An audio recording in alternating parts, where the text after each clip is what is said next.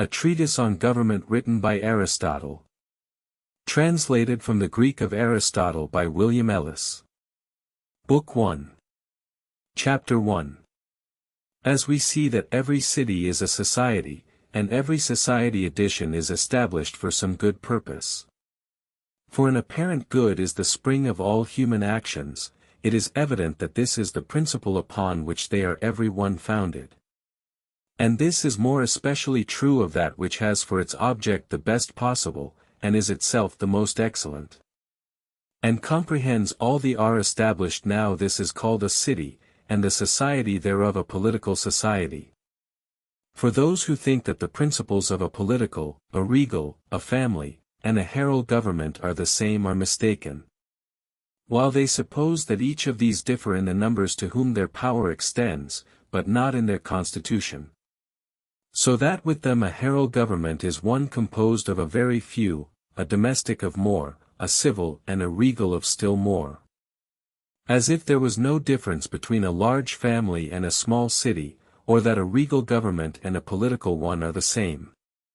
Only that in the one a single person is continually at the head of public affairs, in the other, that each member of the state has in his turn a share in the government.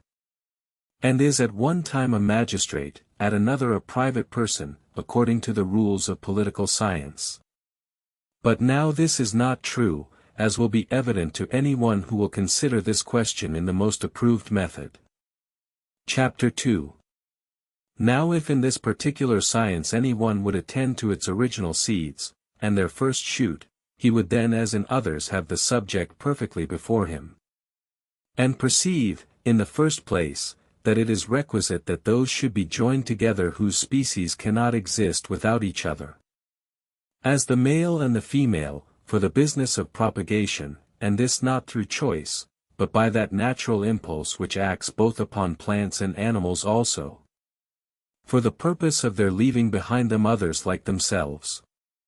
It is also from natural causes that some beings command and others obey, that each may obtain their mutual safety.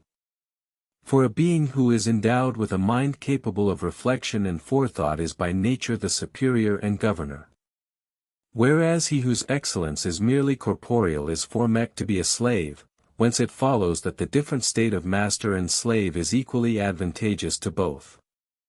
But there is a natural difference between a female and a slave, for nature is not like the artists who make the Delphic swords for the use of the poor. But for every particular purpose she has her separate instruments, and thus her ends are most complete. For whatsoever is employed on one subject only, brings that one to much greater perfection than when employed on many. And yet among the barbarians, a female and a slave are upon a level in the community, the reason for which is that amongst them there are none qualified by nature to govern, therefore their society can be nothing but between slaves of different sexes. For which reason the poets say, it is proper for the Greeks to govern the barbarians, as if a barbarian and a slave were by nature one. Now of these two societies the domestic is the first, and Hesiod is right when he says, first a house, then a wife, then an ox for the plough, for the poor man has always an ox before a household. Avenue that society then which nature has established for daily support is the domestic. And those who compose it are called by Charondas homosipui, and by Epimenides the Cretan homokapnoi. But the society of many families, which was first instituted for their lasting, mutual advantage, is called a village. And a village is most naturally composed of the descendants of one family, whom some persons call homogalacts. The children and the children's children thereof, for which reason cities were originally governed by kings. As the barbarian states now are, which are composed of those who had before submitted to kingly government. For every family is governed by the elder, as are the branches thereof, on account of their relationship thereunto. Which is what Homer says, each one ruled his wife and child, and in this scattered manner they formerly live. Addition and the opinion which universally prevails, that the gods themselves are subject to kingly government, arises from hence, that all men formerly were. And many are so now, and as they imagine themselves to be made in the likeness of the gods, so they suppose their manner of life must needs be the same. And when many villages so entirely join themselves together as in every respect to form but one society, that society is a city, and contains in itself, if I may so speak, the end and perfection of government. First founded that we might live, but continued that we may live happily. For which reason every city must be allowed to be the work of nature, if we admit that the original society between male and female is. For to this as their end all subordinate societies tend, and the end of everything is the nature of it. For what every being is in its most perfect state, that certainly is the nature of that being, whether it be a man, a horse, or a house. Besides, whatsoever produces the final cause and the end which we desire, must be best. But a government complete in itself is that final cause, and what is be established hence it is evident that a city is a natural production. And that man is naturally a political animal, and that whosoever is naturally and not accidentally unfit for society, must be either inferior or superior to man, thus the man in Homer, who is reviled for being, without society, without law, without family. Such a one must naturally be of a quarrelsome disposition, and as solitary as the birds. The gift of speech also evidently proves that man is a more social animal than the bees, or any of the herding cattle. For nature, as we say, does nothing in vain, and man is the only animal who enjoys it. Voice indeed, as being the token of pleasure and pain, is imparted to others also, and thus much their nature is capable of. To perceive pleasure and pain, and to impart these sensations to others, but it is by speech that we are enabled to express what is useful for us, and what is hurtful, and of course what is just and what is unjust, for in this particular man differs from other animals, that he alone has a perception of good and evil, of just and unjust, and it is a participation of these common sentiments which forms a family and a city. Besides, the notion of a city naturally precedes that of a family or an individual, for the whole must necessarily be prior to the parts. For if you take away the whole man, you cannot say a foot or a hand remains, unless by equivocation. As supposing a hand of stone to be made, but that would only be a dead one, but everything is understood to be this or that by its energetic qualities and powers. So that when these no longer remain, neither can that be said to be the same, but something of the same name. That a city then precedes an individual is plain, for if an individual is not in himself sufficient to compose a perfect government, he is to a city as other parts are to a whole, but he that is incapable of society, or so complete in himself as not to want it, makes no part of a city, as a beast or a god.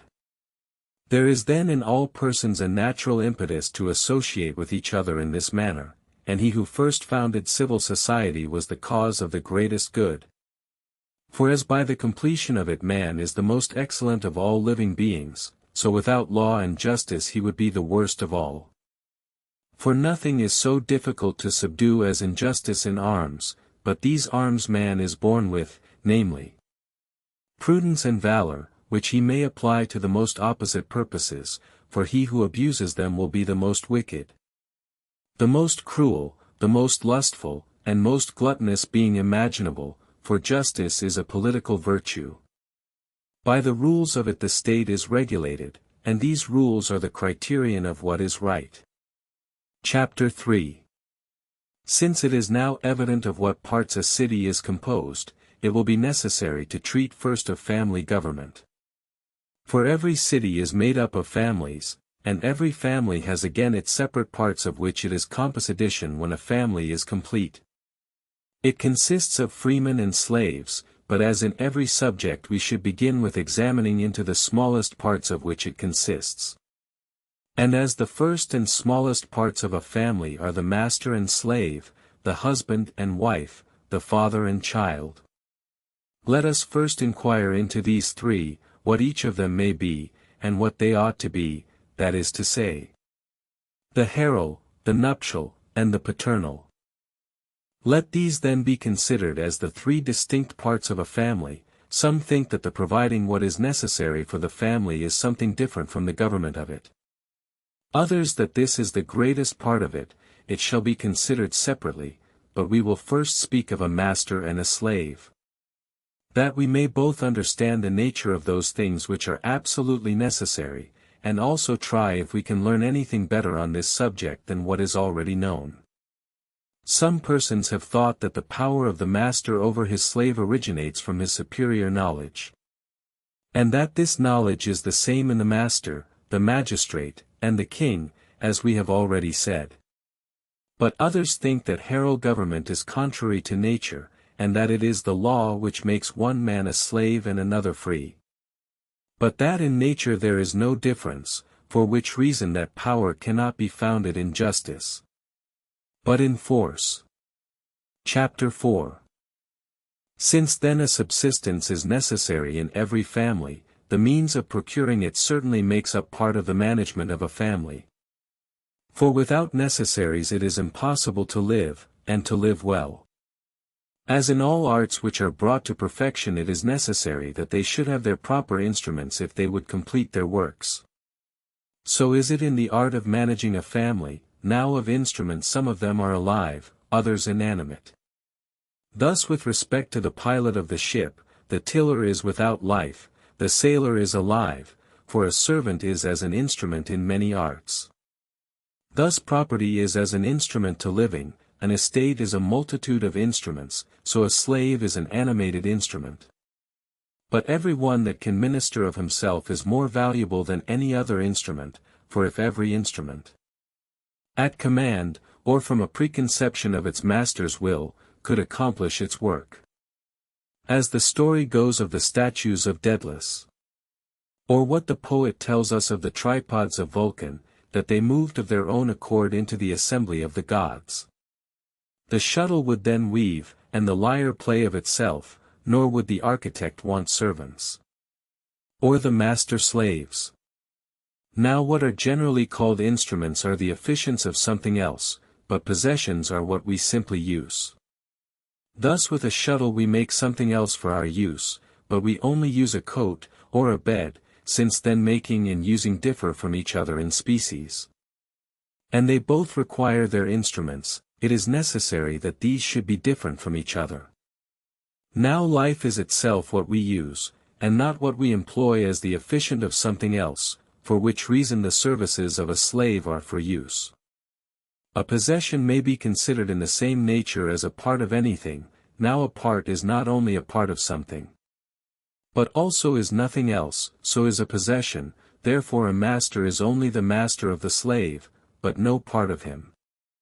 But the slave is not only the slave of the master, but nothing else but that. This fully explains what is the nature of a slave, and what are his capacities, for that being who by nature is nothing of himself, but totally another's, and is a man, is a slave by nature, and that man who is the property of another is his mere chattel, though he continues a man, but a chattel is an instrument for use, separate from the body. Chapter 5. But whether any person is such by nature, and whether it is advantageous and just for any one to be a slave or no, or whether all slavery is contrary to nature, shall be considered hereafter, not that it is difficult to determine it upon general principles, or to understand it from matters of fact, for that some should govern, and others be governed, is not only necessary but useful.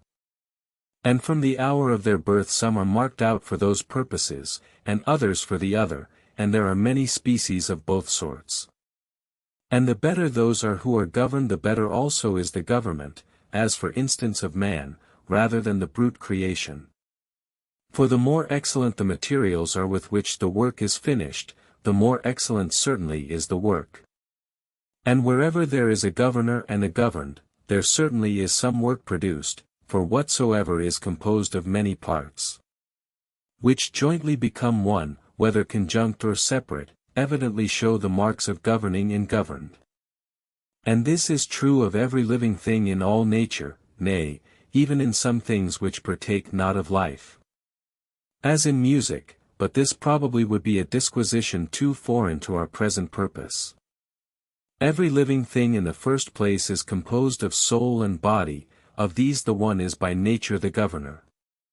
The other the governed. Now if we would know what is natural, we ought to search for it in those subjects in which nature appears most perfect. And not in those which are corrupted. We should therefore examine into a man who is most perfectly formed both in soul and body. In whom this is evident, for in the depraved and vicious the body seems to rule rather than the soul, on account of their being corrupt and contrary to nature.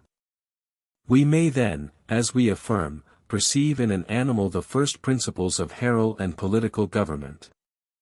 For the soul governs the body as the master governs his slave, the mind governs the appetite with a political or a kingly power. Which shows that it is both natural and advantageous that the body should be governed by the soul, and the pathetic part by the mind. And that part which is possessed of reason, but to have no ruling power, or an improper one, is hurtful to all. And this holds true not only of man, but of other animals also, for tame animals are naturally better than wild ones. And it is advantageous that both should be under subjection to man, for this is productive of their common safety. So is it naturally with the male and the female, the one is superior, the other inferior, the one governs. The other is governed, and the same rule must necessarily hold good with respect to all mankind. Those men therefore who are as much inferior to others as the body is to the soul, are to be thus disposed of. As the proper use of them is their bodies, in which their excellence consists, and if what I have said be true, they are slaves by nature, and it is advantageous to them to be always under government. He then is by nature formed a slave who is qualified to become the chattel of another person, and on that account is so. And who has just reason enough to know that there is such a faculty, without being endued with the use of it. For other animals have no perception of reason, but are entirely guided by appetite, and indeed they vary very little in their use from each other. For the advantage which we receive, both from slaves and tame animals, arises from their bodily strength administering to our necessities. For it is the intention of nature to make the bodies of slaves and freemen different from each other. That the one should be robust for their necessary purposes, the others erect, useless indeed for what slaves are employed in, but fit for civil life, which is divided into the duties of war and peace, though these rules do not always take place. For slaves have sometimes the bodies of freemen, sometimes the souls. If then it is evident that if some bodies are as much more excellent than others as the statues of the gods excel the human form, every one will allow that the inferior ought to be slaves to the superior, and if this is true with respect to the body, it is still juster to determine in the same manner, when we consider the soul, though it is not so easy to perceive the beauty of the soul as it is of the body. Chapter 6.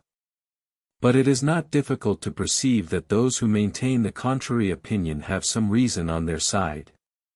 For a man may become a slave two different ways, for he may be so by law also, and this law is a certain compact, by which whatsoever is taken in battle is adjudged to be the property of the conquerors, but many persons who are conversant in law call in question this pretended right, and say that it would be hard that a man should be compelled by violence to be the slave and subject of another who had the power to compel him, and was his superior in strength, and upon this subject, even of those who are wise, some think one way and some another. But the cause of this doubt and variety of opinions arises from hence, that great abilities, when accompanied with proper means, are generally able to succeed by force, for victory is always owing to a superiority in some advantageous circumstances. So that it seems that force never prevails but in consequence of great abilities.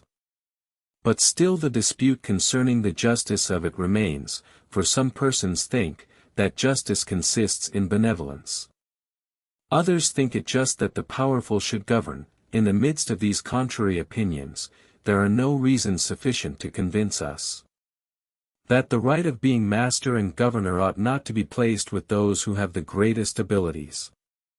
Some persons, entirely resting upon the right which the law gives, for that which is legal is in some respects just, insist upon it that slavery occasioned by war is just, not that they say it is wholly so, for it may happen that the principle upon which the wars were commenced is unjust. Moreover, no one will say that a man who is unworthily in slavery is therefore a slave, for if so, men of the noblest families might happen to be slaves. And the descendants of slaves, if they should chance to be taken prisoners in war and sold, to avoid this difficulty they say that such persons should not be called slaves.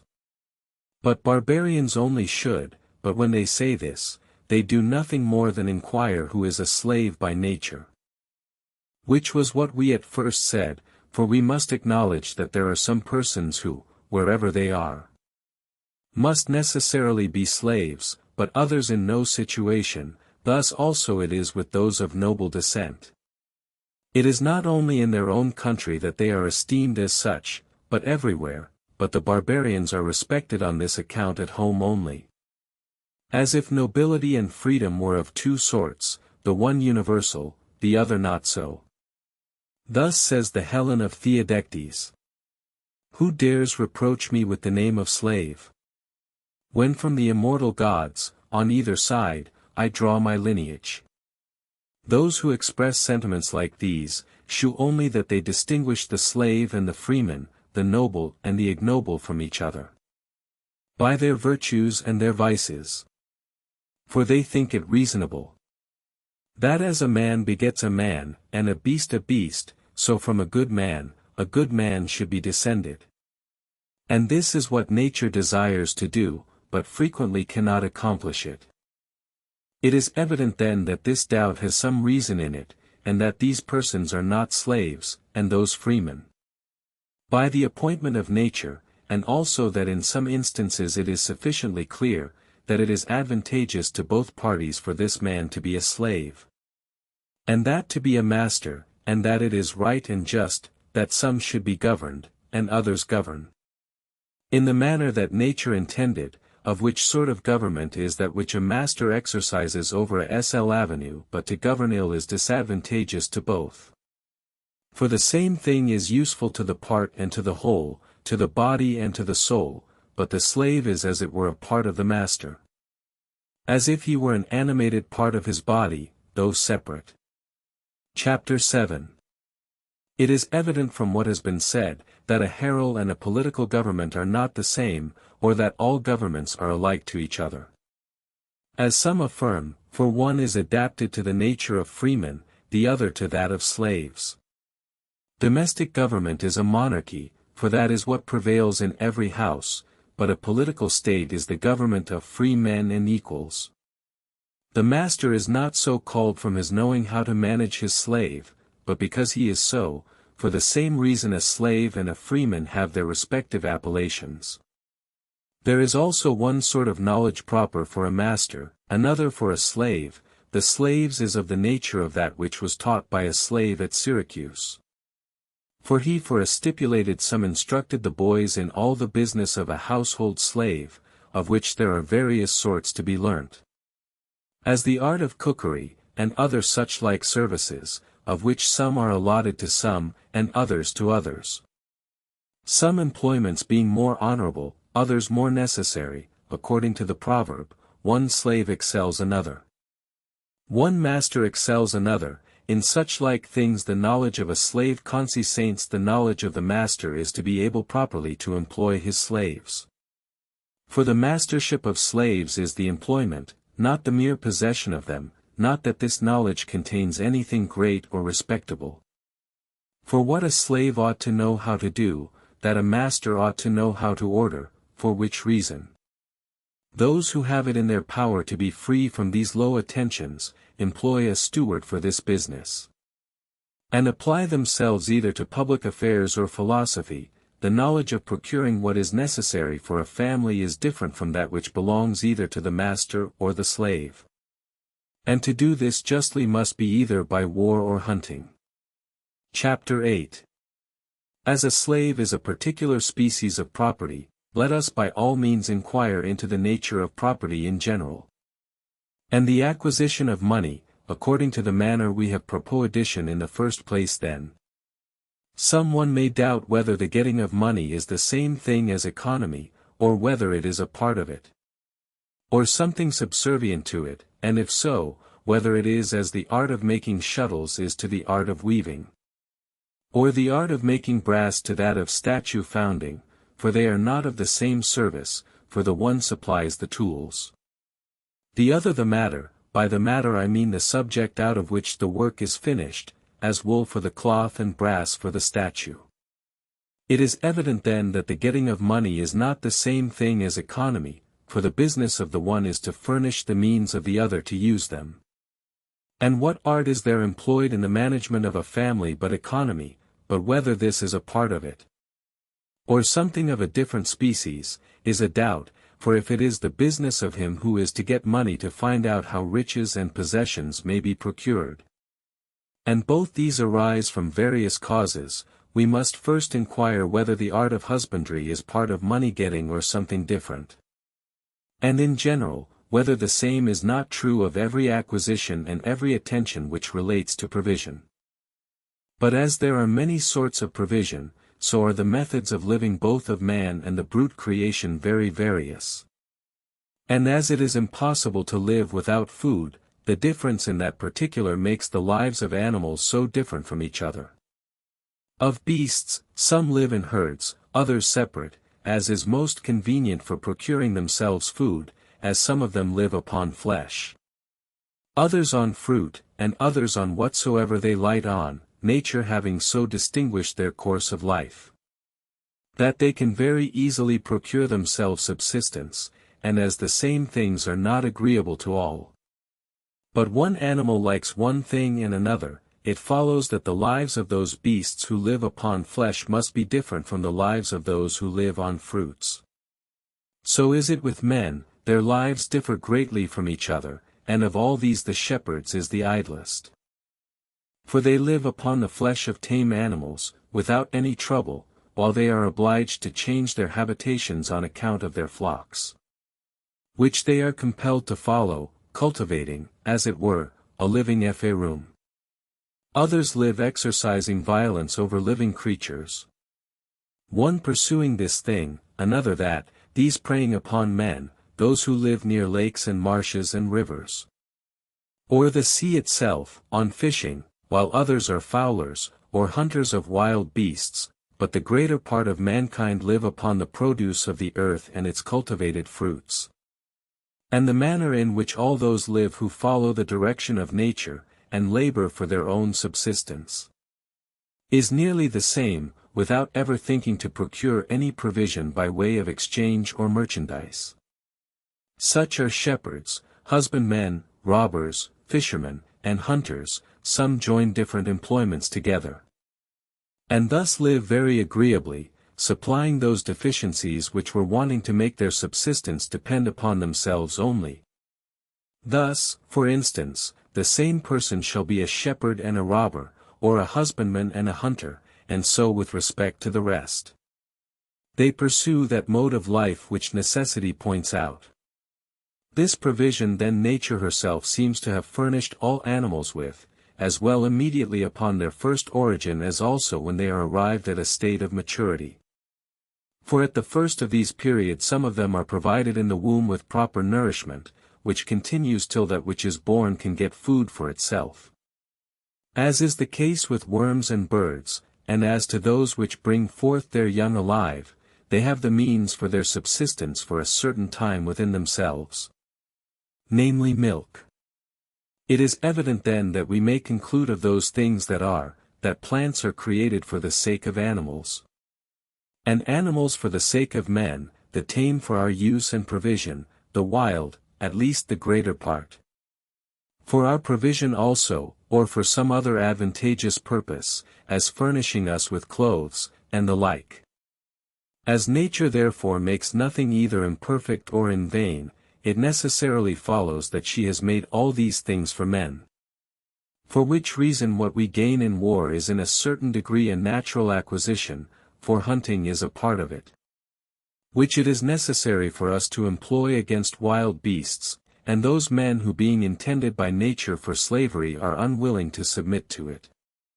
On which occasion such a war is by nature just, that species of acquisition then only which is according to nature is part of economy. And this ought to be at hand, or if not, immediately procured, namely, what is necessary to be kept in store to live upon, and which are useful as well for the state as the family. For they may be fixed as in other arts, for the instruments of no art whatsoever are infinite, either in their number or their magnitude. But riches are a number of instruments in domestic and civil economy. It is therefore evident that the acquisition of certain things according to nature is a part both of domestic and civil economy. And for what reason? Chapter 9. There is also another species of acquisition which they particularly call pecuniary, and with great propriety, and by this indeed it seems that there are no bounds to riches and wealth. Now many persons suppose, from their near relation to each other, that this is one and the same with that we have just mentioned. But it is not the same as that, though not very different. One of these is natural, the other is not. But rather owing to some art and skill, we will enter into a particular examination of this subject. The uses of every possession are two, both dependent upon the thing itself, but not in the same manner. The one supposing an inseparable connection with it, the other not, as a shoe, for instance, which may be either worn or exchanged for something else. Both these are the uses of the shoe, for he who exchanges a shoe with some man who wants one for money or provisions, uses the shoe as a shoe, but not according to the original intention, for shoes were not at first made to be exchanged. The same thing holds true of all other possessions. For barter, in general, had its original beginning in nature, some men having a surplus, others too little of what was necessary for them. Hence it is evident, that the selling provisions for money is not according to the natural use of things. For they were obliged to use barter for those things which they wanted, but it is plain that barter could have no place in the first. That is to say, in family society, but must have begun when the number of those who composed the community was enlarged. For the first of these had all things in common. But when they came to be separated they were obliged to exchange with each other many different things which both parties want. Addition which custom of barter is still preserved amongst many barbarous nations, who procure one necessary with another, but never sell anything, as giving and receiving wine for corn and the like. This sort of barter is not contradictory to nature, nor is it any species of money-getting, but is necessary in procuring that subsistence which is so consonant thereunto. But this barter introduced the use of money, as might be expected, for a convenient place from whence to import what you wanted, or to export what you had a surplus of. Being often at a great distance, money necessarily made its way into commerce. For it is not everything which is naturally most useful that is easiest of carriage, for which reason they invented something to exchange with each other which they should mutually give and take. That being really valuable itself, should have the additional advantage of being of easy conveyance. For the purposes of life, as iron and silver, or anything else of the same nature, and this at first passed in value simply according to its weight or size. But in process of time it had a certain stamp, to save the trouble of weighing, which stamp expressed its value. Money then being established as the necessary medium of exchange, another species of money-getting soon took place. Namely, by buying and selling, at probably first in a simple manner, afterwards with more skill and experience. Where and how the greatest profits might be made. For which reason the art of money-getting seems to be chiefly conversant about trade, and the business of it to be able to tell where the greatest profits can be made. Being the means of procuring abundance of wealth and possessions, and thus wealth is very often supposed to consist in the quantity of money which any one possesses. As this is the medium by which all trade is conducted and a fortune made, others again regard it as of no value. As being of none by nature, but arbitrarily made so by compact, so that if those who use it should alter their sentiments, it would be worth nothing, as being of no service for any necessary purpose. Besides, he who abounds in money often wants necessary food, and it is impossible to say that any person is in good circumstances when with all his possessions he may perish with hunger. Like Midas in the fable, who from his insatiable wish had everything he touched turned into gold. For which reason others endeavor to procure other riches and other property, and rightly, for there are other riches and property in nature. And these are the proper objects of economy, while trade only procures money, not by all means, but by the exchange of it. And for that purpose it is this which it is chiefly employed about, for money is the first principle and the end of trade. Nor are there any bounds to be set to what is thereby a querudition. Thus also there are no limits to the art of medicine. With respect to the health which it attempts to procure, the same also is true of all other arts, no line can be drawn to terminate their bounds. The several professors of them being desirous to extend them as far as possible. But still the means to be employed for that purpose are limited, and these are the limits beyond which the art cannot proceed. Thus in the art of acquiring riches there are no limits. For the object of that is money and possessions, but economy has a boundary, though this has not, for acquiring riches is not the business of that. For which reason it should seem that some boundary should be set to riches, though we see the contrary to this is what is practiced. For all those who get riches add to their money without end, the cause of which is the near connection of these two arts with each other, which sometimes occasions the one to change employments with the other, as getting of money is their common object. For economy requires the possession of wealth, but not on its own account but with another view, to purchase things necessary therewith. But the other procures it merely to increase it, so that some persons are confirmed in their belief that this is the proper object of economy, and think that for this purpose money should be saved and hoarded up without end. The reason for which disposition is, that they are intent upon living, but not upon living well, and this desire being boundless in its extent. The means which they aim at for that purpose are boundless also, and those who propose to live well often confine that to the enjoyment of the pleasures of sense, so that as this also seems to depend upon what a man has, all their care is to get money, and hence arises the other cause for this art, for as this enjoyment is excessive in its degree, they endeavor to procure means proportionate to supply it, and if they cannot do this merely by the art of dealing in money, they will endeavor to do it by other ways, and apply all their powers to a purpose they were not by nature intended for. Thus, for instance, courage was intended to inspire fortitude, not to get money by, neither is this the end of the soldier's or the physician's art, but victory and health. But such persons make everything subservient to money-getting, as if this was the only end, and to the end everything ought to refer. We have now considered that art of money-getting which is not necessary, and have seen in what manner we became in want of it. And also that which is necessary, which is different from it, for that economy which is natural, and whose object is to provide food, is not like this unlimited in its extent, but has its bounds. Chapter 10. We have now determined what was before doubtful, whether or no the art of getting money is his business who is at the head of a family or a state. And though not strictly so, it is however very necessary, for as a politician does not make men, but receiving them from the hand of nature employs them to proper purposes. Thus the earth, or the sea, or something else ought to supply them with provisions, and this it is the business of the master of the family to manage properly. For it is not the weaver's business to make yarn, but to use it, and to distinguish what is good and useful from what is bad and of no service.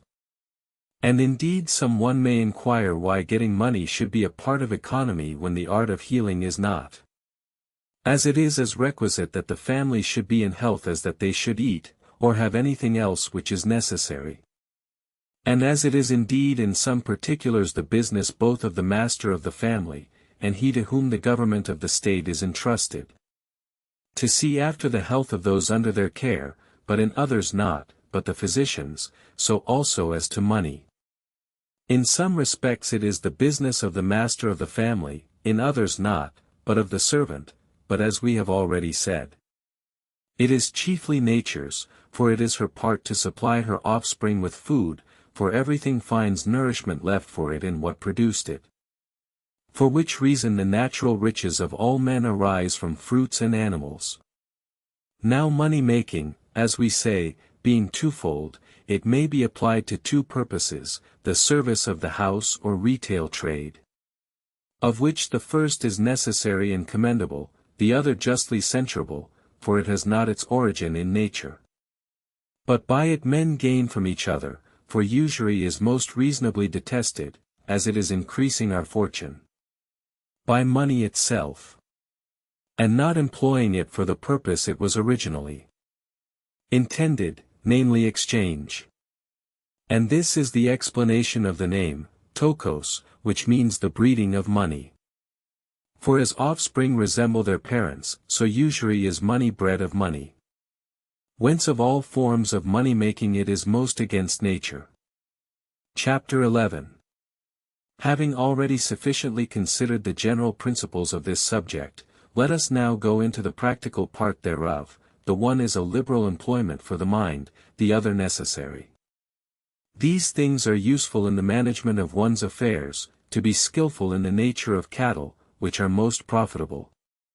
And where, and how, as for instance, what advantage will arise from keeping horses, or oxen, or sheep, or any other livestock, it is also necessary to be acquainted with the comparative value of these things.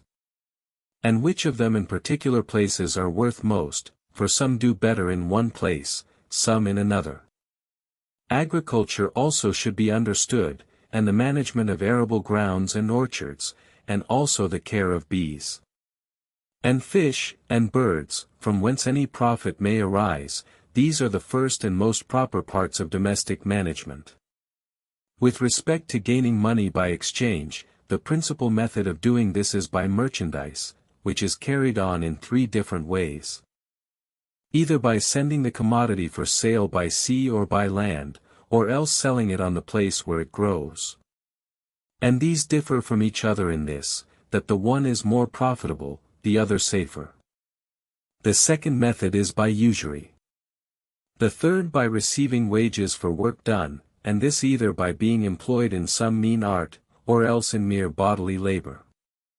There is also a third species of improving a fortune, that is something between this and the first, for it partly depends upon nature, partly upon exchange, the subject of which is, things that are immediately from the earth, or their produce, which, though they bear no fruit, are yet useful, such as selling of timber and the whole art of metallurgy, which includes many different species, for there are various sorts of things dug out of the earth.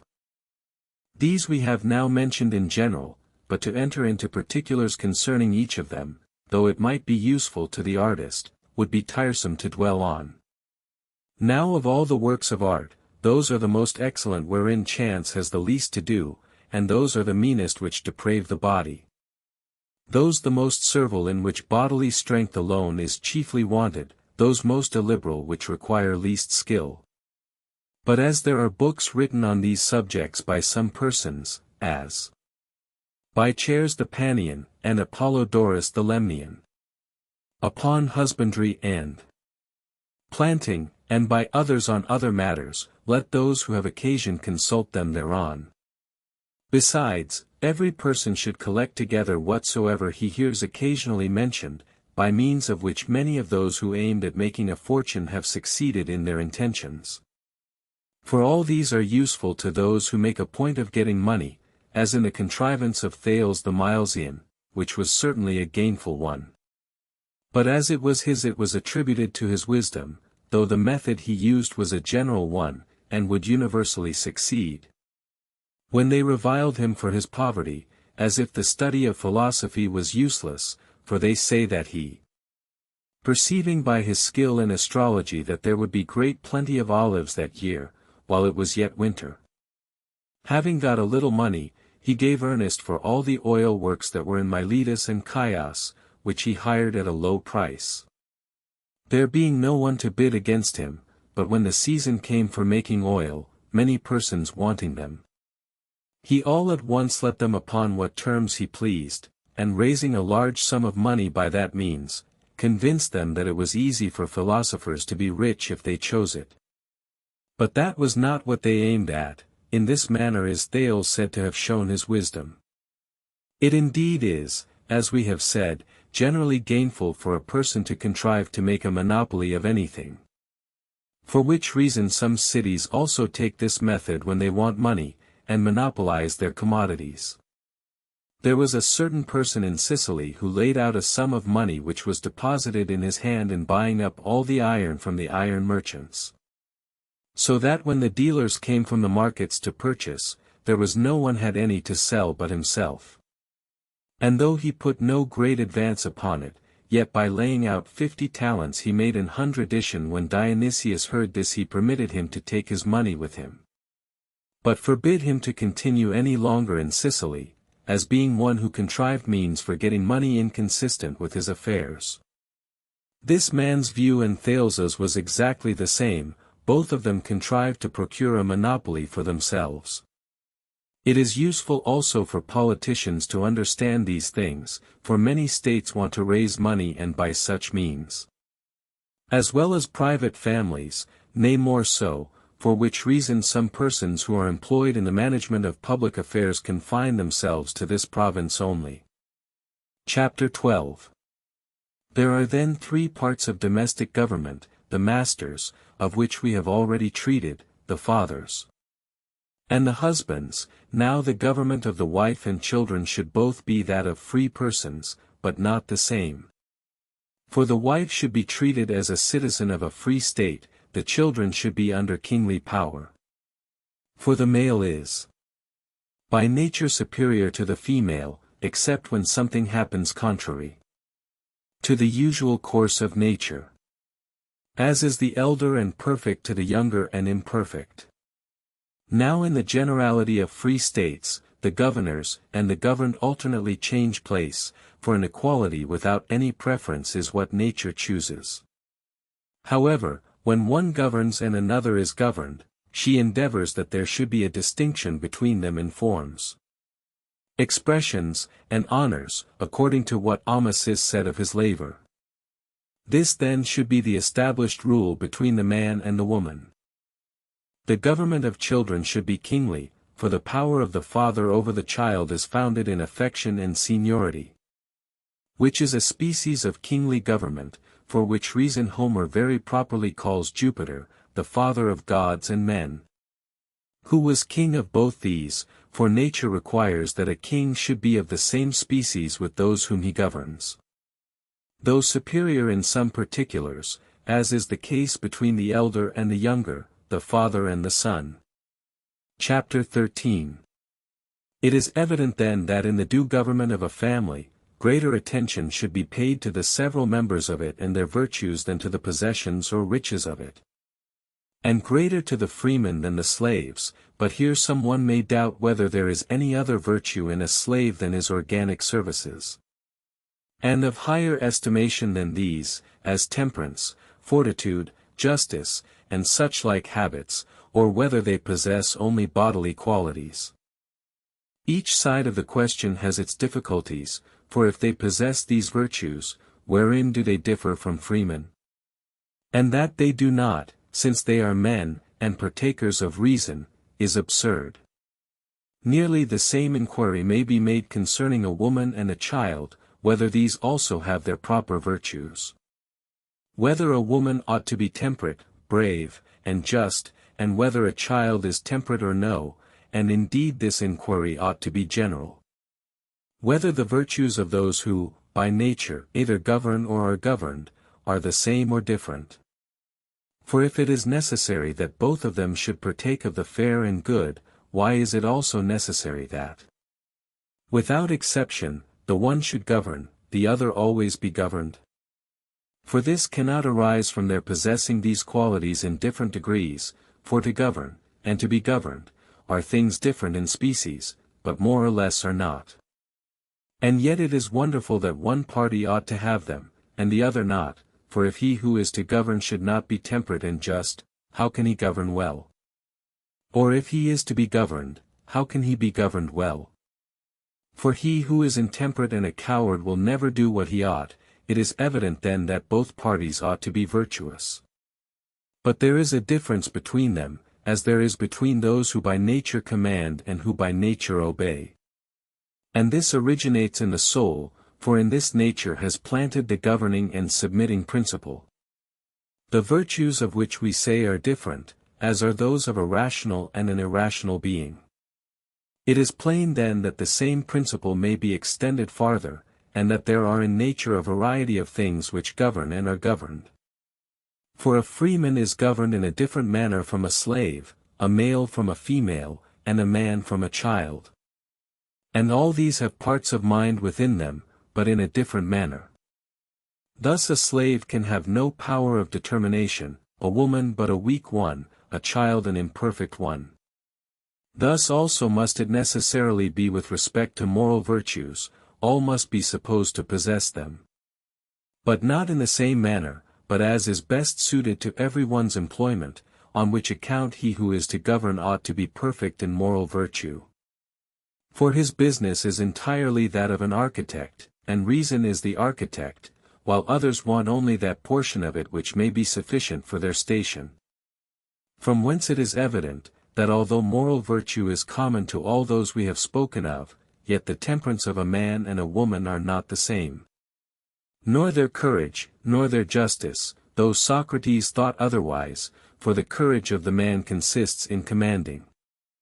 The woman's in obeying, and the same is true in other particulars, and this will be evident to those who will examine different virtues separately. For those who use general terms deceive themselves when they say, that virtue consists in a good disposition of mind, or doing what is right, or something of this sort. Silence is a woman's ornament. But it is not a man's, and as a child is incomplete, it is evident that his virtue is not to be referred to himself in his present situation, but to that in which he will be complete, and his preceptor. In like manner the virtue of a slave is to be referred to his master, for we laid it down as a maxim, that the use of a slave was to employ him in what you wanted, so that it is clear enough that few virtues are wanted in his station. Only that he may not neglect his work through idleness or fear, some person may question if what I have said is true. Whether virtue is not necessary for artificers in their calling, for they often through idleness neglect their work. But the difference between them is very great, for a slave is connected with you for life, but the artificer not so nearly. As near therefore as the artificer approaches to the situation of a slave, just so much ought he to have of the virtues of one. For a mean artificer is to a certain point a slave, but then a slave is one of those things which are by nature what they are.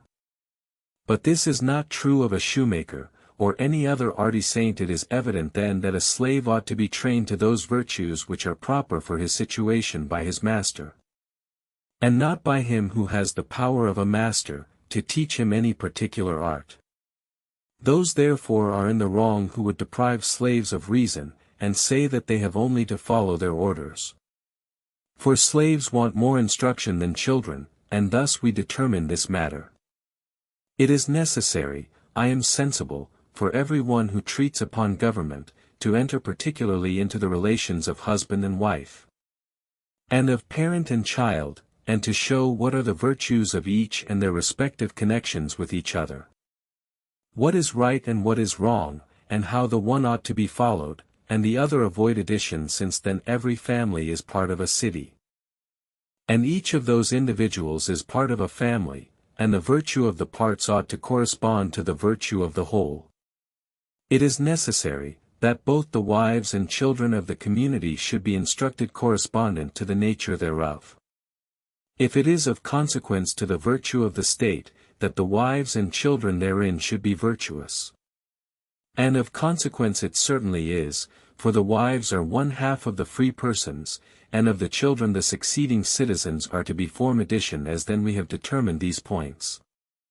We will leave the rest to be spoken to in another place, as if the subject was now finished, and beginning again anew. First consider the sentiments of those who have treated of the most perfect forms of government. Book 2. Chapter 1.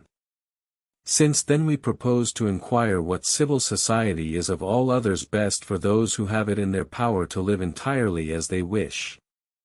It is necessary to examine into the polity of those states which are allowed to be well governed, and if there should be any others which some persons have described, and which appear properly regulated, to note what is right and useful in them, and when we point out wherein they have failed. Let not this be imputed to an affectation of wisdom, for it is because there are great defects in all those which are already established, that I have been induced to undertake this work. We will begin with that part of the subject which naturally presents itself first to our consideration. The members of every state must of necessity have all things in common, or some things common, and not others, or nothing at all common. To have nothing in common is evidently impossible, for society itself is one species of community, and the first thing necessary thereunto is a common place of habitation. Namely the city, which must be one, and this every citizen must have a share in. But in a government which is to be well founded, will it be best to admit of a community in everything which is capable thereof, or only in some particulars, but in others not? For it is possible that the citizens may have their wives, and children, and goods in common, as in Plato's Commonwealth, for in that Socrates affirms that all these particulars ought to be so. Which then shall we prefer? The custom which is already established, or the laws which are proposed in that treatise? Chapter 2. Now as a community of wives is attended with many other difficulties, so neither does the cause for which he would frame his government in this manner seem agreeable to reason. Nor is it capable of producing that end which he has proposed, and for which he says it ought to take place.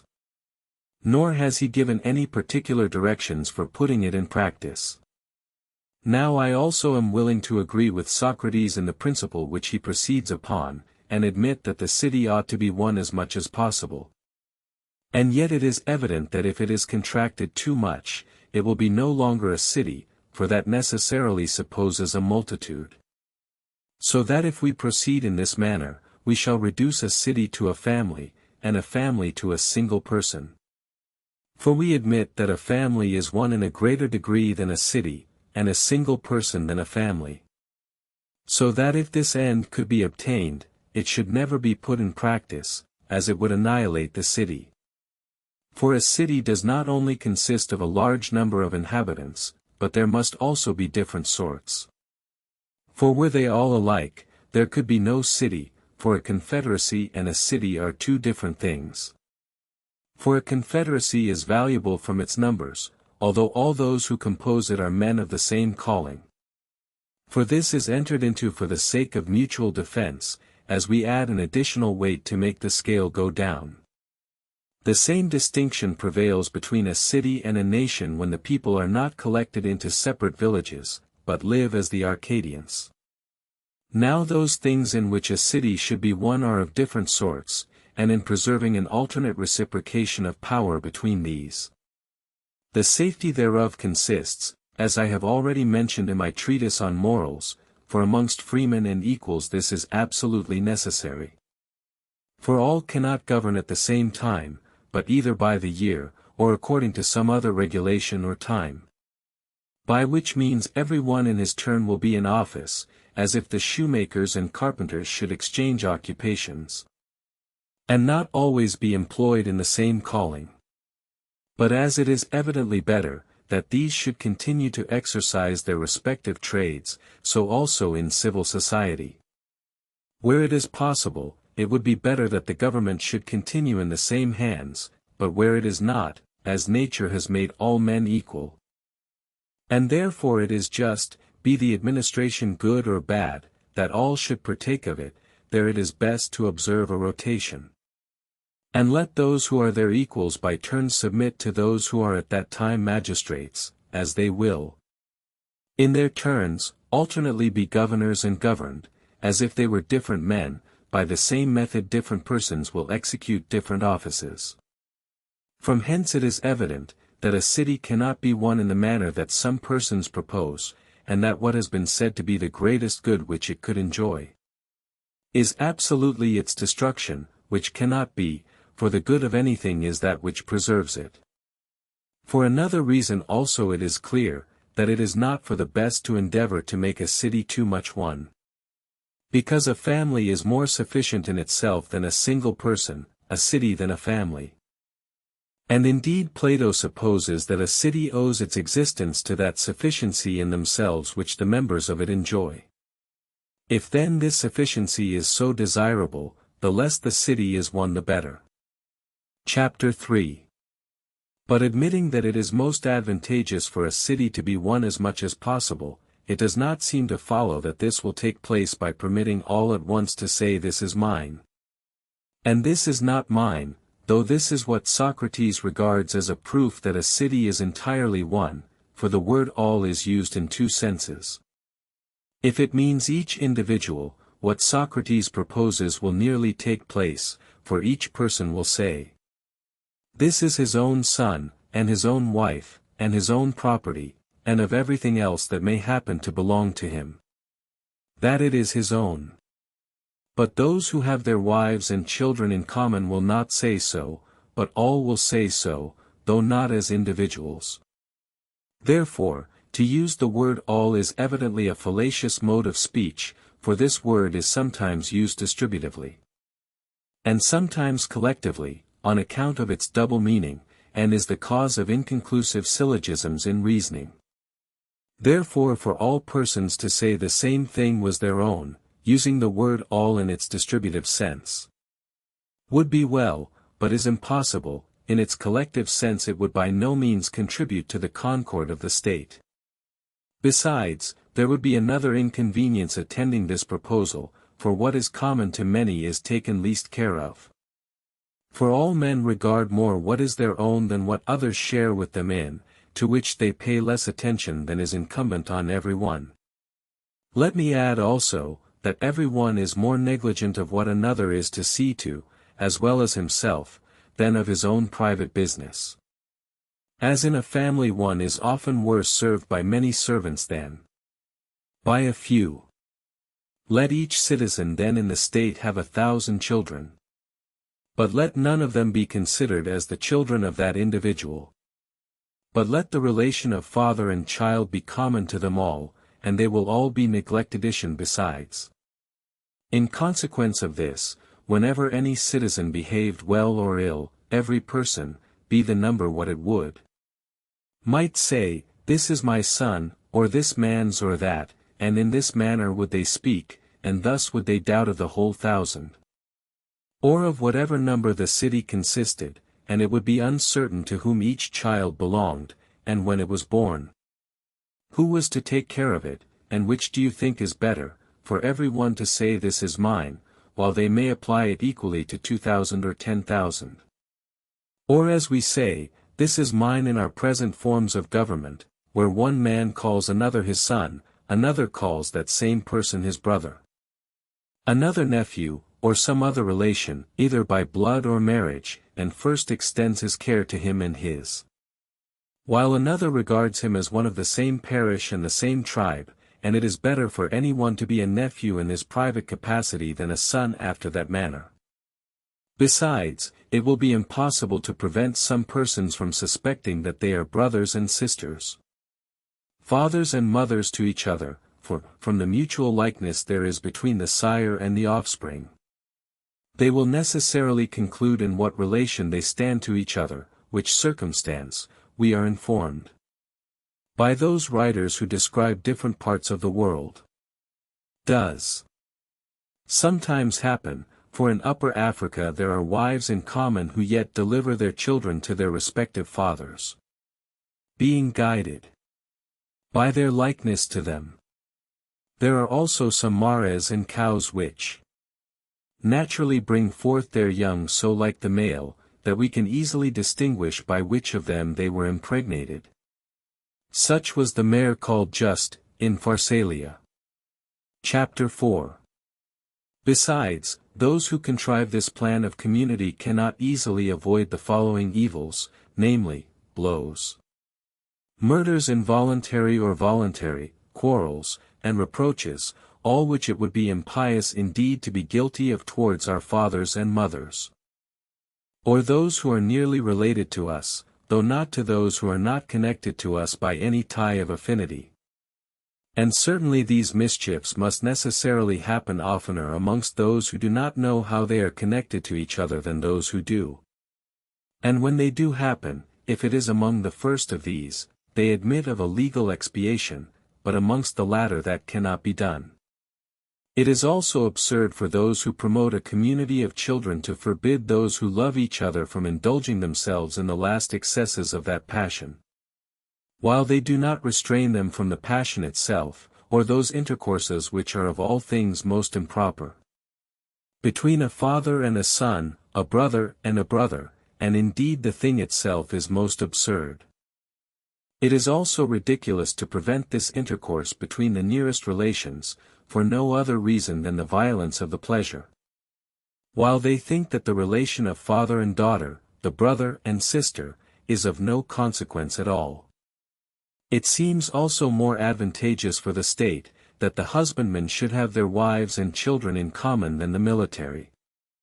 For there will be less affection among them in that case than when otherwise, for such persons ought to be under subjection, that they may obey the laws, and not seek after innovations. Upon the whole, the consequences of such a law as this would be directly contrary to those things which good laws ought to establish, and which Socrates endeavored to establish by his regulations concerning women and children, for we think that friendship is the greatest good which can happen to any city, as nothing so much prevents seditions, and amity in a city is what Socrates commends above all things, which appears to be, as indeed he says, the effect of friendship, as we learn from Aristophanes in the Erotics, who says, that those who love one another from the excess of that passion, desire to breathe the same soul, and from being two to be blended into one, from whence it would necessarily follow, that both or one of them must be destroyed. But now in a city which admits of this community, the tie of friendship must, from that very cause, be extremely weak, when no father can say, "This is my son," or son, "This is my father," for as a very little of what is sweet, being mixed with a great deal of water is imperceptible after the mixture, so must all family connections, and the names they go by, be necessarily disregarded in such a community. It being then by no means necessary that the father should have any regard for him he called a son, or the brothers for those they call brothers. There are two things which principally inspire mankind with care and love of their offspring, knowing it is their own, and what ought to be the object of their affection, neither of which can take place in this sort of community. As for exchanging the children of the artificers and husbandmen with those of the military, and theirs reciprocally with these, it will occasion great confusion in whatever manner it shall be done, for of necessity, those who carry the children must know from whom they took and to whom they gave them. And by this means those evils which I have already mentioned will necessarily be the more likely to happen, as blows, incestuous love, murders, and the like, for those who are given from their own parents to other citizens. The military, for instance, will not call them brothers, sons, fathers, or mothers. The same thing would happen to those of the military who were placed among the other citizens, so that by this means every one would be in fear how to act in consequence of consanguinity. And thus let us determine concerning a community of wives and children. Chapter 5. We proceed next to consider in what manner property should be regulated in a state which is formed after the most perfect mode of government. Whether it should be common or not, for this may be considered as a separate question from what had been determined concerning wives and children. I mean, whether it is better that these should be held separate, as they now everywhere are, or that not only possessions but also the usufruct of them should be in common. Or that the soil should have a particular owner, but that the produce should be brought together and used as one common stock.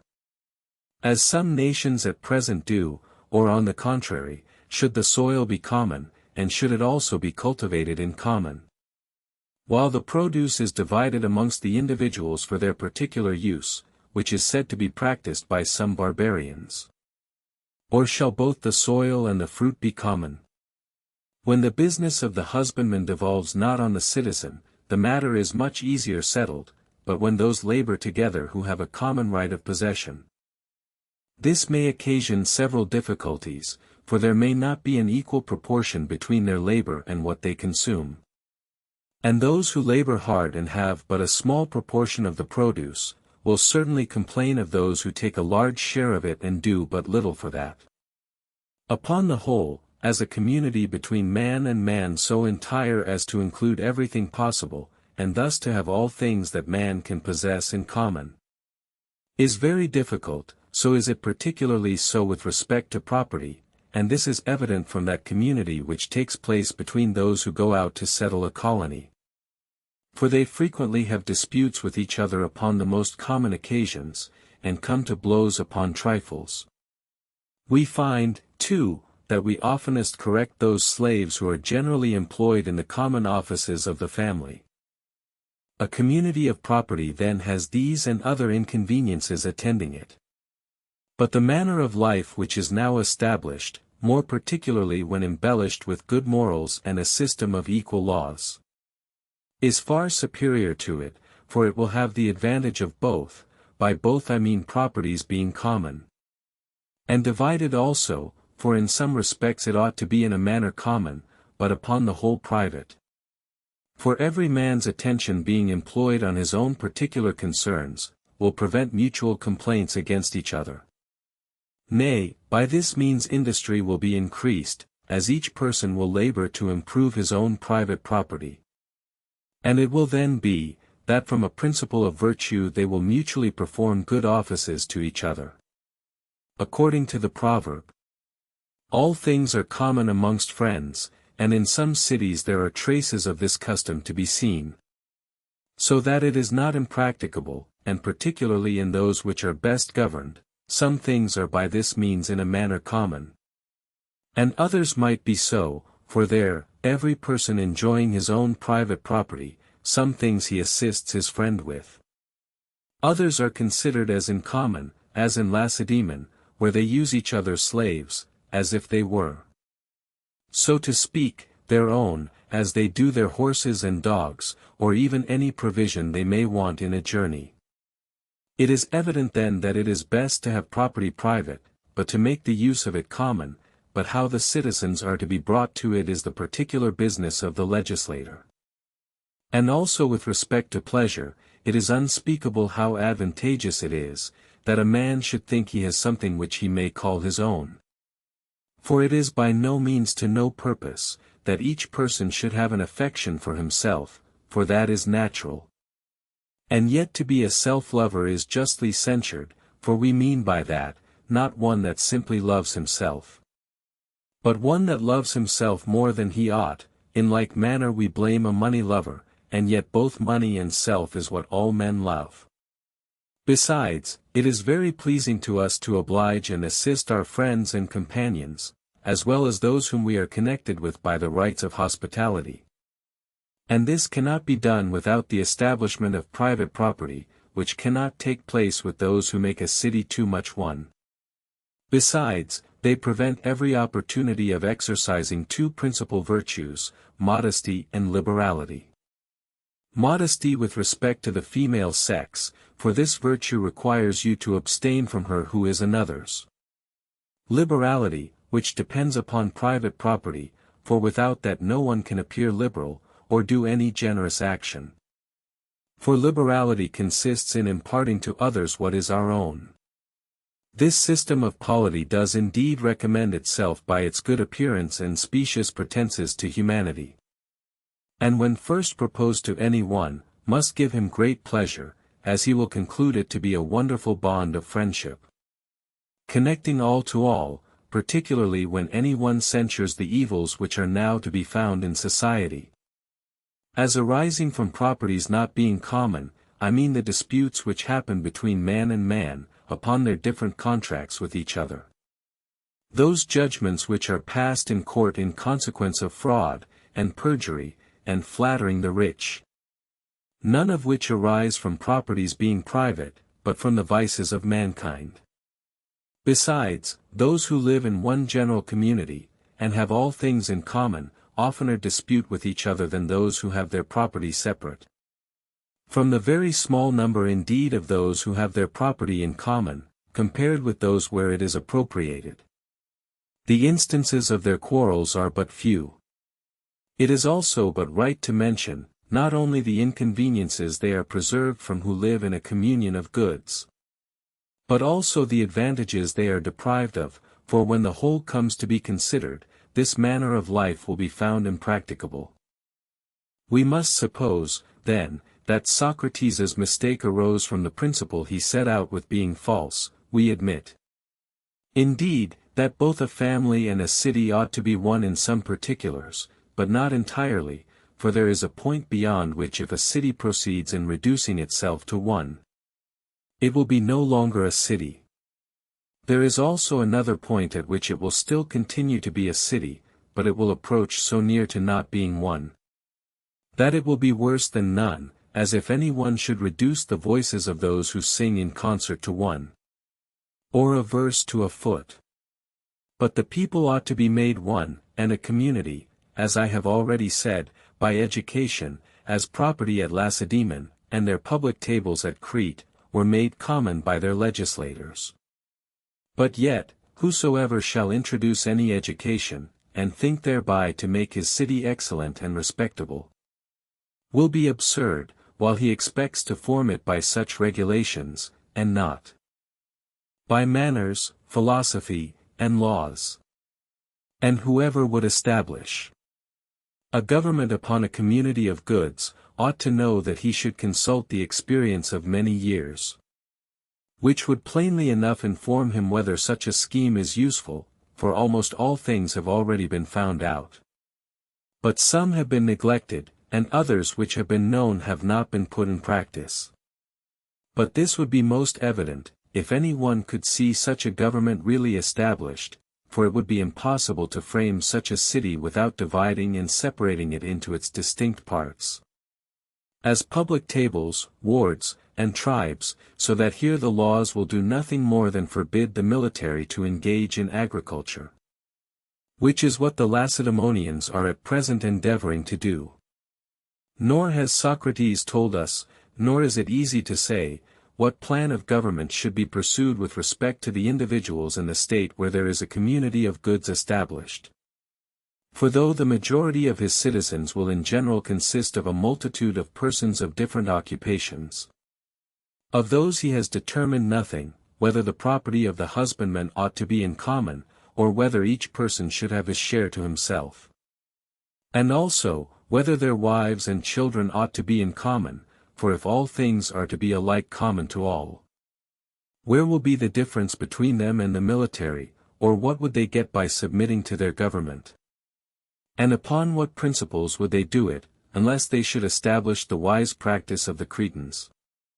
For they, allowing everything else to their slaves, forbid them only gymnastic exercises and the use of armis, and if they are not, but these should be in the same situation with respect to their property which they are in other cities, what sort of a community will there be? In one city there must of necessity be two, and those contrary to each other, for he makes the military the guardians of the state, and the husbandmen, artisans, and others, citizens, and all those quarrels, accusations, and things of the like sort, which he says are the bane of other cities, will be found in his also, notwithstanding Socrates says they will not want many laws in consequence of their education. But such only as may be necessary for regulating the streets, the markets, and the like, while at the same time it is the education of the military only that he has taken any care of. Besides, he makes the husbandmen masters of property upon paying a tribute, but this would be likely to make them far more troublesome and high-spirited than the helots. The penestives, or the slaves which others employ, nor has he ever determined whether it is necessary to give any attention to them in these particulars. Nor thought of what is connected therewith, their polity, their education, their laws. Besides, it is of no little consequence. Nor is it easy to determine how these should be framed so as to preserve the community of the military. Besides, if he makes the wives common, while the property continues separate, who shall manage the domestic concerns with the same care which the man bestows upon his fields? Nor will the inconvenience be remedied by making property as well as wives common, and it is absurd to draw a comparison from the brute creation, and say, that the same principle should regulate the connection of a man and a woman which regulates theirs amongst whom there is no family association. It is also very hazardous to settle the magistracy as Socrates has done, for he would have persons of the same rank always in office, which becomes the cause of sedition even amongst those who are of no account, but more particularly amongst those who are of a courageous and warlike disposition. It is indeed evidently necessary that he should frame his community in this manner, for that golden particle which God has mixed up in the soul of man flies not from one to the other, but always continues with the same, for he says, that some of our species have gold, and others silver, blended in their composition from the moment of their birth, but those who are to be husbandmen and artists, brass and iron. Besides, though he deprives the military of happiness, he says, that the legislator ought to make all the citizens happy. But it is impossible that the whole city can be happy, without all, or the greater, or some part of it be happy. For happiness is not like that numerical equality which arises from certain numbers when added together, although neither of them may separately contain it, for happiness cannot be thus added together, but must exist in every individual. As some properties belong to every integral, and if the military are not happy, who else are so? For the artisans are not, nor the multitude of those who are employed in inferior offices. The state which Socrates has described has all these defects, and others which are not of less consequence. Chapter 6. It is also nearly the same in the treatise upon laws which was writ afterwards, for which reason it will be proper in this place to consider briefly what he has there said upon government.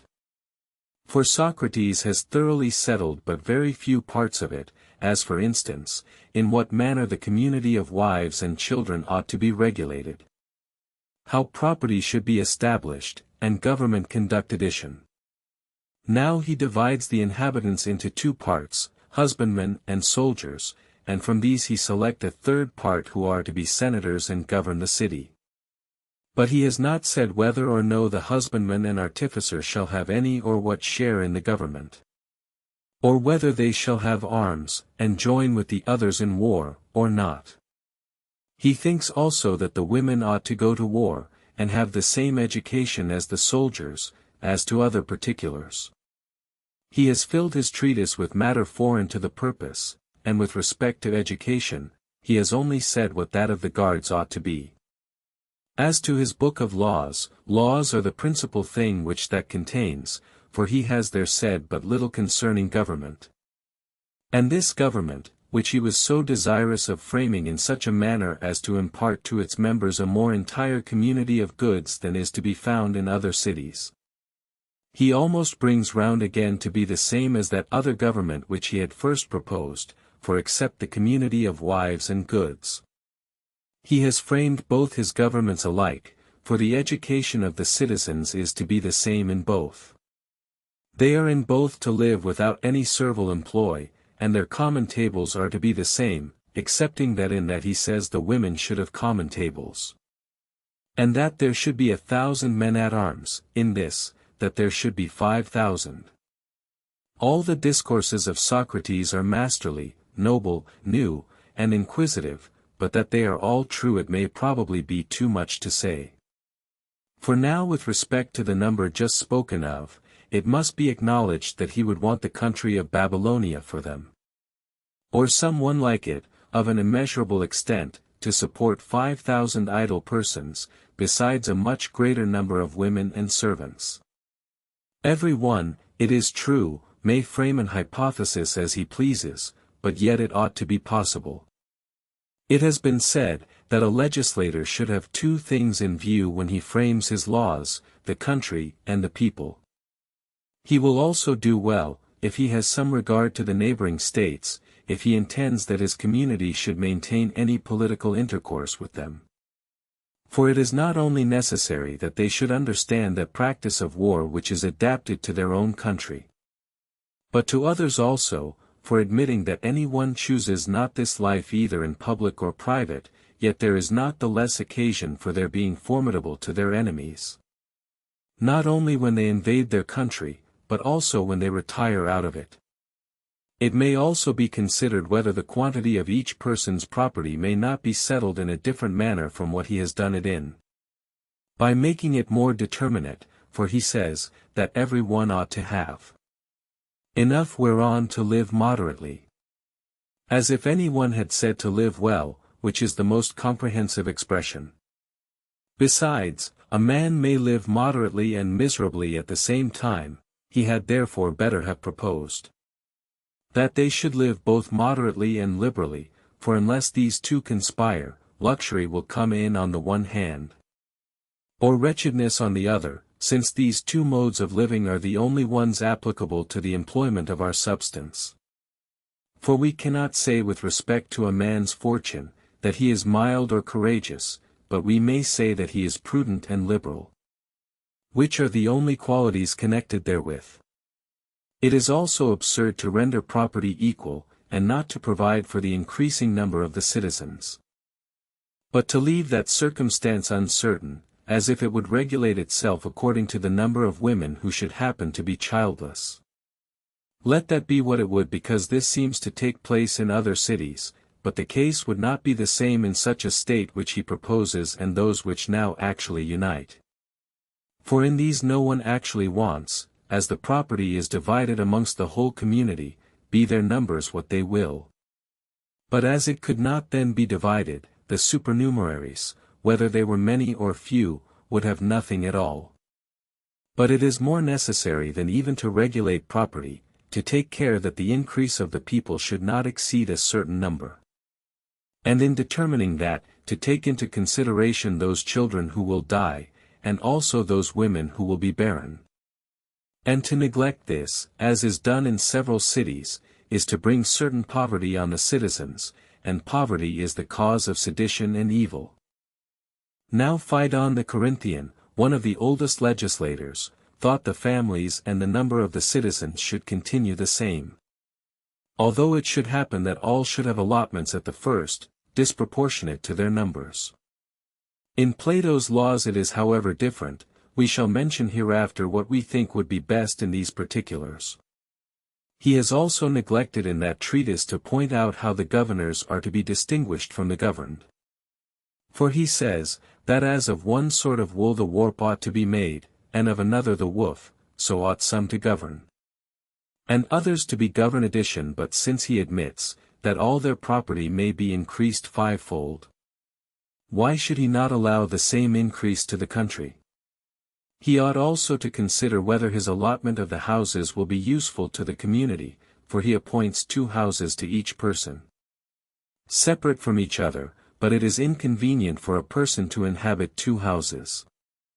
Some persons say, that the most perfect government should be composed of all others blended together.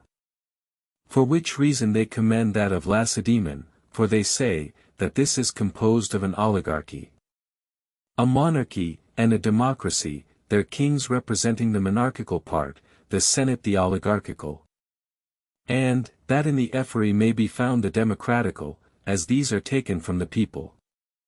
But some say, that in the ephyri is absolute power, and that it is their common meal and daily course of life, in which the democratical form is represented. It is also said in this treatise of laws, that the best form of government must be one composed of a democracy and a tyranny, though such a mixture no one else would ever allow to be any government at all. Or if it is, the worst possible, those propose what is much better who blend many governments together. For the most perfect is that which is formed of many parts. But now in this government of Plato's there are no traces of a monarchy, only of an oligarchy and democracy. Though he seems to choose that it should rather incline to an oligarchy, as is evident from the appointment of the magistrates. For to choose them by lot is common to both, but that a man of fortune must necessarily be a member of the assembly, or to elect the magistrates, or take part in the management of public affairs, while others are passed over, makes the state incline to an oligarchy, as does the endeavoring that the greater part of the rich may be in office, and that the rank of their appointments may correspond with their fortunes. The same principle prevails also in the choice of their senate, the manner of electing which is favorable also to an oligarchy. For all are obliged to vote for those who are senators of the first class, afterwards they vote for the same number out of the second, and then out of the third. But this compulsion to vote at the election of senators does not extend to the third and fourth classes, and the first and second class only are obliged to vote for the fourth. By this means he says he shall necessarily have an equal number of each rank, but he is mistaken, for the majority will always consist of those of the first rank, and the most considerable people, and for this reason, that many of the commonalty not being obliged to it, will not attend the elections. From hence it is evident, that such a state will not consist of a democracy and a monarchy. And this will be further proved by what we shall say when we come particularly to consider this form of government. There will also great danger arise from the manner of electing the Senate, when those who are elected themselves are afterwards to elect others. For by this means, if a certain number choose to combine together, though not very considerable, the election will always fall according to their pleasure. Such are the things which Plato proposes concerning government in his Book of Laws. Chapter 7. There are also some other forms of government, which have been proposed either by private persons, or philosophers, or politicians, all of which come much nearer to those which have been really established, or now exist, than these two of Plato's, for neither have they introduced the innovation of a community of wives and children, and public tables for the women, but have been contented to set out with establishing such rules as are absolutely necessary. There are some persons who think, that the first object of government should be to regulate well everything relating to private property. For they say, that a neglect herein is the source of all seditions whatsoever. For this reason, Phaleas the Chalcedonian first proposed, that the fortunes of the citizens should be equal, which he thought was not difficult to accomplish when a community was first settled, but that it was a work of greater difficulty in one that had been long established. But yet that it might be effected, and an equality of circumstances introduced by these means, that the rich should give marriage portions, but never receive any, while the poor should always receive, but never give. But Plato, in his Treatise of Laws, thinks that a difference in circumstances should be permitted to a certain degree, but that no citizen should be allowed to possess more than 5 times as much as the lowest census. As we have already mentioned, but legislators who would establish this principle are apt to overlook what they ought to consider. That while they regulate the quantity of provisions which each individual shall possess, they ought also to regulate the number of his children. For if these exceed the allotted quantity of provision, the law must necessarily be repealed, and yet, in spite of the repeal, it will have the bad effect of reducing many from wealth to poverty, so difficult is it for innovators not to fall into such mistakes. That an equality of goods was in some degree serviceable to strengthen the bands of society, seems to have been known to some of the ancients. For Solon made a law, as did some others also, to restrain persons from possessing as much land as they please. Addition, and upon the same principle there are laws which forbid men to sell their property. As among the Locrians, unless they can prove that some notorious misfortune has befallen them. They were also to preserve their ancient patrimony, which custom being broken through by the Leucadians, made their government too democratic, for by that means it was no longer necessary to be possessed of a certain fortune to be qualified to be a magistrate.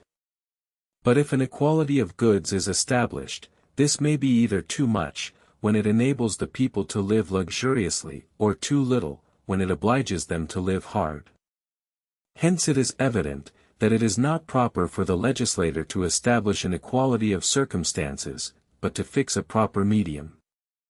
Besides, if any one should regulate the division of property in such a manner that there should be a moderate sufficiency for all, it would be of no use, for it is of more consequence that the citizen should entertain a similarity of sentiments than an equality of circumstances. But this can never be attained unless they are properly educated under the direction of the law. But probably Phaleas may say, that this in what he himself mentions, for he both proposes a equality of property and one plan of education in his city. But he should have said particularly what education he intended, nor is it of any service to have this too much one. For this education may be one, and yet such as will make the citizens overgreedy, to grasp after honors, or riches, or both. Besides, not only an inequality of possessions, but also of honors, will occasion seditions, but this upon contrary grounds. For the vulgar will be seditious if there be an inequality of goods, by those of more elevated sentiments. If there is an equality of honors, when good and bad do equal honors share. For men are not guilty of crimes for necessaries only, for which he thinks an equality of goods would be a sufficient remedy.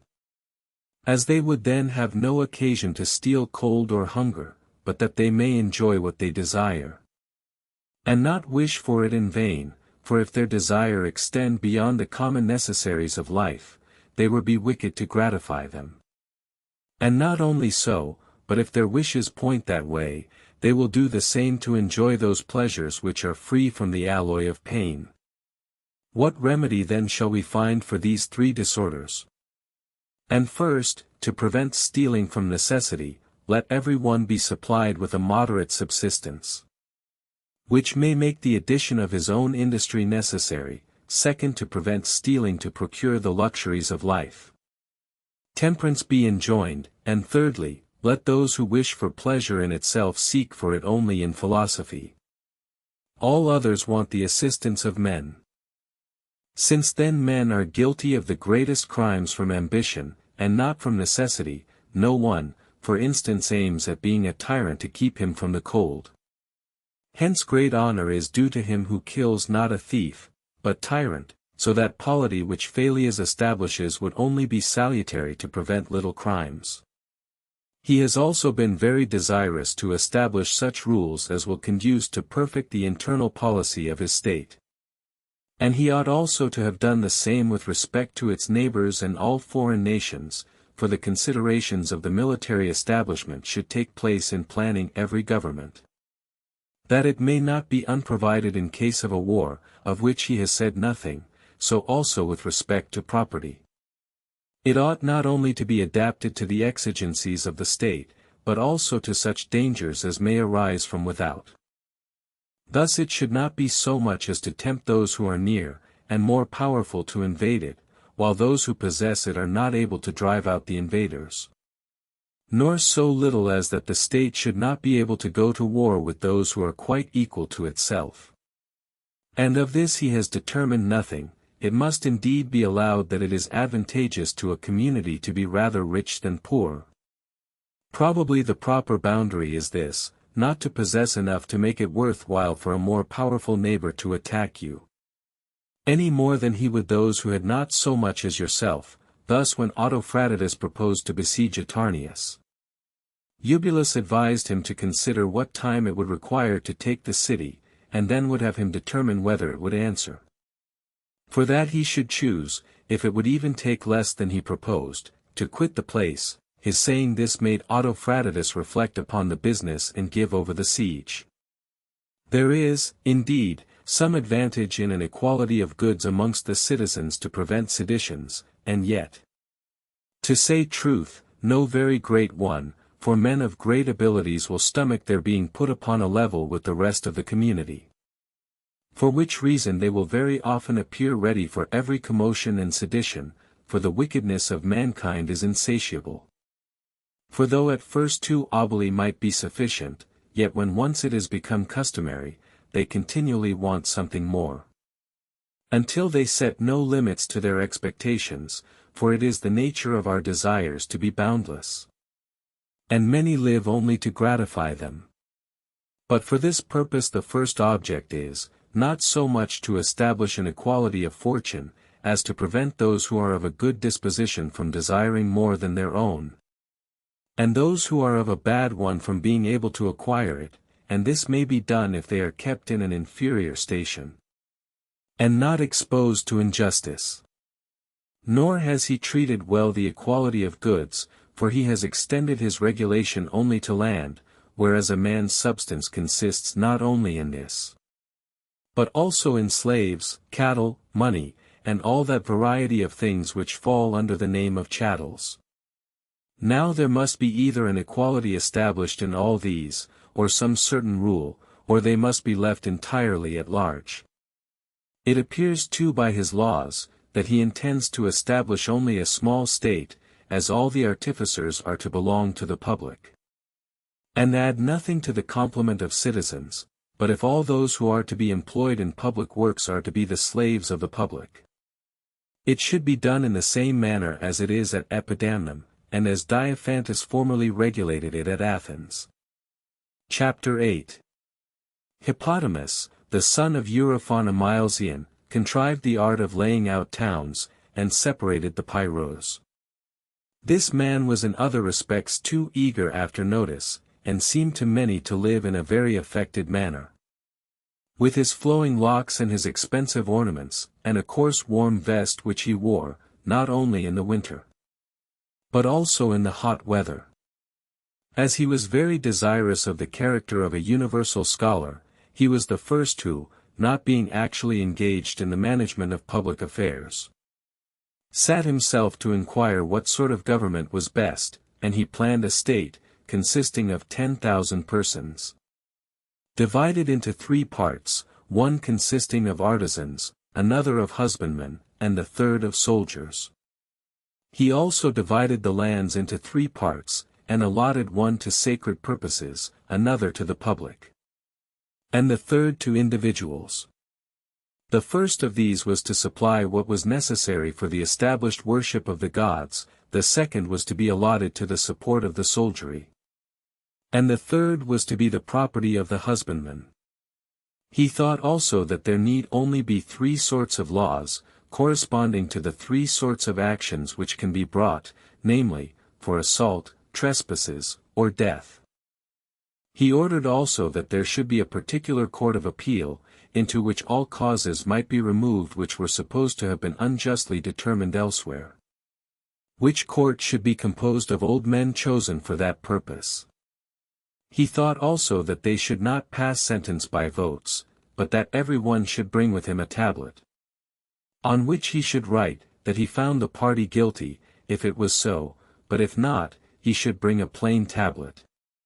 But if he acquitted him of one part of the indictment but not of the other, he should express that also on the tablet. For he disapproved of that general custom already established, as it obliges the judges to be guilty of perjury if they determine positively either on the one side or the other. He also made a law, that those should be rewarded who found out anything for the good of the city, and that the children of those who fell in battle should be educated at the public expense. Which law had never been proposed by any other legislator, though it is at present in use at Athens as well as in other cities. He would have the magistrates chosen out of the people in general, by whom he meant the 3 parts before spoken of.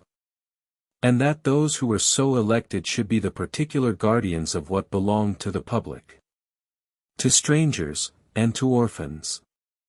These are the principal parts and most worthy of notice in Hippodamus's plan.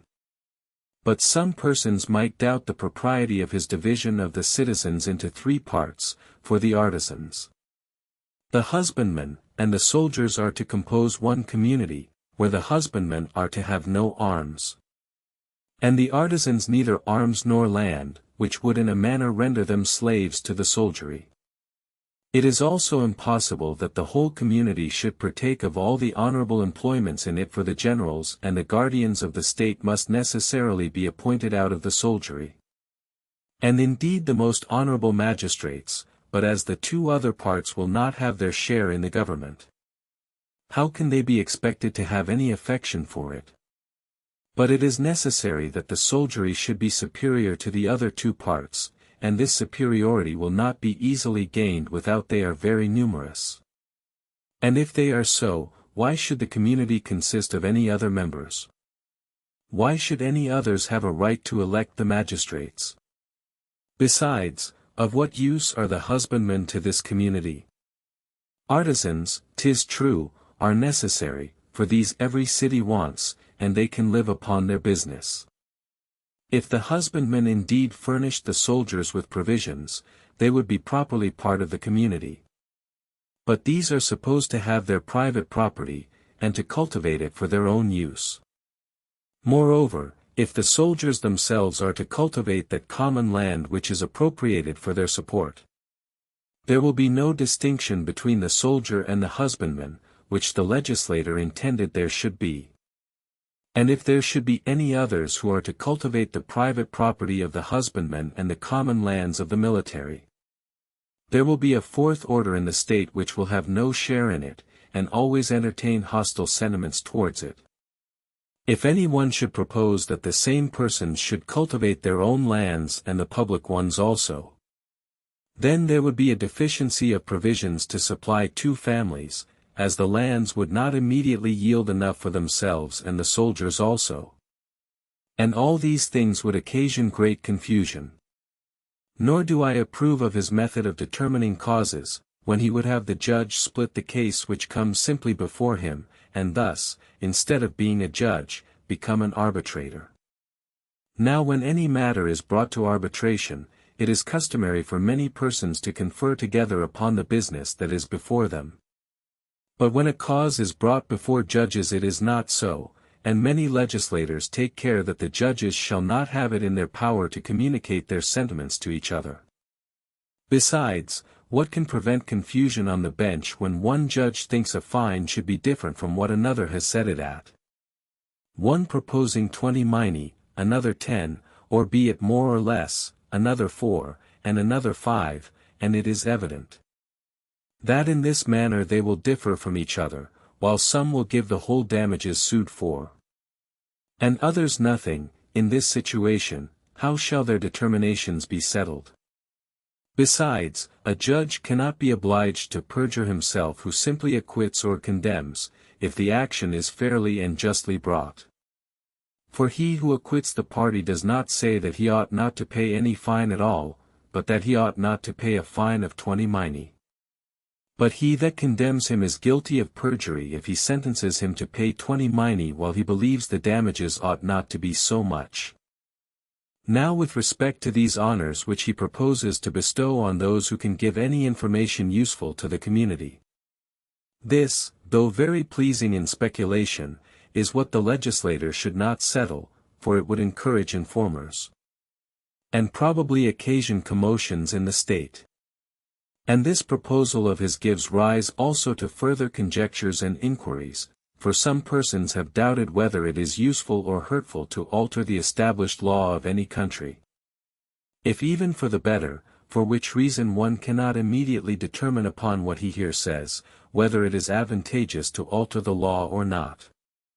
We know, indeed, that it is possible to propose to new model both the laws and government as a common good. And since we have mentioned this subject, it may be very proper to enter into a few particulars concerning it. For it contains some difficulties, as I have already said, and it may appear better to alter them, since it has been found useful in other sciences.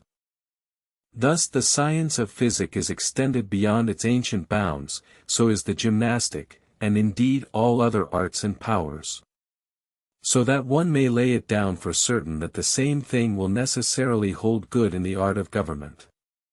And it may also be affirmed, that experience itself gives a proof of this, for the ancient laws are too simple and barbarous, which allowed the Greeks to wear swords in the city, and to buy their wives of each other. And indeed all the remains of old laws which we have are very simple, for instance, a law in Cuma relative to murder. If any person who prosecutes another for murder can produce a certain number of witnesses to it of his own relations, the accused person shall be held guilty. Upon the whole, all persons ought to endeavor to follow what is right, and not what is established, and it is probable that the first men, whether they sprung out of the earth, or were saved from some general calamity, had very little understanding or knowledge, as is affirmed of these aborigines, so that it would be absurd to continue in the practice of their rules.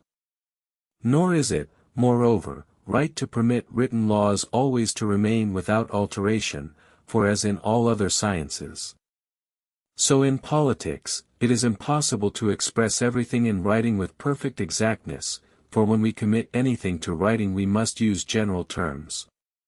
But in every action there is something particular to itself, which these may not comprehend, from whence it is evident that certain laws will at certain times admit of alterations. But if we consider this matter in another point of view, it will appear to require great caution, for when the advantage proposed is trifling, as the accustoming the people easily to abolish their laws is of bad consequence, it is evidently better to pass over some faults which either the legislator or the magistrates may have committed.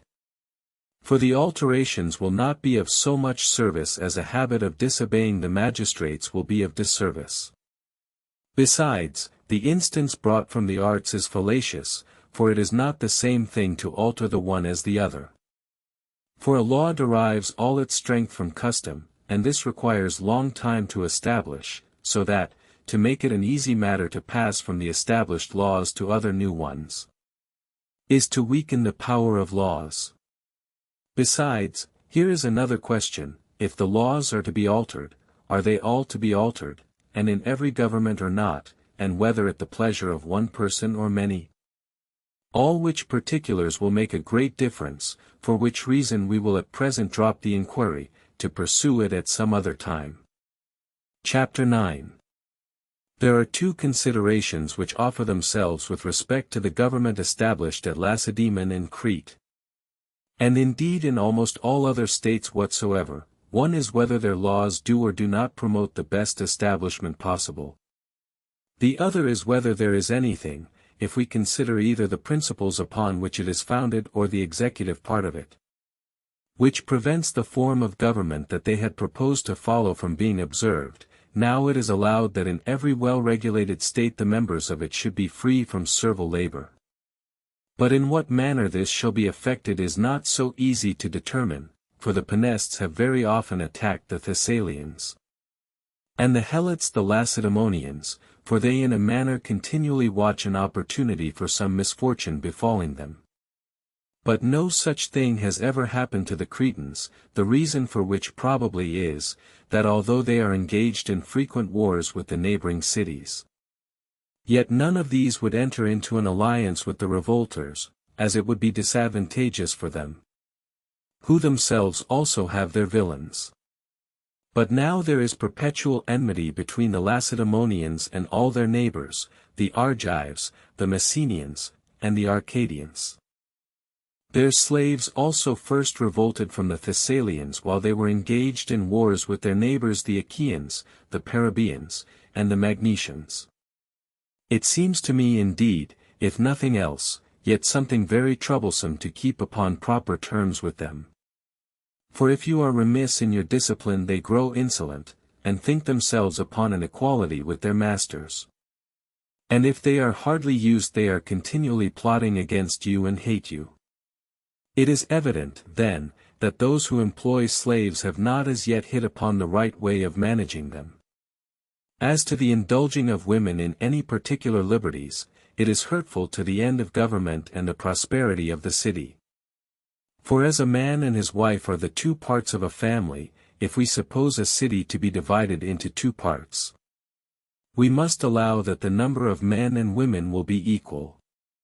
In whatever city then the women are not under good regulations, we must look upon one half of it as not under the restraint of law. As it there happened, for the legislator, desiring to make his whole city a collection of warriors with respect to the men, he most evidently accomplished his design, but in the meantime the women were quite neglected, for they live without restraint in every improper indulgence and luxury. So that in such a state riches will necessarily be in general esteem, particularly if the men are governed by their wives. Which has been the case with many a brave and warlike people except the Celts, and those other nations, if there are any such, who openly practice pederasty. And the first mythologists seem not improperly to have joined Mars and Venus together, for all nations of this character are greatly addicted either to the love of women or of boys. For which reason it was thus at Lacedaemon, and many things in their state were done by the authority of the women. For what is the difference, if the power is in the hands of the women, or in the hands of those whom they themselves govern? It must turn to the same account. As this boldness of the women can be of no use in any common occurrences, if it was ever so, it must be in war. But even here we find that the Lacedaemonian women were of the greatest disservice, as was proved at the time of the Theban invasion.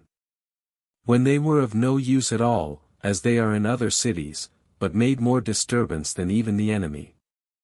The origin of this indulgence which the Lacedaemonian women enjoy is easily accounted for, from the long time the men were absent from home upon foreign expeditions against the Argives, and afterwards the Arcadians and Messenians, so that, when these wars were at an end, their military life, in which there is no little virtue, prepared them to obey the precepts of their lawgiver, but we are told that when Lycurgus endeavored also to reduce the women to an obedience to his laws, upon their refusal he declined it.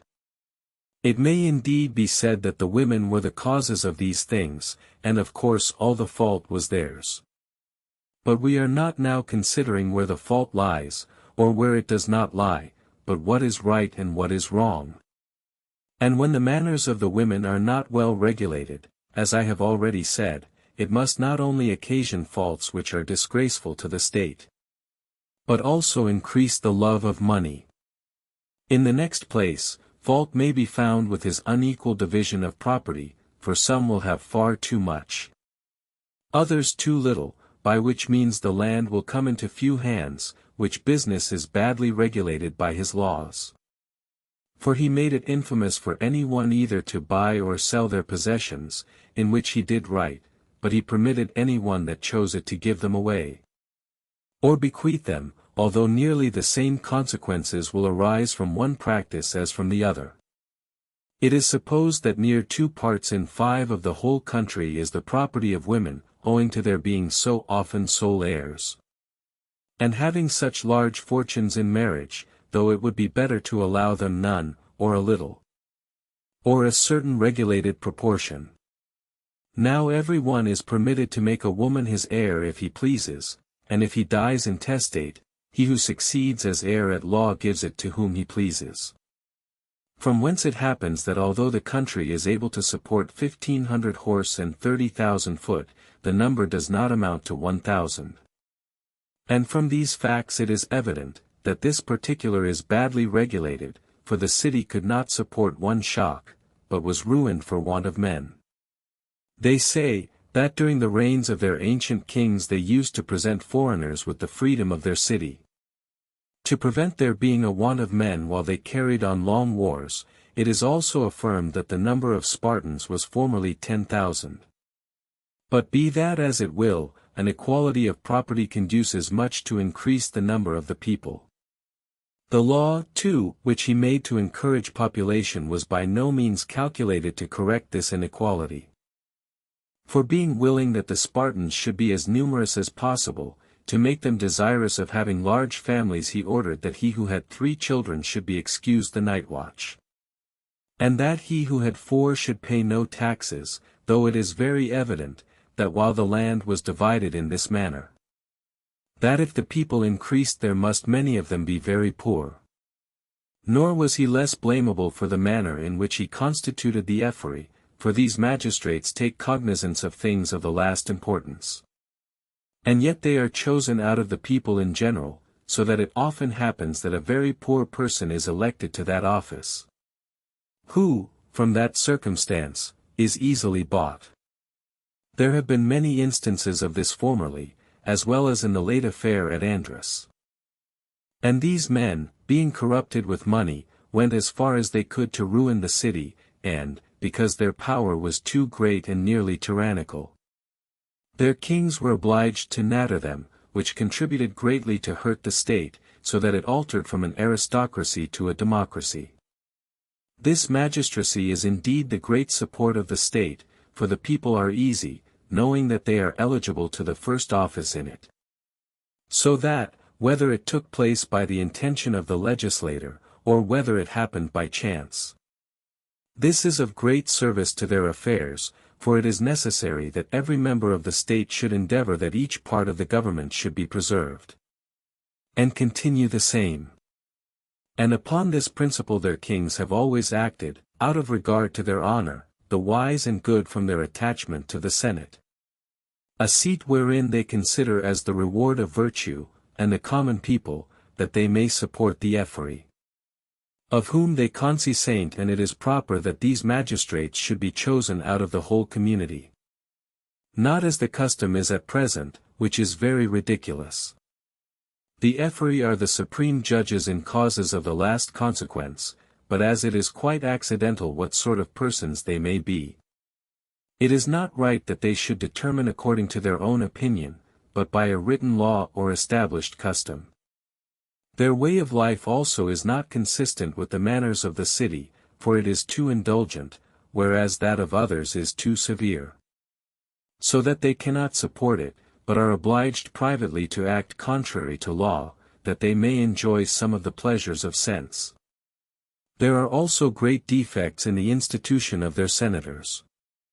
If indeed they were fitly trained to the practice of every human virtue, every one would readily admit that they would be useful to the government.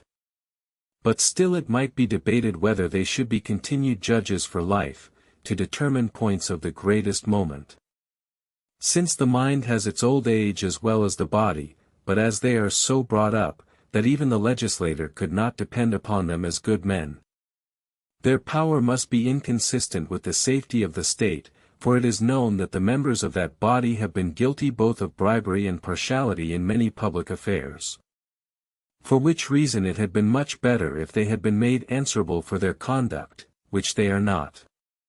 But it may be said the ephori seem to have a check upon all the magistrates. They have indeed in this particular very great power, but I affirm that they should not be entrusted with this control in the manner they are. Moreover, the mode of choice which they make use of at the election of their senators is very childish. Nor is it right for any one to solicit for a place he is desirous of, for every person, whether he chooses it or not, ought to execute any office he is fit for. But his intention was evidently the same in this as in the other parts of his government. For making his citizens ambitious after honors, with men of that disposition he has filled his senate. Since no others will solicit for that office, and yet the principal part of those crimes which men are deliberately guilty of arise from ambition and avarice. We will inquire at another time whether the office of a king is useful to the state. Thus much is certain, that they should be chosen from a consideration of their conduct and not as they are now. But that the legislator himself did not expect to make all his citizens honorable and completely virtuous is evident from this. That he distrusts them as not being good men, for he sent those upon the same embassy that were at variance with each other. And thought, That in the dispute of the kings the safety of the state consisted neither were their common meals at first well established. For these should rather have been provided at the public expense, as at Crete, where, as at Lacedaemon, every one was obliged to buy his portion, although he might be very poor, and could by no means bear the expense. By which means the contrary happened to what the legislator desired, for he intended that those public meals should strengthen the democratic part of his government. But this regulation had quite the contrary effect, for those who were very poor could not take part in them. And it was an observation of their forefathers, that the not allowing those who could not contribute their proportion to the common tables to partake of them would be the ruin of the state. Other persons have censured his laws concerning naval affairs, and not without reason, as it gave rise to disputes. For the commander of the fleet is in a manner set up in opposition to the kings, who are generals of the army for life. There is also another defect in his laws worthy of censure, which Plato has given in his Book of Laws.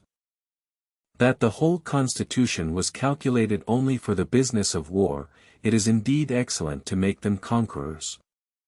For which reason the preservation of the state depended thereon. The destruction of it commenced with their victories, for they knew not how to be idle, or engage in any other employment than war. In this particular also they were mistaken, that though they rightly thought, that those things which are the objects of contention amongst mankind are better procured by virtue than vice, yet they wrongfully preferred the things themselves to virtue. Nor was the public revenue well managed at Sparta, for the state was worth nothing while they were obliged to carry on the most extensive wars. And the subsidies were very badly raised, for as the Spartans possessed a large extent of country, they were not exact upon each other as to what they paid in. And thus an event contrary to the legislator's intention took place, for the state was poor, the individuals avaricious. Enough of the Lacedaemonian government, for these seem the chief defects in it. Chapter 10. The government of Crete bears a near resemblance to this, in some few particulars it is not worse, but in general it is far inferior in its contrivance. For it appears and is allowed in many particulars the constitution of Lacedaemon was formed in imitation of that of Crete, and in general most new things are an improvement upon the old. For they say, that when Lycurgus ceased to be guardian to King Charles he went abroad and spent a long time with his relations in Crete. For the Lycians are a colony of the Lacedaemonians, and those who first settled there adopted that body of laws which they found already established by the inhabitants. In like manner also those who now live near them have the very laws which Minos first drew up. This island seems formed by nature to be the mistress of Greece, for it is entirely surrounded by a navigable ocean which washes almost all the maritime parts of that country, and is not far distant on the one side from Peloponnesus, on the other, which looks towards Asia, from Triopium and Rhodes. By means of this situation Minos acquired the empire of the sea and the islands, some of which he subdued, in others planted colonies. At last he died at Chamicus while he was attacking Sicily. There is this analogy between the customs of the Lacedaemonians and the Cretans: the Helots cultivate the grounds for the one, the domestic slaves for the other. Both states have their common meals, and the Lacedaemonians called these formerly not Sedicia but Anpia, as the Cretans do, which proves from whence the custom arose. In this particular their governments are also alike. The Ephori have the same power with those of Crete, who are called Kosmoi, with this difference only, that the number of the one is 5, of the other 10. The senators are the same as those whom the Cretans call the council. There was formerly also a kingly power in Crete, but it was afterwards dissolved, and the command of their armies was given to the Kosmoi. Every one also has a vote in their public assembly, but this has only the power of confirming what has already passed the council and the Kosmoi. The Cretans conducted their public meals better than the Lacedaemonians, for at Lacedaemon each individual was obliged to furnish what was assessed upon him, which if he could not do, there was a law which deprived him of the rights of a citizen, as has been already mentioned.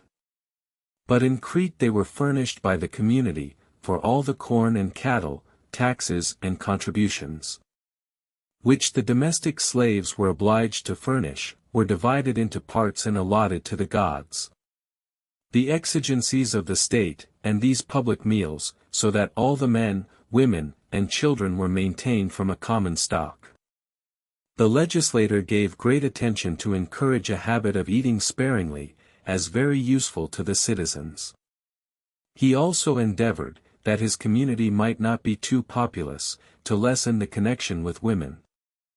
By introducing the love of boys, whether in this he did well or ill we shall have some other opportunity of considering. But that the public meals were better ordered at Crete than at Lacedaemon is very evident. The institution of the kosmoi was still worse than that of the ephyri, for it contained all the faults incident to that magistracy and some peculiar to itself. For in both cases it is uncertain who will be elected, but the Lacedaemonians have this advantage which the others have not. That as all are eligible, the whole community have a share in the highest honors, and therefore all desire to preserve the state. Whereas among the Cretans the kosmoi are not chosen out of the people in general, but out of some certain families. And the Senate out of the kosmoi. And the same observations which may be made on the Senate at Lacedaemon may be applied to these, for their being under no control, and their continuing for life, is an honor greater than they merit, and to have their proceedings not regulated by a written law, but left to their own discretion, is dangerous. As to there being no insurrections, although the people share not in the management of public affairs, this is no proof of a well-constituted government, as the kosmoi have no opportunity of being bribed like the ephyri, as they live in an island far from those who would corrupt them. But the method they take to correct that fault is absurd, impolitic, and tyrannical, for very often either their fellow magistrates or some private persons conspire together and turn out the kosmoi. They are also permitted to resign their office before their time is elapsed, and if all this was done by law it would be well, and not at the pleasure of the individuals, which is a bad rule to follow. But what is worst of all is, that general confusion which those who are in power introduce to impede the ordinary course of justice, which sufficiently shows what is the nature of the government, or rather lawless force. For it is usual with the principal persons amongst them to collect together some of the common people and their friends, and then revolt and set up for themselves, and come to blows with each other. And what is the difference, if a state is dissolved at once by such violent means, or if it gradually so alters in process of time as to be no longer the same constitution? A state like this would ever be exposed to the invasions of those who were powerful and inclined to attack it. But, as has been already mentioned, its situation preserves it, as it is free from the inroads of foreigners. And for this reason the family slaves still remain quiet at Crete, while the Helots are perpetually revolting. For the Cretans take no part in foreign affairs, and it is but lately that any foreign troops have made an attack upon the island. And their ravages soon proved the ineffectualness of their laws. And thus much for the government of Crete. Chapter 11. The government of Carthage seems well established, and in many respects superior to others. In some particulars it bears a near resemblance to the Lacedaemonians. And indeed these three states, the Cretans, the Lacedaemonians, and the Carthaginians are in some things very like each other. In others they differ greatly. Amongst many excellent constitutions this may show how well their government is framed, that although the people are admitted to a share in the administration, the form of it remains unaltered, without any popular insurrections, worth notice, on the one hand, or degenerating into a tyranny on the other. Now of those principles on which the Carthaginians have established their mixed form of government, composed of an aristocracy and democracy. Some incline to produce a democracy, others an oligarchy, for instance, if the kings and the senate are unanimous upon any point in debate. They can choose whether they will bring it before the people or no, but if they disagree, it is to these they must appeal. Who are not only to hear what has been approved of by the senate, but are finally to determine upon it. And whosoever chooses it, has a right to speak against any matter whatsoever that may be proposed, which is not permitted in other cases. The 5, who elect each other, have very great and extensive powers, and these choose the 100, who are magistrates of the highest rank. Their power also continues longer than any other magistrates, for it commences before they come into office, and is prolonged after they are out of it, and in this particular the state inclines to an oligarchy. But as they are not elected by lot, but by suffrage, and are not permitted to take money, they are the greatest supporters imaginable of an aristocracy. The determining all causes by the same magistrates, and not ori in one court and another in another, as at Lacedaemon, has the same influence. The constitution of Carthage is now shifting from an aristocracy to an oligarchy, in consequence of an opinion which is favorably entertained by many, who think that the magistrates in the community ought not to be persons of family only, but of fortune also. As it is impossible for those who are in bad circumstances to support the dignity of their office, or to be at leisure to apply to public business. As choosing men of fortune to be magistrates make a state incline to an oligarchy, and men of abilities to an aristocracy. So is there a third method of proceeding which took place in the polity of Carthage, for they have an eye to these two particulars when they elect their officers. Particularly those of the highest rank, their kings, and their generals. It must be admitted, that it was a great fault in their legislator not to guard against the constitutions degenerating from an aristocracy. For this is a most necessary thing to provide for at first, that those citizens who have the best abilities should never be obliged to do anything unworthy their character, but be always at leisure to serve the public, not only when in office, but also when private persons. For if once you are obliged to look among the wealthy, that you may have men at leisure to serve you, your greatest offices, of king and general, will soon become venal, in consequence of which riches will be more honorable than virtue, and a love of money be the ruling principle in the city. For what those who have the chief power regard as honorable will necessarily be the object which the citizens in general will aim at.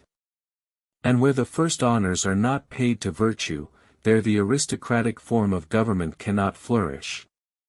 For it is reasonable to conclude, that those who bought their places should generally make an advantage of what they laid out their money for. As it is absurd to suppose, that if a man of probity who is poor should be desirous of gaining something, a bad man should not endeavor to do the same, especially to reimburse himself, for which reason the magistracy should be formed of those who are most able to support an aristocracy. It would have been better for the legislature to have passed over the poverty of men of merit, and only to have taken care to have ensured them sufficient leisure, when in office, to attend to public affairs. It seems also improper, that one person should execute several offices, which was approved of at Carthage. For one business is best done by one person, and it is the duty of the legislator to look to this, and not make the same person a musician and a shoemaker. So that where the state is not small it is more politic and more popular to admit many persons to have a share in the government. For, as I just now said, it is not only more usual, but everything is better and sooner done, when one thing only is allotted to one person. And this is evident both in the army and navy, where almost every one, in his turn, both commands, and is under command. But as their government inclines to an oligarchy, they avoid the ill effects of it by always appointing some of the popular party to the government of cities to make their fortunes. Thus they consult this fault in their constitution and render it stable, but this is depending on chance. Whereas the legislator ought to frame his government, that there the no room for insurrections. But now, if there should be any general calamity, and the people should revolt from their rulers, there is no remedy for reducing them to obedience by the laws. And these are the particulars of the Lacedaemonian, the Cretan, and the Carthaginian governments which seem worthy of commendation. Chapter 12. Some of those persons who have written upon government had never any share in public affairs, but always led a private life. Everything worthy of notice in their works we have already spoke to. Others were legislators, some in their own cities, others were employed in regulating the governments of foreign states. Some of them only composed a body of laws, others formed the constitution also, as Lycurgus, and Solon, who did both. The Lacedaemonians have been already mentioned. Addition. Some persons think that Solon was an excellent legislator, who could dissolve a pure oligarchy, and save the people from that slavery which hung over them, and establish the ancient democratic form of government in his country, wherein every part of it was so framed as to be well adapted to the whole. In the Senate of Areopagus an oligarchy was preserved, by the manner of electing their magistrates, an aristocracy, and in their courts of justice, a democracy. Solon seems not to have altered the established form of government, either with respect to the Senate or the mode of electing their magistrates, but to have raised the people to great consideration in the state by allotting the supreme judicial department to them. And for this some persons blame him, as having done what would soon overturn that balance of power he intended to establish. For by trying all causes whatsoever before the people, who were chosen by lot to determine them, it was necessary to flatter a tyrannical populace who had got this power, which contributed to bring the government to that pure democracy it now is. Both Ephialtes and Pericles abridged the power of the Areopagites, the latter of whom introduced the method of paying those who attended the courts of justice.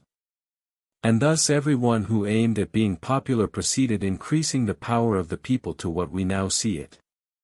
But it is evident that this was not Solon's intention, but that it arose from accident, for the people being the cause of the naval victory over the Medes, assumed greatly upon it, and enlisted themselves under factious demagogues, although opposed by the better part of the citizens. He thought it indeed most necessary to entrust the people with the choice of their magistrates and the power of calling them to account. For without that they must have been slaves and enemies to the other citizens, but he ordered them to elect those only who were persons of good account and property, either out of those who were worth 500 medems, or those who were called Zugetai, or those of the third census, who were called horsemen. As for those of the fourth, which consisted of mechanics, they were incapable of any office. Zaleucus was the legislator of the western Locrians, as was Charondas, the Catanian, of his own cities, and those also in Italy and Sicily which belonged to the Chalcidians. Some persons endeavor to prove that Onomacritus, the Locrian, was the first person of note who drew up laws, and that he employed himself in that business while he was at Crete, where he continued some time to learn the prophetic art. And they say, that Thales was his companion, and that Lycurgus and Zaleucus were the scholars of Thales, and Charondas of Zaleucus, but those who advance this, advance what is repugnant to chronology. Philolaus also, of the family of the Bacchiades, was a Theban legislator. This man was very fond of Diocles, a victor in the Olympic games, and when he left his country from a disgust at an improper passion which his mother Aletho had entertained for him, and settled at Thebes, Philolaus followed him, where they both died, and where they still show their tombs placed in view of each other, but so disposed, that one of them looks towards Corinth, the other does not. The reason they give for this is that Diodes, from his detestation of his mother's passion, would have his tomb so placed that no one could see Corinth from it. But Philolaus chose that it might be seen from his, and this was the cause of their living at Thebes. As Philolaus gave them laws concerning many other things, so did he upon adoption, which they call adoptive laws, and this he in particular did to preserve the number of families. Charondas did nothing new, except in actions for perjury, which he was the first person who took into particular consideration. He also drew up his laws with greater elegance and accuracy than even any of our present legislators. Philolaus introduced the law for the equal distribution of goods, Plato that for the community of women, children, and goods, and also for public tables for the women, and one concerning drunkenness.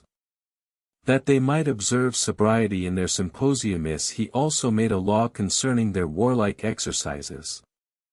That they should acquire a habit of using both hands alike, as it was necessary that one hand should be as useful as the other.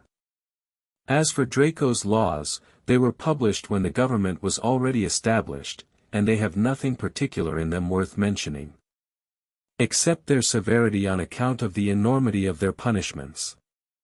Pittacus was the author of some laws, but never drew up any form of government, one of which was this: that if a drunken man beat any person he should be punished more than if he did it when sober, for his people are more apt to be abusive when drunk than sober.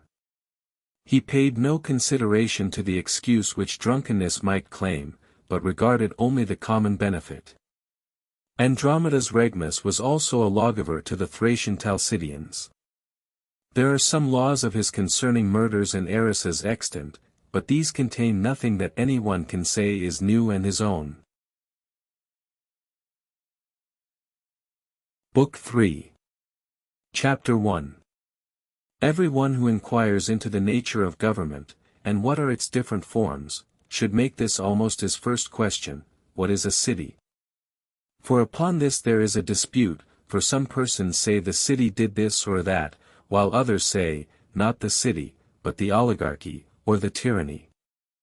We see that the city is the only object which both the politician and legislator have in view in all they do, but government is a certain ordering of those who inhabit a city. As a city is a collective body, and, like other wholes, composed of many parts, it is evident our first inquiry must be, what a citizen is, for a city is a certain number of citizens. So that we must consider whom we ought to call citizen, and who is one, for this is often doubtful, for every one will not allow that this character is applicable to the same person. For that man who would be a citizen in a republic would very often not be one in an oligarchy. We do not include in this inquiry many of those who acquire this appellation out of the ordinary way, as honorary persons, for instance, but those only who have a natural right to it. Now it is not residence which constitutes a man a citizen, for in this sojourners and slaves are upon an equality with him. Nor will it be sufficient for this purpose, that you have the privilege of the laws, and may plead or be impleaded.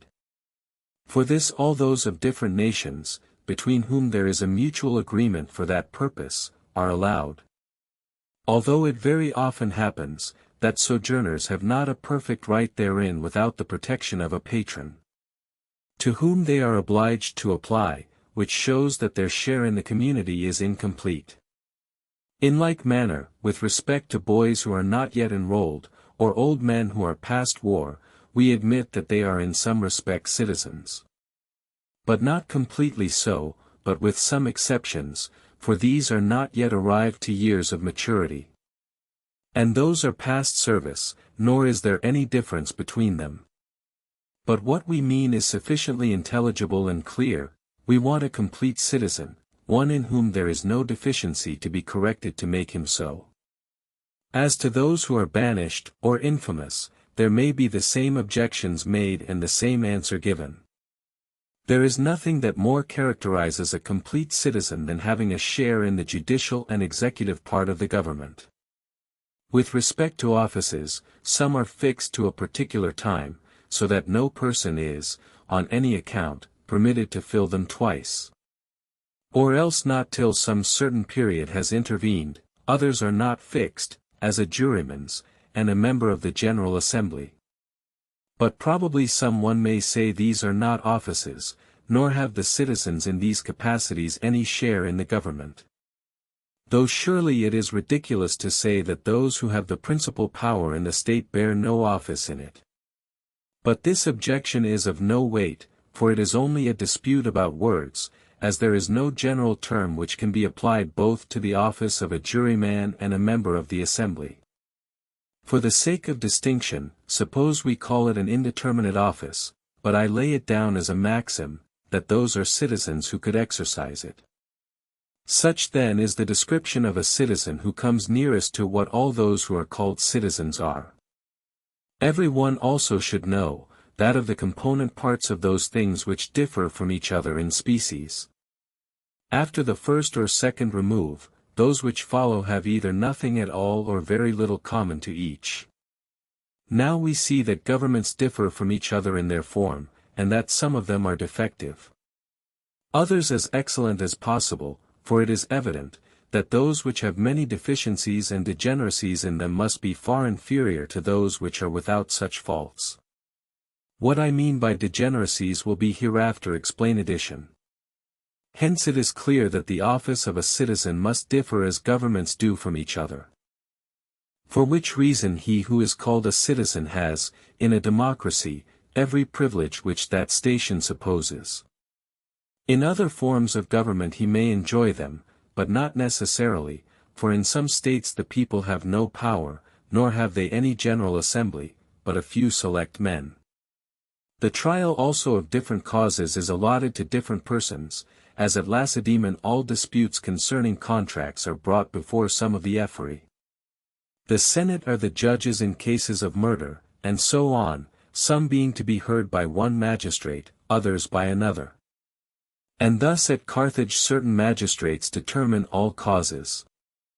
But our former description of a citizen will admit of correction, for in some governments the office of a juryman and a member of the General Assembly is not an indeterminate one.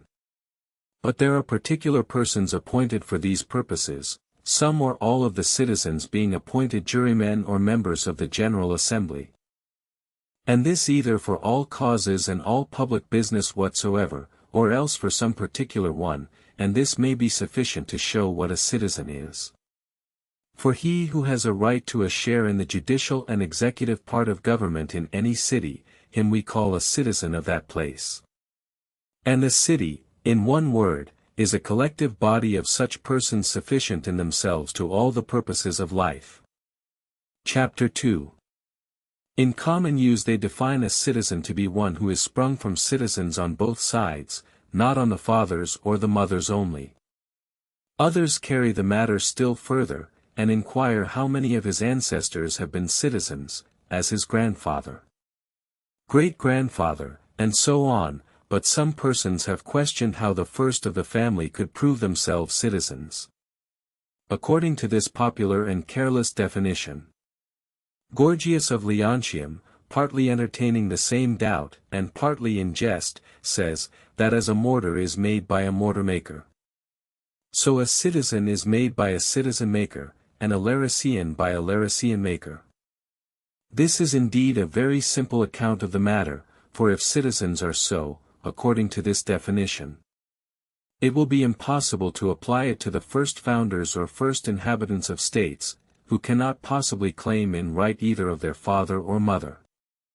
It is probably a matter of still more difficulty to determine their rights as citizens who are admitted to their freedom after any revolution in the state.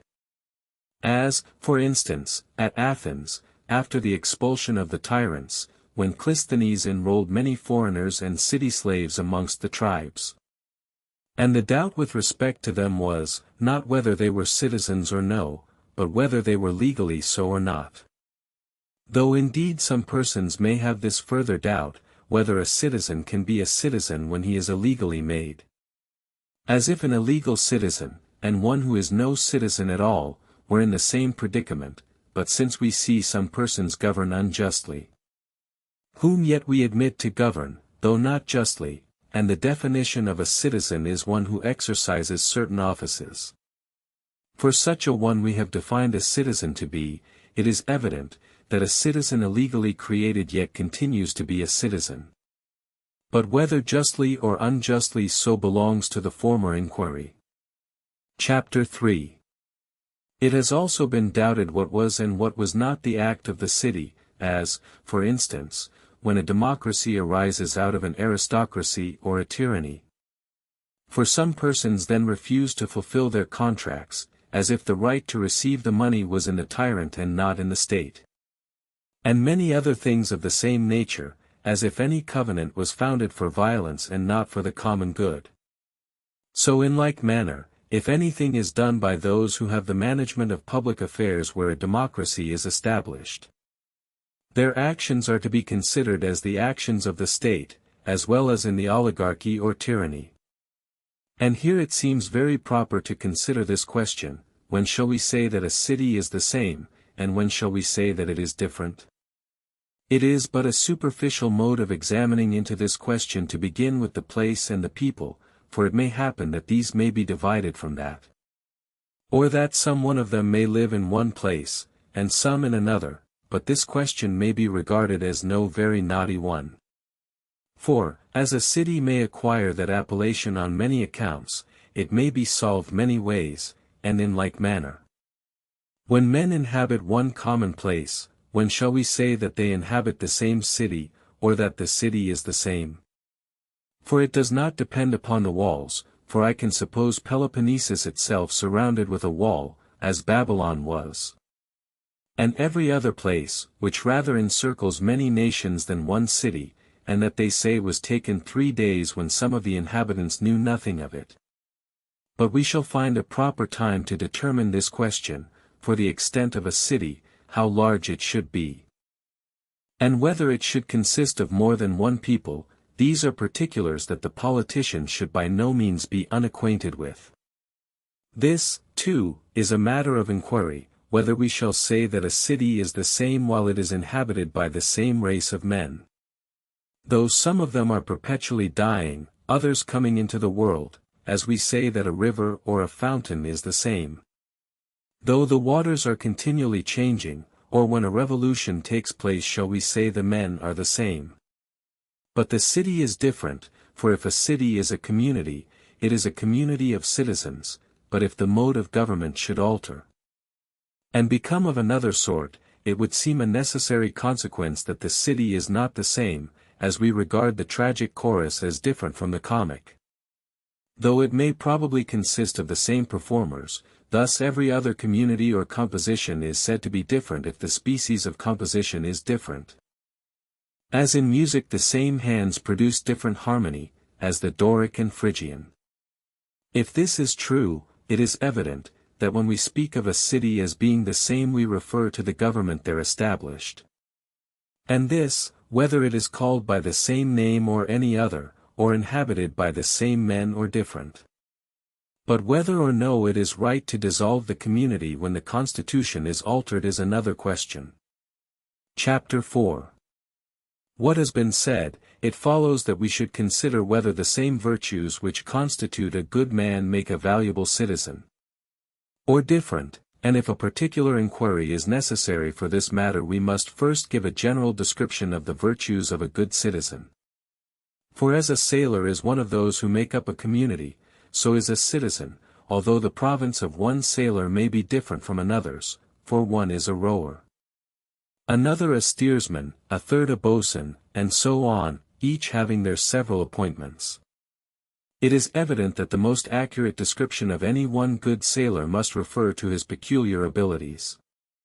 Yet there are some things in which the same description may be applied to the whole crew, as the safety of the ship is the common business of all of them. For this is the general center of all their cares, so also with respect to citizens, although they may in a few particulars be very different. Yet there is one care common to them all, the safety of the community, for the community of the citizens composes the state. For which reason the virtue of a citizen has necessarily a reference to the state.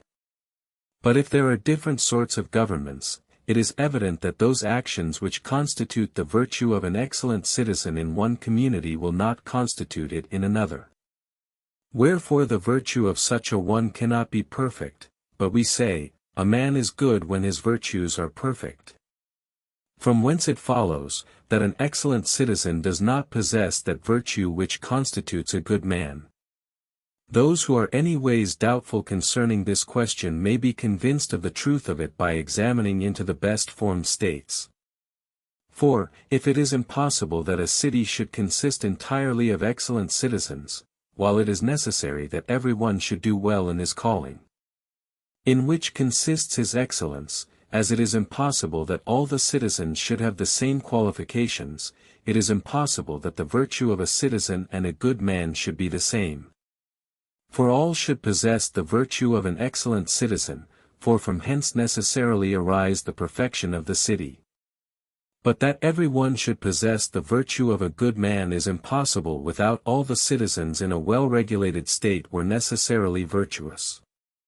Besides, as a city is composed of dissimilar parts, as an animal is of life and body, the soul of reason and appetite, a family of a man and his wife property of a master and a slave, in the same manner, as a city is composed of all these and many other very different parts, it necessarily follows that the virtue of all the citizens cannot be the same, as the business of him who leads the band is different from the other dancers. From all which proofs it is evident that the virtues of a citizen cannot be one and the same. But do we never find those virtues united which constitute a good man and excellent citizen? For we say, such a one is an excellent magistrate and a prudent and good man, but prudence is a necessary qualification for all those who engage in public affairs. Nay, some persons affirm that the education of those who are intended to command should, from the beginning, be different from other citizens, as the children of kings are generally instructed in riding and warlike exercises. And thus Euripides says, "No showy arts be mine, but teach me what the state requires." As if those who are to rule were to have an education peculiar to themselves. But if we allow, that the virtues of a good man and a good magistrate may be the same, and a citizen is one who obeys the magistrate, it follows that the virtue of the one cannot in general be the same as the virtue of the other, although it may be true of some particular citizen. For the virtue of the magistrate must be different from the virtue of the citizen. For which reason Jason declared that was he deprived of his kingdom he should pine away with regret, as not knowing how to live a private man. But it is a great recommendation to know how to command as well as to obey, and to do both these things well is the virtue of an accomplished citizen. If then the virtue of a good man consists only in being able to command, but the virtue of a good citizen renders him equally fit for the one as well as the other, the commendation of both of them is not the same. It appears, then, that both he who commands and he who obeys should each of them learn their separate business. But that the citizen should be master of and take part in both these, as anyone may easily perceive. In a family government there is no occasion for the master to know how to perform the necessary offices, but rather to enjoy the labor of others, for to do the other is a servile part. There are many sorts of slaves, for their employments are various, of these the handicraftsmen are one, who, as their name imports, get their living by the labor of their hands, and amongst these all mechanics are included. For which reason such workmen, in some states, were not formerly admitted into any share in the government. Till at length democracies were established, it is not therefore proper for any man of honor, or any citizen, or any one who engages in public affairs, to learn these servile employments without they have occasion for them for their own use. For without this was observed the distinction between a master and a slave would be low saint, but there is a government of another sort, in which men govern those who are their equals in rank, and freemen, which we call a political government, in which men learn to command by first submitting to obey, as a good general of horse, or a commander-in-chief, must acquire a knowledge of their duty by having been long under the command of another, and the like in every appointment in the army. For well is it said, no one knows how to command who has not himself been under command of another. The virtues of those are indeed different, but a good citizen must necessarily be endowed with them, he ought also to know in what manner freemen ought to govern. as well as be governed, and this, too, is the duty of a good man. And if the temperance and justice of him who commands is different from his who, though a freeman, is under command, it is evident that the virtues of a good citizen cannot be the same as justice, for instance, but must be of a different species in these two different situations. As the temperance and courage of a man and a woman are different from each other, for a man would appear a coward who had only that courage which would be graceful in a woman. And a woman would be thought a talker who should take as large a part in the conversation as would become a man of consequence. The domestic employments of each of them are also different.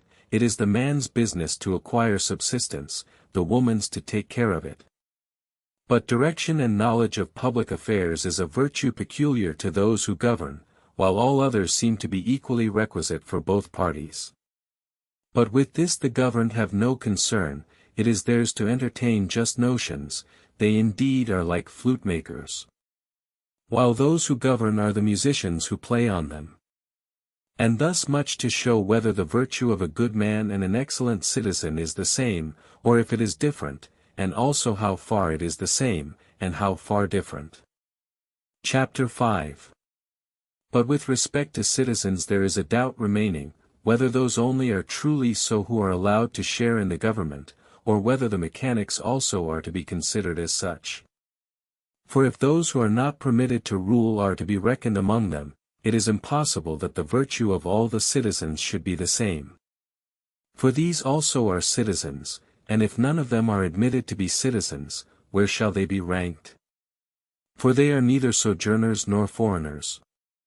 Or shall we say that there will no inconvenience arise from their not being citizens, as they are neither slaves nor freedmen? For this is certainly true, that all those are not citizens who are necessary to the existence of a city. As boys are not citizens in the same manner that men are, for those are perfectly so, the others under some conditions. For they are citizens, though imperfect ones, for in former times among some people the mechanics were either slaves or foreigners. For which reason many of them are so now, and indeed the best regulated states will not permit a mechanic to be a citizen. But if it be allowed them, we cannot then attribute the virtue we have described to every citizen or freeman, but to those only who are disengaged from servile offices. Now those who are employed by one person in them are slaves, those who do them for money are mechanics and hired servants. Hence it is evident on the least reflection what is their situation, for what I have said is fully explained by appearances. Since the number of communities is very great, it follows necessarily that there will be many different sorts of citizens. Particularly of those who are governed by others, so that in one state it may be necessary to admit mechanics and hired servants to be citizens. But in others it may be impossible, as particularly in an aristocracy, where honors are bestowed on virtue and dignity.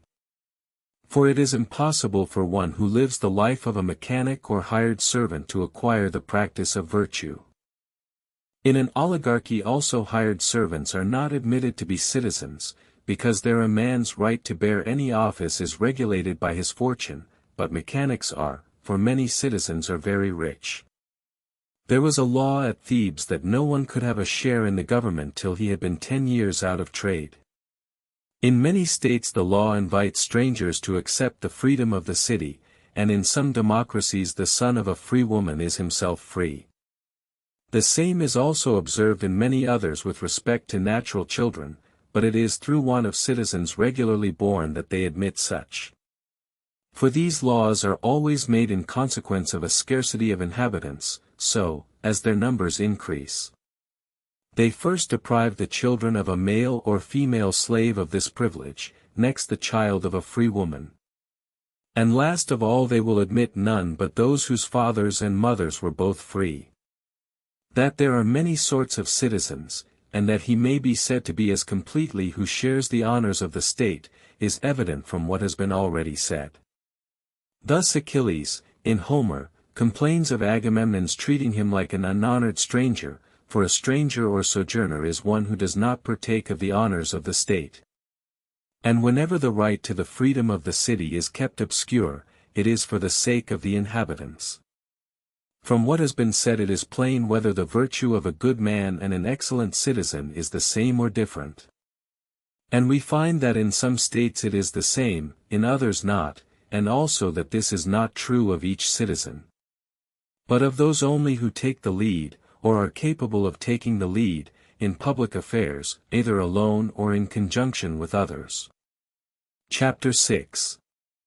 Having established these points, we proceed next to consider whether one form of government only should be established, or more than one, and if more, how many, and of what sort, and what are the differences between them. The form of government is the ordering and regulating of the city, and all the offices in it, particularly those wherein the supreme power is lodged. And this power is always possessed by the administration, but the administration itself is that particular form of government which is established in any state. Thus in a democracy the supreme power is lodged in the whole people, on the contrary, in an oligarchy it is in the hands of a few. We say then, that the form of government in these states is different, and we shall find the same thing hold good in others. Let us first determine for whose sake a city is established, and point out the different species of rule which man may submit to in social life. I have already mentioned in my treatise on the management of a family, and the power of the master, that man is an animal naturally formed for society. And that therefore, when he does not want any foreign assistance, he will of his own accord desire to live with others. Not but that mutual advantage induces them to it, as far as it enables each person to live more agreeably. And this is indeed the great object not only to all in general, but also to each individual, but it is not merely matter of choice. But they join in society also, even that they may be able to live, which probably is not without some share of merit. And they also support civil society, even for the sake of preserving life, without they are grievously overwhelmed with the miseries of it. For it is very evident that men will endure many calamities for the sake of living, as being something naturally sweet and desirable. It is easy to point out the different modes of government, and we have already settled them in our exoteric discourses. The power of the master, though by nature equally serviceable, both to the master and to the slave, yet nevertheless has for its object the benefit of the master, while the benefit of the slave arises accidentally, for if the slave is destroyed, the power of the master is at an end. But the authority which a man has over his wife, and children, and his family, which we call domestic government, is either for the benefit of those who are under subjection, or else for the common benefit of the whole. But its particular object is the benefit of the governed, as we see in other arts, in physic, for instance. And the gymnastic exercises, wherein, if any benefit arise to the master, it is accidental, for nothing forbids the master of the exercises from sometimes being himself one of those who exercises. As the steersman is always one of the sailors, but both the master of the exercises and the steersman consider the good of those who are under their government. Whatever good may happen to the steersman when he is a sailor, or to the master of the exercises when he himself makes one at the games, is not intentional, or the object of their power. Thus in all political governments which are established to preserve and defend the equality of the citizens it is held right to rule by turns. Formerly, as was natural, every one expected that each of his fellow citizens should in his turn serve the public, and thus administer to his private good, as he himself when in office had done for others, but now every one is desirous of being continually in power, that he may enjoy the advantage which he makes of public business and being in office, as if places were a never-failing remedy for every complaint, and were on that account so eagerly sought after. It is evident, then, that all those governments which have a common good in view are rightly established and strictly just. But those who have in view only the good of the rulers are all founded on wrong principles, and are widely different from what a government ought to be.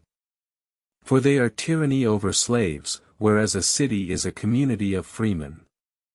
Chapter 7. Having established these particulars, we come to consider next the different number of governments which there are. And what they are, and first, what are their excellencies, for when we have determined this, their defects will be evident enough. It is evident that every form of government or administration, for the words are of the same import, must contain a supreme power over the whole state. And this supreme power must necessarily be in the hands of one person, or a few, or many, and when either of these apply their power for the common good. Such states are well governed, but when the interest of the one, the few, or the many who enjoy this power is alone consulted. Then ill, for you must either affirm that those who make up the community are not citizens, or else let these share in the advantages of government. We usually call a state which is governed by one person for the common good, a kingdom, one that is governed by more than one. But by a few only, an aristocracy, either because the government is in the hands of the most worthy citizens, or because it is the best form for the city and its inhabitants. When the citizens at large govern for the public good, it is called a state, which is also a common name for all other governments. And these distinctions are consonant to reason, for it will not be difficult to find one person, or a very few, of very distinguished abilities, but almost impossible to meet with the majority of a people eminent for every virtue. But if there is one common to a whole nation, it is valor, for this is created and supported by numbers. For which reason in such a state the profession of arms will always have the greatest share in the government. Now the corruptions attending each of these governments are these: a kingdom may degenerate into a tyranny, an aristocracy into an oligarchy, and a state into a democracy. Now a tyranny is a monarchy where the good of one man only is the object of government, an oligarchy considers only the rich, and a democracy only the poor, but neither of them have a common good in view. Chapter 8. It will be necessary to enlarge a little more upon the nature of each of these states, which is not without some difficulty. For he who would enter into a philosophical inquiry into the principles of them, and not content himself with a superficial view of their outward conduct, must pass over and omit nothing, but explain the true spirit of each of them. A tyranny then is, as has been said, a monarchy, where one person has an absolute and despotic power over the whole community and every member therein. An oligarchy, where the supreme power of the state is lodged with the rich. A democracy, on the contrary, is where those have it who are worth little or nothing. But the first difficulty that arises from the distinctions which we have laid down is this: should it happen that the majority of the inhabitants who possess the power of the state, for this is a democracy, should be rich? The question is, how does this agree with what we have said? The same difficulty occurs, should it ever happen that the poor compose a smaller part of the people than the rich, but from their superior abilities acquire the supreme power, for this is what they call an oligarchy. It should seem then that our definition of the different states was not correct. Nay, moreover, could any one suppose that the majority of the people were poor, and the minority rich, and then describe the state in this manner, that an oligarchy was a government in which the rich, being few in number, possessed the supreme power, and that a democracy was a state in which the poor, being many in number, possessed it? Still there will be another difficulty, for what name shall we give to those states we have been describing? I mean, that in which the greater number are rich, and that in which the lesser number are poor, where each of these possess the supreme power. If there are no other states than those we have described, it seems therefore evident to reason that whether the supreme power is vested in the hands of many or few may be a matter of accident, but that it is clear enough that when it is in the hands of the few, it will be a government of the rich; when in the hands of the many, it will be a government of the poor. Since in all countries there are many poor and few rich, it is not therefore the cause that has been already assigned, namely, the number of people in power, that makes the difference between the two governments, but an oligarchy and democracy differ in this from each other. In the poverty of those who govern in the one, and the riches I-28 of those who govern in the other. For when the government is in the hands of the rich, be they few or be they more, it is an oligarchy. When it is in the hands of the poor, it is a democracy, but, as we have already said, the one will be always few, the other numerous, but both will enjoy liberty, and from the claims of wealth and liberty will arise continual disputes with each other for the lead in public affairs. Chapter 9. Let us first determine what are the proper limits of an oligarchy and a democracy, and what is just in each of these states. For all men have some natural inclination to justice, but they proceed therein only to a certain degree. Nor can they universally point out what is absolutely just, as, for instance, what is equal appears just. And is so, but not to all, only among those who are equals, and what is unequal appears just, and is so. But not to all, only amongst those who are unequals, which circumstance some people neglect, and therefore judge ill. The reason for which is, they judge for themselves, and every one almost is the worst judge in his own cause. Since then justice has reference to persons, the same distinctions must be made with respect to persons which are made with respect to things, in the manner that I have already described in my Ethics. As to the equality of the things, these they agree in, but their dispute is concerning the equality of the persons. And chiefly for the reason above assigned, because they judge ill in their own cause, and also because each party thinks that if they admit what is right in some particulars, they have done justice on the whole. Thus, for instance, if some persons are unequal in riches, they suppose them unequal in the whole, or, on the contrary, if they are equal in liberty, they suppose them equal in the whole, but what is absolutely just they omit, for if civil society was founded for the sake of preserving and increasing property, every one's right in the city would be equal to his fortune, and then the reasoning of those who insist upon an oligarchy would be valid. For it would not be right that he who contributed 1 mina should have an equal share in the 100 along with him who brought in all the rest, either of the original money or what was afterwards a queer addition. Nor was civil society founded merely to preserve the lives of its members, but that they might live well.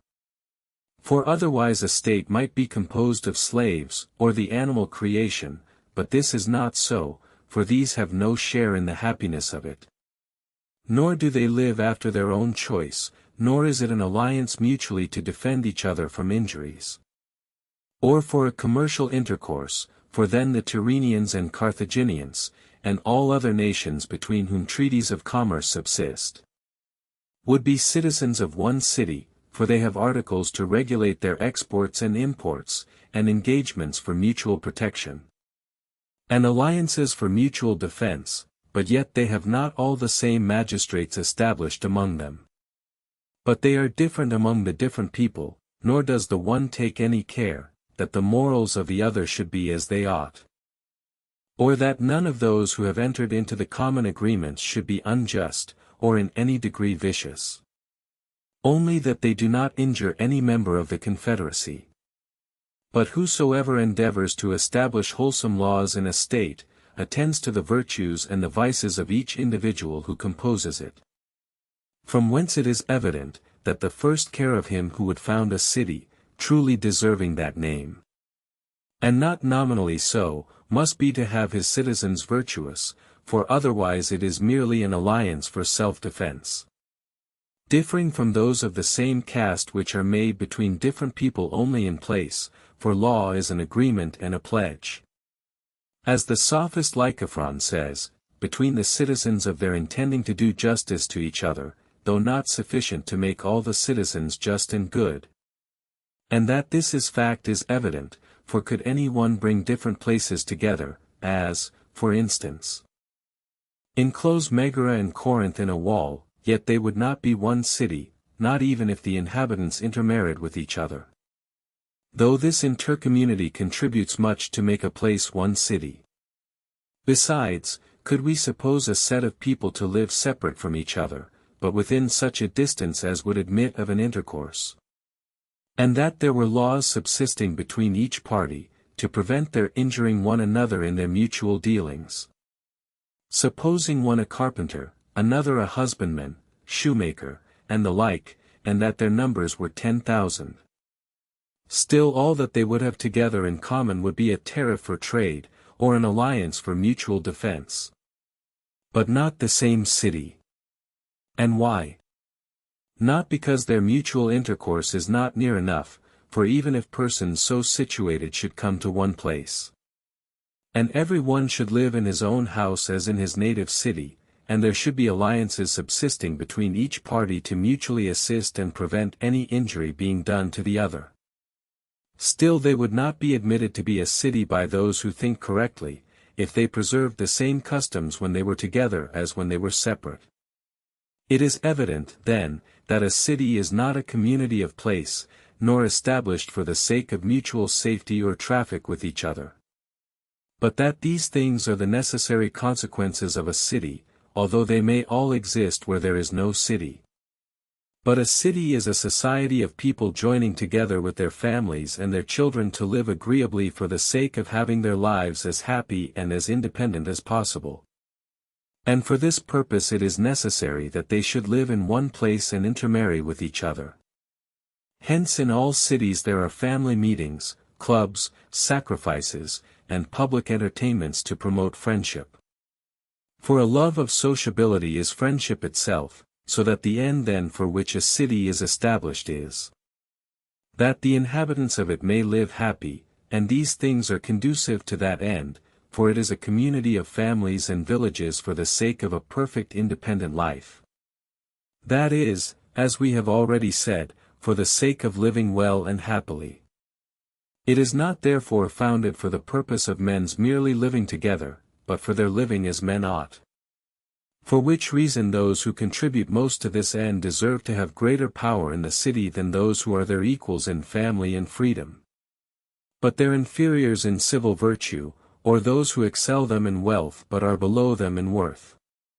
Chapter 10. It may also be a doubt where the supreme power ought to be. Lodg edition. Shall it be with the majority, or the wealthy, with a number of proper persons, or one better than the rest, or with a tyrant? But whichever of these we prefer, some difficulty will arise. For what? Shall the poor have it because they are the majority? They may then divide among themselves what belongs to the rich, nor is this unjust, because truly it has been so judged by the supreme power. But what avails it to point out what is the height of injustice if this is not? Again, if the many seize into their own hands everything which belongs to the few, it is evident that the city will be at an end.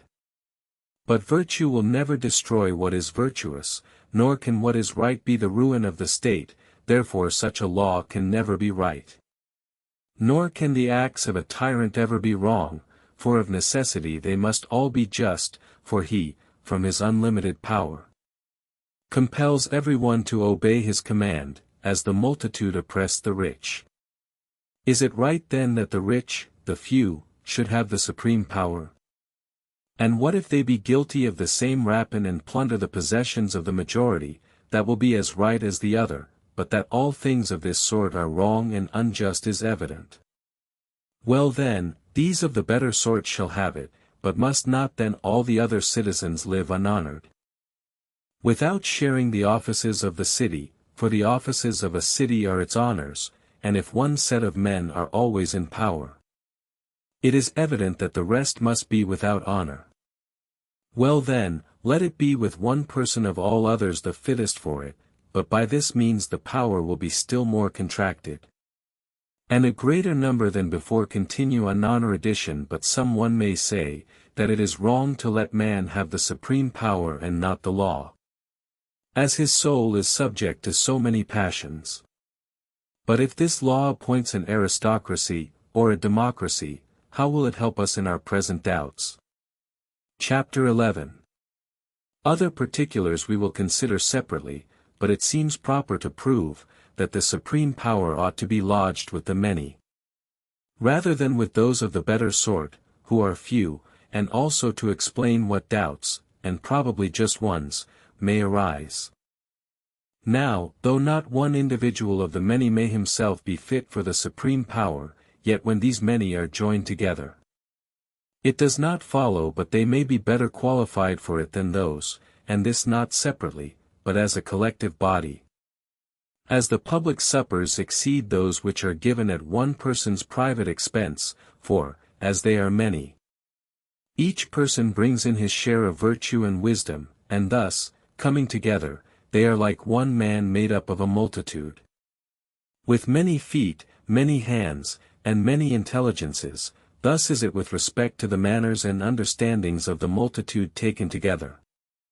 For which reason the public are the best judges of music and poetry, for some understand one part, some another, and all collectively the whole, and in this particular men of consequence differ from each of the many. As they say, those who are beautiful do from those who are not so, and as fine pictures excel any natural objects, by collecting the several beautiful parts which were dispersed among different originals into one, although the separate parts, as the eye or any other, might be handsomer than in the picture. But if this distinction is to be made between every people and every general assembly, and some few men of consequence, it may be doubtful whether it is true. Nay, it is clear enough that, with respect to a few, it is not. Since the same conclusion might be applied even to brutes, and indeed wherein do some men differ from brutes? Not but that nothing prevents what I have said being true of the people in some states. The doubt then which we have lately proposed, with all its consequences, may be settled in this manner. It is necessary that the freemen who compose the bulk of the people should have absolute power in some things.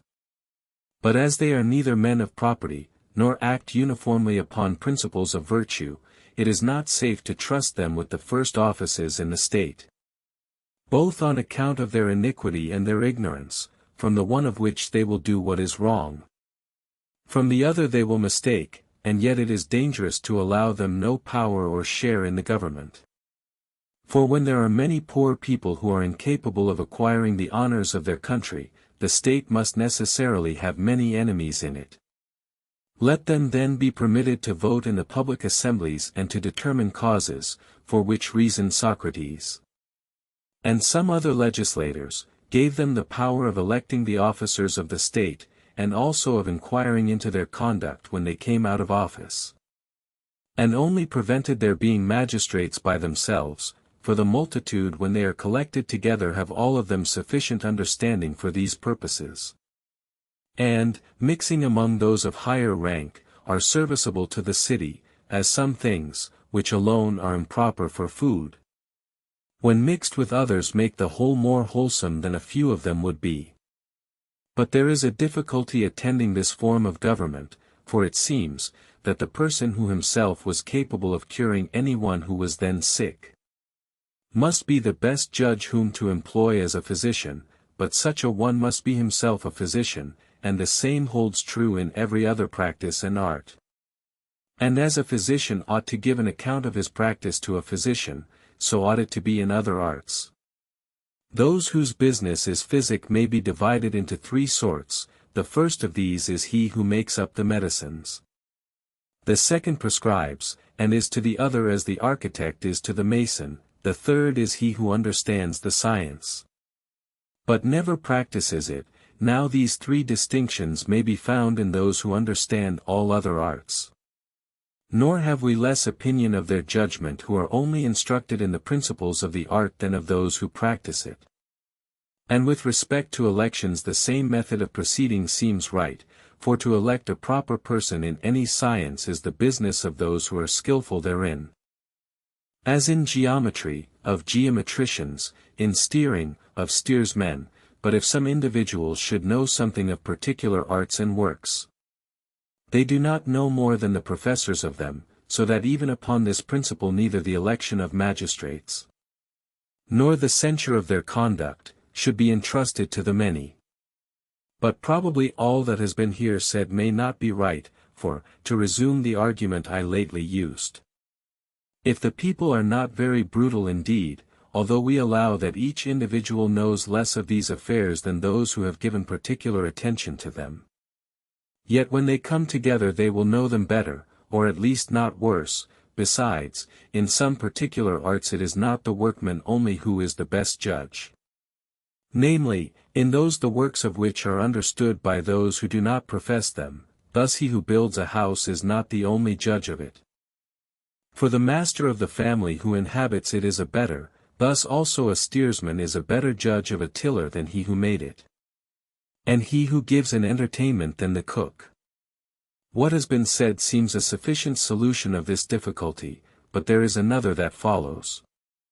For it seems absurd that the power of the state should be lodged with those who are but of indifferent morals, instead of those who are of excellent characters.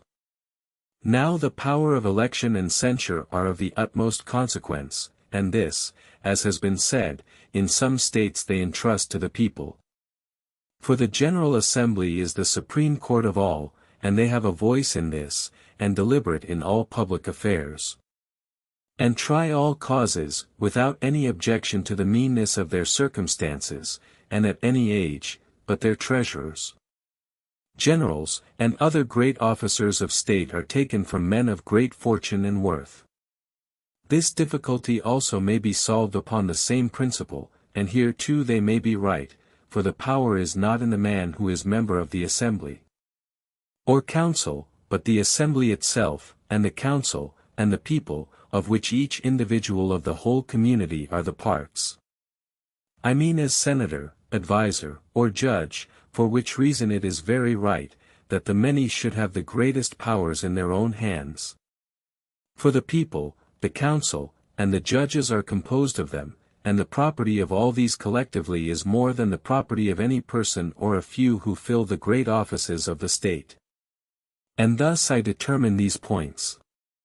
The first question that we stated shows plainly, that the supreme power should be lodged in laws duly made and that the magistrate or magistrates, either one or more, should be authorized to determine those cases which the laws cannot particularly speak to, as it is impossible for them, in general language, to explain themselves upon everything that may arise. But what these laws are which are established upon the best foundations has not been yet explained, but still remains a matter of some question. But the laws of every state will necessarily be like every state, either trifling or excellent, just or unjust. For it is evident, that the laws must be framed correspondent to the constitution of the government. And, if so, it is plain, that a well-formed government will have good laws, a bad one, bad ones. Chapter 12. Since in every art and science the end aimed at is always good, so particularly in this, which is the most excellent of all, the founding of civil society, the good wherein aimed at is justice, for it is this which is for the benefit of all. Now, it is the common opinion, that justice is a certain equality, and in this point all the philosophers are agreed when they treat of morals. For they say what is just, and to whom, and that equals ought to receive equal, but we should know how we are to determine what things are equal and what unequal. And in this there is some difficulty, which calls for the philosophy of the politician. Some persons will probably say, that the employments of the state ought to be given according to every particular excellence of each citizen, if there is no other difference between them and the rest of the community, but they are in every respect else alike. For justice attributes different things to persons differing from each other in their character, according to their respective merits. But if this is admitted to be true, complexion, or height, or any such advantage will be a claim for a greater share of the public rights. If what is now said does not make this clear, we will explain it still further, if there should be any one, a very excellent player on the flute, but very deficient in family and beauty, though each of them are more valuable endowments than a skill in music, and excel this art in a higher degree than that player excels others, yet the best flutes ought to be given to him. For the superiority in beauty and fortune should have a reference to the business in hand, but these have none. Moreover, according to this reasoning, every possible excellence might come in comparison with every other. For if bodily strength might dispute the point with riches or liberty, even any bodily strength might do it. So that if one person excelled in size more than another did in virtue, and his size was to qualify him to take place of the other's virtue, everything must then admit of a comparison with each other, for if such a size is greater than virtue by so much, it is evident another must be equal to it, but, since this is impossible, it is plain that it would be contrary to common sense to dispute a right to any office in the state from every superiority whatsoever. For if one person is slow and the other swift, neither is the one better qualified nor the other worse on that account. Though in the gymnastic races a difference in these particulars would gain the prize. But a pretension to the offices of the state should be founded on a superiority in those qualifications which are useful to it. For which reason those of family, independency, and fortune, with great propriety, contend with each other for them. For these are the fit persons to fill them, for a city can no more consist of all poor men than it can of all slaves but if such persons are requisite. It is evident that those also who are just and valiant are equally so, for without justice and valor no state can be supported.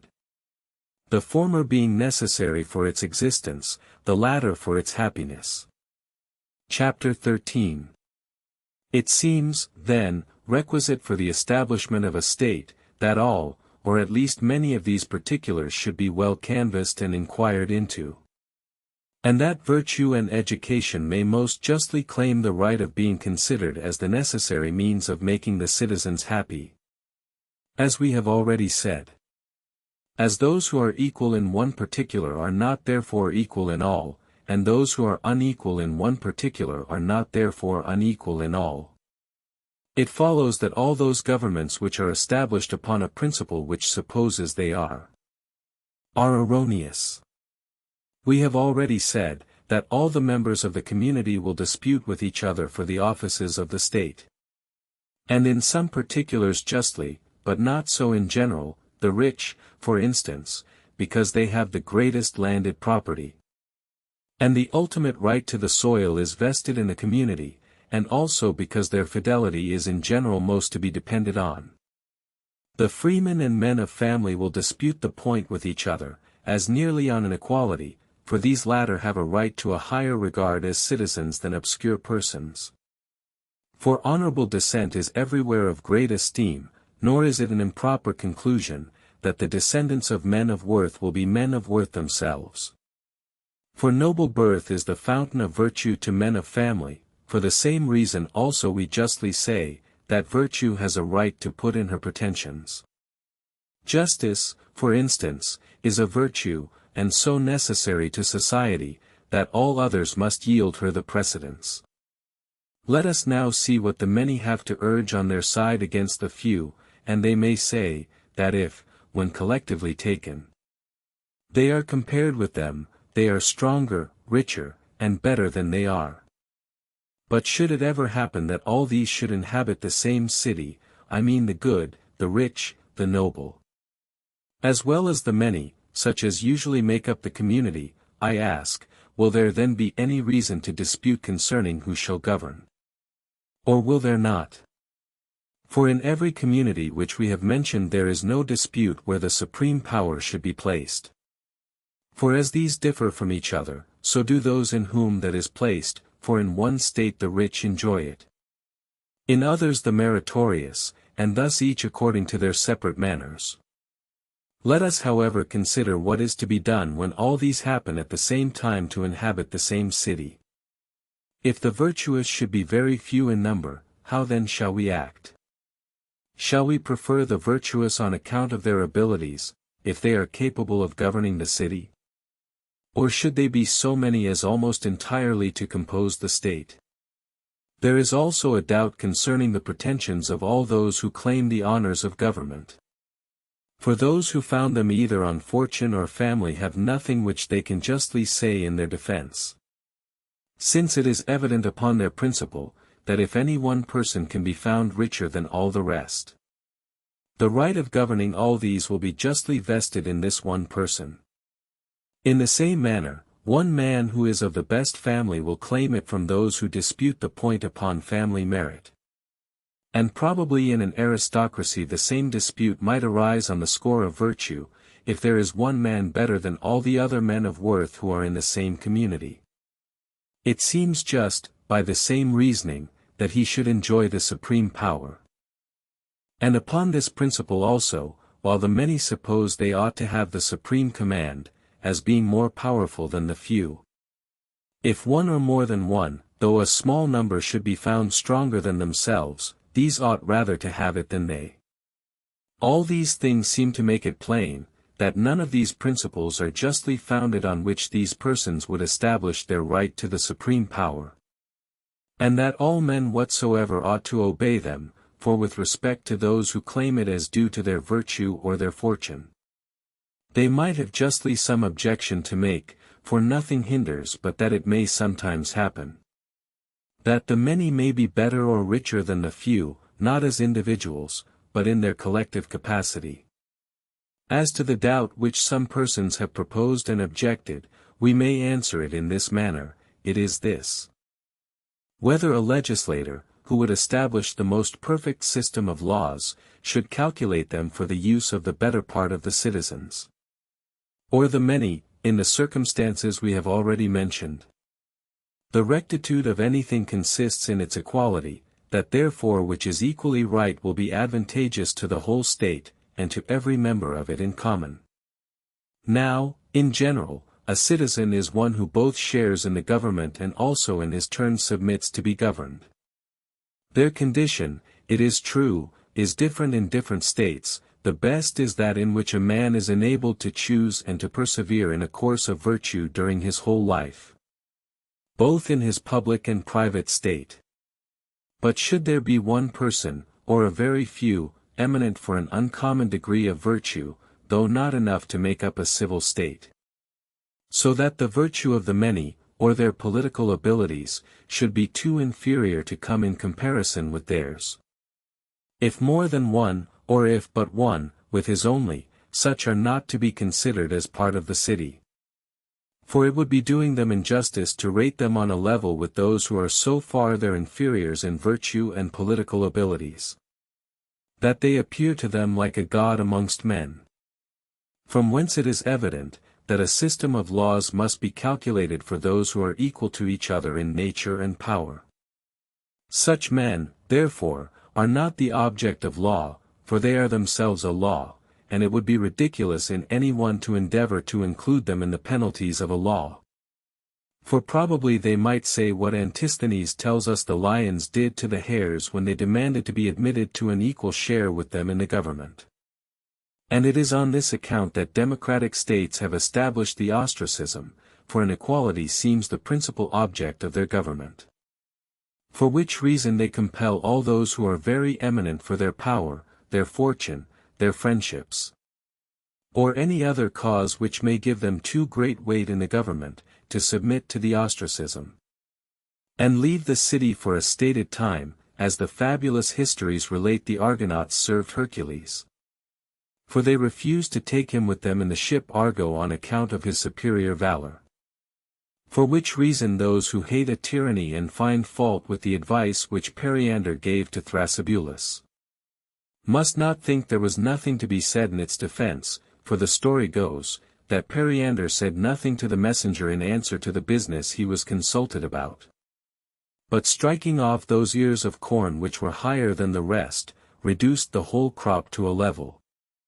So that the messenger, without knowing the cause of what was done, related the fact to Thrasybulus, who understood by it that he must take off all the principal men in the city. Nor is this serviceable to tyrants only, nor is it tyrants only who do it, for the same thing is practiced both in oligarchies and democracies. For the ostracism has in a manner nearly the same power, by restraining and banishing those who are too great. And what is done in one city is done also by those who have the supreme power in separate states, as the Athenians with respect to the Samians, the Chians, and the Lesbians, for when they suddenly acquired the superiority over all Greece, they brought the other states into subjection, contrary to the treaties which subsisted between them. The king of Persia also very often reduces the Medes and Babylonians when they assume upon their former power. And this is a principle which all governments whatsoever keep in their eye, even those which are best administered, as well as those which are not, do it, these for the sake of private utility, the others for the public good. The same thing is to be perceived in the other arts and sciences, for a painter would not represent an animal with a foot disproportionately large, though he had drawn it remarkably beautiful, nor would the shipwright make the prow or any other part of the vessel larger than it ought to be. Nor will the master of the band permit any who sings louder and better than the rest to sing in concert with them. There is therefore no reason that a monarch should not act in agreement with free states, to support his own power. If they do the same thing for the benefit of their respective communities, upon which account when there is any acknowledged difference in the power of the citizens, the reason upon which the ostracism is founded will be politically just, but it is better for the legislator so to establish his state at the beginning as not to want this remedy. But if in course of time such an inconvenience should arise, to endeavor to amend it by some such correction. Not that this was the use it was put to, for many did not regard the benefit of their respective communities, but made the ostracism a weapon in the hand of sedition. It is evident, then, that in corrupt governments it is partly just and useful to the individual, though probably it is as clear that it is not entirely just. For in a well-governed state there may be great doubts about the use of it, not on account of the preeminence which one may have in strength, riches, or connection, but when the preeminence is virtue, what then is to be done? For it seems not right to turn out and banish such a one, neither does it seem right to govern him, for that would be like desiring to share the power with Jupiter and to govern him. Nothing then remains but what indeed seems natural, and that is for all persons quietly to submit to the government of those who are thus eminently virtuous, and let them be perpetually kings in the separate states. Chapter 14. What has been now said, it seems proper to change our subject and to inquire into the nature of monarchies. For we have already admitted them to be one of those species of government which are properly founded, and here let us consider whether a kingly government is proper for a city, or a country whose principal object is the happiness of the inhabitants, or rather some other. But let us first determine whether this is of one kind only, or more, and it is easy to know that it consists of many different species, and that the forms of government are not the same in all, for at Sparta the kingly power seems chiefly regulated by the laws. For it is not supreme in all circumstances, but when the king quits the territories of the state he is their general in war, and all religious affairs are entrusted to him. Indeed the kingly power with them is chiefly that of a general who cannot be called to an account for his conduct, and whose command is for life, for he has not the power of life and death, except as a general, as they frequently had in their expeditions by martial law, which we learn from Homer, for when Agamemnon is affronted in council, he restrains his resentment, but when he is in the field and armed with this power, he tells the Greeks, "Whoe'er I know shall shun th impending fight, to dogs and vultures soon shall be a prey. For death is mine." This, then, is one species of monarchical government in which the kingly power is in a general for life, and is sometimes hereditary, sometimes elective. Besides, there is also another, which is to be met with among some of the barbarians, in which the kings are invested with powers nearly equal to a tyranny, yet are, in some respects, bound by the laws and the customs of their country. For as the barbarians are by nature more prone to slavery than the Greeks, and those in Asia more than those in Europe, they endure without murmuring a despotic government. For this reason their governments are tyrannies, but yet not liable to be overthrown, as being customary and according to law. Their guards also are such as are used in a kingly government, not a despotic one, for the guards of their kings are his citizens, but a tyrants are foreigners. The one commands, in the manner the law directs, those who willingly obey, the other, arbitrarily, those who consent not. The one, therefore, is guarded by the citizens, the other against them. These, then, are the two different sorts of these monarchies, and another is that which in ancient Greece they called Eumenides, which is nothing more than an elective tyranny, and its difference from that which is to be found amongst the barbarians consists not in its not being according to law, but only in its not being according to the ancient customs of the country. Some persons possessed this power for life, others only for a particular time or particular purpose, as the people of Mytilene elected Pittacus to oppose the exiles, who were headed by Antimenides and Alcaeus the poet, as we learn from a poem of his, for he upbraids the Mytileneans for having chosen Pittacus for their tyrant, and with one voice extolling him to the skies, who was the ruin of a rash and devoted people. These sorts of government then are, and ever were, despotic, on account of their being tyrannies, but inasmuch as they are elective, and over a free people, they are also kingly. A fourth species of kingly government is that which was in use in the heroic times, when a free people submitted to a kingly government, according to the laws and customs of their country. For those who were at first of benefit to mankind, either in arts or arms, or by collecting them into civil society, or procuring them an establishment, became the kings of a willing people, and established an hereditary monarchy.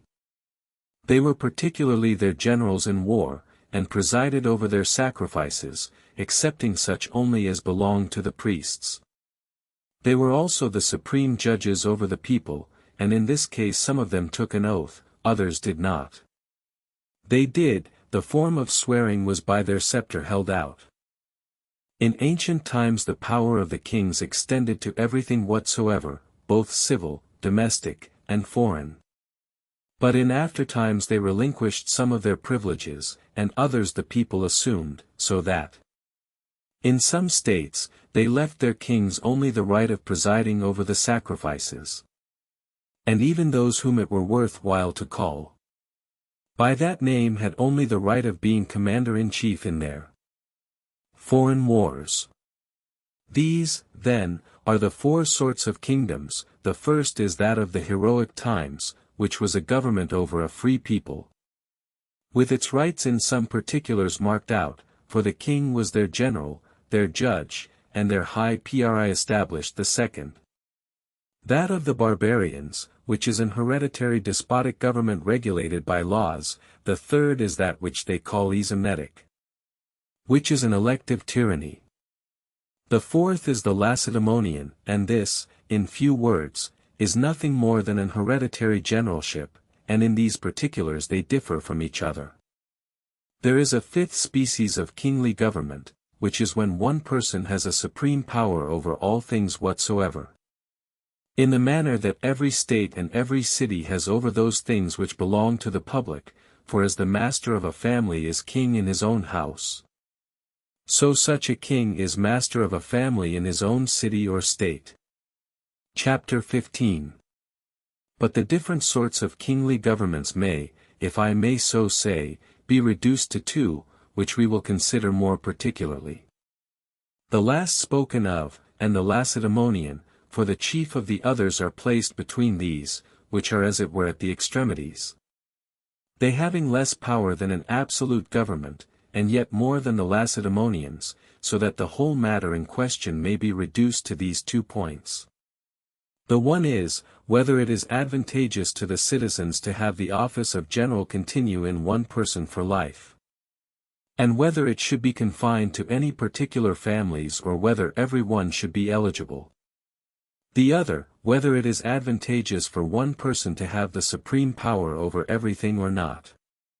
But to enter into the particulars concerning the office of a Lacedaemonian general would be rather to frame laws for a state than to consider the nature and utility of its constitution.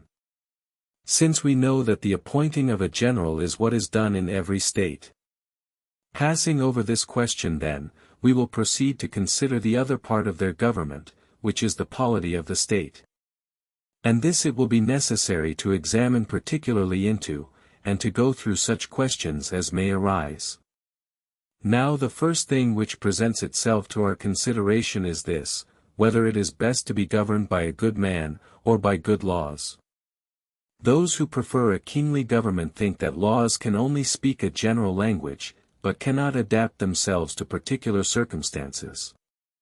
For which reason it is absurd in any science to follow written rule, and even in Egypt the physician was allowed to alter the mode of cure which the law prescribed to him.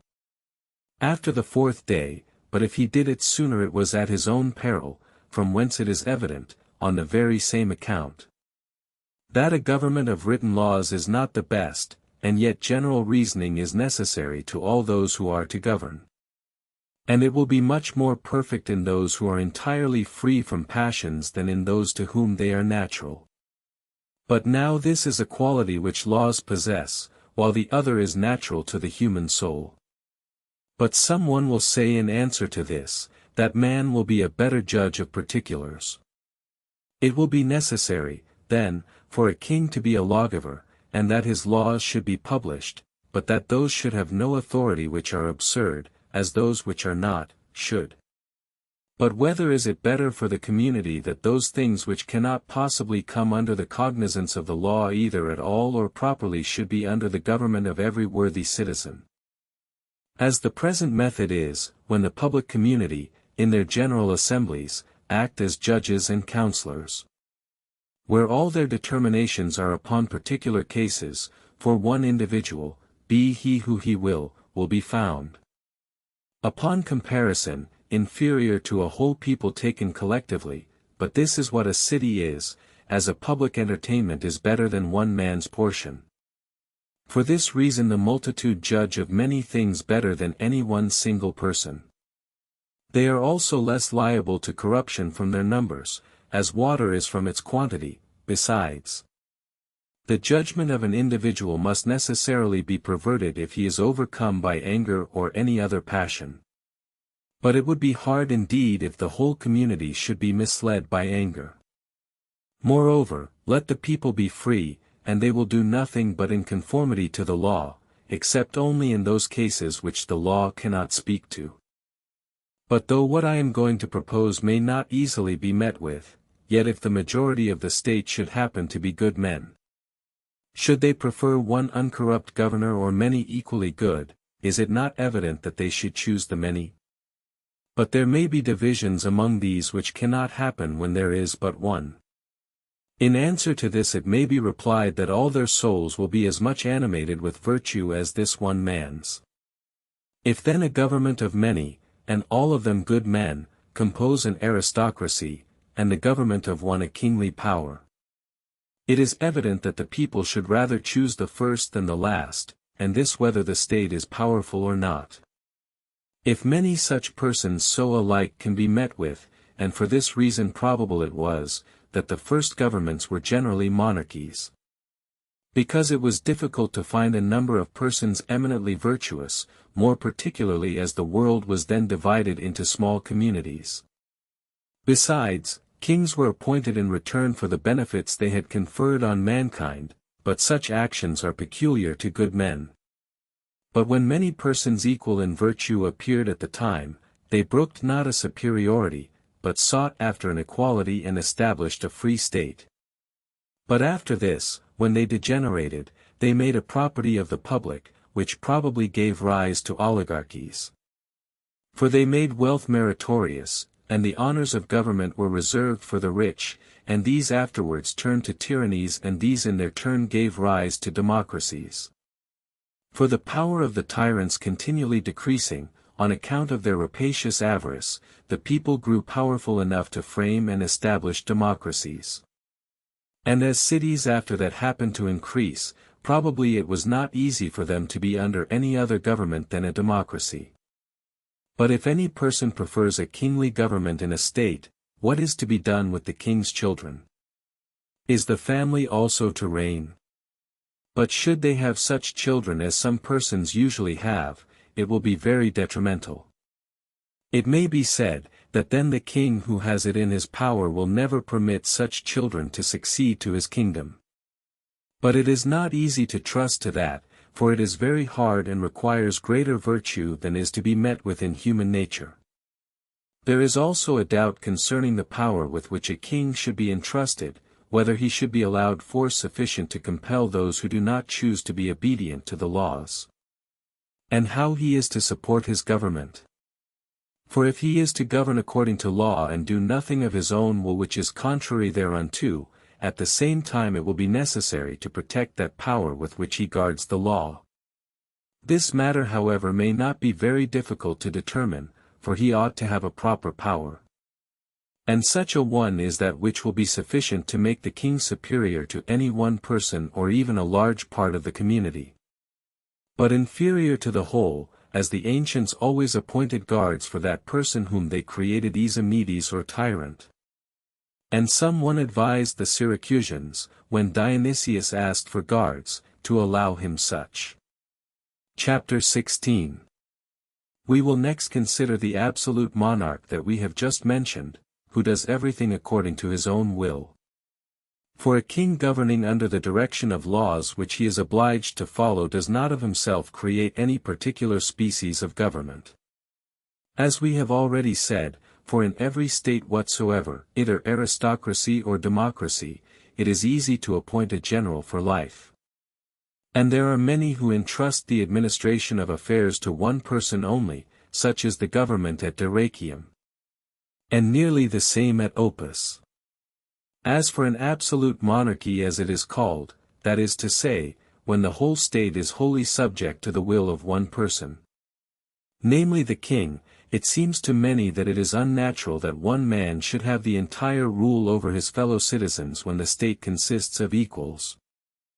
For nature requires that the same right and the same rank should necessarily take place amongst all those who are equal by nature. For as it would be hurtful to the body for those who are of different constitutions to observe the same regimen, either of diet or clothing, so is it with respect to the honors of the state as hurtful, that those who are equal in merit should be unequal in rank. For which reason it is as much a man's duty to submit to command as to assume it, and this also by rotation. For this is law, for order is law, and it is more proper that law should govern than any one of the citizens. Upon the same principle, if it is advantageous to place the supreme power in some particular persons, they should be appointed to be only guardians, and the servants of the laws, for the supreme power must be placed somewhere. But they say, that it is unjust that where all are equal one person should continually enjoy it. But it seems unlikely that man should be able to adjust that which the law cannot determine. It may be replied, that the law having laid down the best rules possible, leaves the adjustment and application of particulars to the discretion of the magistrate. Besides, it allows anything to be altered which experience proves may be better established. Addition moreover, he who would place the supreme power in mind, would place it in God and the laws, but he who entrusts man with it, gives it to a wild beast, for such his appetites sometimes make him, for passion influences those who are in power. Even the very best of men, for which reason law is reason without desire. The instance taken from the art seems fallacious, wherein it is said to be wrong for a sick person to apply for a remedy to books. But that it would be far more eligible to employ those who are skillful in physic, for these do nothing contrary to reason from motives of friendship but earn their money by curing the sick. Whereas those who have the management of public affairs do many things through hatred or favor. And, as a proof of what we have advanced, it may be observed that whenever a sick person suspects that his physician has been persuaded by his enemies to be guilty of any foul practice to him in his profession, he then rather chooses to apply to books for his cure, and not only this but even physicians themselves when they are ill call in other physicians. And those who teach others the gymnastic exercises, exercise with those of the same profession, as being incapable from self-partiality to form a proper judgment of what concerns themselves. From whence it is evident, that those who seek for what is just, seek for a mean, now law is a mean. Moreover, the moral law is far superior and conversant with far superior objects than the written law. For the supreme magistrate is safer to be trusted to than the one, though he is inferior to the other. But as it is impossible that one person should have an eye to everything himself, it will be necessary that the supreme magistrate should employ several subordinate ones under him. Why then should not this be done at first, instead of appointing one person in this manner? Besides, if, according to what has been already said, the man of worth is on that account fit to govern, 2 men of worth are certainly better than one, as, for instance, in Homer, let 2 together go, and also Agamemnon's wish. Were 10 such faithful counsel mine. Not but that there are even now some particular magistrates invested with supreme power to decide, as judges, those things which the law cannot, as being one of those cases which comes not properly under its jurisdiction. For of those which can there is no doubt, since then laws comprehend some things, but not all, it is necessary to inquire and consider which of the two is preferable.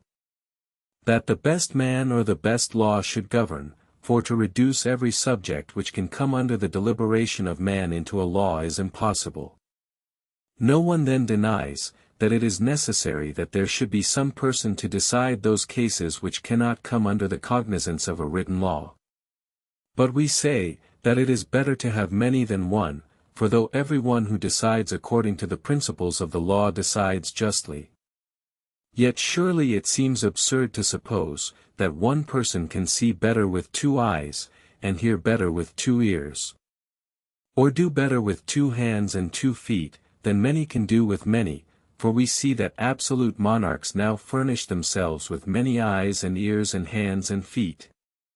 For they entrust those who are friends to them and their government with part of their power, for if they are not friends to the monarch, they will not do what he chooses, but if they are friends to him, they are friends also to his government. But a friend is an equal unlike his friend, if then he thinks that such should govern, he thinks that his equal also should govern. These are nearly the objections which are usually made to a kingly power. Chapter 17. Probably what we have said may be true of some persons, but not of others, for some men are by nature formed to be under the government of a master, others, of a king, others, to be the citizens of a free state, just and useful, but a tyranny is not according to nature. Nor the other perverted forms of government, for they are contrary to it.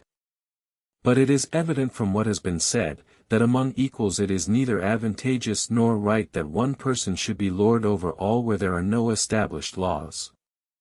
But his will is the law, or where there are, nor is it right that one who is good should have it over those who are good, or one who is not good over those who are not good, nor one who is superior to the rest in worth, except in a particular manner, which shall be described, though indeed it has been already mentioned addition. But let us next determine what people are best qualified for a kingly government, what for an aristocratic, and what for a democratic. And, first, for a kingly, and it should be those who are accustomed by nature to submit the civil government of themselves to a family eminent for virtue. For an aristocracy, those who are naturally framed to bear the rule of free men, whose superior virtue makes them worthy of the management of others. For a free state, a warlike people, formed by nature both to govern and be governed by laws which admit the poorest citizen to share the honors of the commonwealth according to his worth. But whenever a whole family or any one of another shall happen so far to excel in virtue as to exceed all other persons in the community, then it is right that the kingly power should be in them, or if it is an individual who does so, that he should be king and lord of all. For this, as we have just mentioned, is not only correspondent to that principle of right which all founders of all states, whether aristocracies, oligarchies, or democracies, have a regard to, for in placing the supreme power they all think it right to fix it to excellence. Though not the same, but it is also agreeable to what has been already said, as it would not be right to kill, or banish, or ostracize such a one for his superior merit. Nor would it be proper to let him have the supreme power only in turn, for it is contrary to nature that what is highest should ever be lowest. But this would be the case should such a one ever be governed by others. So that there can nothing else be done but to submit, and permit him continually to enjoy the supreme power. And thus much with respect to kingly power in different states, and whether it is or is not advantageous to them, and to what, and in what manner. Chapter 18. Since then we have said that there are three sorts of regular governments. And of these the best must necessarily be that which is administered by the best men, and this must be that which happens to have one man, or one family, or a number of persons excelling all the rest in virtue, who are able to govern and be governed in such a manner as will make life most agreeable.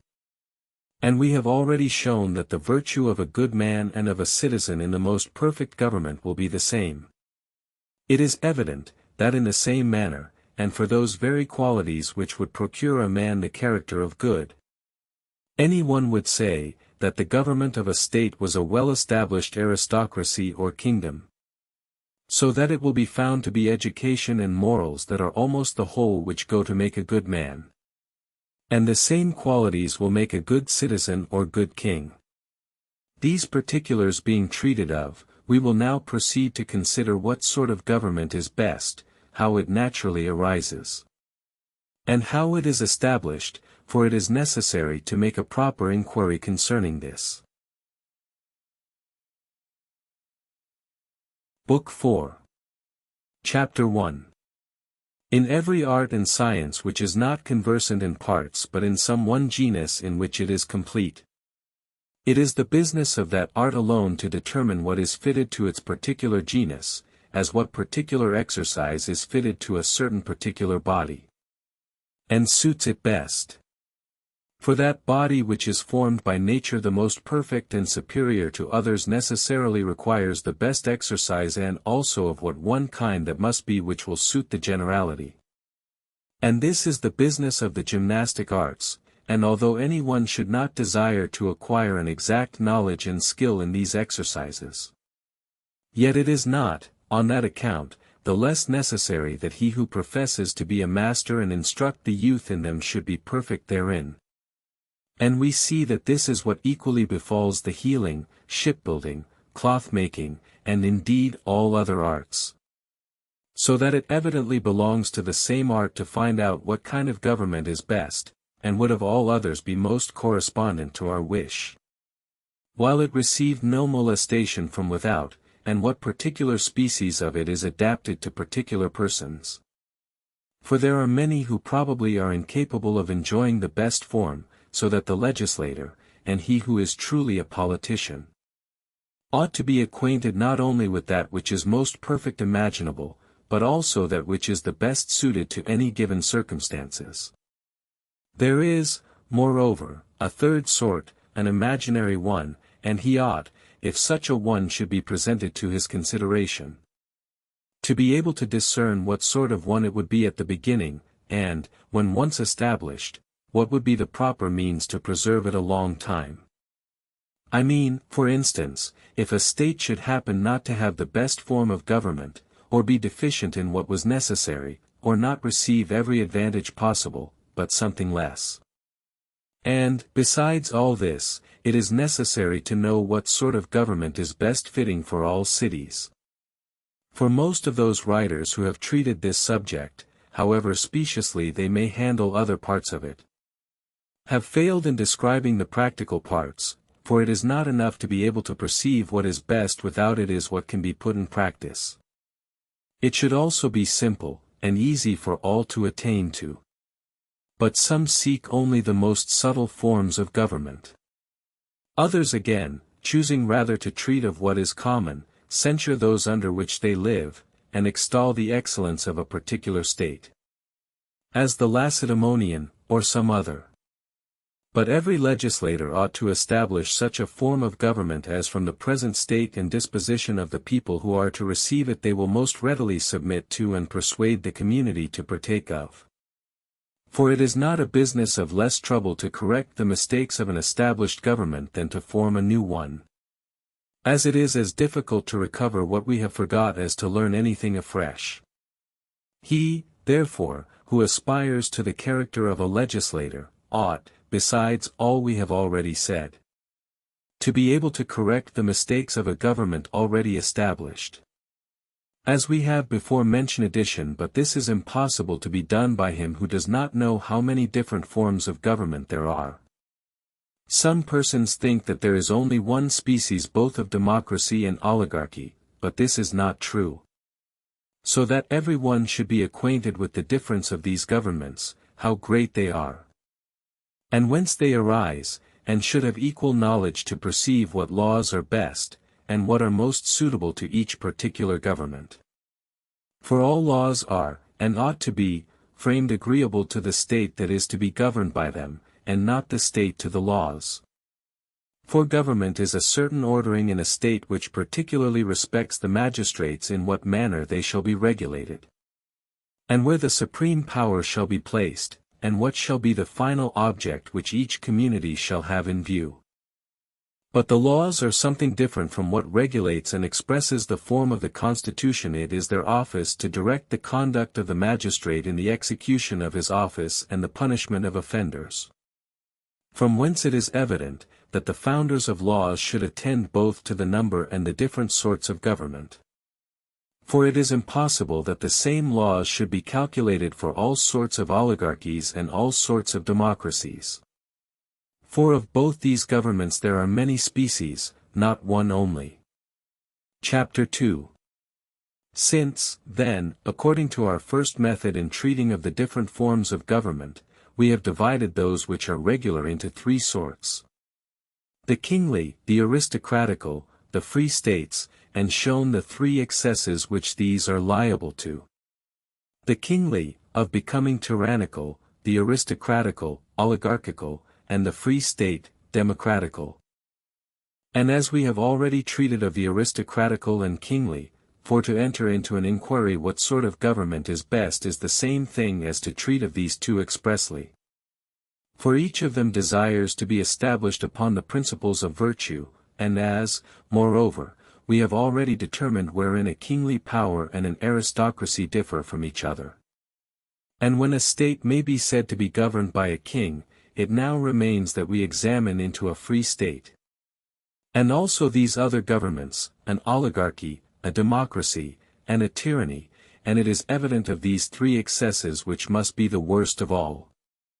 And which next to it, for, of course, the excesses of the best and most holy must be the worst, for it must necessarily happen either that the name of king only will remain, or else that the king will assume more power than belongs to him, from whence tyranny will arise, the worst excess imaginable. A government the most contrary possible to a free state. The excess next hurtful is an oligarchy, for an aristocracy differs much from this sort of government, that which is least so is a democracy. Now I affirm, that all these states have, without exception, fallen into excess, and also that he should not have said that one oligarchy was better than another, but that it was not quite so bad. But this question we shall not enter into at present. We shall first inquire how many different sorts of free states there are, since there are many species of democracies and oligarchies. And which of them is the most comprehensive, and most desirable after the best form of government, or if there is any other like an aristocracy, well established, and also which of these is best adapted to most cities, and which of them is preferable for particular persons. For, probably, some may suit better with an oligarchy than a democracy, and others better with a democracy than an oligarchy. And afterwards in what manner any one ought to proceed who desires to establish either of these states. I mean every species of democracy, and also of oligarchy. And to conclude, when we shall have briefly gone through everything that is necessary, we will endeavor to point out the sources of corruption, and stability, in government, as well those which are common to all as those which are peculiar to each state. And from what causes they chiefly arise. Chapter 3. The reason for there being many different sorts of governments is this, that each state consists of a great number of parts.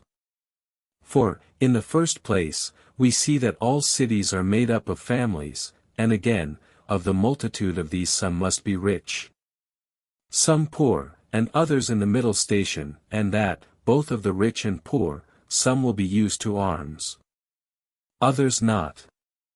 We see also, that some of the common people are husbandmen, others attend the market, and others are artificers. There is also a difference between the nobles in their wealth, and the dignity in which they live, for instance, in the number of horses they breed, for this cannot be supported without a large fortune, for which reason, in former times, those cities whose strength consisted in horse became by that means oligarchies, and they used horse in their expeditions against the neighboring cities. As the Eretrians, the Chalcidians, the Magnesians, who lived near the river Meander, and many others in Asia.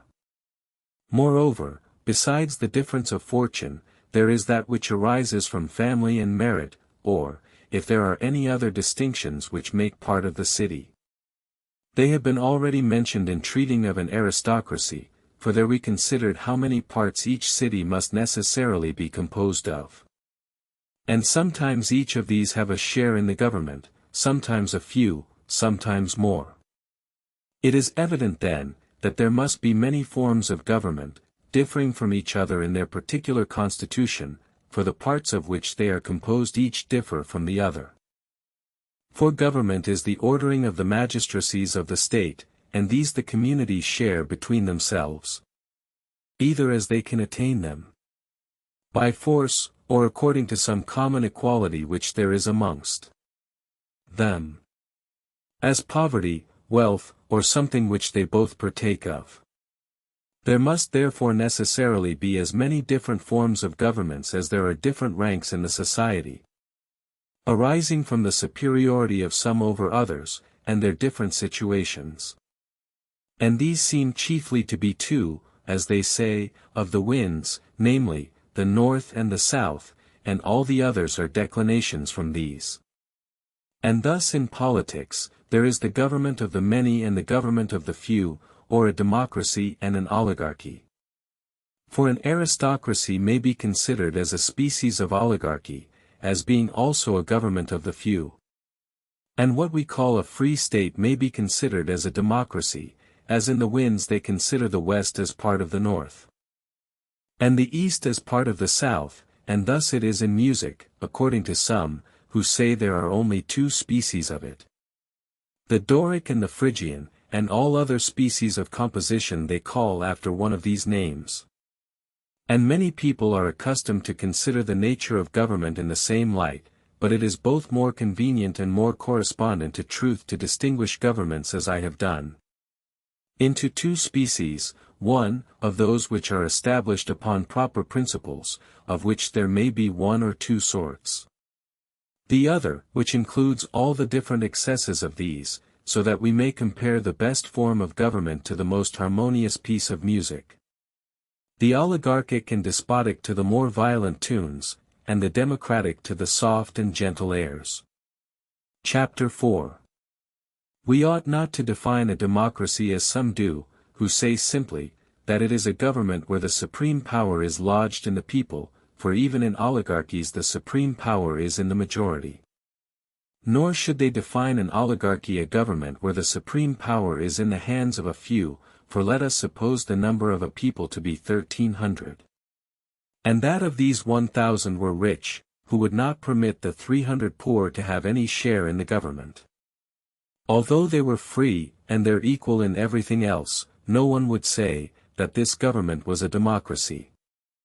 In like manner, if the poor, when few in number, should acquire the power over the rich, though more than themselves, no one would say, that this was an oligarchy, nor this, when the rest who are rich have no share in the administration. We should rather say, that a democracy is when the supreme power is in the hands of the freeman, an oligarchy. When it is in the hands of the rich, it happens indeed that in the one case the many will possess it. In the other the few, because there are many poor and few rich. And if the power of the state was to be distributed according to the size of the citizens, as they say it is in Ethiopia, or according to their beauty, it would be an oligarchy, for the number of those who are large and beautiful is small. Nor are those things which we have already mentioned alone sufficient to describe these states, for since there are many species both of a democracy and an oligarchy, the matter requires further consideration, as we cannot admit, that if a few persons who are free possess the supreme power over the many who are not free, that this government is a democracy, as in Apollonia, in Ionia, and in Thera, for in each of these cities the honors of the state belong to some few particular families, who first founded the colonies. Nor would the rich, because they are superior in numbers, form a democracy, as formerly at Colophon, for there the majority had large possessions before the Lydian War. But a democracy is a state where the freemen and the poor, being the majority, are invested with the power of the state. An oligarchy is a state where the rich and those of noble families, being few, possess it. We have now proved that there are various forms of government and have assigned a reason for it, and shall proceed to show that there are even more than these. And what they are, and why, setting out with the principle we have already laid down. We admit that every city consists not of one, but many parts, thus. If we should endeavor to comprehend the different species of animals we should first of all note those parts which every animal must have, as a certain sensorium, and also what is necessary to acquire and retain food, as a mouth and a belly. Besides certain parts to enable it to move from place to place. If, then, these are the only parts of an animal and there are differences between them, namely, in their various sorts of stomachs, bellies, and sensoriums, to which we must add their motive powers, the number of the combinations of all these must necessarily make up the different species of animals. For it is not possible that the same kind of animal should have any very great difference in its mouth or ears. So that when all these are collected, who happen to have these things similar in all, they make up a species of animals of which there are as many as there are of these general combinations of necessary parts. The same thing is true of what are called states, for a city is not made of one but many parts, as has already been often said. One of which is those who supply it with provisions, called husbandmen, another called mechanics, whose employment is in the manual arts, without which the city could not be inhabited. Of these some are busied about what is absolutely necessary. Others in what contribute to the elegancies and pleasures of life. The third sort are your exchange men. I mean by these your buyers, sellers, merchants, and victuallers. The fourth are your hired laborers or workmen. The fifth are the men at arms, a rank not less useful than the other. Without you would have the community slaves to every invader. But what cannot defend itself is unworthy of the name of a city, for a city is self-sufficient, a slave not. So that when Socrates, in Plato's Republic, says that a city is necessarily composed of 4 sorts of people, he speaks elegantly but not correctly, and these are, according to him, weavers, husbandmen, shoemakers, and builders. He then adds, as if these were not sufficient, smiths, herdsmen for what cattle are necessary, and also merchants and victuallers, and these are by way of appendix to his first list, as if a city was established for necessity, and not happiness, or as if a shoemaker and a husbandman were equally useful. He reckons not the military apart before the increase of territory and joining to the borders of the neighboring powers will make war necessary. And even amongst them who compose his 4 divisions, or whoever have any connection with each other, it will be necessary to have some one to distribute justice, and determine between man and man. If, then, the mind is a more valuable part of man than the body, every one would wish to have those things more regarded in his city which tend to the advantage of these than common matters. Such are war and justice, to which may be added counsel, which is the business of civil wisdom, nor is it of any consequence whether these different employments are filled by different persons or one. As the same man is oftentimes both a soldier and a husbandman, so that if both the judge and the senator are parts of the city, it necessarily follows that the soldier must be so also. The seventh sort are those who serve the public in expensive employments at their own charge, these are called the rich. The eighth are those who execute the different offices of the state, and without these it could not possibly subsist. It is therefore necessary that there should be some persons capable of governing and filling the places in the city. And this either for life or in rotation, the office of senator and judge, of which we have already sufficiently treated, are the only ones remaining. If, then, these things are necessary for a state, that it may be happy and just, it follows that the citizens who engage in public affairs should be men of abilities therein. Several persons think, that different employments may be allotted to the same person, as a soldier's, a husbandman's, and an artificer's, as also that others may be both senators and judges. Besides, every one supposes himself a man of political abilities, and that he is qualified for almost every department in the state. But the same person cannot at once be poor and rich, for which reason the most obvious division of the city is into two parts. The poor and rich, moreover, since for the generality the one are few, the other many, they seem of all the parts of a city most contrary to each other. So that as the one or the other prevail they form different states, and these are the democracy and the oligarchy. But that there are many different states, and from what causes they arise, has been already mentioned, and that there are also different species both of democracies and oligarchies we will now show. Though this indeed is evident from what we have already said, there are also many different sorts of common people, and also of those who are called gentlemen.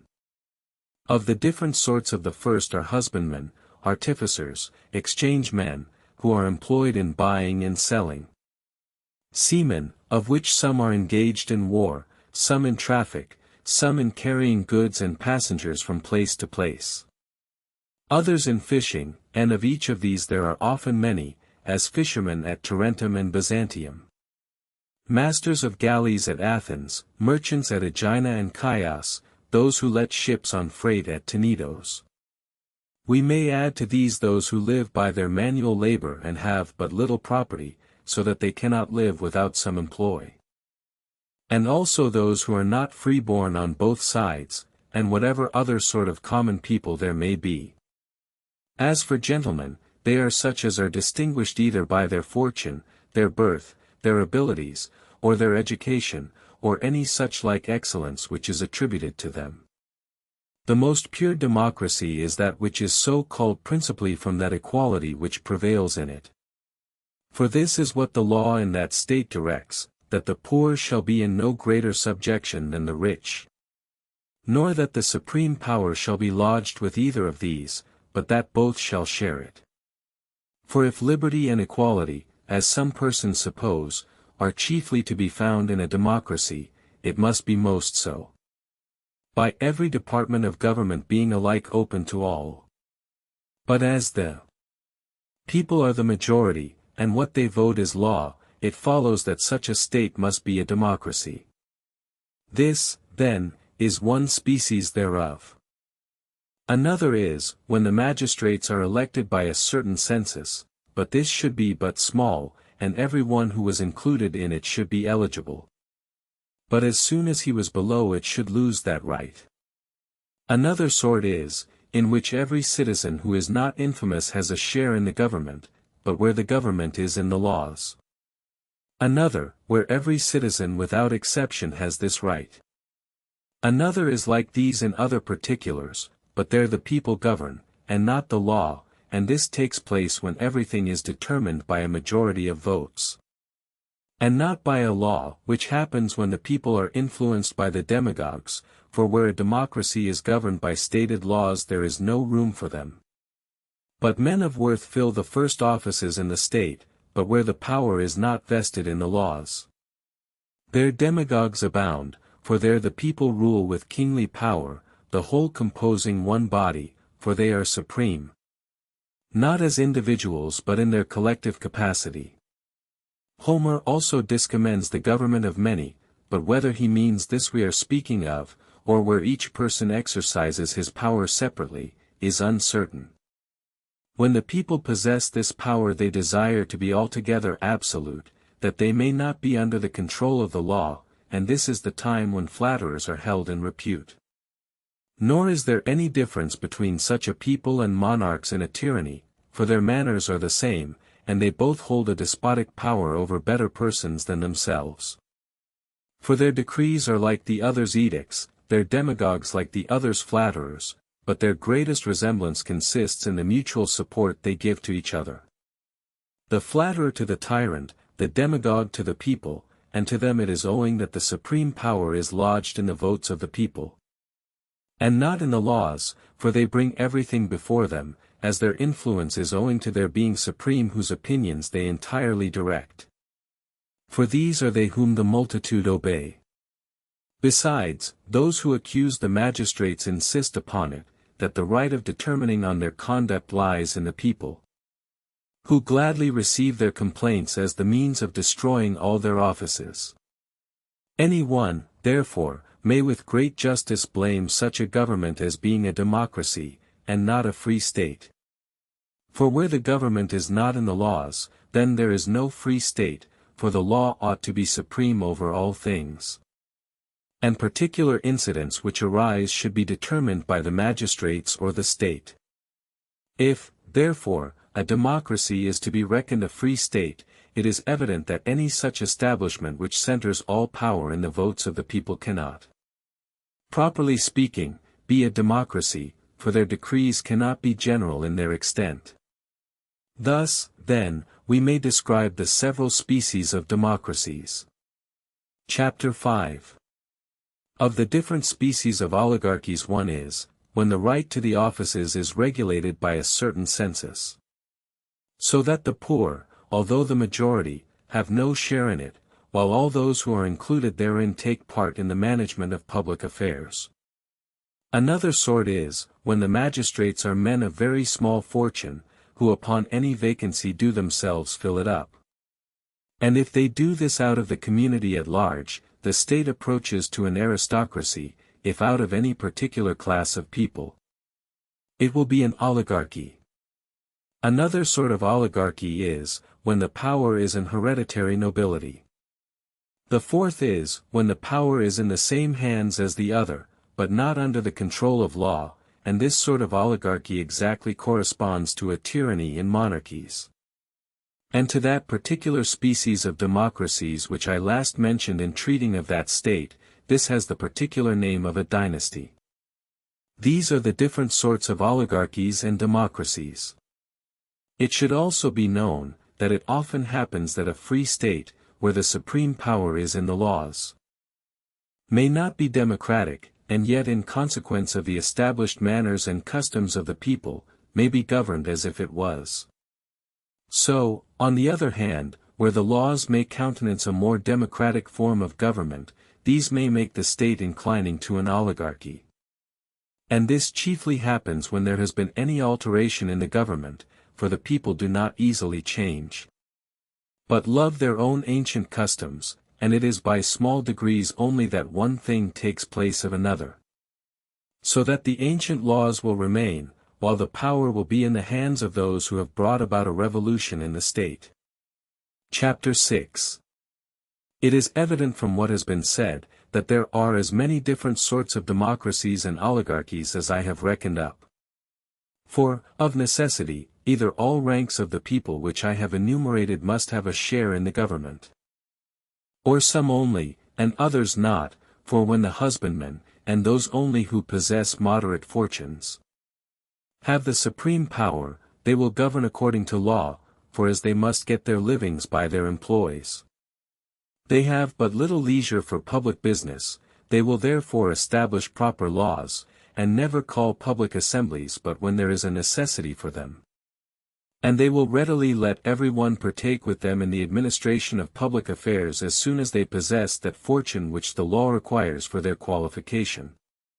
Every one, therefore, who is qualified will have his share in the government, for to exclude any would be to make the government an oligarchy. And for all to have leisure to attend without they had a subsistence would be impossible, for these reasons.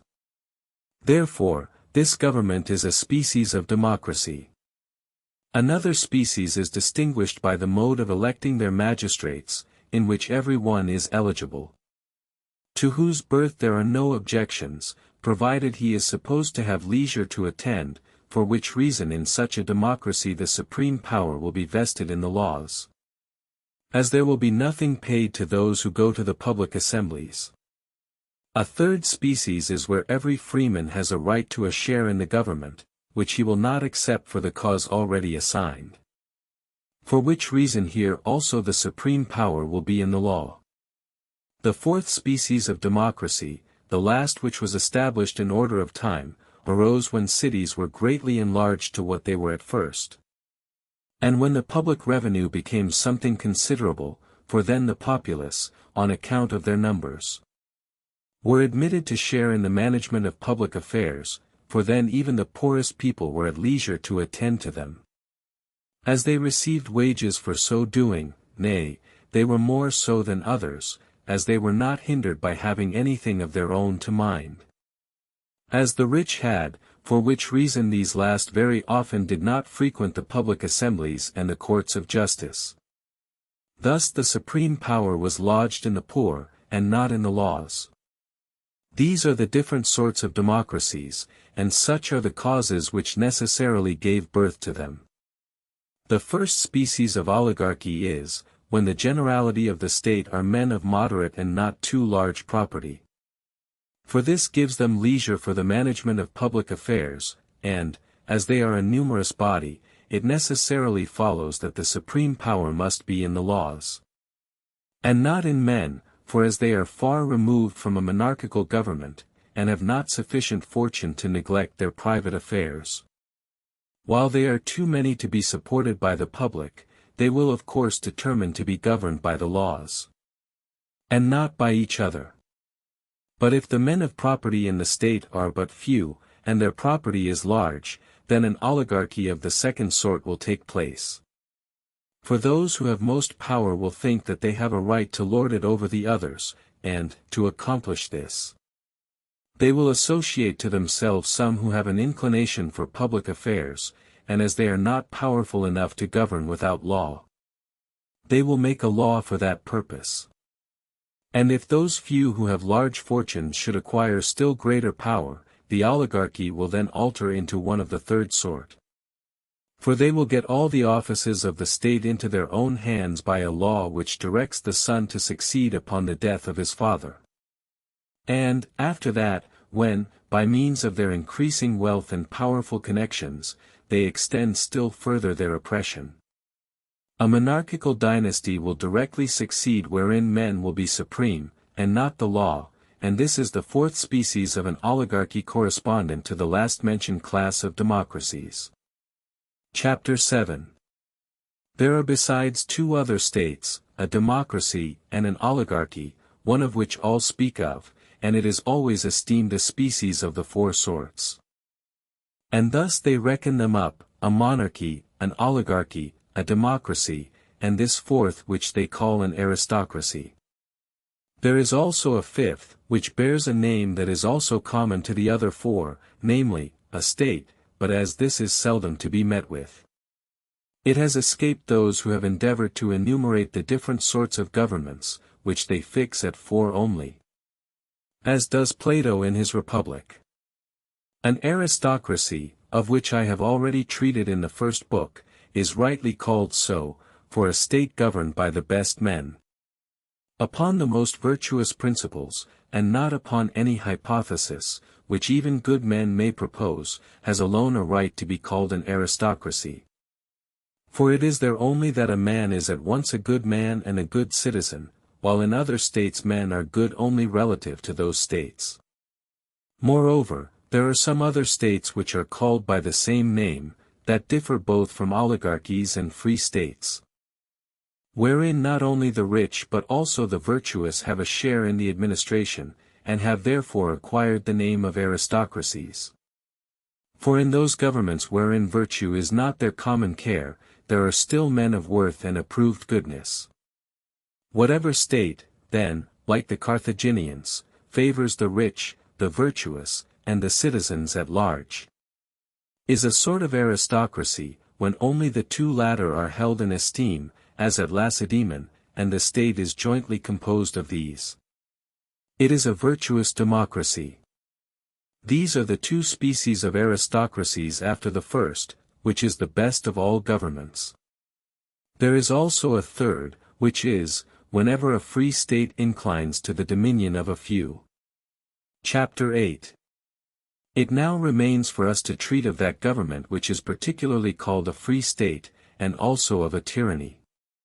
And the reason for my choosing to place that free state here is, because this, as well as those aristocracies already mentioned, although they do not seem excesses, yet, to speak true, they have all departed from what a perfect government is.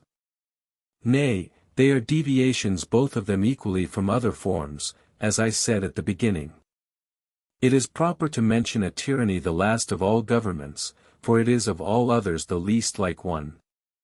But as my intention is to treat of all governments in general, for this reason that also, as I have said, will be taken into consideration in its proper place, I shall now inquire into a free state and show what it is, and we shall the better understand its positive nature as we have already described an oligarchy and a democracy. For a free state is indeed nothing more than a mixture of them, and it has been usual to call those which incline most to a democracy, a free state, those which incline most to an oligarchy, an aristocracy, because those who are rich are generally men of family and education. Besides, they enjoy those things which others are often guilty of crimes to procure, for which reason they are regarded as men of worth and honor and note. Since, then, it is the genius of an aristocracy to allot the larger part of the government to the best citizens, they therefore say, that an oligarchy is chiefly composed of those men who are worthy and honorable. Now it seems impossible that where the government is in the hands of the good, there the laws should not be good, but bad, or, on the contrary, that where the government is in the hands of the bad, there the laws should be good. Nor is a government well constituted because the laws are, without at the same time care is taken that they are observed. For to enforce obedience to the laws which it makes is one proof of a good constitution in the state, another is to have laws well calculated for those who are to abide by them, for if they are improper they must be obeyed. And this may be done two ways, either by their being the best relative to the particular state, or the best absolutely. An aristocracy seems most likely to confer the honors of the state on the virtuous, for virtue is the object of an aristocracy, riches of an oligarchy, and liberty of a democracy, for what is approved of by the majority will prevail in all or in each of these three different states. And that which seems good to most of those who compose the community will prevail, for what is called a state prevails in many communities, which aim at a mixture of rich and poor, riches and liberty. As for the rich, they are usually supposed to take the place of the worthy and honorable. As there are three things which claim an equal rank in the state, freedom, riches, and virtue, for as for the fourth rank, it is an attendant on two of the others, for virtue and riches are the origin of family, it is evident that the conjuncture of the rich and the poor make up a free state, but that all three tend to an aristocracy more than any other, except that which is truly so, which holds the first rank. We have already seen that there are governments different from a monarchy, a democracy, and an oligarchy, and what they are, and wherein they differ from each other, and also aristocracies and states properly so called, which are derived from them, and it is evident that these are not much unlike each other. Chapter 9. We shall next proceed to show how that government which is peculiarly called a state arises alongside of democracy and oligarchy, and how it ought to be established, and this will at the same time show what are the proper boundaries of both these governments. For we must mark out wherein they differ from one another, and then from both these compose a state of such parts of each of them as will show from whence they were taken. There are three different ways in which two states may be blended and joined together, for, in the first place, all those rules may be adopted which the laws of each of them have ordered, as for instance in the judicial department. For in an oligarchy the rich are fined if they do not come to the court as jurymen, but the poor are not paid for their attendance. But in democracies they are, while the rich are not fined for their neglect. Now these things, as being common to both, are fit to be observed in a free state which is composed of both. This, then, is one way in which they may be joined together. In the second place, a medium may be taken between the different methods which each state observes, for instance. In a democracy the right to vote in the public assembly is either confined by no census at all, or limited by a very small one. In an oligarchy none enjoy it but those whose census is high, therefore, as these two practices are contrary to each other, a census between each may be established in such a state. In the third place, different laws of each community may be adopted, as, for instance, as it seems correspondent to the nature of a democracy, that the magistrates should be chosen by lot, but an aristocracy by vote, and in the one state according to a census, but not in the other. Let, then, an aristocracy and a free state copy something from each of them, let them follow an oligarchy in choosing their magistrates by vote, but a democracy in not admitting of any census, and thus blend together the different customs of the two governments. But the best proof of a happy mixture of a democracy and an oligarchy is this, when a person may properly call the same state a democracy and an oligarchy. It is evident that those who speak of it in this manner are induced to it because both these governments are there well blended together. And indeed this is common to all mediums, that the extremes of each side should be discerned therein. As at Lacedaemon, for many affirm that it is a democracy from the many particulars in which it follows that form of government. As for instance, in the first place, in the bringing up of their children, for the rich and poor are brought up in the same manner, and their education is such that the children of the poor may partake of it, and the same rules are observed when they are youths and men. There is no distinction between a rich person and a poor one, and in their public tables the same provision is served to all. The rich also wear only such clothes as the poorest man is able to purchase.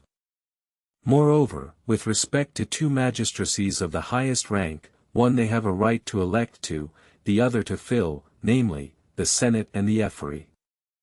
Others consider it as an oligarchy, the principles of which it follows in many things, as in choosing all their officers by vote, and not by lot, in there being but a few who have a right to sit in judgment on capital causes and the like.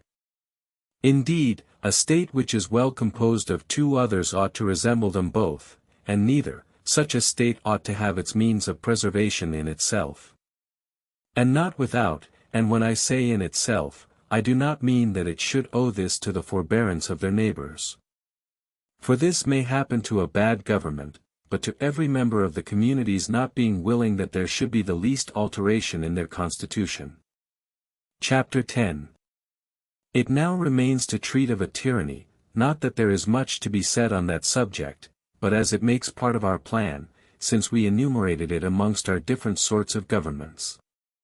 In the beginning of this work we inquired into the nature of kingly government, and entered into a particular examination of what was most properly called so, and whether it was advantageous to a state or not, and what it should be, and how established, and we divided a tyranny into two pieces when we were upon this subject. Because there is something analogous between this and a kingly government, for they are both of them established by law. For among some of the barbarians they elect a monarch with absolute power, and formerly among the Greeks there were some such, whom they called Sesamides. Now these differ from each other, for some possess only kingly power regulated by law, and rule those who voluntarily submit to their government, others rule despotically according to their own will. There is a third species of tyranny, most properly so called, which is the very opposite to kingly power. For this is the government of one who rules over his equals and superiors without being accountable for his conduct, and whose object is his own advantage, and not the advantage of those he governs, for which reason he rules by compulsion. For no freeman will ever willingly submit to such a government. These are the different species of tyrannies, their principles, and their causes. Chapter 11. We proceed now to inquire what form of government and what manner of life is best for communities in general, not adapting it to that superior virtue which is above the reach of the vulgar, or that education which every advantage of nature and fortune only can furnish, nor to those imaginary plans which may be formed at pleasure, but to that mode of life which the greater part of mankind can attain to, and that government which most cities may establish. For as to those aristocracies which we have now mentioned, they are either too perfect for a state to support, or one so nearly alike to that state we now going to inquire into, that we shall treat of them both as one. The opinions which we form upon these subjects must depend upon one common principle, for if what I have said in my treatise on morals is true, a happy life must arise from an uninterrupted course of virtue, and if virtue consists in a certain medium, the middle life must certainly be the happiest, which medium is attainable by every one. The boundaries of virtue and vice in the state must also necessarily be the same as in a private person, for the form of government is the life of the city. In every city the people are divided into three sorts, the very rich, the very poor, and those who are between them. If this is universally admitted, that the mean is best, it is evident that even in point of fortune mediocrity is to be preferred. For that state is most submissive to reason, for those who are very handsome, or very strong, or very noble, or very rich, or, on the contrary, those who are very poor, or very weak, or very mean, with difficulty obey it. For the one are capricious and greatly flagitious, the other rascally and mean, the crimes of each arising from their different excesses. Nor will they go through the different offices of the state, which is detrimental to it, besides, those who excel in strength, in riches, or friends, or the like, neither know how nor are willing to submit to command, and this begins at home when they are boys.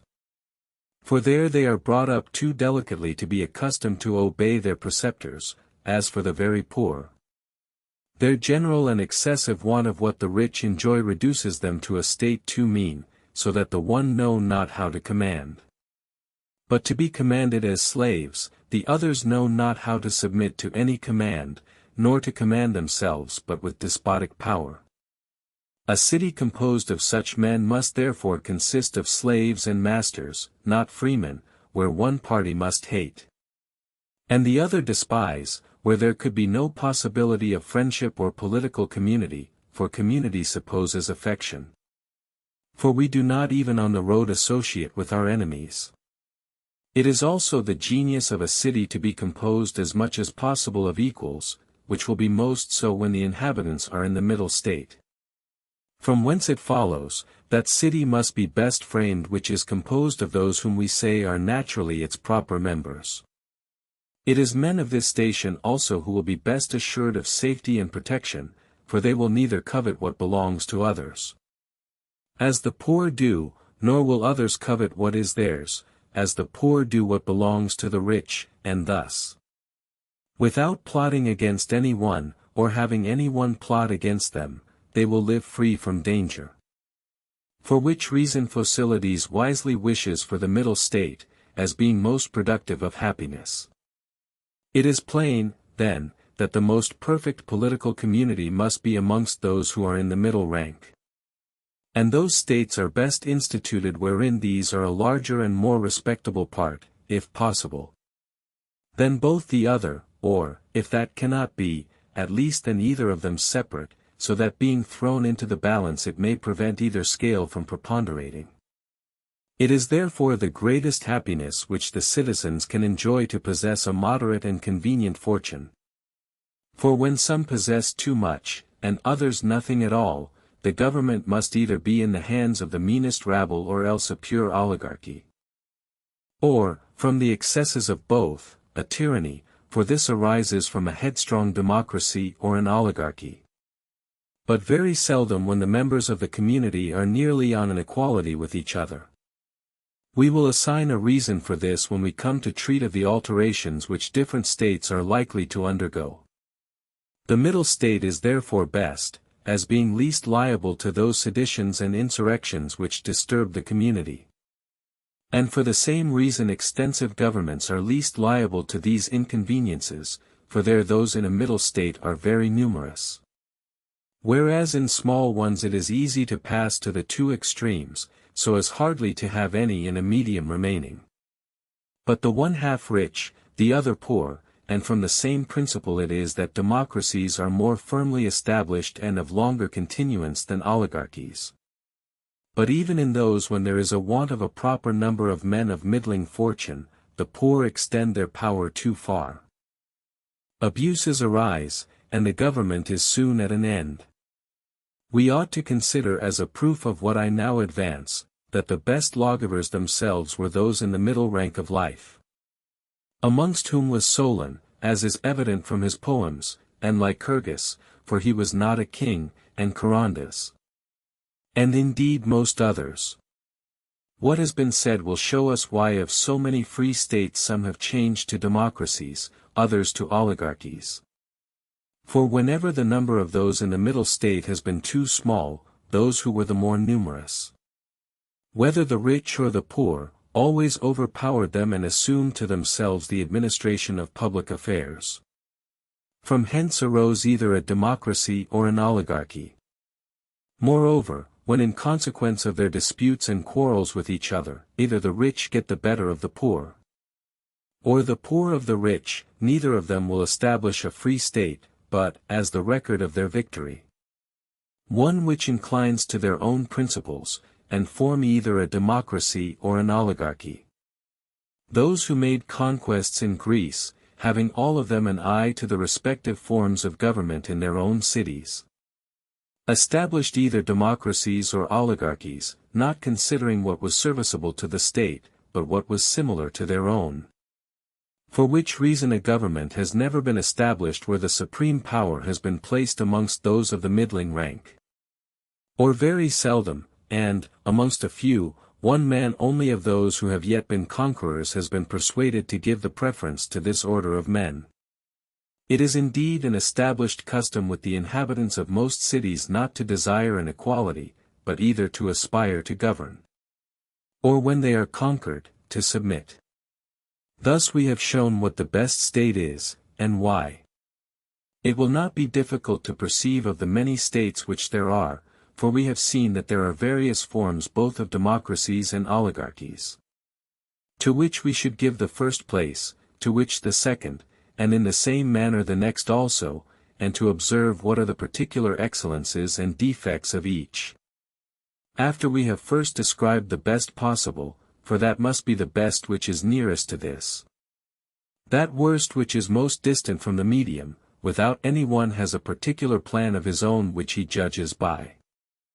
I mean by this, that it may happen, that although one form of government may be better than another, yet there is no reason to prevent another from being preferable thereunto in particular circumstances and for particular purposes.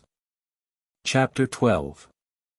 After what has been said, it follows that we should now show what particular form of government is most suitable for particular persons. First laying this down as a general maxim, that party which desires to support the actual administration of the state ought always to be superior to that which would alter it. Every city is made up of quality and quantity, by quality I mean liberty, riches, education, and family.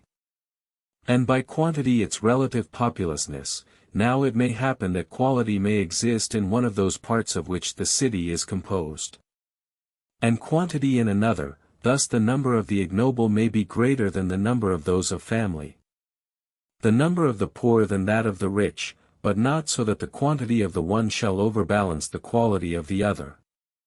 Those must be properly adjusted to each other, for where the number of the poor exceeds the proportion we have mentioned, there a democracy will rise up, and if the husbandry should have more power than others, it will be a democracy of husbandmen.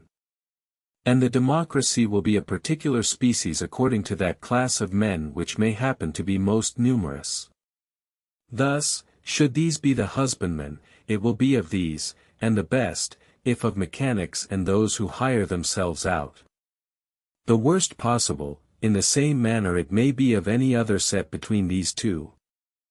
But when the rich and the noble prevail more by their quality than they are deficient in quantity, there an oligarchy ensues. And this oligarchy may be of different species, according to the nature of the prevailing party. Every legislator in framing his constitution ought to have a particular regard to those in the middle rank of life. And if he intends an oligarchy, these should be the object of his laws; if a democracy, to these they should be entrusted. And whenever their number exceeds that of the two others, or at least one of them, they give stability to the constitution. For there is no fear that the rich and the poor should agree to conspire together against them, for neither of these will choose to serve the other.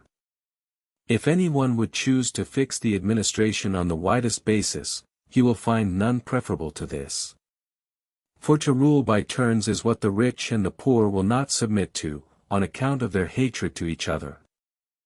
It is, moreover, allowed that an arbitrator is the most proper person for both parties to trust to. Now this arbitrator is the middle rank. Those who would establish aristocratical governments are mistaken not only in giving too much power to the rich, but also in deceiving the common people, for at last, instead of an imaginary good, they must feel a real evil. For the encroachments of the rich are more destructive to the state than those of the poor. Chapter 13. There are 5 particulars in which, under fair pretenses, the rich craftily endeavor to undermine the rights of the people. These are their public assemblies, their offices of state, their courts of justice, their military power, and their gymnastic exercises. With respect to their public assemblies, in having them open to all, but in fining the rich only, or others very little. For not attending, with respect to offices, in permitting the poor to swear off, but not granting this indulgence to those who are within the census. With respect to their courts of justice, in fining the rich for non-attendance, but the poor not at all. Or those a great deal, and these very little, as was done by the laws of Charondas. In some places every citizen who was enrolled had a right to attend the public assemblies and to try causes, which if they did not do, a very heavy fine was laid upon them, that through fear of the fine they might avoid being enrolled, as they were then obliged to do neither the one nor the other. The same spirit of legislation prevailed with respect to their bearing arms and their gymnastic exercises. For the poor are excused if they have no arms, but the rich are fined. The same method takes place if they do not attend their gymnastic exercises. There is no penalty on one, but there is on the other, the consequence of which is, that the fear of this penalty induces the rich to keep the one and attend the other, while the poor do neither. These are the deceitful contrivances of oligarchical legislators. The contrary prevails in a democracy, for there they make the poor a proper allowance for attending the assemblies and the courts, but give the rich nothing for doing it, whence it is evident, that if any one would properly blend these customs together, they must extend both the pay and the fine to every member of the community, and then every one would share in it. Whereas part only now do. The citizens of a free state ought to consist of those only who bear arms. With respect to their census it is not easy to determine exactly what it ought to be. But the rule that should direct upon this subject should be to make it as extensive as possible, so that those who are enrolled in it make up a greater part of the people than those who are not. For those who are poor, although they partake not of the offices of the state, are willing to live quiet, provided that no one disturbs them in their property, but this is not an easy matter, for it may not always happen. That those who are at the head of public affairs are of a humane behavior. In time of war the poor are accustomed to show no alacrity without they have provisions found them. When they have, then indeed they are willing to fight. In some governments the power is vested not only in those who bear arms, but also in those who have borne them. Among the Malians the state was composed of these latter only, for all the officers were soldiers who had served their time. And the first states in Greece which succeeded those where kingly power was established, were governed by the military. First of all the horse, for at that time the strength and excellence of the army depended on the horse.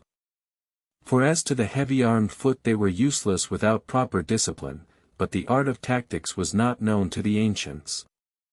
For which reason their strength lay in their horse, but when cities grew larger, and they depended more on their foot, greater numbers partook of the freedom of the city, for which reason what we call republics were formerly called democracies.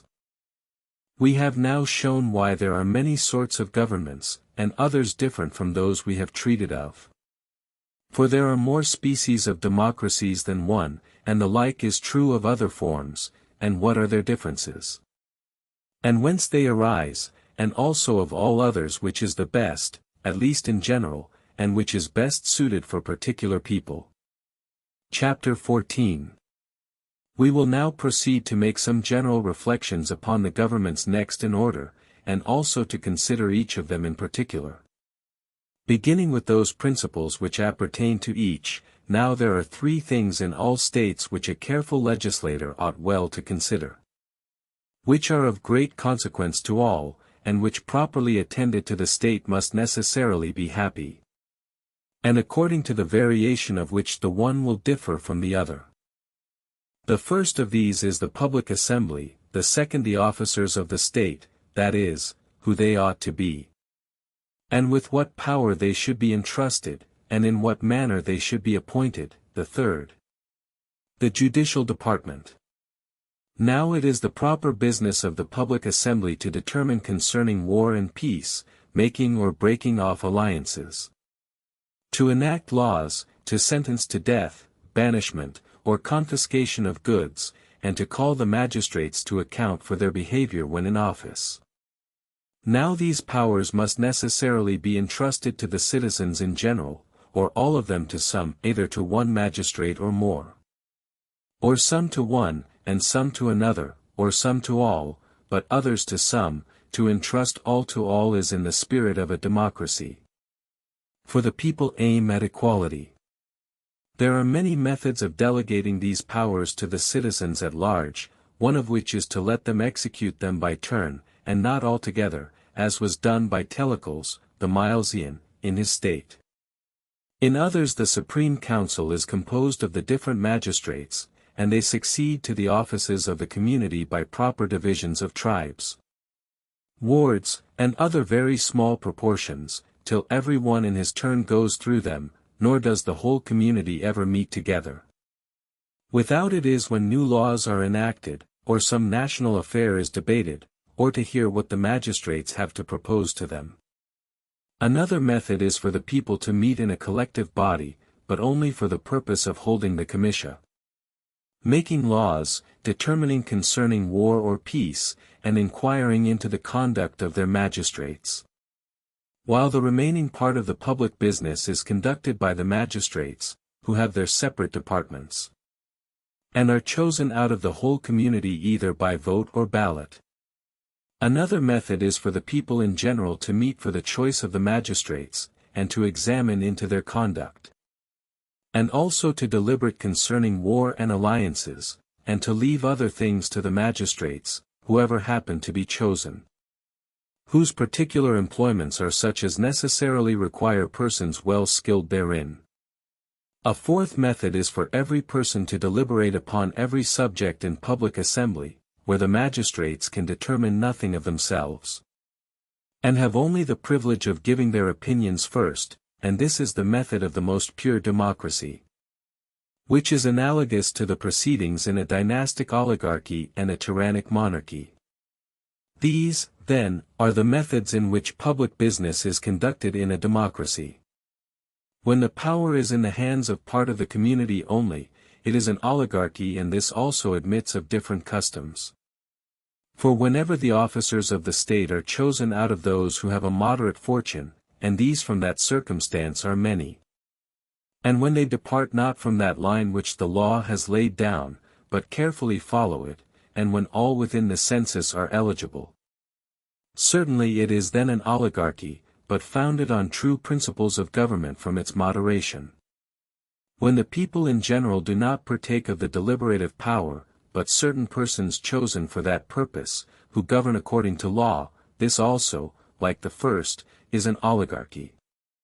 When those who have the deliberative power elect each other, and the son succeeds to the father, and when they can supersede the laws, such a government is of necessity a strict oligarchy. When some persons determine on one thing, and others on another, as war and peace, and when all inquire into the conduct of their magistrates, and other things are left to different officers, elected either by vote or lot, then the government is an aristocracy or a free state. When some are chosen by vote and others by lot, and these either from the people in general, or from a certain number elected for that purpose, or if both the votes and the lots are open to all, such a state is partly an aristocracy, partly a free government itself. These are the different methods in which the deliberative power is vested in different states, all of whom follow some regulation here laid down.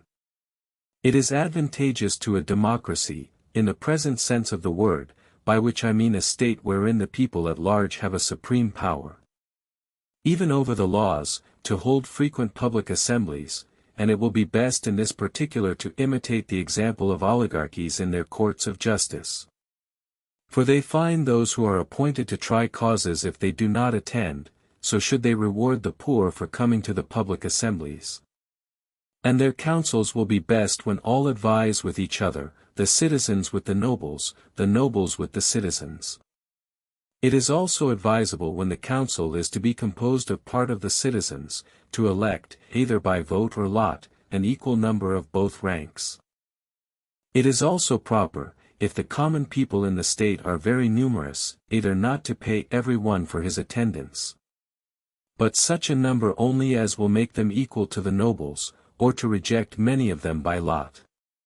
In an oligarchy they should either call up some of the common people to the council, or else establish a court, as is done in some other states, whom they call pre-advisors or guardians of the laws, whose business should be to propose first what they should afterwards enact.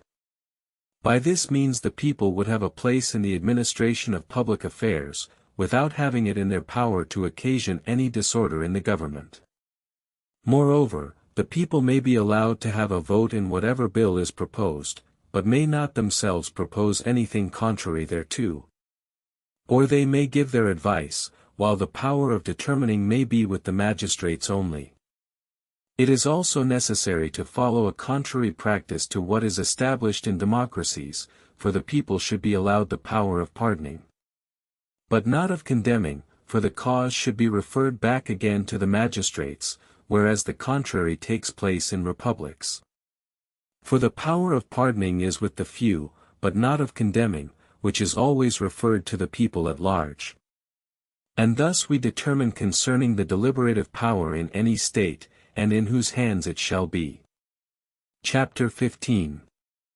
We now proceed to consider the choice of magistrates, for this branch of public business contains many different parts. As how many there shall be, what shall be their particular office, and with respect to time how long each of them shall continue in place. For some make it 6 months, others shorter, others for a year, others for a much longer time, or whether they should be perpetual or for a long time. Or neither, for the same person may fill the same office several times, or he may not be allowed to enjoy it even twice. But only once, and also with respect to the appointment of magistrates, who are to be eligible, who is to choose them. And in what manner, for in all these particulars we ought properly to distinguish the different ways which may be followed. And then to show which of these is best suited to such and such governments. Now it is not easy to determine to whom we ought properly to give the name of magistrate, for a government requires many persons in office. But every one of those who is either chosen by vote or lot is not to be reckoned a magistrate. The priests, for instance, in the first place, for these are to be considered as very different from civil magistrates. To these we may add the Corragi and heralds, nay, even ambassadors are elected. There are some civil employments which belong to the citizens. And these are either when they are all engaged in one thing, as when as soldiers they obey their general. Or when part of them only are, as in governing the women or educating the youth, and also some economic. For they often elect corn meters, others are servile, and in which, if they are rich, they employ slaves. But indeed they are most properly called magistrates, who are members of the deliberative council, or decide causes. Or are in some command, the last more especially, for to command is peculiar to magistrates. But to speak truth, this question is of no great consequence, nor is it the province of the judges to decide between those who dispute about words. It may indeed be an object of speculative inquiry, but to inquire what officers are necessary in a state, and how many, and what, though not most necessary, may yet be advantageous in a well-established government, is a much more useful employment, and this with respect to all states in general, as well as to small cities. In extensive governments it is proper to allot one employment to one person, as there are many to serve the public in so numerous a society. Where some may be passed over for a long time, and others never be in office but once, and indeed everything is better done which has the whole attention of one person. Then when that attention is divided amongst many, but in small states it is necessary that a few of the citizens should execute many employments. For their numbers are so small it will not be convenient to have many of them in office at the same time. For where shall we find others to succeed them in turn? Small states will sometimes want the same magistrates and the same laws as large ones, but the one will not want to employ them so often as the other.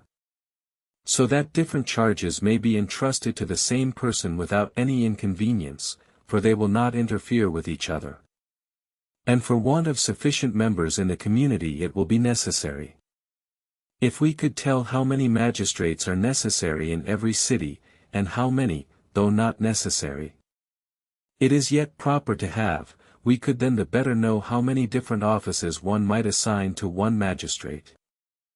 It is also necessary to know what tribunals in different places should have different things under their jurisdiction. And also what things should always come under the cognizance of the same magistrate, as, for instance, decency of manners. Shall the clerk of the market take cognizance of that if the cause arises in the market? And another magistrate in another place, or the same magistrate everywhere, or shall there be a distinction made of the fact? Or the parties?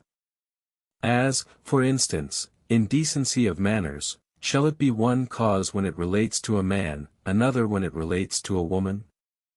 In different states shall the magistrates be different or the same? I mean, whether in a democracy, an oligarchy, an aristocracy, and a monarchy, the same persons shall have the same power? Or shall it vary according to the different formation of the government?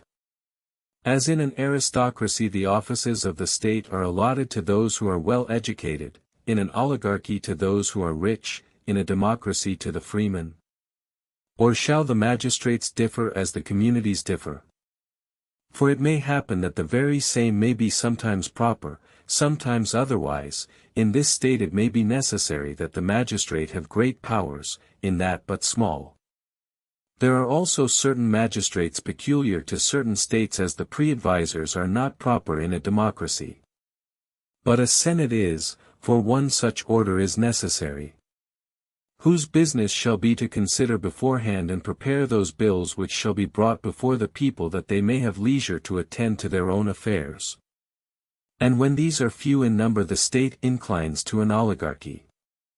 The pre-advisors indeed must always be few, for they are peculiar to an oligarchy, and where there are both these offices in the same state. The pre-advisors is superior to the senators, the one having only a democratical power, the other an oligarchical. And indeed the 1300 power of the Senate is lost in those democracies, in which the people, meeting in one public assembly, take all the business into their own hands, and this is likely to happen either when the community in general are in easy circumstances, or when they are paid for their attendance, for they are then at leisure often to meet together and determine everything for themselves. A magistrate whose business is to control the manners of the boys, or women, or who takes any department similar to this, is to be found in an aristocracy, not in a democracy, for who can forbid the wives of the poor from appearing in public? Neither is such a one to be met with in an oligarchy, for the women there are too delicate to bear control. And thus much for this subject. Let us endeavor to treat at large of the establishment of magistrates, beginning from first principles. Now, they differ from each other in three ways, from which, blended together, all the varieties which can be imagined arise. The first of these differences is in those who appoint the magistrates, the second consists in those who are appointed.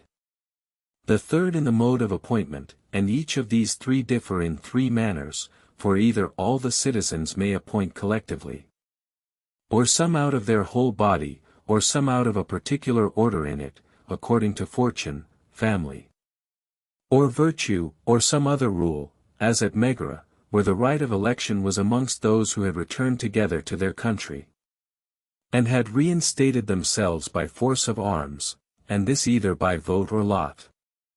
Again, these several modes may be differently formed together, as some magistrates may be chosen by part of the community, others by the whole, some out of part, others out of the whole, some by vote, others by lot, and each of these different modes admit of a fourfold subdivision.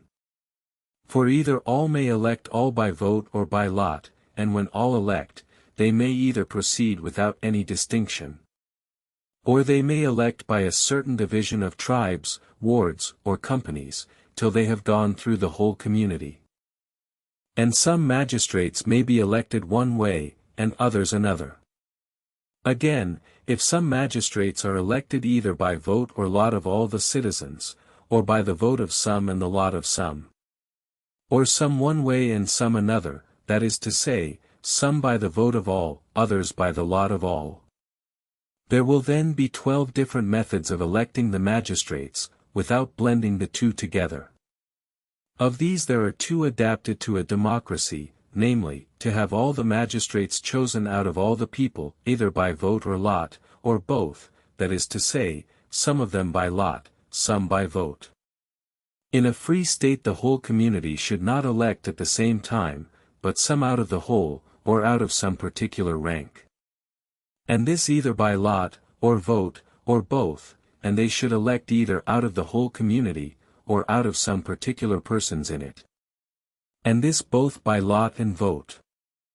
In an oligarchy it is proper to choose some magistrates out of the whole body of the citizens, some by vote, some by lot, others by both. By lot is most correspondent to that form of government. In a free aristocracy, some magistrates should be chosen out of the community in general, others out of a particular rank, or these by choice, those by lot. In a pure oligarchy, the magistrates should be chosen out of certain ranks, and by certain persons, and some of those by lot, others by both methods, but to choose them out of the whole community is not correspondent to the nature of this government. It is proper in an aristocracy for the whole community to elect their magistrates out of particular persons, and this by vote. These then are all the different ways of electing of magistrates, and they have been allotted according to the nature of the different communities. But what mode of proceeding is proper for different communities, or how the offices ought to be established, or with what powers shall be particularly explained. I mean, by the powers of a magistrate, what should be his particular province, as the management of the finances or the laws of the state, for different magistrates have different powers, as that of the general of the army differs from the clerk of the market. Chapter 16. Of the three parts of which a government is formed, we now come to consider the judicial, and this also we shall divide in the same manner as we did the magisterial, into three parts. Of whom the judges shall consist, and for what causes, and how. When I say of whom, I mean whether they shall be the whole people, or some particulars. By for what causes I mean how many different courts shall be appointed, by how, whether they shall be elected by vote or lot. Let us first determine how many different courts there ought to be. Now these are 8. There is also another court called at Athens the court of Phreati, which determines points relating to a murder committed by one who has run away, to decide whether he shall return, though such an affair happens but seldom, and in very large cities. The 7th, to determine causes wherein strangers are concerned, and this whether they are between stranger and stranger or between a stranger and a citizen. The 8th and last is for small actions, from 1 to 5 drachmas, or a little more, for these ought also to be legally determined, but not to be brought before the whole body of the judges. But without entering into any particulars concerning actions for murder, and those wherein strangers are the parties, let us particularly treat of those courts which have the jurisdiction of those matters which more particularly relate to the affairs of the community and which if not well conducted occasion seditions and commotions in the state. Now, of necessity, either all persons must have a right to judge of all these different causes, appointed for that purpose, either by vote or lot, or all of all, some of them by vote and others by lot, or in some causes by vote, in others by lot. Thus there will be 4 sorts of judges. Their 1301a, will be just the same number also if they are chosen out of part of the people only, for either all the judges must be chosen out of that part either by vote or lot, or some by lot and some by vote, or the judges in particular causes must be chosen some by vote, others by lot. By which means there will be the same number of them also as was mentioned. Besides, different judges may be joined together. I mean those who are chosen out of the whole people or part of them or both, so that all 3 may sit together in the same court. And this either by vote, lot, or both. And thus much for the different sorts of judges. Of these appointments that which admits all the community to be judges in all causes is most suitable to a democracy. The second, which appoints that certain persons shall judge all causes, to an oligarchy. The third, which appoints the whole community to be judges in some causes, but particular persons in others, to an aristocracy or free state. Book 5. Chapter 1. We have now gone through those particulars we proposed to speak of. It remains that we next consider from what causes and how alterations in government arise, and of what nature they are, and to what the destruction of each state is owing, and also to what form any form of polity is most likely to shift into, and what are the means to be used for the general preservation of governments, as well as what are applicable to any particular state, and also of the remedies which are to be applied either to all in general, or to any one considered separately, when they are in a state of corruption. And here we ought first to lay down this principle, that there are many governments, all of which approve of what is just and what is analogically equal, and yet have failed from attaining thereunto. As we have already mentioned, thus democracies have arisen from supposing that those who are equal in one thing are so in every other circumstance, as, because they are equal in liberty, they are equal in everything else, and oligarchies, from supposing that those who are unequal in one thing are unequal in all. That when men are so in point of fortune, that inequality extends to everything else. Hence it follows, that those who in some respects are equal with others think it right to endeavor to partake of an equality with them in everything. And those who are superior to others endeavor to get still more, and it is this more which is the inequality. Thus most states, though they have some notion of what is just, yet are almost totally wrong, and, upon this account, when either party has not that share in the administration which answers to his expectations, he becomes seditious. But those who of all others have the greatest right to be so are the last that are, namely, those who excel in virtue. For they alone can be called generally superior. There are, too, some persons of distinguished families who, because they are so, disdain to be on an equality with others. For those esteem themselves noble who boast of their ancestors' merit and fortune, these, to speak truth, are the origin and fountain from whence seditions arise. The alterations which men may propose to make in governments are two, for either they may change the state already established into some other. As when they propose to erect an oligarchy where there is a democracy, or free state. Where there is an oligarchy, or an aristocracy from these, or those from that, or else, when they have no objection to the established government, which they like very well, but choose to have the sole management in it themselves, either in the hands of a few or one only.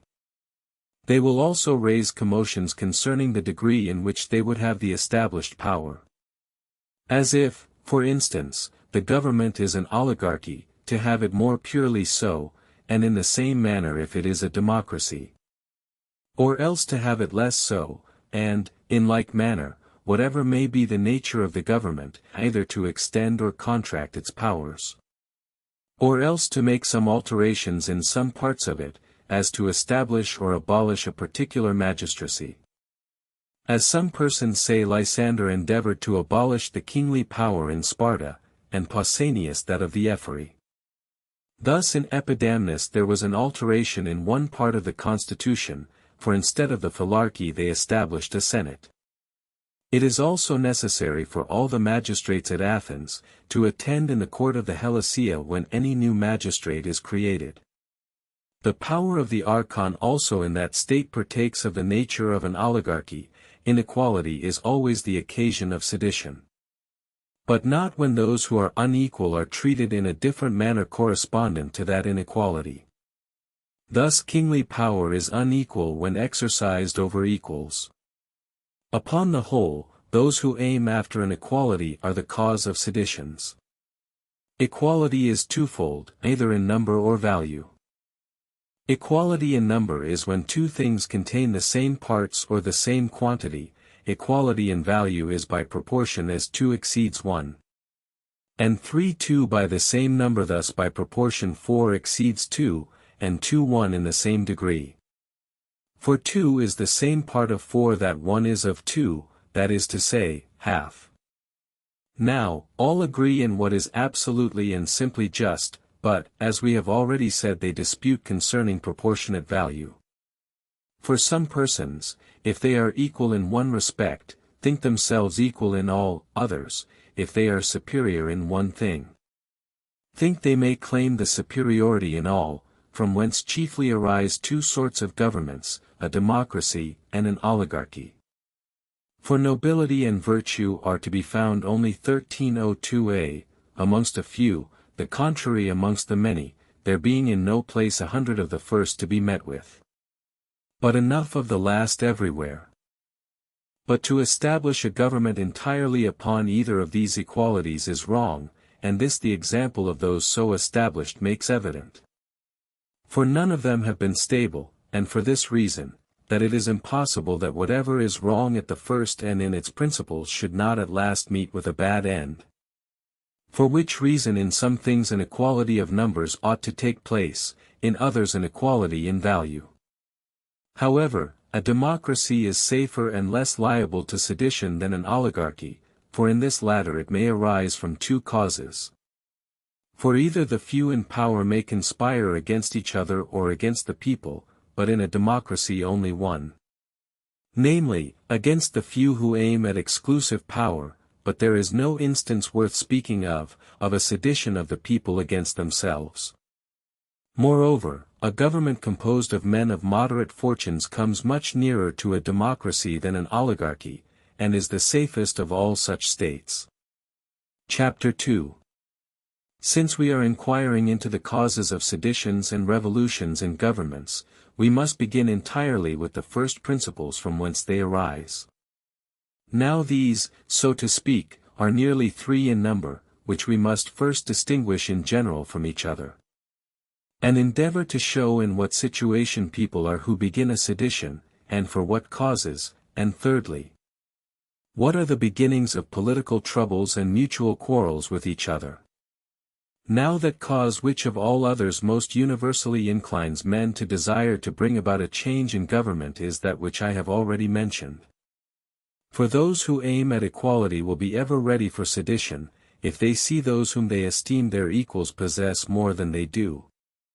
As well as those also who are not content with equality but aim at superiority, if they think that while they deserve more than, they have only equal with, or less than, their inferiors.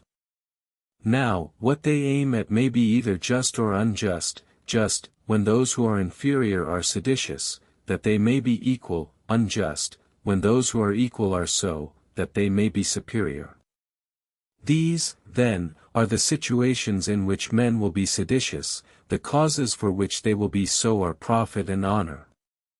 And their contrary, for, to avoid dishonor or loss of fortune by mulcts, either on their own account or their friends, they will raise a commotion in the state. The original causes which dispose men to the things which I have mentioned are, taken in one manner, 7 in number. In another they are more, 2 of which are the same with those that have been already mentioned, but influencing in a different manner. For profit and honor sharpen men against each other, not to get the possession of them for themselves, which was what I just now supposed, but when they see others, some justly, others unjustly, engrossing them. The other causes are haughtiness, fear, eminence, contempt, disproportionate increase in some part of the state. There are also other things which in a different manner will occasion revolutions in governments, as election intrigues, neglect, want of numbers, a too great dissimilarity of circumstances. Chapter 3. What influence ill treatment and profit have for this purpose, and how they may be the causes of sedition, is almost self-evident, for when the magistrates are haughty and endeavor to make greater profits than their office gives them, they not only occasion seditions amongst each other, but against the state also who gave them their power. And this their avarice has 2 objects, either private property or the property of the state. What influence honors have, and how they may occasion sedition, is evident enough, for those who are themselves unhonored while they see others honored, will be ready for any disturbance, and these things are done unjustly when any one is either honored or discarded contrary to their deserts, justly when they are according to them. Excessive honors are also a cause of sedition when one person or more are greater than the state and the power of the government can permit. For then a monarchy or a dynasty is usually established, on which account the ostracism was introduced in some places, as at Argos and Athens, though it is better to guard against such excesses in the founding of a state, than when they have been permitted to take place, to correct them afterward. Those who have been guilty of crimes will be the cause of sedition, through fear of punishment, as will those also who expect an injury, that they may prevent it, as was the case at Rhodes, when the nobles conspired against the people on account of the decrees they expected would pass against them. Contempt also is a cause of sedition and conspiracies, as in oligarchies, where there are many who have no share in the administration. The rich also even in democracies, despising the disorder and anarchy which will arise, hope to better themselves by the same means which happened at Thebes after the battle of Enophada, where, in consequence of bad administration, the democracy was destroyed, as it was at Megara, where the power of the people was lost through anarchy and disorder. The same thing happened at Syracuse before the tyranny of Gelon, and at Rhodes there was the same sedition before the popular government was overthrown. Revolutions in state will also arise from a disproportionate increase, for as the body consists of many parts, it ought to increase proportionably to preserve its symmetry, which would otherwise be destroyed, as if the foot was to be 4 cubits long, and the rest of the body but 2 palms, it might otherwise 1303a, be changed into an animal of a different form.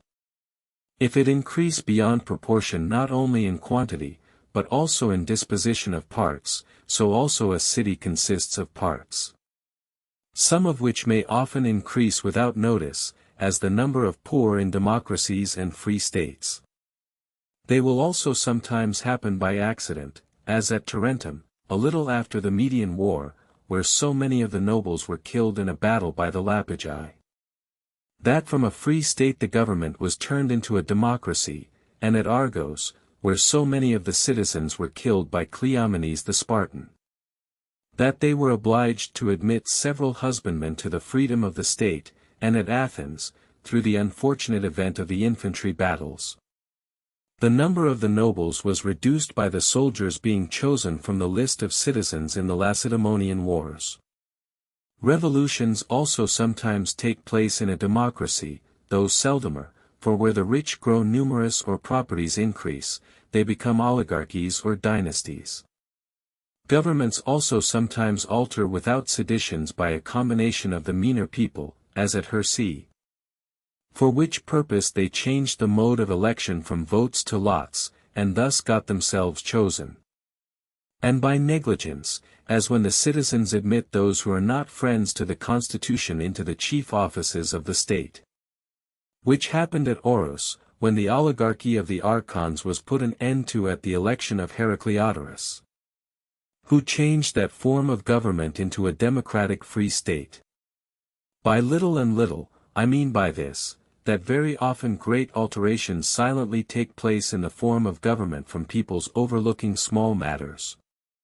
As at Ambracia, where the census was originally small, but at last became nothing at all, as if a little and nothing at all were nearly or entirely alike. That state also is liable to seditions which is composed of different nations, till their differences are blended together and undistinguishable. For as a city cannot be composed of every multitude, so neither can it in every given time. For which reason all those republics which have hitherto been originally composed of different people or afterwards admitted their neighbors to the freedom of their city, have been most liable to revolutions, as when the Achaeans joined with the Trezenians in founding Sybaris. For soon after, growing more powerful than the Trezenians, they expelled them from the city, from whence came the proverb of Sybarite wickedness. And again, disputes from a like cause happened at Thurium between the Sybarites and those who had joined with them in building the city. For they assuming upon these, on account of the country being their own, were driven out. And at Byzantium the new citizens, being detected in plots against the state, were driven out of the city by force of Armis the Anticeans also, having taken in those who were banished from Chios, afterwards did the same thing, and also the Zancleans, after having taken in the people of Samos. The Apolloniates, in the Euxine Sea, having admitted their sojourners to the freedom of their city, were troubled with seditions.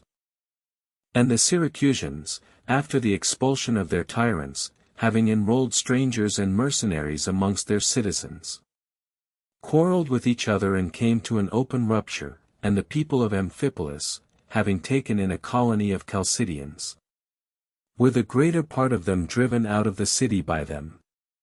Many persons occasion seditions in oligarchies because they think themselves ill-used in not sharing the honors of the state with their equals, as I have already mentioned, but in democracies the principal people do the same because they have not more than an equal share with others who are not equal to them. The situation of the place will also sometimes occasion disturbances in the state when the ground is not well adapted for one city. As at Clazamene, where the people who lived in that part of the town called Kytrum quarrelled with them who lived in the island. And the Colophonians with the Notians. Chapter 4. But seditions in government do not arise for little things, but from them, for their immediate cause is something of moment. Now, trifling quarrels are attended with the greatest consequences when they arise between persons of the first distinction in the state. As was the case with the Syracusans in a remote period, for a revolution in the government was brought about by a quarrel between two young men who were in office. Upon a love affair, for one of them being absent, the other seduced his mistress, he in his turn, offended with this, persuaded his friend's wife to come and live with him, and upon this the whole city took part either with the one or the other. And the government was overturned. Therefore every one at the beginning of such disputes ought to take care to avoid the consequences, and to smother up all quarrels which may happen to arise amongst those in power, for the mischief lies in the beginning. For the beginning is said to be half of the business, so that what was then but a little fault will be found afterwards to bear its full proportion to what follows. Moreover, disputes between men of note involve the whole city and their consequences, in Hestia, after the Median War.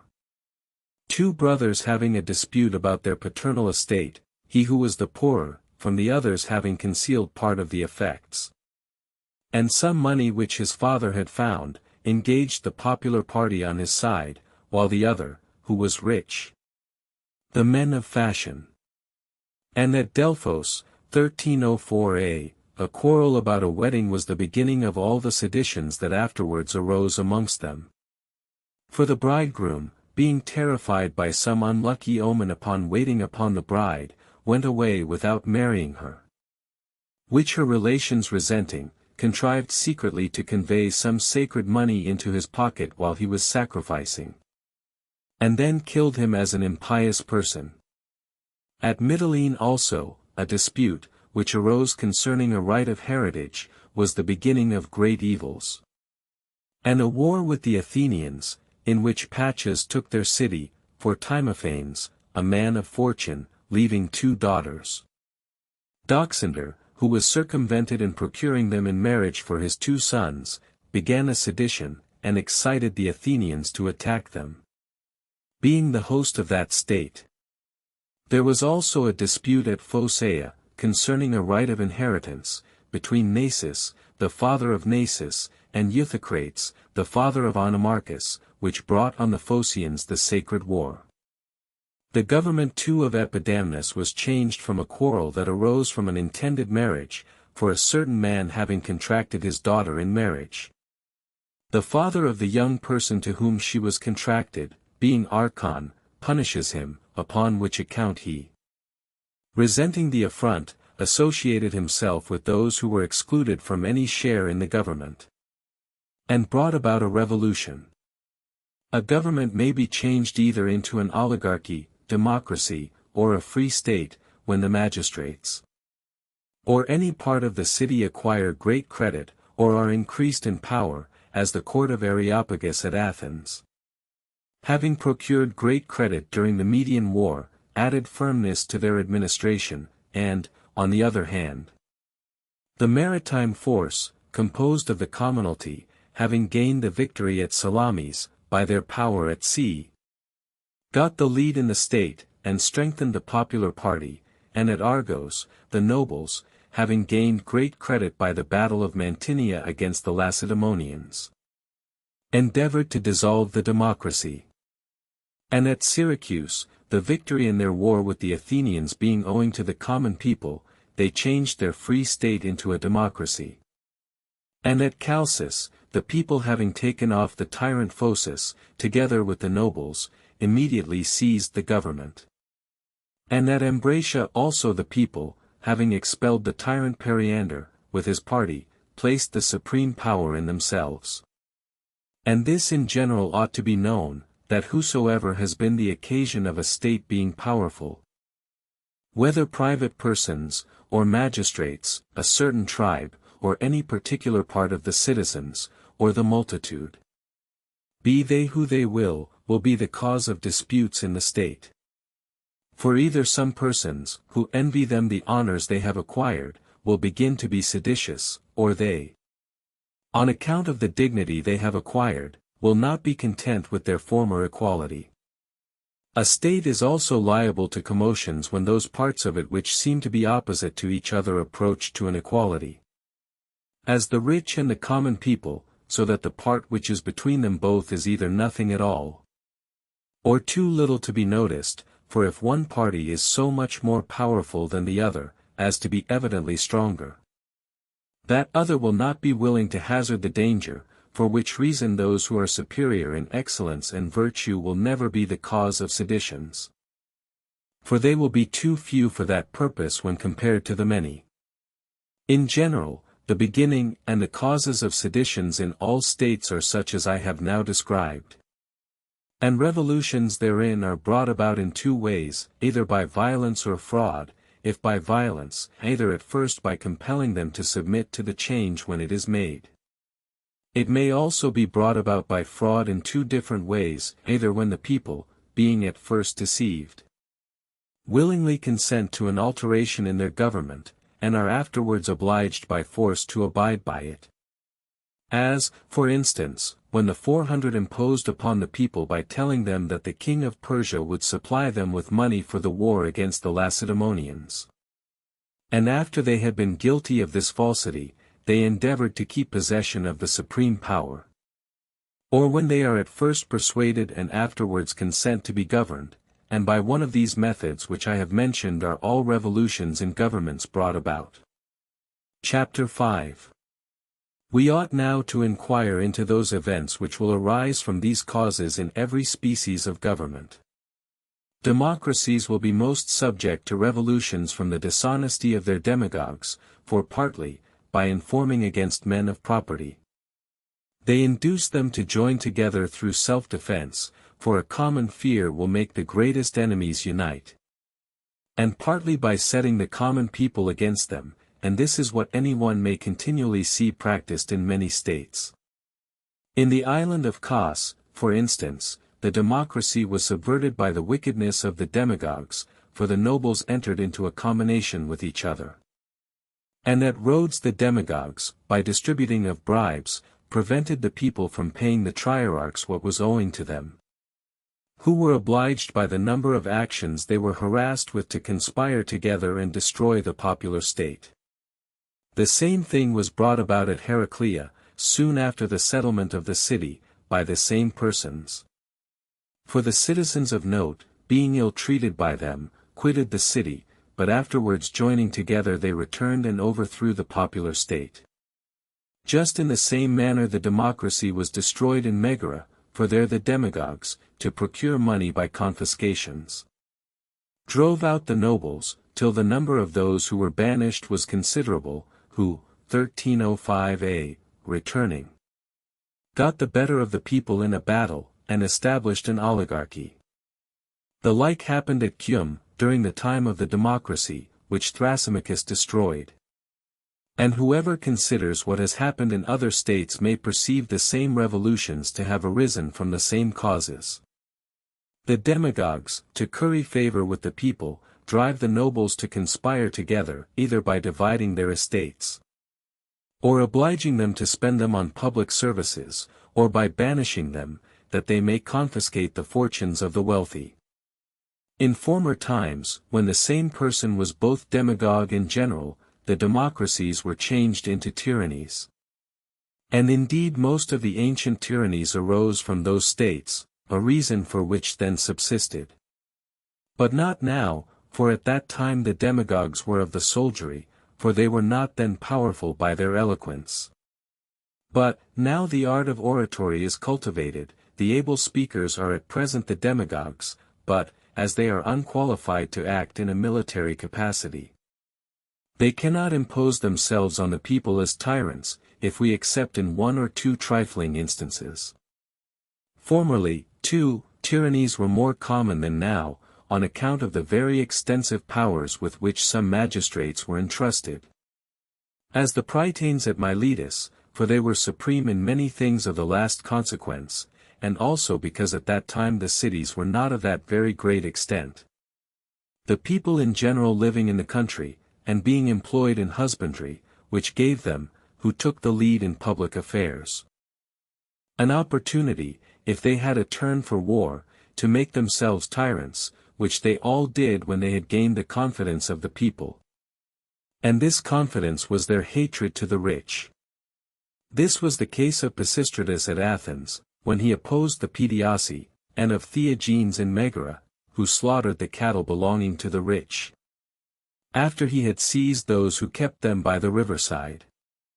Dionysius also, for accusing Daphnacius and the rich, was thought worthy of being raised to a tyranny, from the confidence which the people had of his being a popular man in consequence of these enmities.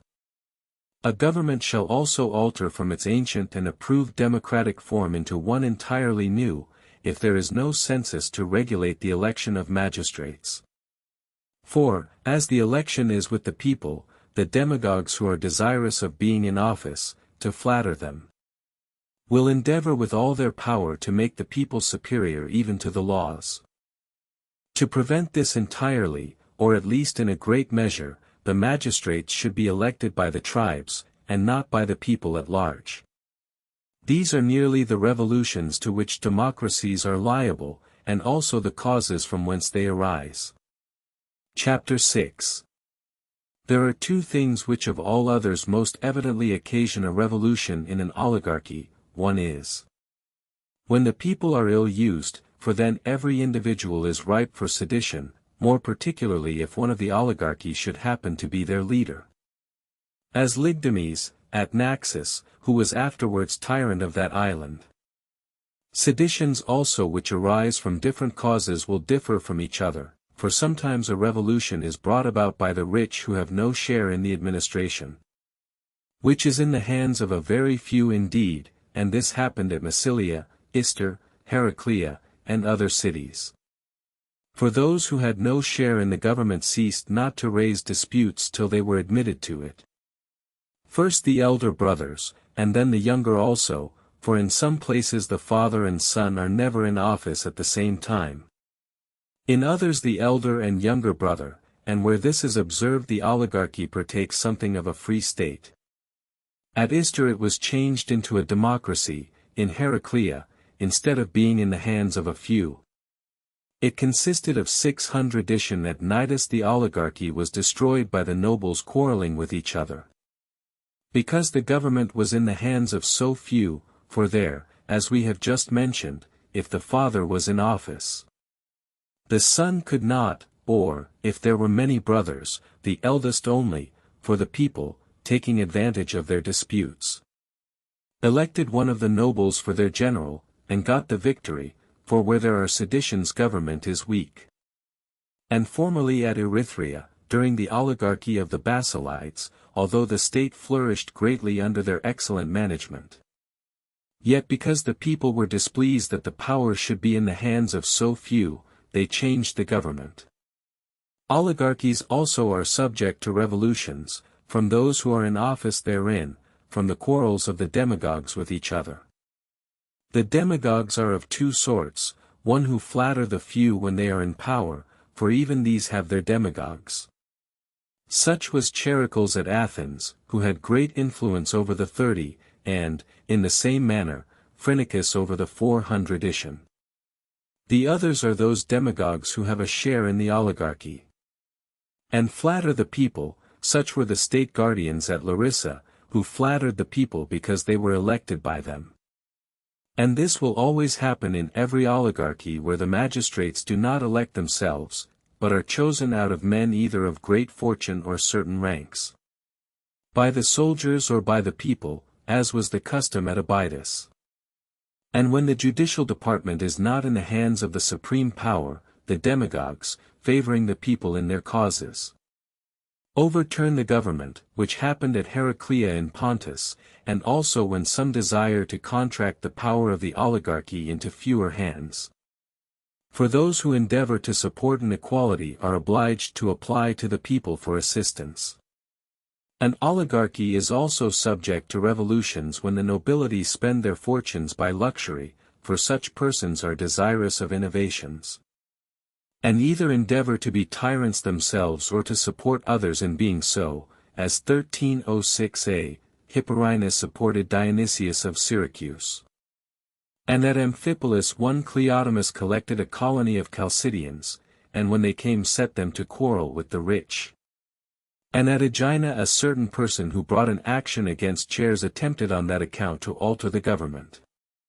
Sometimes they will try to raise commotions, sometimes they will rob the public, and then quarrel with each other. Or else fight with those who endeavor to detect them, which was the case at Apollonia in Pontus. But if the members of an oligarchy agree among themselves, the state is not very easily destroyed without some external force. Pharsalus is a proof of this, where, though the place is small, yet the citizens have great power, from the prudent use they make of it. An oligarchy also will be destroyed when they create another oligarchy under it, that is, when the management of public affairs is in the hands of a few. And not equally, but when all of them do not partake of the supreme power, as happened once at Elis, where the supreme power in general was in the hands of a very few, out of whom a senate was chosen, consisting but of 90, who held their places for life, and their mode of election was calculated to preserve the power amongst each other's families, like the senators at Lacedaemon. An oligarchy is liable to a revolution both in time of war and peace. In war, because through a distrust in the citizens the government is obliged to employ mercenary troops. And he to whom they give the command of the army will very often assume the tyranny, as Timophanes did at Corinth. And if they appoint more than one general, they will very probably establish a dynasty, and sometimes, through fear of this, they are forced to let the people in general have some share in the government, because they are obliged to employ them. In peace, from their want of confidence in each other, they will entrust the guardianship of the state to mercenaries and their general, who will be an arbiter between them, and sometimes become master of both, which happened at Larissa, when Simois and the Aeluati had the chief power. The same thing happened at Abydos, during the time of the political clubs, of which Ephiades was one.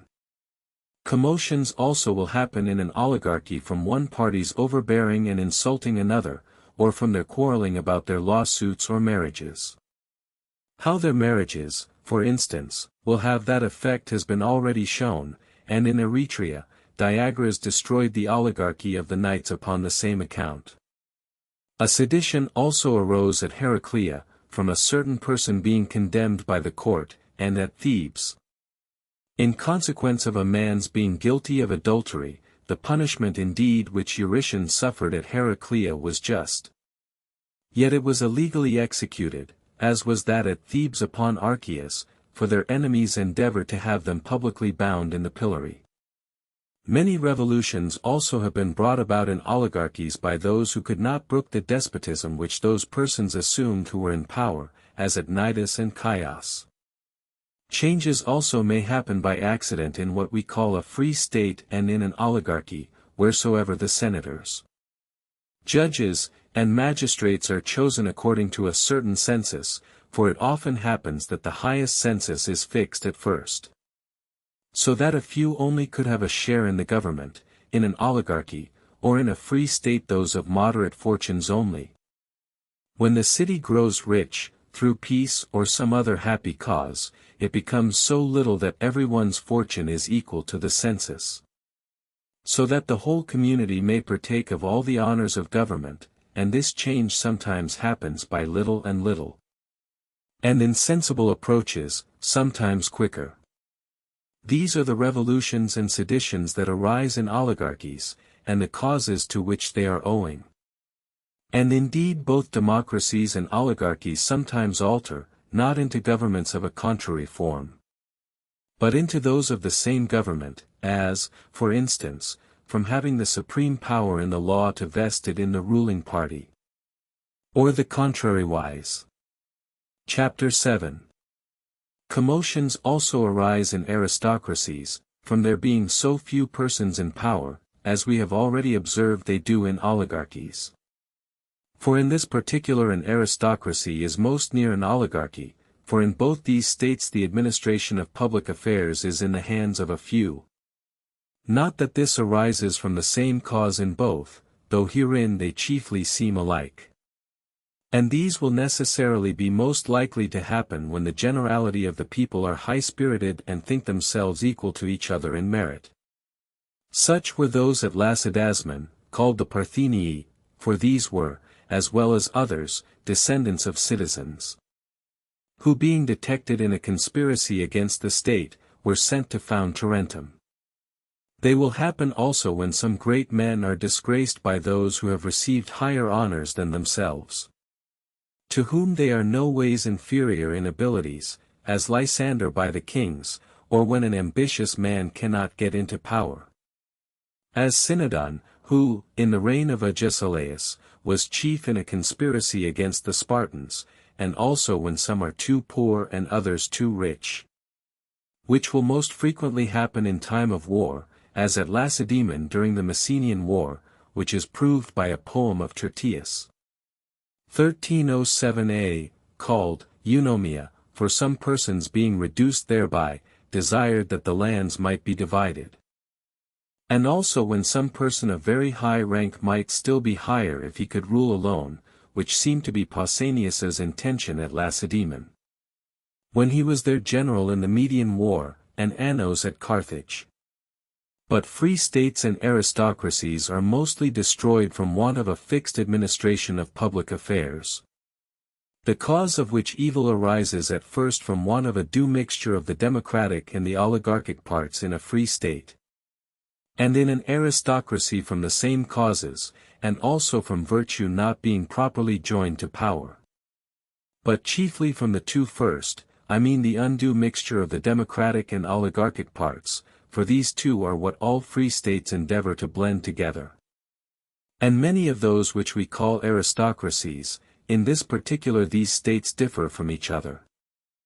And on this account the one of them is less stable than the other, for that state which inclines most to an oligarchy is called an aristocracy, and that which inclines most to a democracy is called a free state, on which account this latter is more secure than the former. For the wider the foundation the securer the building, and it is ever best to live where equality prevails. But the rich, if the community gives them rank, very often endeavor to insult and tyrannize over others. On the whole, whichever way a government inclines, in that it will settle, each party supporting their own. Thus a free state will become a democracy, an aristocracy an oligarchy, or the contrary, an aristocracy may change into a democracy, for the poor, if they think themselves injured, directly take part with the contrary side, and a free state into an oligarchy. The only firm state is that where every one enjoys that equality he has a right to and fully possesses what is his own. And what I have been speaking of happened to the Thurians, for the magistrates being elected according to a very high census, it was altered to a lower, and they were subdivided into more courts, but in consequence of the nobles possessing all the land, contrary to law, the state was too much of an oligarchy, which gave them an opportunity of encroaching greatly on the rest of the people. But these, after they had been well inured to war, so far got the better of their guards as to expel every one out of the country who possessed more than he ought. Moreover, as all aristocracies are free oligarchies, the nobles therein endeavor to have rather too much power. As at Lacedaemon, where property is now in the hands of a few, and the nobles have too much liberty to do as they please and make such alliances as they please. Thus the city of the Locrians was ruined from an alliance with Dionysius, which state was neither a democracy nor well-tempered aristocracy, but an aristocracy chiefly approaches to a secret change by its being destroyed by degrees, as we have already said of all governments in general. And this happens from the cause of the alteration being trifling, for whenever anything which in the least regards the state is treated with contempt, after that something else, and this of a little more consequence, will be more easily altered, until the whole fabric of government is entirely subverted. Which happened in the government of Thurium, for the law being that they should continue soldiers for 5 years. Some young men of a martial disposition, who were in great esteem amongst their officers, despising those who had the management of public affairs, and imagining they could easily accomplish their intention, first endeavored to abolish this law, with a view of having it lawful to continue the same person perpetually in the military, perceiving that the people would readily appoint them. Upon this, the magistrates who are called councillors first joined together with an intention to oppose it, but were afterwards induced to agree to it, from a belief that if that law was not repealed they would permit the management of all other public affairs to remain in their hands. But afterwards, when they endeavored to restrain some fresh alterations that were making, they found that they could do nothing. For the whole form of government was altered into a dynasty of those who first introduced the innovations. In short, all governments are liable to be destroyed either from within or from without when they have for their neighbor a state whose policy is contrary to theirs. And indeed if it has great power the same thing will happen if it is not their neighbor, of which both the Athenians and the Lacedaemonians are a proof. For the one, when conquerors everywhere destroyed the oligarchies, the other the democracies. These are the chief causes of revolutions and dissensions in governments. Chapter 8. We are now to consider upon what the preservation of governments in general and of each state in particular depends. And, in the first place, it is evident that if we are right in the causes we have assigned for their destruction, we know also the means of their preservation, for things contrary produce contraries, but destruction and preservation are contrary to each other. In well-tempered governments it requires as much care as anything whatsoever, that nothing be done contrary to law. And this ought chiefly to be attended to in matters of small consequence, for an illegality that approaches insensibly, approaches secretly, as in a family small expenses continually repeated consume a man's income, for the understanding is deceived thereby. As by this false argument, if every part is little, then the whole is little. Now, this in one sense is true. In another is false, for the whole and all the parts together are large, though made up of small parts. The first therefore of anything is what the state ought to guard against, and in the next place, no credit ought to be given to those who endeavor to deceive the people with false pretenses.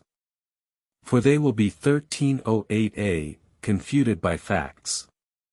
The different ways in which they will attempt to do this have been already mentioned. Addition, you may often perceive both aristocracies and oligarchies continuing firm, not from the stability of their forms of government, but from the wise conduct of the magistrates, both towards those who have a part in the management of public affairs, and those also who have not, towards those who have not, by never injuring them, and also introducing those who are of most consequence amongst them into office, nor disgracing those who are desirous of honor, or encroaching on the property of individuals, towards those who have, by behaving to each other upon an equality, for that equality which the favorers of a democracy desire to have established in the state is not only just, but convenient also, amongst those who are of the same rank, for which reason, if the administration is in the hands of many, those rules which are established in democracies will be very useful, as to let no one continue in office longer than 6 months, that all those who are of the same rank may have their turn, for between these there is a sort of democracy. For which reason demagogues are most likely to arise up amongst them, as we have already mentioned. Besides, by this means both aristocracies and democracies will be the less liable to be corrupted into dynasties, because it will not be so easy for those who are magistrates for a little to do as much mischief as they could in a long time. For it is from hence that tyrannies arise in democracies and oligarchies, for either those who are most powerful in each state establish a tyranny, as the demagogues in the one, the dynasties in the other, or the chief magistrates who have been long in power. Governments are sometimes preserved not only by having the means of their corruption at a great distance, but also by its being very near them, for those who are alarmed at some impending evil keep a stricter hand over the state. For which reason it is necessary for those who have the guardianship of the constitution to be able to awaken the fears of the people, that they may preserve it, and not like a night guard to be remiss in protecting the state, but to make the distant danger appear at hand. Great care ought also to be used to endeavor to restrain the quarrels and disputes of the nobles by laws, as well as to prevent those who are not already engaged in them from taking a part therein, for to perceive an evil at its very first approach is not the lot of every one, but of the politician. To prevent any alteration taking place in an oligarchy or free state on account of the census, if that happens to continue the same while the quantity of money is increased, it will be useful to take a general account of the whole amount of it in former times, to compare it with the present, and to do this every year in those cities where the census is yearly, in larger communities once in 3 or 5 years. And if the whole should be found much larger or much less than it was at the time when the census was first established in the state, let there be a law either to extend or contract it, doing both these according to its increase or decrease. If it increases, making the census larger; if it decreases, smaller; and if this latter is not done in oligarchies and free states, you will have a dynasty arise in the one, an oligarchy in the other; if the former is not, free states will be changed into democracies, and oligarchies into free states or democracies. It is a general maxim in democracies, oligarchies, monarchies, and indeed in all governments, not to let any one acquire a rank far superior to the rest of the community, but rather to endeavor to confer moderate honors for a continuance than great ones for a short time. For these latter spoil men, for it is not every one who can bear prosperity, but if this rule is not observed, let not those honors which were conferred all at once be all at once taken away, but rather by degrees. But, above all things, let this regulation be made by the law, that no one shall have too much power, either by means of his fortune or friends, but if he has, for his excess therein, let it be contrived that he shall quit the country. Now, as many persons promote innovations, that they may enjoy their own particular manner of living, there ought to be a particular officer to inspect the manners of every one, and see that these are not contrary to the genius of the state in which he lives, whether it may be an oligarchy, a democracy, or any other form of government, and, for the same reason, those should be guarded against who are most prosperous in the city. The means of doing which is by appointing those who are otherwise to the business and the offices of the state. I mean, to oppose men of account to the common people, the poor to the rich, and to blend both these into one body, and to increase the numbers of those who are in the middle rank, and this will prevent those seditions which arise from an inequality of condition. But above all, in every state it is necessary, both by the laws and every other method possible, to prevent those who are employed by the public from being venal, and this particularly in an oligarchy. For then the people will not be so much displeased from seeing themselves excluded from a share in the government, nay, they will rather be glad to have leisure to attend their private affairs, as at suspecting that the officers of the state steal the public money. Then indeed they are afflicted with double concern, both because they are deprived of the honors of the state, and pillaged by those who enjoy them. There is one method of blending together a democracy and an aristocracy, 1309a, if office brought no profit, by which means both the rich and the poor will enjoy what they desire, for to admit all to a share in the government is democratical. That the rich should be in office is aristocratical. This must be done by letting no public employment whatsoever be attended with any emolument, for the poor will not desire to be in office when they can get nothing by it, but had rather attend to their own affairs, but the rich will choose it, as they want nothing of the community. Thus the poor will increase their fortunes by being wholly employed in their own concerns, and the principal part of the people will not be governed by the lower sort. To prevent the exchequer from being defrauded, let all public money be delivered out openly in the face of the whole city. And let copies of the accounts be deposited in the different wards, tribes, and divisions. But, as the magistrates are to execute their offices without any advantages, the law ought to provide proper honors for those who execute them well.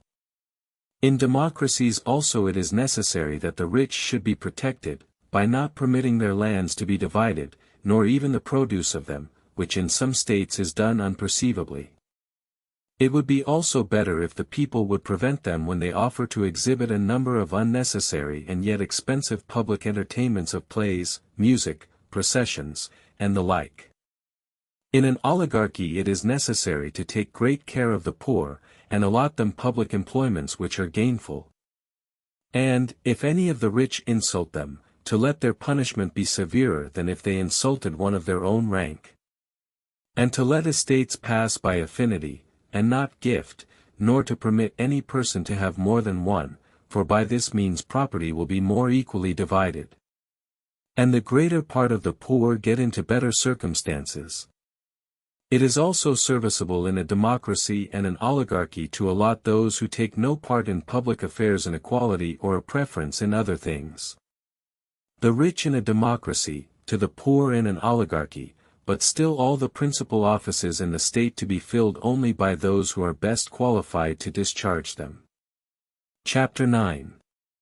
There are 3 qualifications necessary for those who fill the first departments in government. First of all, an affection for the established constitution. Second place, abilities every way completely equal to the business of their office.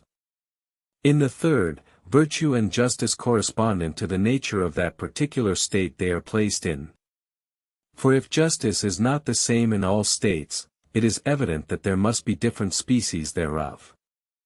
There may be some doubt, when all these qualifications do not in the same persons, in what manner the choice shall be made. As for instance, suppose that one person is an accomplished general, but a bad man and no friend to the constitution. Another is just and a friend to it, which shall one prefer? We should then consider of 2 qualities, which of them the generality possess in a greater degree, which in a less. For which reason in the choice of a general we should regard his courage more than his virtue as the more uncommon quality. As there are fewer capable of conducting an army than there are good men, but, to protect the state or manage the finances. The contrary rule should be followed, for these require greater virtue than the generality are possessed of. But only that knowledge which is common to all. It may be asked, if a man has abilities equal to his appointment in the state, and is affectionate to the constitution, what occasion is there for being virtuous, since these 2 things alone are sufficient to enable him to be useful to the public? It is, because those who possess those qualities are often deficient in prudence, for, as they often neglect their own affairs, though they know them and love themselves, so nothing will prevent their serving the public in the same manner. In short, whatsoever the laws contain which we allow to be useful to the state contributes to its preservation. But its first and principal support is, as has been often insisted upon, to have the number of those who desire to preserve it greater than those who wish to destroy it. Above all things that ought not to be forgotten which many governments now corrupted neglect, namely, to preserve a mean. For many things seemingly favorable to a democracy destroy a democracy, and many things seemingly favorable to an oligarchy destroy an oligarchy. Those who think this the only virtue extend it to excess, not considering that as a nose which varies a little from perfect straightness, either towards a hook nose or a flat one, may yet be beautiful and agreeable to look at, but if this particularity is extended beyond measure, first of all the properties of the part is lost, but at last it can hardly be admitted to be a nose at all. On account of the excess of the rise or sinking, thus it is with other parts of the human body, so also the same thing is true with respect to states. For both an oligarchy and a democracy may something vary from their most perfect form and yet be well constituted. But if any one endeavors to extend either of them too far, at first he will make the government the worse for it. But at last there will be no government at all remaining. The lawgiver and the politician therefore should know well what preserves and what destroys a democracy or an oligarchy. For neither the one nor the other can possibly continue without rich and poor, but that whenever an entire equality of circumstances 1310a prevails, the state must necessarily become of another form, so that those who destroy these laws, which authorize an inequality in property, destroy the government. It is also an error in democracies for the demagogues to endeavor to make the common people superior to the laws, and thus by setting them at variance with the rich, dividing one city into two, whereas they ought rather to speak in favor of the rich. In oligarchies, on the contrary, it is wrong to support those who are in administration against the people. The oaths also which they take in an oligarchy ought to be contrary to what they now are, for, at present, in some places they swear, I will be adverse to the common people, and contrive all I can against them. Whereas they ought rather to suppose and pretend the contrary, expressing in their oaths, that they will not injure the people. But of all things which I have mentioned, that which contributes most to preserve the state is, what is now most despised. To educate your children for the state, for the most useful laws, and most approved by every statesman, will be of no service if the citizens are not accustomed to and brought up in the principles of the Constitution of a democracy, if that is by law established, of an oligarchy, if that is, for if there are bad morals in one man, there are in the city. But to educate a child fit for the state, it must not be done in the manner which would please either those who have the power in an oligarchy or those who desire a democracy, but so as they may be able to conduct either of these forms of governments. But now the children of the magistrates in an oligarchy are brought up too delicately, and the children of the poor hardy with exercise and labor, so that they are both desirous of and able to promote innovations. In democracies of the purest form they pursue a method which is contrary to their welfare, the reason of which is that they define liberty wrong. Now, there are two things which seem to be the objects of a democracy: that the people in general should possess the supreme power, and all enjoy freedom, for that which is just seems to be equal. And what the people think equal, that is a law. Now, their freedom and equality consists in everyone's doing what they please. That is, in such a democracy every one may live as he likes, as his inclination guides, in the words of Euripides. But this is wrong, for no one ought to think it slavery to live in subjection to government, but protection. Thus I have mentioned the causes of corruption in different states, and the means of their preservation. Chapter 10.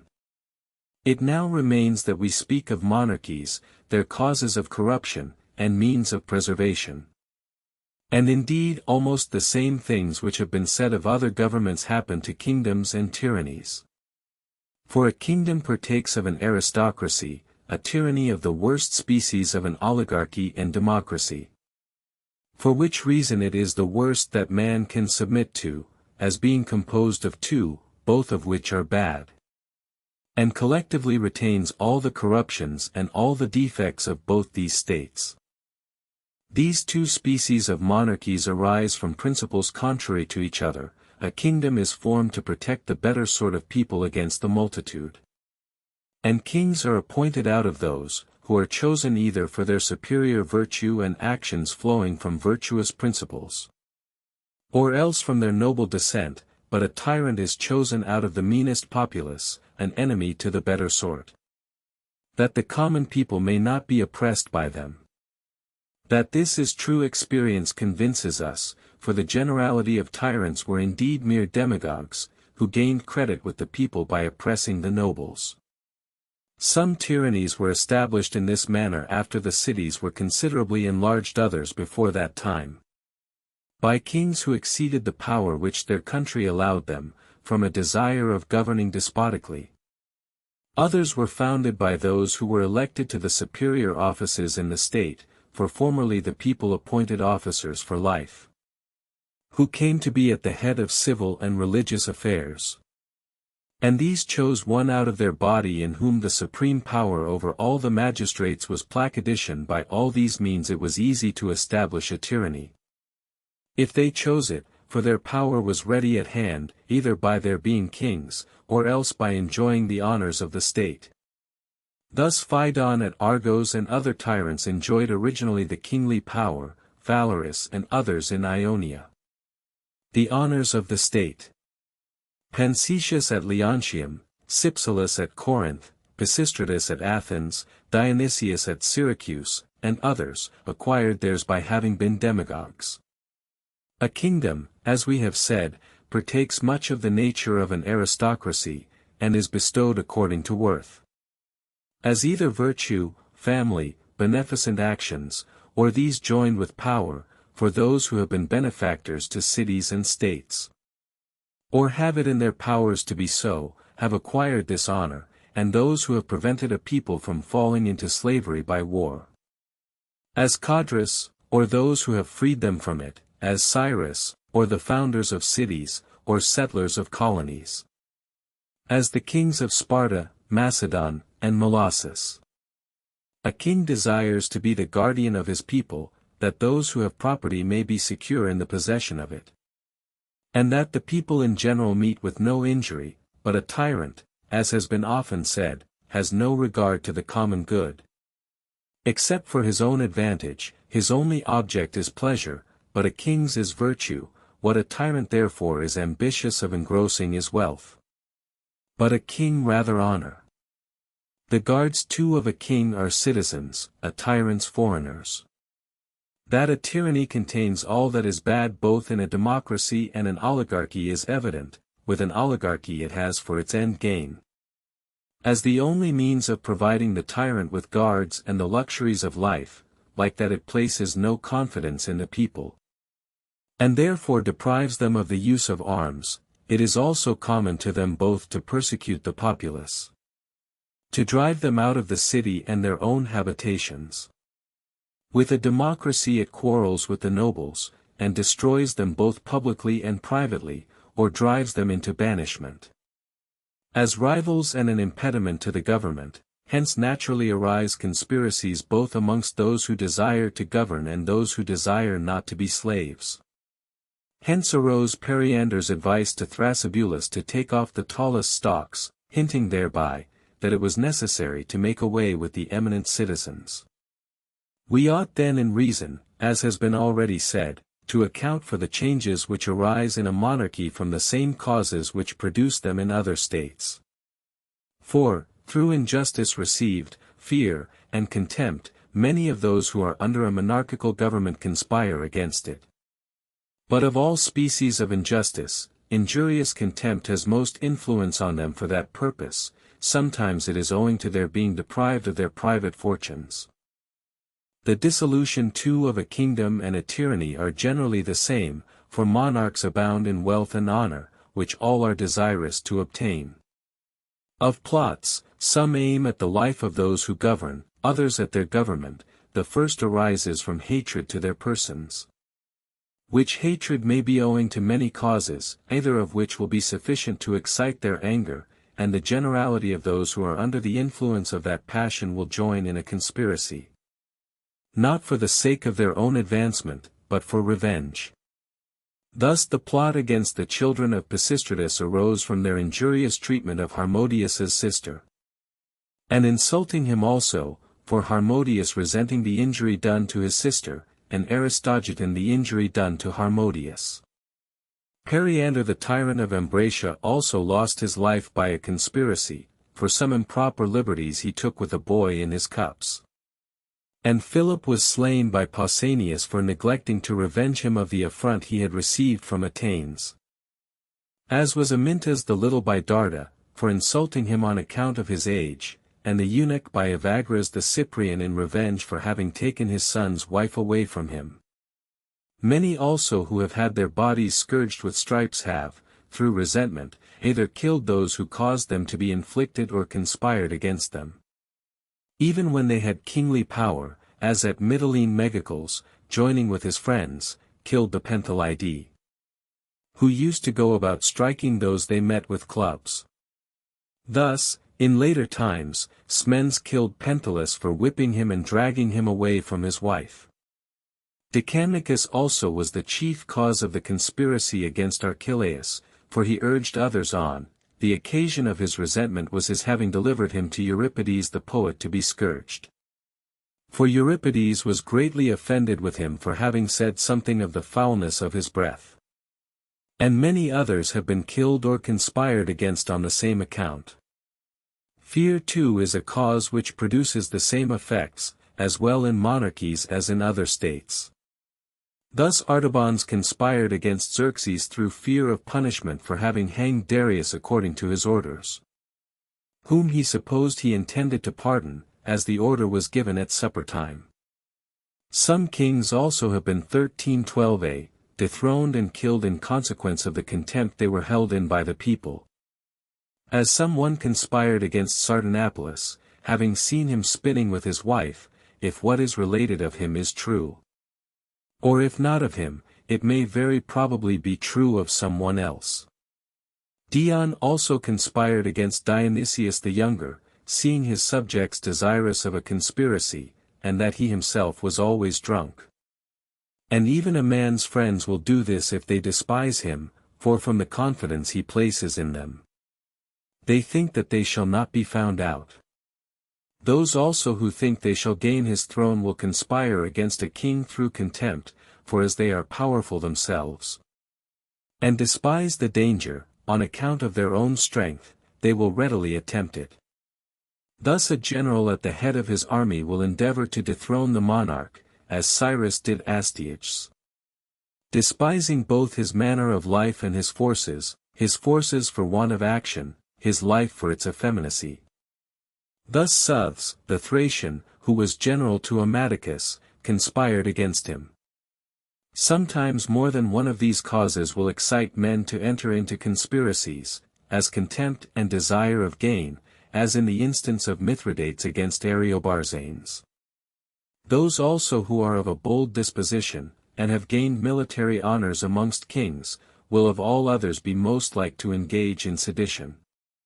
For strength and courage united inspire great bravery, whenever, therefore, these join in one person.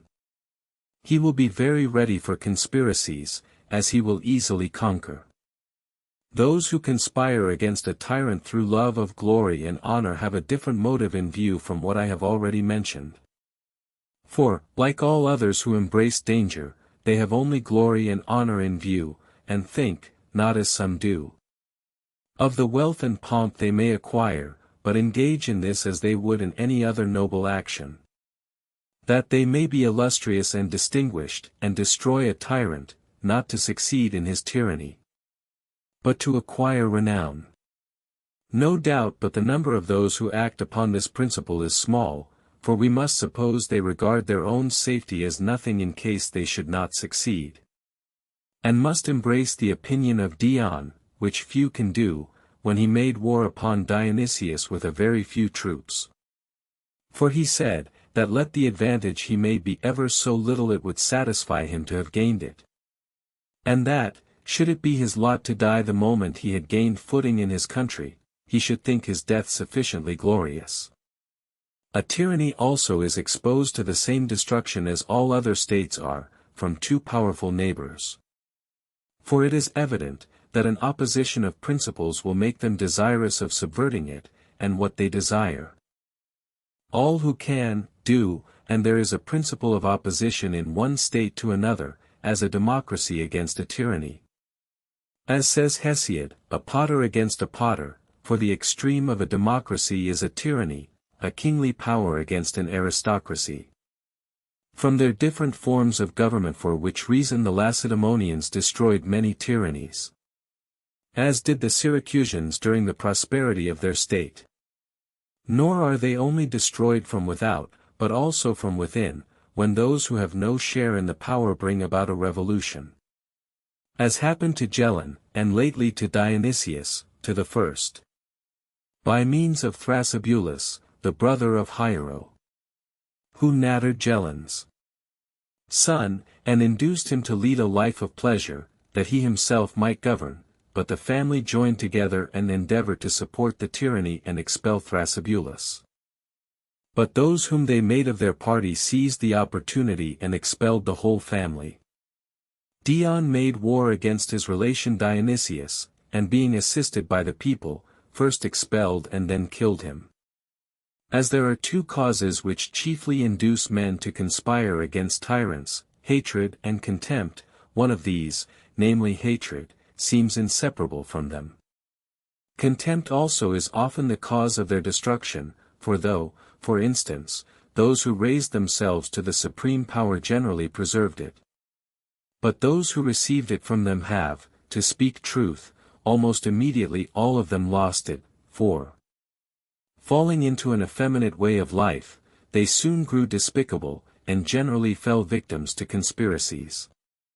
Part of their hatred may be very fitly ascribed to anger, for in some cases this is their motive to action. For it is often a cause which impels them to act more powerfully than hatred, and they proceed with greater obstinacy against those whom they attack.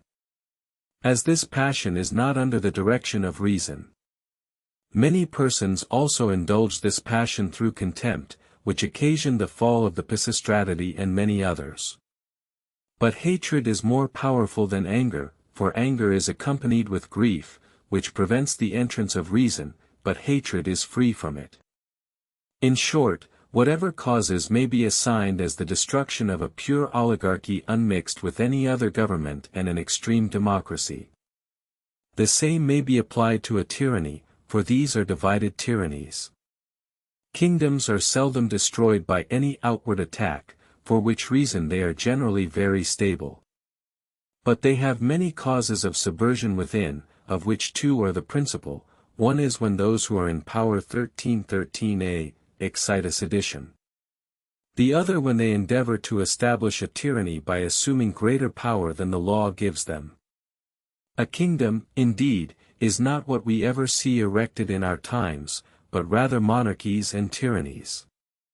For a kingly government is one that is voluntarily submitted to, and its supreme power admitted upon great occasions.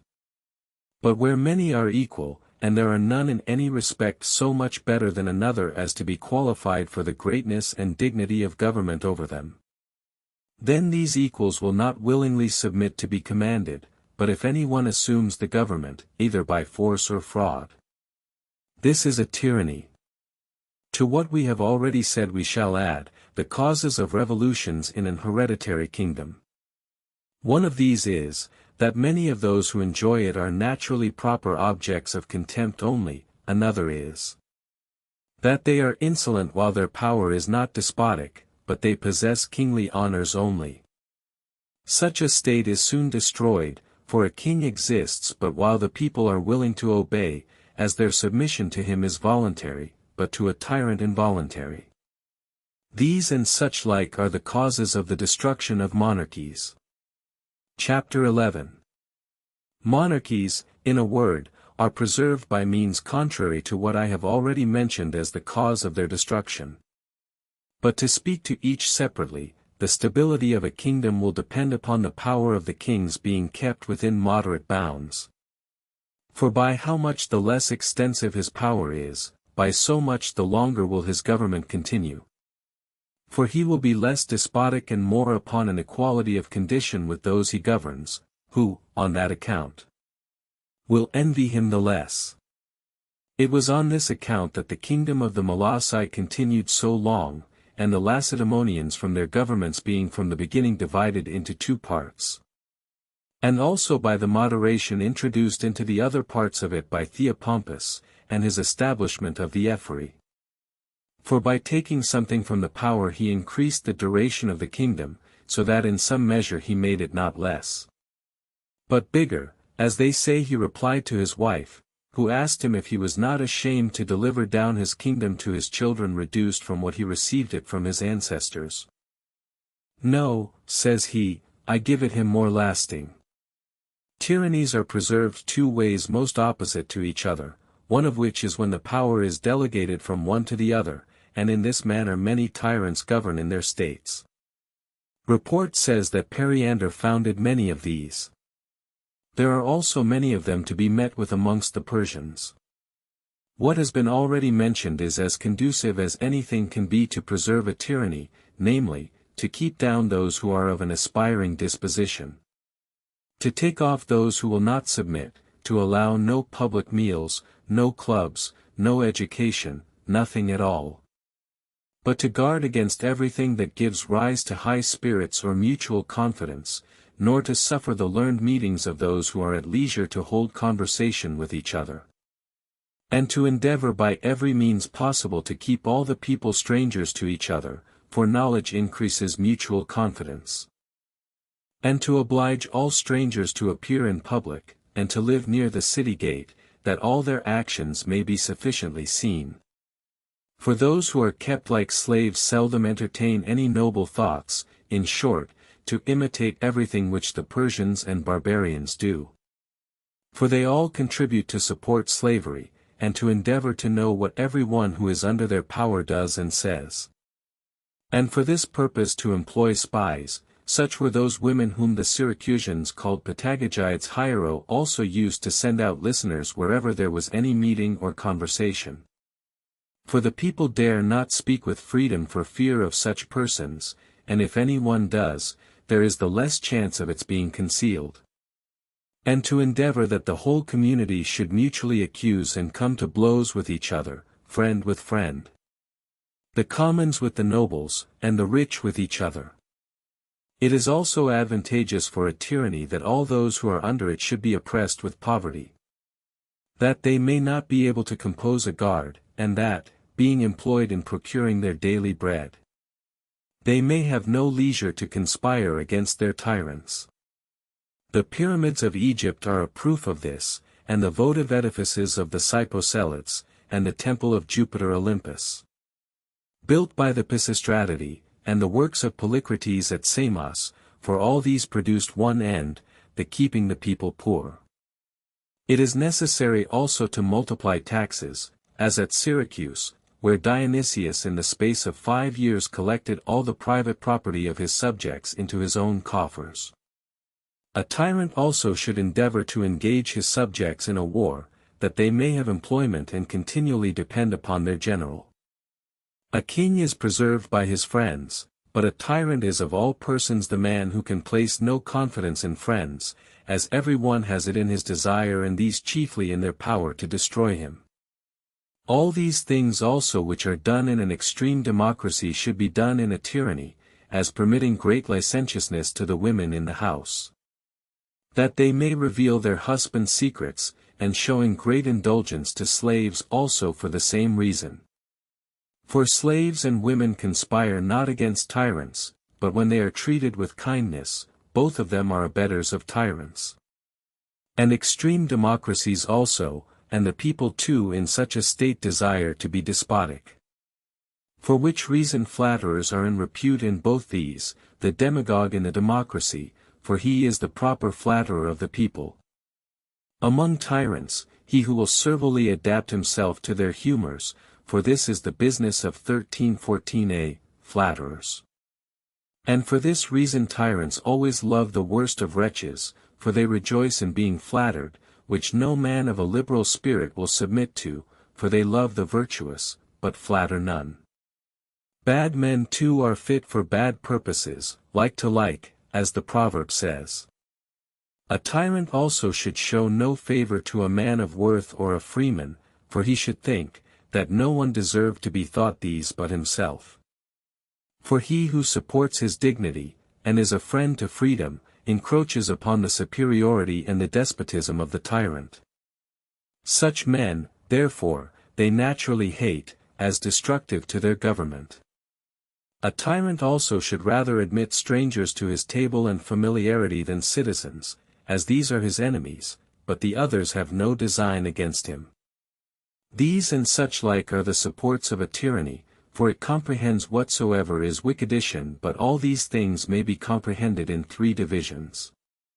For there are three objects which a tyranny has in view, one of which is, that the citizens should be of poor abject dispositions. For such men never propose to conspire against any one. The second is, that they should have no confidence in each other, for while they have not this, the tyrant is safe enough from destruction. For which reason they are always at enmity with those of merit, as hurtful to their government, not only as they scorn to be governed despotically, but also because they can rely upon each other's fidelity, and others can rely upon theirs, and because they will not inform against their associates, nor any one else. The third is, that they shall be totally without the means of doing anything, for no one undertakes what is impossible for him to perform. So that without power a tyranny can never be destroyed. These, then, are the three objects which the inclinations of tyrants desire to see accomplished. For all their tyrannical plans tend to promote one of these three ends, that their people may neither have mutual confidence, power, nor spirit. This, then, is one of the two methods of preserving tyrannies. The other proceeds in a way quite contrary to what has been already described, and which may be discerned from considering to what the destruction of a kingdom is owing, for as one cause of that is making the government approach near to a tyranny, so the safety of a tyranny consists in making the government nearly kingly. Preserving only one thing, namely power, that not only the willing, but the unwilling also, must be obliged to submit. For if this is once lost, the tyranny is at an end. This, then, as the foundation, must be preserved, in other particulars carefully do and affect to seem like a king. First, appear to pay a great attention 13-14b, to what belongs to the public, nor make such profuse presents as will offend the people, while they are to supply the money out of the hard labor of their own hands, and see it given in profusion to mistresses, foreigners, and fiddlers, keeping an exact account both of what you receive and pay, which is a practice some tyrants do actually follow, by which means they seem rather fathers of families than tyrants, nor need you ever fear the want of money while you have the supreme power of the state in your own hands. It is also much better for those tyrants who quit their kingdom to do this than to leave behind them money they have hoarded up. For their regents will be much less desirous of making innovations, and they are more to be dreaded by absent tyrants than the citizens. For such of them as he suspects he takes with him, but these regents must be left behind.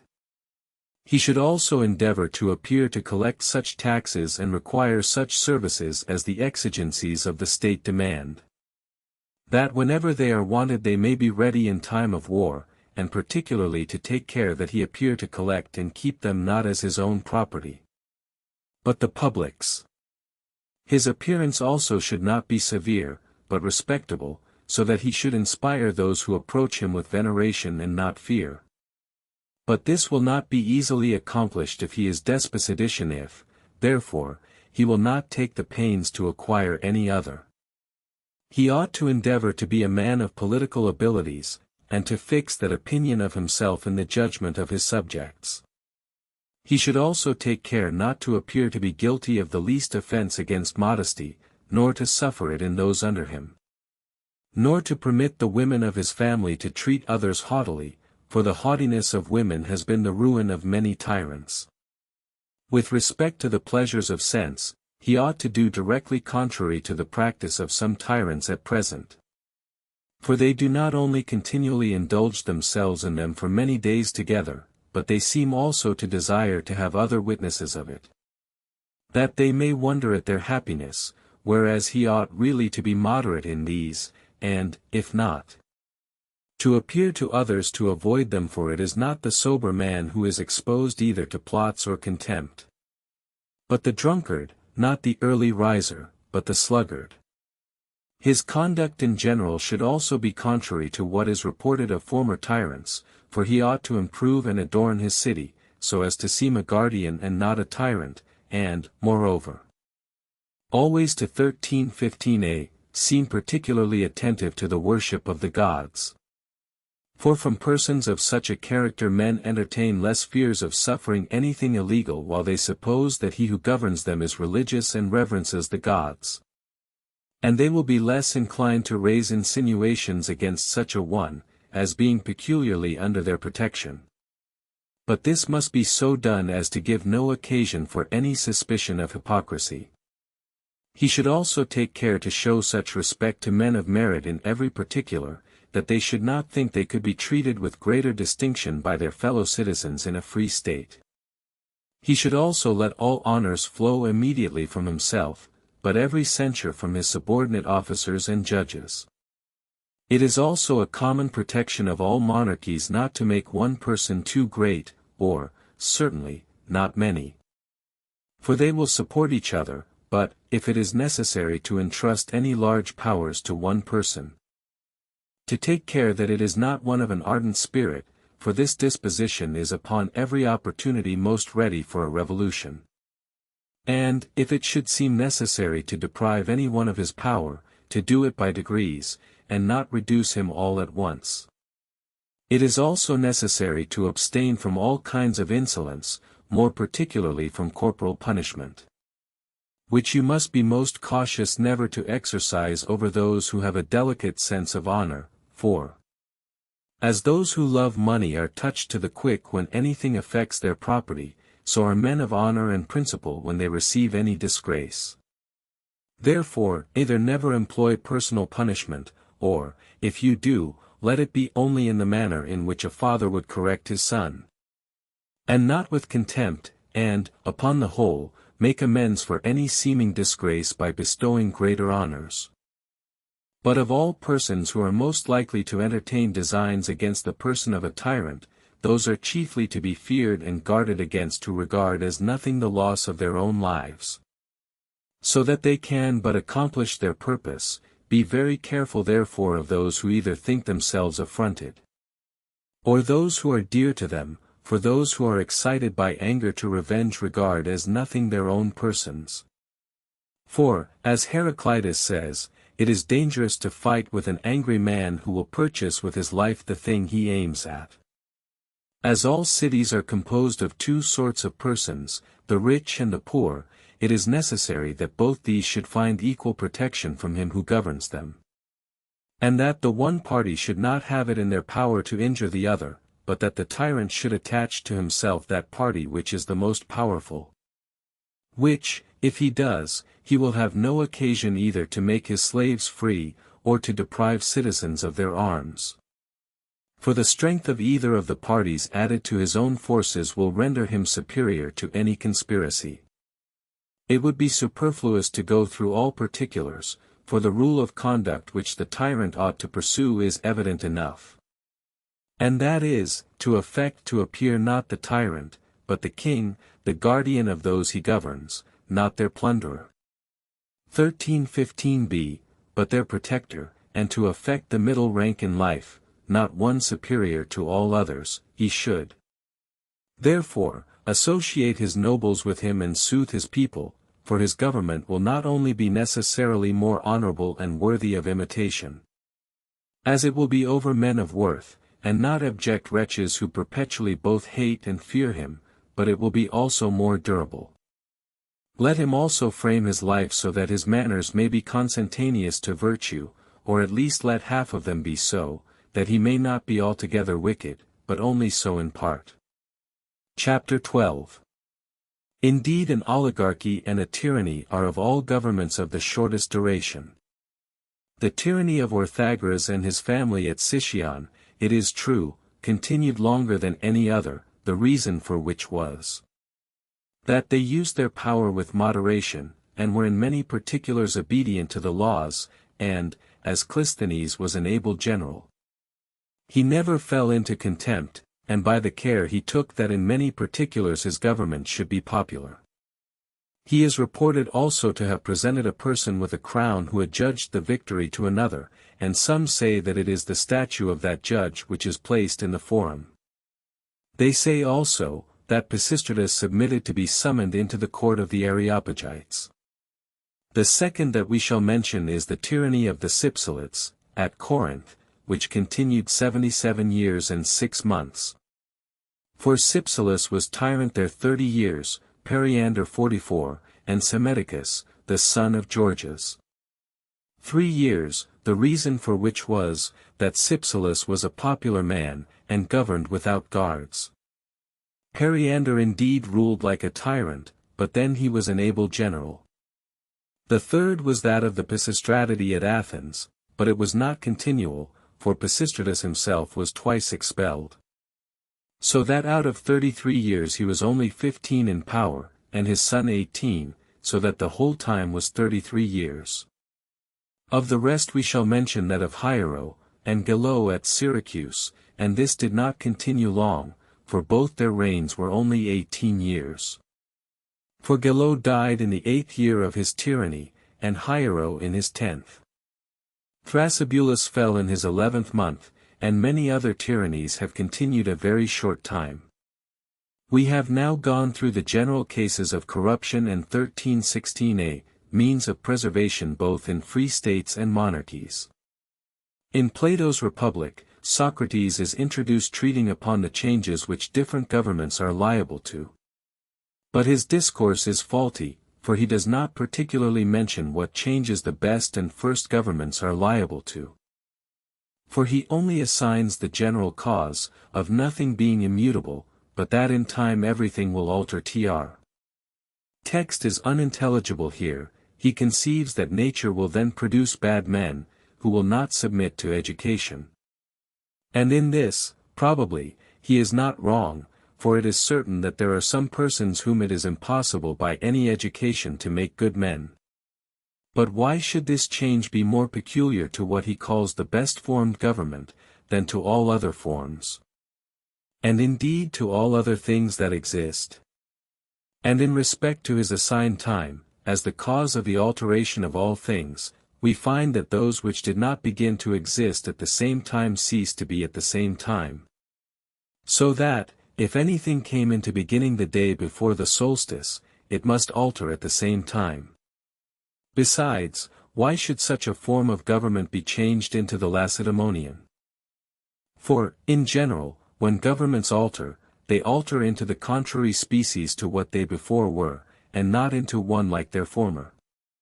And this reasoning holds true of other changes, for he says, that from the Lacedaemonian form it changes into an oligarchy.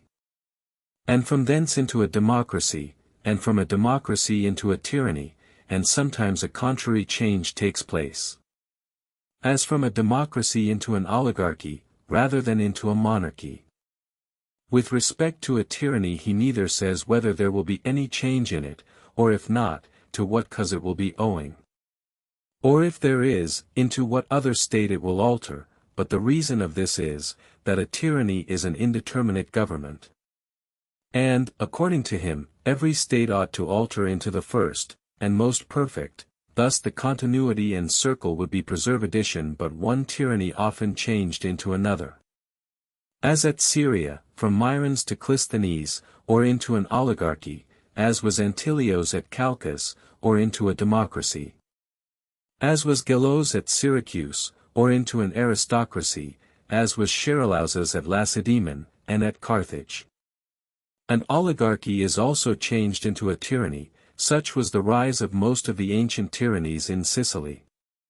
At Leontini, into the tyranny of Panetius, at Gela, into that of Cleander, at Rhegium into that of Anaxilos. And the like in many other cities. It is absurd also to suppose, that a state is changed into an oligarchy because those who are in power are avaricious and greedy of money. And not because those who are by far richer than their fellow citizens think it unfair that those who have nothing should have an equal share in the rule of the state with themselves. Who possess so much, for in many oligarchies it is not allowable to be employed in money-getting, and there are many laws to prevent it. But in Carthage, which is a democracy, money-getting is creditable, and yet their form of government remains unaltered. It is also absurd to say that in an oligarchy there are two cities, one of the poor and another of the rich, for why should this happen to them more than to the Lacedaemonians?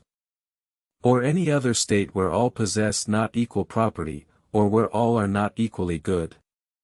For though no one member of the community should be poorer than he was before, yet a democracy might nevertheless change into an oligarchy. If the rich should be more powerful than the poor, and the one too negligent, and the other attentive. And though these changes are owing to many causes, yet he mentions but one only, that the citizens become poor by luxury. And paying interest money, as if at first they were all rich, or the greater part of them, but this is not so. But when some of those who have the principal management of public affairs lose their fortunes, they will endeavor to bring about a revolution. But when others do, nothing of consequence will follow, nor when such states do alter is there any more reason for their altering into a democracy than any other.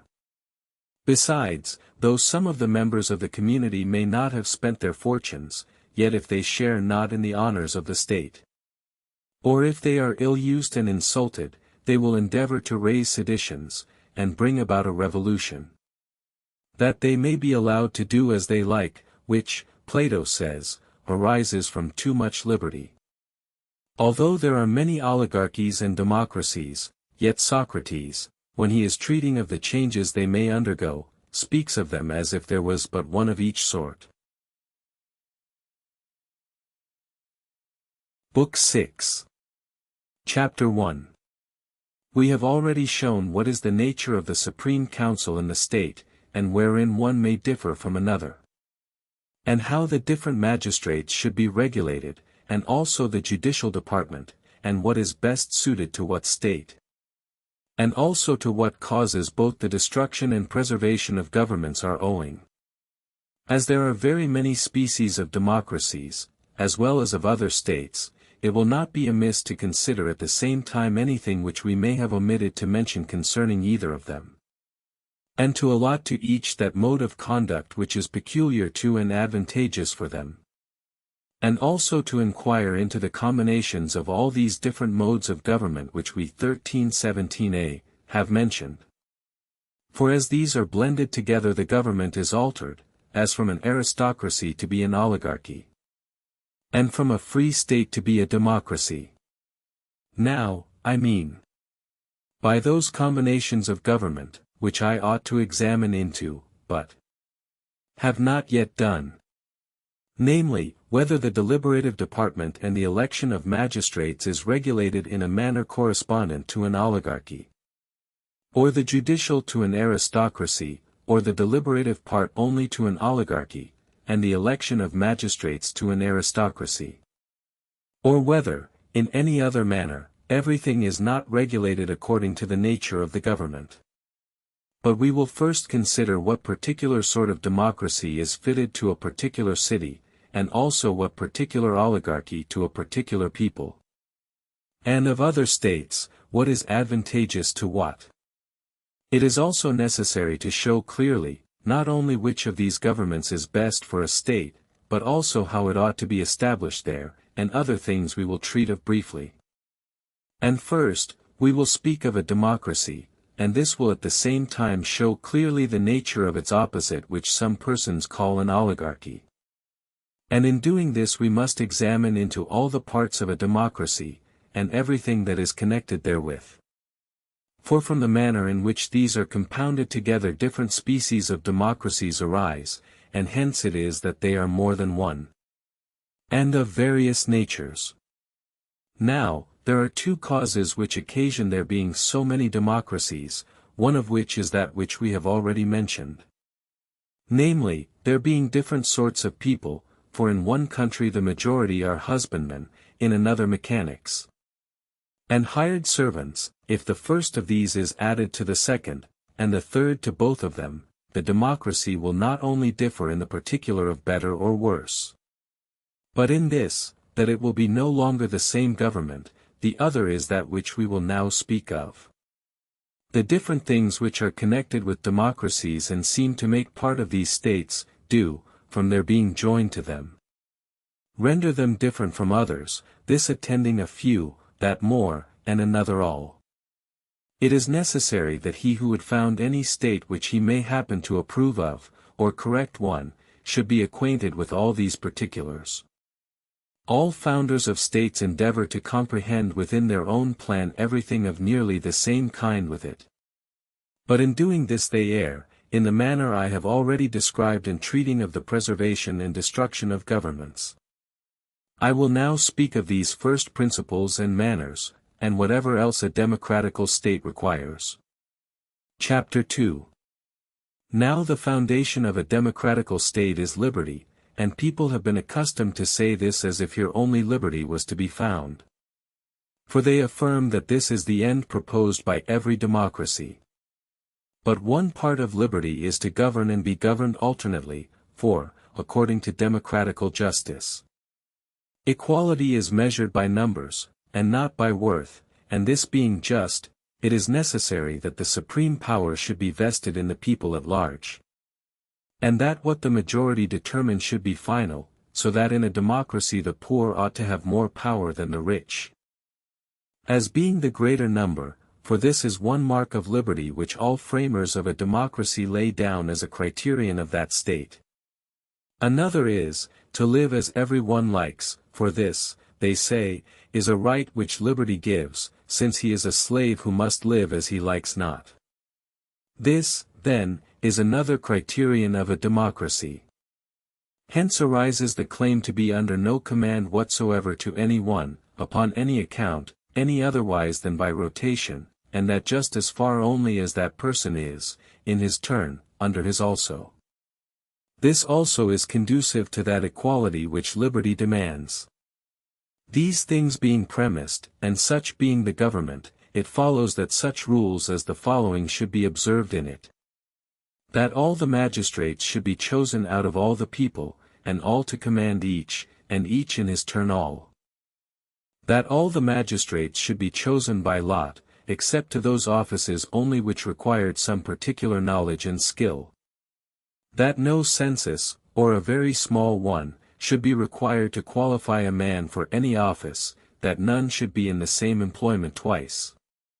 Or very few, and very seldom, except in the army, that all their appointments should be limited to a very short time. Or at least as many as possible, that the whole community should be qualified to judge in all causes whatsoever. Let the object be ever so extensive, ever so interesting, or of ever so high a nature, as at Athens, where the people at large judge the magistrates when they come out of office, and decide concerning public affairs as well as private contracts. That the supreme power should be in the public assembly, and that no magistrate should be allowed any discretionary power but in a few instances, and of no consequence to public business. Of all magistrates a senate is best suited to a democracy, where the whole community is not paid for giving their attendance. For in that case it loses its power, for then the people will bring all causes before them, by appeal, as we have already mentioned in a former book.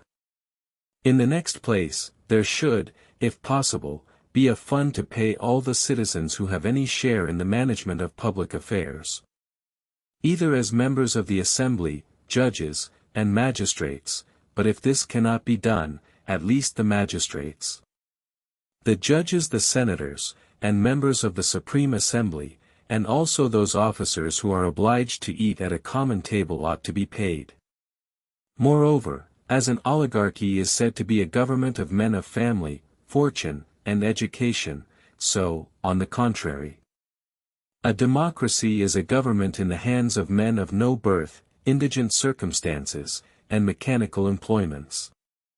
In this state also no office 1318a, should be for life, and, if any such should remain after the government has been long changed into a democracy, they should endeavor by degrees to diminish the power, and also elect by lot instead of vote. Chapter 3. In the next place we must inquire how this equality is to be procuredition. Shall the qualifications be divided so that 500 rich should be equal to 1,000 poor?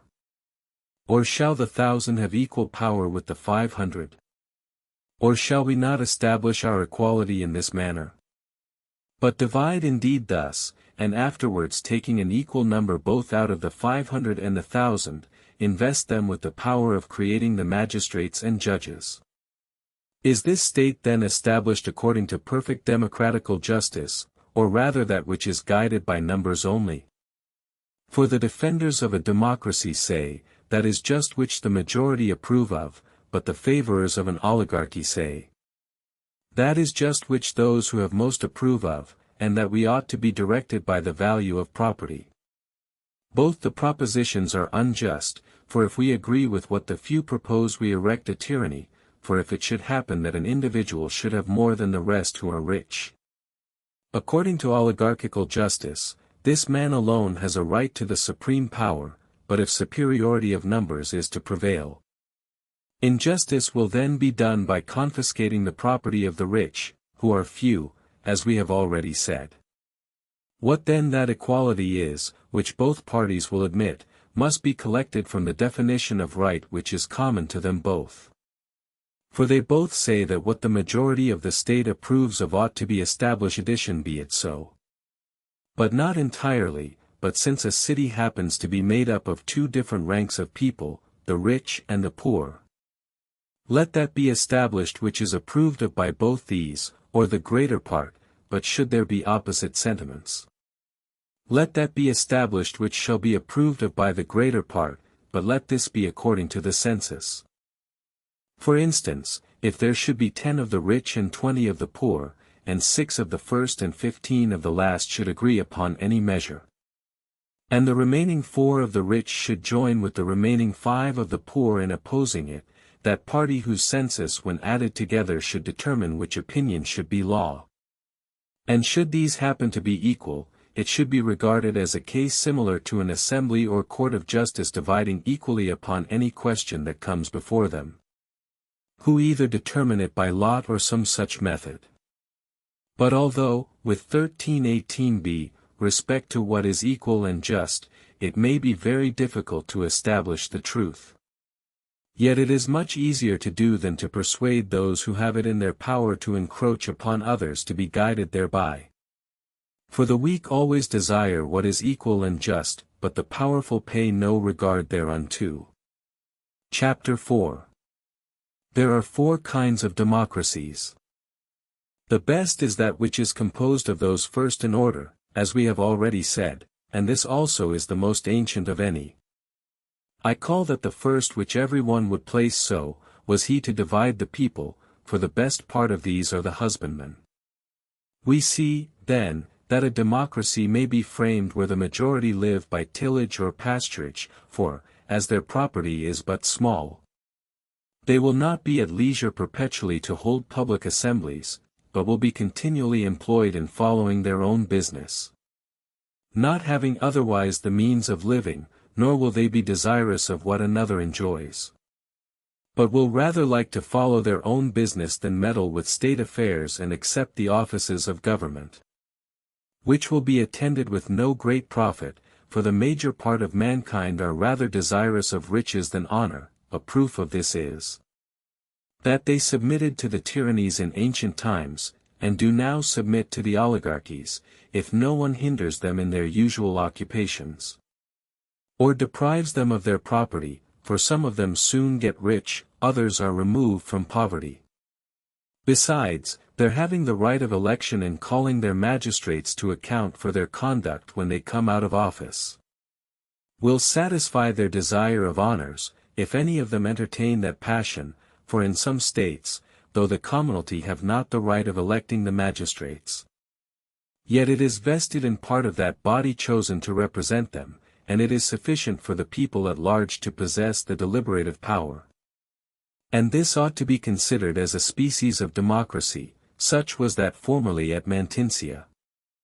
For which reason it is proper for the democracy we have been now treating of to have a power, and it has been usual for them to have it, of censuring their magistrates when out of office, and sitting in judgment upon all causes, but that the chief magistrates should be elected, and according to a certain census, which should vary with the rank of their office, or else not by a census, but according to their abilities for their respective appointments.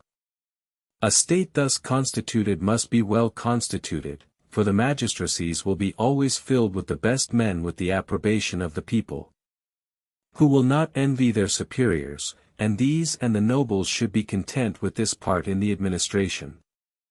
For they will not be governed by their inferiors. They will be also careful to use their power with moderation, as there are others to whom full power is delegated to censure their conduct. For it is very serviceable to the state to have them dependent upon others, and not to be permitted to do whatsoever they choose. For with such a liberty there would be no check to that evil particle there is in every one. Therefore it is 1319a, necessary and most for the benefit of the state that the offices thereof should be filled by the principal persons in it, whose characters are unblemished, and that the people are not a precedential. It is now evident that this is the best species of democracy. And on what account? Because the people are such and have such powers as they ought to to establish a democracy of husbandmen. Some of those laws which were observed in many ancient states are universally useful. As, for instance, on no account to permit any one to possess more than a certain quantity of land, or within a certain distance from the city. Formerly also, in some states, no one was allowed to sell their original lot of land. They also mention a law of 1 oxalis, which forbade any one to add to their patrimony by usury. We ought also to follow the law of the Aphetians, as useful to direct us in this particular we are now speaking of. For they having but very little ground, while they were a numerous people, and at the same time were all husbandmen, did not include all their lands within the census, but divided them in such a manner that, according to the census, the poor had more power than the rich. Next to the commonalty of husbandmen is one of shepherds and herdsmen, for they have many things in common with them, and, by their way of life, are excellently qualified to make good soldiers, stout in body, and able to continue in the open air all night. The generality of the people of whom other democracies are composed are much worse than these, for their lives are wretched nor have they any business with virtue in anything they do. These are your mechanics, your exchange men, and hired servants, as all these sorts of men frequent the exchange and the citadel. They can readily attend the public assembly, whereas the husbandmen, being more dispersed in the country, cannot so easily meet together, nor are they equally desirous of doing it with these others. When a country happens to be so situated that a great part of the land lies at a distance from the city, there it is easy to establish a good democracy or a free state, for the people in general will be obliged to live in the country. So that it will be necessary in such a democracy, though there may be an exchange mob at hand, never to allow a legal assembly without the inhabitants of the country attend.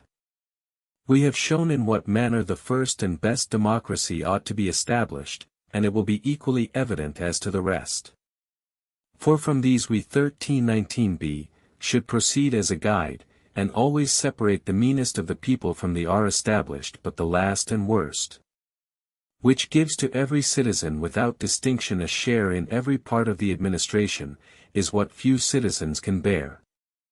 Nor is it easy to preserve for any long time, unless well supported by laws and manners.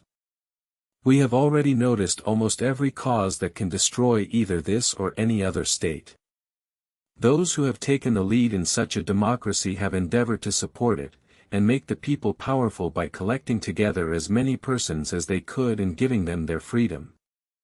Not only legitimately but naturally born, and also if either of their parents were citizens, that is to say, if either their father or mother, and this method is better suited to this state than any other, and thus the demagogues have usually menegadition. They ought, however, to take care, and do this no longer than the common people are superior to the nobles and those of the middle rank. And then stop, for, if they proceed still further, they will make the state disorderly, and the nobles will ill brook the power of the common people, and be full of resentment against it, which was the cause of an insurrection at Cyrene, for a little evil is overlooked, but when it becomes a great one it strikes the eye. It is, moreover, very useful in such a state to do as Clisthenes did at Athens, when he was desirous of increasing the power of the people. And as those did who established the democracy in Cyrene, that is, to institute many tribes and fraternities. And to make the religious rights of private persons few, and those common, and every means is to be contrived to associate and blend the people together as much as possible. And that all former customs be broken through. Moreover, whatsoever is practiced in a tyranny seems adapted to a democracy of this species, as, for instance, the licentiousness of the slaves, the women, and the children, for this to a certain degree is useful in such a state. And also to overlook everyone's living as they choose, for many will support such a government, for it is more agreeable to many to live without any control than as prudence would direct. Chapter 5. It is also the business of the legislator and all those who would support a government of this sort not to make it too great a work, or too perfect, but to aim only to render it stable, for, let a state be constituted ever so badly, there is no difficulty in its continuing a few days. They should therefore endeavor to procure its safety by all those ways which we have described in assigning the causes of the preservation and destruction of governments.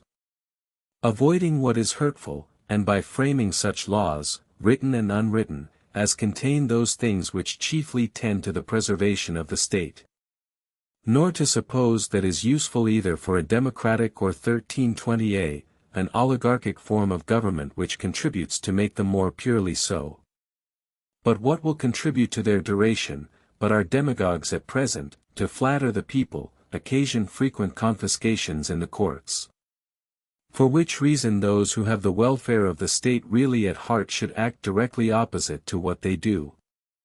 And enact a law to prevent forfeitures from being divided amongst the people or paid into the treasury. But to have them set apart for sacred uses, for those who are of a bad disposition would not then be the less cautious.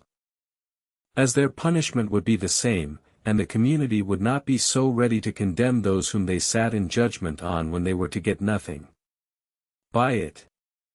They should also take care that the causes which are brought before the public should be as few as possible, and punish with the utmost severity those who rashly brought an action against any one, for it is not the commons but the nobles who are generally prosecuted. For in all things the citizens of the same state ought to be affectionate to each other, at least not to treat those who have the chief power in it as their enemies. Now, as the democracies which have been lately established are very numerous, and it is difficult to get the common people to attend the public assemblies without they are paid for it, this, when there is not a sufficient public revenue, is fatal to the nobles, for the deficiencies therein must be necessarily made up by taxes, confiscations, and fines imposed by corrupt courts of justice, which things have already destroyed many democracies. Whenever, then, the revenues of the state are small, there should be but few public assemblies and but few courts of justice. These, however, should have very extensive jurisdictions, but should continue sitting a few days only. For by this means the rich would not fear the expense, although they should receive nothing for their attendance. Though the poor did, and judgment also would be given much better, for the rich will not choose to be long absent from their own affairs, but will willingly be so for a short time, and, when there are sufficient revenues, a different conduct ought to be pursued from what the demagogues at present follow. For now they divide the surplus of the public money amongst the poor, these receive it and again want the same supply. While the giving it is like pouring water into a sieve, but the true patriot in a democracy ought to take care that the majority of the community are not too poor. For this is the cause of rapacity in that government, he therefore should endeavor that they may enjoy perpetual plenty. And as this also is advantageous to the rich, what can be saved out of the public money should be put by, and then divided at once amongst the poor, if possible, in such a quantity as may enable every one of them to purchase a little field. And, if that cannot be done, at least to give each of them enough to procure the implements 1320b, of trade and husbandry. And if there is not enough for all to receive so much at once, then to divide it according to tribes or any other allotment. In the meantime let the rich pay them for necessary services, but not be obliged to find them in useless amusements. And something like this was the manner in which they managed at Carthage, and preserved the affections of the people. For by continually sending some of their community into colonies they procured plenty. It is also worthy of a sensible and generous nobility to divide the poor amongst them, and supplying them with what is necessary. Induce them to work, or to imitate the conduct of the people at Tarentum, for they, permitting the poor to partake in common of everything which is needful for them, gain the affections of the commonalty. They have also two different ways of electing their magistrates, for some are chosen by vote, others by lot. By the last, that the people at large may have some share in the administration, by the former, that the state may be well governed. The same may be accomplished if of the same magistrates you choose some by vote, others by lot. Chapter 6. What has been already said will almost of itself sufficiently show how an oligarchy ought to be founded. For he who would frame such a state should have in his view a democracy to oppose it. For every species of oligarchy should be founded on principles diametrically opposite to some species of democracy. The first and best framed oligarchy is that which approaches near to what we call a free state, in which there ought to be two different census. The one high, the other low. From those who are within the latter the ordinary officers of the state ought to be chosen. From the former the supreme magistrates, nor should any one be excluded from a part of the administration who was within the census. Which should be so regulated that the commonalty who are included in it should by means thereof be superior to those who have no share in the government. For those who are to have the management of public affairs ought always to be chosen out of the better sort of the people. Much in the same manner ought that oligarchy to be established which is next in order, but as to that which is most opposite to a pure democracy. And approaches nearest to a dynasty and a tyranny, as it is of all others the worst, so it requires the greatest care and caution to preserve it. For as bodies of sound and healthy constitutions and ships which are well manned and well found for sailing can bear many injuries without perishing, while a diseased body or a leaky ship with an indifferent crew cannot support the 1321a, least shock. So the worst established governments want most looking after. A number of citizens is the preservation of a democracy, for these are opposed to those rights which are founded in rank. On the contrary, the preservation of an oligarchy depends upon the due regulation of the different orders in the society. Chapter 7. As the greater part of the community are divided into four sorts of people, husbandmen, mechanics, traders, and hired servants, and as those who are employed in war may likewise be divided into four, the horseman, the heavy-armed soldier, the light-armed, and the sailor, where the nature of the country can admit a great number of horse. There a powerful oligarchy may be easily established, for the safety of the inhabitants depends upon a force of that sort. But those who can support the expense of horsemen must be persons of some considerable fortune. Where the troops are chiefly heavy-armed, there an oligarchy, inferior in power to the other, may be established. For the heavy-armed are rather made up of men of substance than the poor, but the light-armed and the sailors always contribute to support a democracy. But where the number of these is very great and a sedition arises, the other parts of the community fight at a disadvantage. But a remedy for this evil is to be learned from skillful generals, who always mix a proper number of light-armed soldiers with their horse and heavy-armed. For it is with those that the populace get the better of the men of fortune in an insurrection, for these being lighter are easily a match for the horse and the heavy-armed. So that for an oligarchy to form a body of troops from these is to form it against itself, but as a city is composed of persons of different ages, some young and some old, the fathers should teach their sons, while they were very young, a light and easy exercise. But, when they are grown up, they should be perfect in every warlike exercise. Now, the admission of the people to any share in the government should either be, as I said before, regulated by a census, or else, as at Thebes, allowed to those who for a certain time have ceased from any mechanic employment, or as at Massalia, where they are chosen according to their worth, whether citizens or foreigners. With respect to the magistrates of the highest rank which it may be necessary to have in a state, the services they are bound to do the public should be expressly laid down, to prevent the common people from being desirous of accepting their employments, and also to induce them to regard their magistrates with favor when they know what a price they pay for their honors. It is also necessary that the magistrates, upon entering into their offices, should make magnificent sacrifices and erect some public structure, that the people partaking of the entertainment, and seeing the city ornamented with votive gifts in their temples and public structures, may see with pleasure the stability of the government. Add to this also, that the nobles will have their generosity recorded.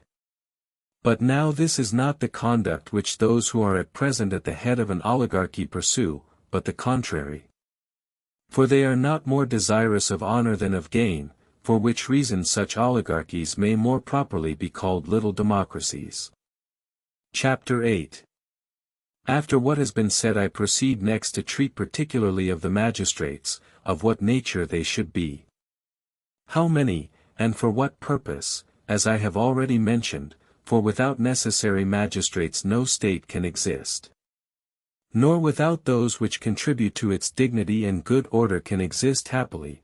Now it is necessary that in small states the magistrates should be few, in a large one, many, also to know well what offices may be joined together, and what ought to be separate. Addition: the first thing necessary is to establish proper regulators in the markets, for which purpose a certain magistrate should be appointed to inspect their contracts and preserve good order.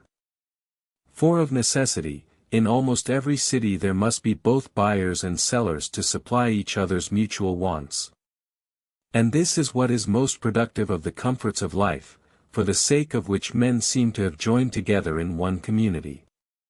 A second care, and nearly related to the first, is to have an eye both to the public and private edifices in the city, that they may be an ornament, and also to take care of all buildings which are likely to fall, and to see that the highways are kept in proper repair, and also that the landmarks between different estates are preserved, that there may be no disputes on that account, and all other business of the same nature.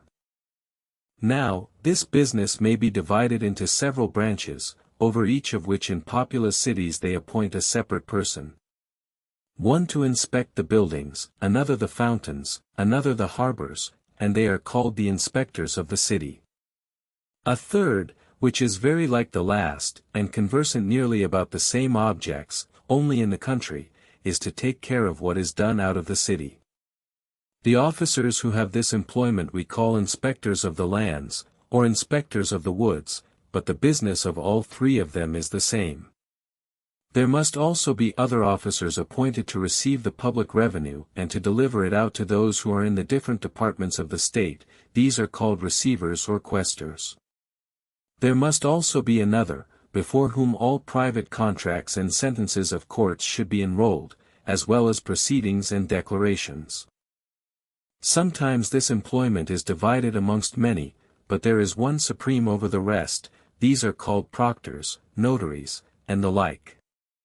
Next to these is an officer whose business is of all others the most necessary, and yet most difficult. Namely, to take care that sentence is executed upon those who are condemned, and that every one pays the fines laid on him. And also to have the charge of those who are in prison. 1322a. This office is very disagreeable on account of the odium attending it, so that no one will engage therein without it is made very profitable. Or, if they do, will they be willing to execute it according to law, but it is most necessary, as it is of no service to pass judgment in any cause without that judgment is carried into execution. For without this human society could not subsist, for which reason it is best that this office should not be executed by one person, but by some of the magistrates of the other courts. In like manner, the taking care that those fines which are ordered by the judges are levied should be divided amongst different persons. And as different magistrates judge different causes, let the causes of the young be heard by the young. And as to those which are already brought to a hearing, let one person pass sentence, and another see it executed. As, for instance, let the magistrates who have the care of the public buildings execute the sentence which the inspectors of the markets have passed.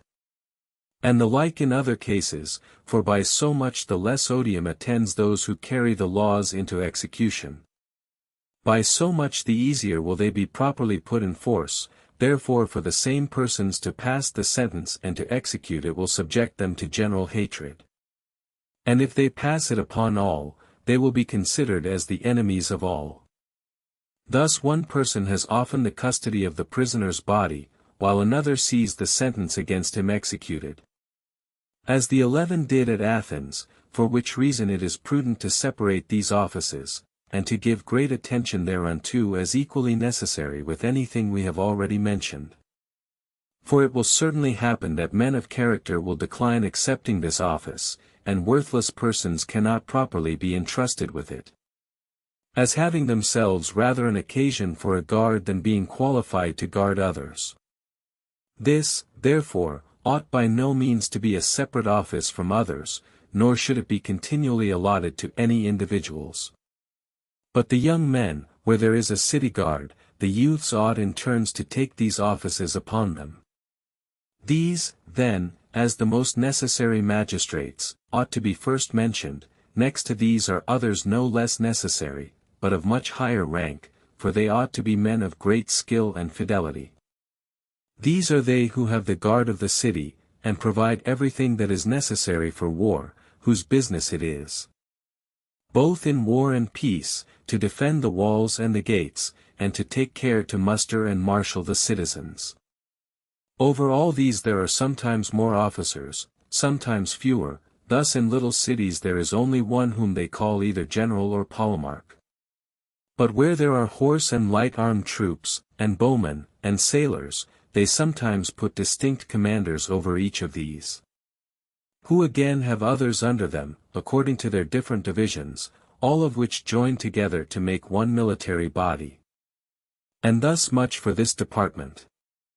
Since some of the magistrates, if not all, have business with the public money, it is necessary that there should be other officers, whose employment should be nothing else than to take an account of what they have, and correct any mismanagement therein. But besides all these magistrates there is one who is supreme over them all, who very often has in his own power the disposal of the public revenue and taxes, who presides over the people when the supreme power is in them, for there must be some magistrate who has a power to summon them together, and to preside as head of the state. These are sometimes called pre-advisors, but where there are many, more properly a council. These are nearly the civil magistrates which are requisite to a government, but there are other persons whose business is confined to religion, as the priests, and those who are to take care of the temples, that they are kept in proper repair, or, if they fall down, that they may be rebuilt, and whatever else belongs to public worship. This charge is sometimes entrusted to one person, as in very small cities, in others it is delegated to many. And these distinct from the priesthood, as the builders or keepers of holy places, and officers of the sacred revenue. Next to these are those who are appointed to have the general care of all those public sacrifices to the tutelar god of the state, which the laws do not entrust to the priests, and these in different states have different appellations. To enumerate in few words the different departments of all those magistrates who are necessary, these are either religion, war, taxes, expenditures, markets, public buildings, harbors, highways. Belonging to the courts of justice there are scribes to enroll private contracts, and there must also be guards set over the prisoners. Others to see the law is executed, counsel on either side, and also others to watch over the conduct of those who are to decide the causes. Amongst the magistrates also may finally be reckoned those who are to give their advice in public affairs. But separate states, who are peculiarly happy and have leisure to attend to more minute particulars, and are very attentive to good order, require particular magistrates for themselves, such as those who have the government of the women, who are to see the laws are executed, who take care of the boys and preside over their education. To these may be added those who have the care of their gymnastic exercises, 1323a, their theatres, and every other public spectacle which there may happen to be. Some of these, however, are not of general use, as the governors of the women, for the poor are obliged to employ their wives and children in servile offices for want of slaves. As there are 3 magistrates to whom some states entrust the supreme power, namely, guardians of the laws, pre-advisors, and senators, guardians of the laws suit best to an aristocracy, pre-advisors to an oligarchy, and a senate to a democracy. And thus much briefly concerning all magistrates. Book 7. Chapter 1.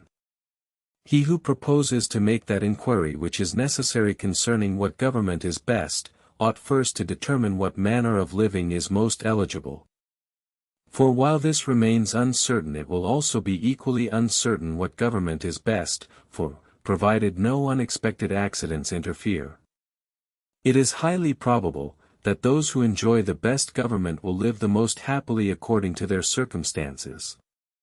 He ought, therefore, first to know what manner of life is most desirable for all, and afterwards whether this life is the same to the man and the citizen, or different.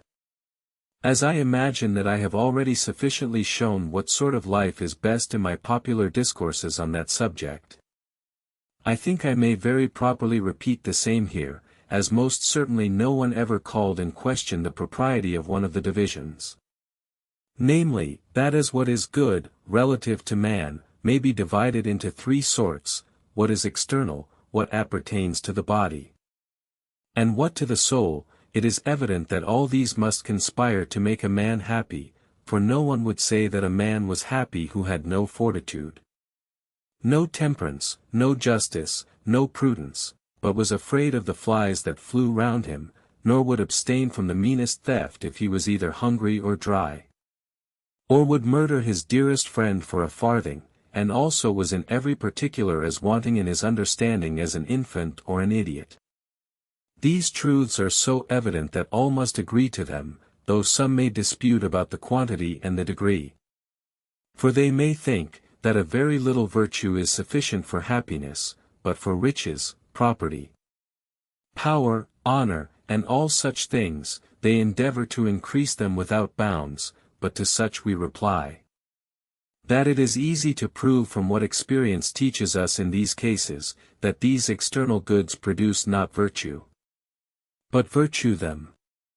As to a happy life, whether it is to be found in pleasure or virtue or both, certain it is, that those whose morals are most pure, and whose understandings are best cultivated, will enjoy more of it, although their fortune is but moderate, than those do who own an exuberance of wealth, are deficient in those, and this utility any one who reflects may easily convince himself of, for whatsoever is external has its boundary, as a machine, and whatsoever is useful in its excess is either necessarily hurtful, or at best useless to the possessor.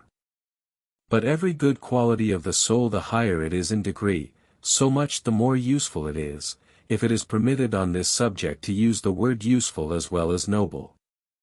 It is also very evident, that the accidents of each subject take place of each other, as the subjects themselves, of which we allow they are accidents, differ from each other in value, so that if the soul is more noble than any outward possession, as the body, both in itself and with respect to us, it must be admitted of course that the best accidents of each must follow the same analogy. Besides, it is for the sake of the soul that these things are desirable, and it is on this account that wise men should desire them, not the soul for them. Let us therefore be well assured, that every one enjoys as much happiness as he possesses virtue and wisdom, and acts according to their dictates, since for this we have the example of God himself, who is completely happy. Not from any external good, but in himself, and because such is his nature. For good fortune is something different from happiness, as every good which depends not on the mind is owing to chance or fortune. But it is not from fortune that any one is wise and just, hence it follows, that city is happiest which is the best and acts best. For no one can do well who acts not well, nor can the deeds either of man or city be praiseworthy without virtue and wisdom. For whatsoever is just, or wise, or prudent in a man, the same things are just, wise, and prudent in a city. Thus much by way of introduction, for I could not but just touch upon this subject, though I could not go through a complete investigation of it. As it properly belongs to another question, let us at present suppose so much, that a man's happiest life, both as an individual and as a citizen, is a life of virtue, accompanied with those enjoyments which virtue usually procures. If 1324a, there are any who are not convinced by what I have said, their doubts shall be answered hereafter. At present we shall proceed according to our intended method. Chapter 2. It now remains for us to say whether the happiness of any individual man and the city is the same or different. But this also is evident, for whosoever supposes that riches will make a person happy, must place the happiness of the city in riches if it possesses them.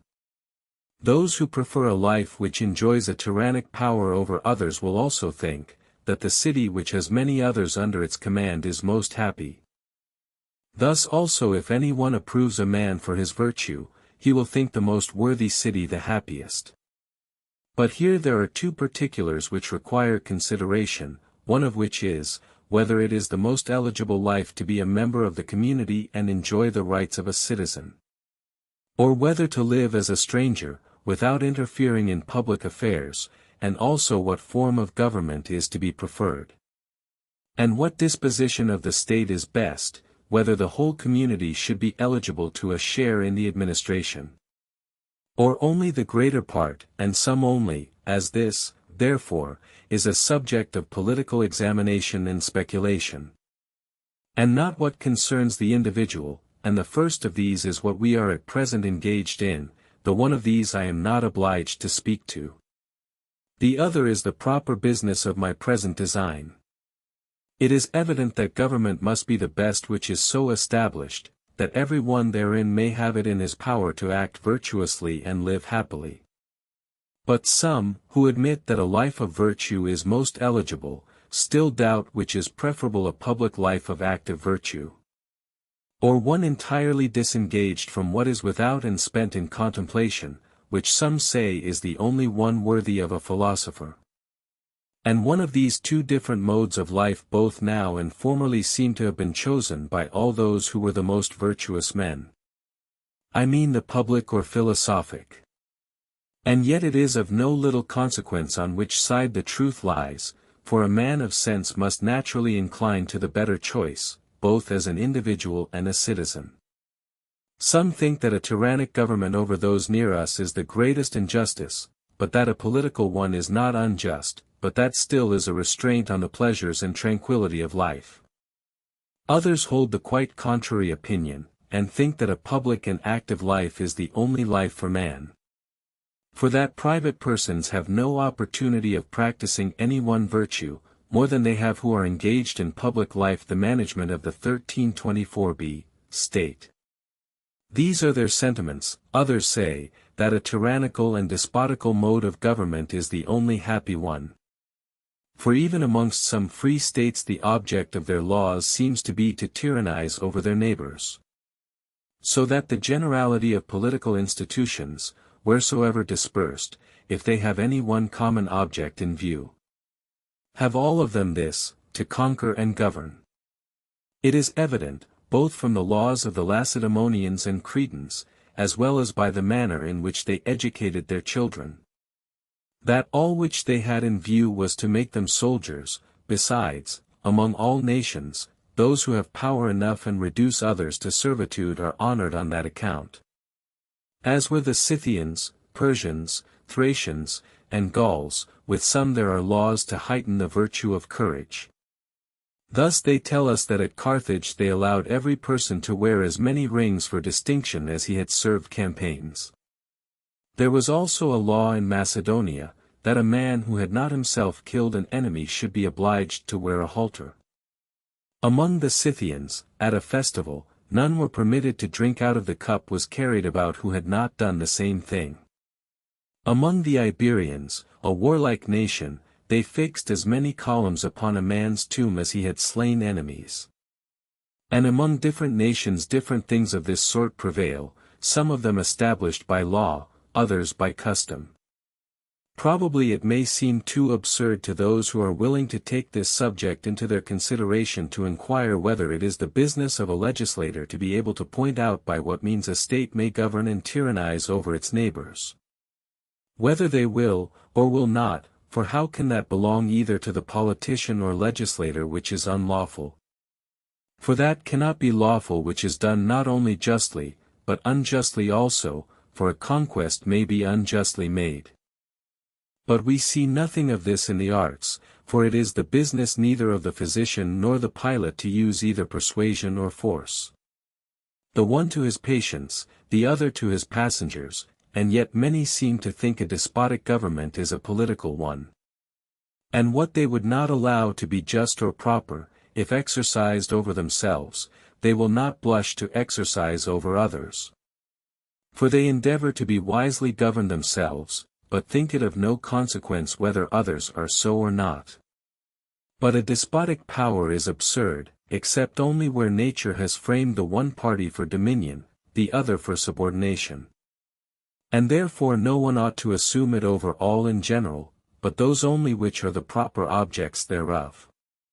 Thus no one should hunt men either for food or sacrifice, but what is fit for those purposes, and these are wild animals which are eatable. Now a city which is well governed might be very 1325a, happy in itself while it enjoyed a good system of laws. Although it should happen to be so situated as to have no connection with any other state, though its constitution should not be framed for war or conquest. For it would then have no occasion for these. It is evident therefore that the business of war is to be considered as commendable, not as a final end, but as the means of procuring it. It is the duty of a good legislator to examine carefully into his state, and the nature of the people, and how they may partake of every intercourse, of a good life, and of the happiness which results from it. And in this respect some laws and customs differ from others. It is also the duty of a legislator, if he has any neighboring states, to consider in what manner he shall oppose each of them, or what good offices he shall show them. But what should be the final end of the best governments will be considered hereafter. Chapter 3. We will now speak to those who, while they agree that a life of virtue is most eligible, yet differ in the use of it, addressing ourselves to both these parties. For there are some who disapprove of all political governments, and think that the life of one who is really free is different from the life of a citizen. And of all others most eligible, others again think that the citizen is the best, and that it is impossible for him who does nothing to be well employed. But that virtuous activity and happiness are the same thing. Now both parties in some particulars say what is right, in others what is wrong, thus, that the life of a freeman is better than the life of a slave is true. For a slave, as a slave, is employed in nothing honorable, for the common servile employments which he is commanded to perform have nothing virtuous in them. But, on the other hand, it is not true that a submission to all sorts of governments is slavery. For the government of freemen differs not more from the government of slaves than slavery and freedom differ from each other in their nature. And how they do has been already mentioned. Addition to prefer doing of nothing to virtuous activity is also wrong. For happiness consists in action, and many noble ends are produced by the actions of the just and wise. From what we have already determined on this subject, someone probably may think, that supreme power is of all things best. As that will enable a man to command very many useful services from others, so that he who can obtain this ought not to give it up to another, but rather to seize it, and, for this purpose, the father should have no attention or regard for the son, or the son for the father, or friend for what is best is most eligible. But to be a member of the community and be in felicity is be established what these persons advance might probably be true. If the supreme good was certainly theirs who plunder and use violence to others, but it is 1325b, most unlikely that it should be so. For it is a mere supposition, for it does not follow that their actions are honorable who thus assume the supreme power over others.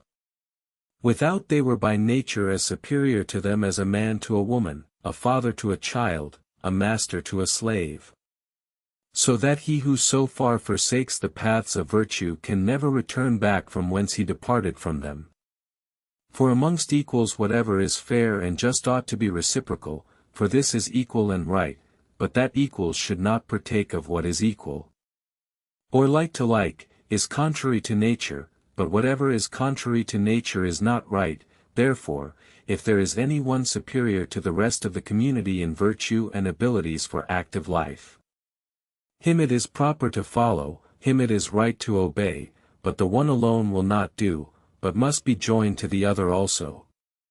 And, if we are right in what we have now said, it follows that happiness consists in virtuous activity, and that both with respect to the community as well as the individual an active life is the happiest.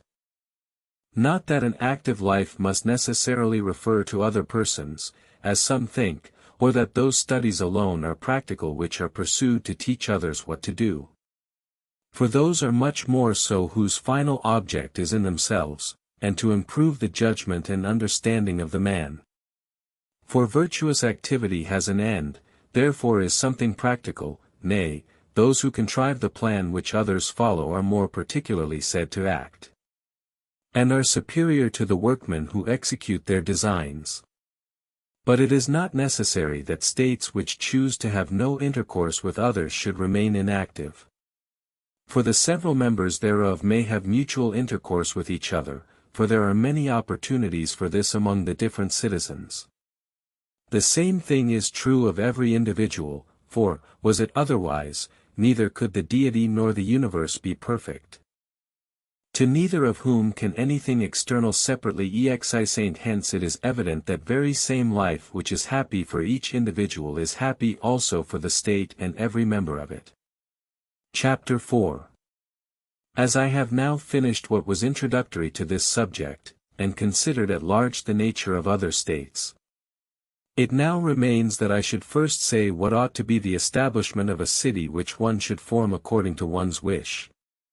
For no good state can exist without a moderate proportion of what is necessary. Many things therefore ought to be forethought of as desirable, but none of them such as are impossible. I mean relative to the number of citizens and the extent of the territory, for as other artificers, such as the weaver and the shipwright, ought to have such materials as are fit for their work, since so much the better they are, by so much 1326a, superior will the work itself necessarily be. So also ought the legislator and politician endeavor to procure proper materials for the business they have in hand. Now the first and principal instrument of the politician is the number of the people, he should therefore know how many, and what they naturally ought to be, in like manner the country, how large, and what it is. Most persons think that it is necessary for a city to be large to be happy, but, should this be true, they cannot tell what is a large one and what a small one, for according to the multitude of the inhabitants they estimate the greatness of it.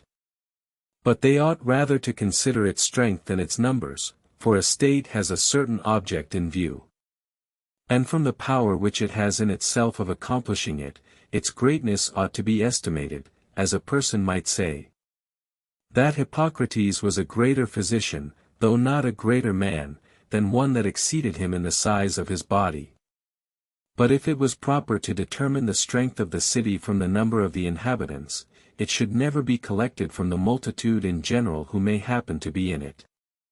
For in a city there must necessarily be many slaves, sojourners, and foreigners, but from those who are really part of the city and properly constitute its members.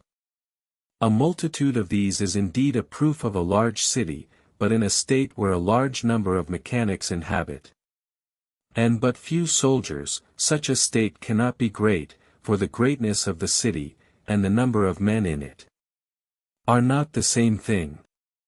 This too is evident from fact, that it is very difficult, if not impossible, to govern properly a very numerous body of men.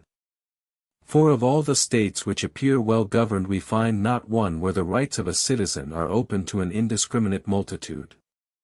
And this is also evident from the nature of the thing, for as law is a certain order, so good law is of course a certain good order.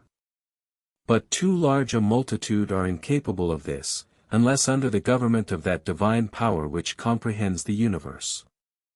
Not but that, as quantity and variety are usually essential to beauty, the perfection of a city consists in the largeness of it as far as that largeness is consistent with that order already mentioned. But still there is a determinate size to all cities, as well as everything else, whether animals, plants, or machines, for each of these, if they are neither too little nor too big, have their proper powers. But when they have not their due growth, or are badly constructed, as a ship a span long is not properly a ship, nor one of 2 furlongs length, but when it is of a fit size, for either from its smallness or from its largeness it may be quite useless. So is it with a city, one that is too small has not 1326b, in itself the power of self-defense, but this is essential to a city. One that is too large is capable of self-defense in what is necessary, but then it is a nation and not a city. For it will be very difficult to accommodate a form of government to it, for who would choose to be the general of such an unwieldy multitude? Or who could be their herald but a stentor? The first thing therefore necessary is, that a city should consist of such numbers as will be sufficient to enable the inhabitants to live happily in their political community. And it follows, that the more the inhabitants exceed that necessary number the greater will the city be. But this must not be, as we have already said, without bounds, but what is its proper limit experience will easily show. And this experience is to be collected from the actions both of the governors and the governadition. Now, as it belongs to the first to direct the inferior magistrates and to act as judges, it follows that they can neither determine causes with justice nor issue their orders with propriety without they know the characters of their fellow citizens. So that whenever this happens not to be done in these 2 particulars, the state must of necessity be badly managed. For in both of them it is not right to determine too hastily and without proper knowledge, which must evidently be the case where the number of the citizens is too many. Besides, it is more easy for strangers and sojourners to assume the rights of citizens, as they will easily escape detection in so great a multitude.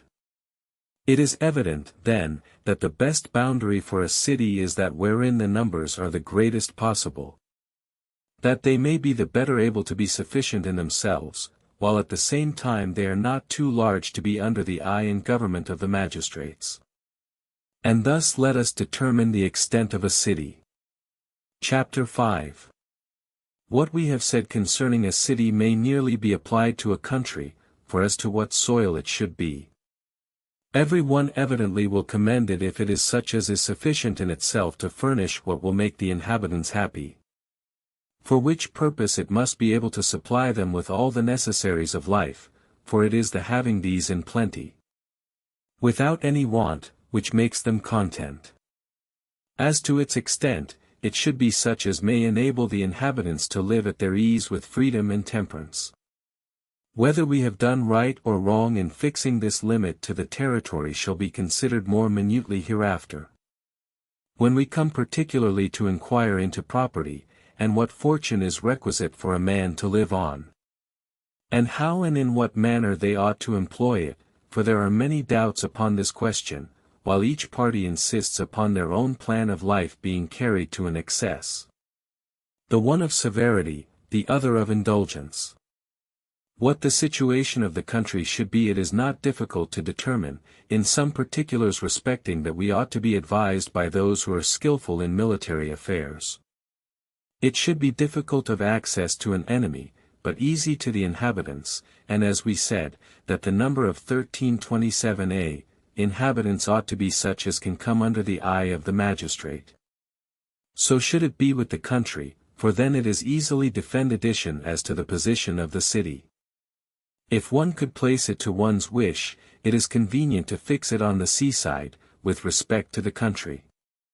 One situation which it ought to have has been already mentioned, namely, that it should be so placed as easily to give assistance to all places, and also to receive the necessaries of life from all parts, and also wood, or any other materials which may happen to be in the country. Chapter 6. But with respect to placing a city in the neighborhood of the sea, there are some who have many doubts whether it is serviceable or hurtful to a well-regulated state. For they say, that the resort of persons brought up under a different system of government is disserviceable to the state, as well by impeding the laws as by their numbers, for a multitude of merchants must necessarily arise from their trafficking backward and forward upon the seas, which will hinder the well-governing of the city. But if this inconvenience should not arise, it is evident that it is better, both on account of safety and also for the easier acquisition of the necessaries of life, that both the city and the country should be near the sea. For it is necessary that those who are to sustain the attack of the enemy should be ready with their assistance both by land and by sea, and to oppose any inroad, both ways if possible, but if not, at least where they are most powerful, which they may do while they possess both. A maritime situation is also useful for receiving from others what your own country will not produce, and exporting those necessaries of your own growth which are more than you have occasion for. But a city ought to traffic to supply its own wants, and not the wants of others, for those who themselves furnish an open market for every one, do it for the sake of gain, which it is not proper for a well-established state to do, neither should they encourage such a commerce. Now, as we see that many places and cities have docks and harbors lying very convenient for the city, while those who frequent them have no communication with the citadel, and yet they are not too far off, but are surrounded by walls and such like fortifications, it is evident, that if any good arises from such an intercourse the city will receive it. But if anything hurtful, it will be easy to restrain it by a law declaring and deputing whom the state will allow to have an intercourse with each other, and whom not. As to a naval power, it is by no means doubtful that it is necessary to have one to a certain degree. And this not only for the sake of the 1327 city itself, but also because it may be necessary to appear formidable to some of the neighboring states, or to be able to assist them as well by sea as by land, but to know how great that force should be, the health of the state should be inquired into. And if that appears vigorous and enables her to take the lead of other communities, it is necessary that her force should correspond with her actions. As for that multitude of people which a maritime power creates, they are by no means necessary to a state, nor ought they to make a part of the citizens, for the mariners and infantry, who have the command, are freemen, and upon these depends a naval engagement.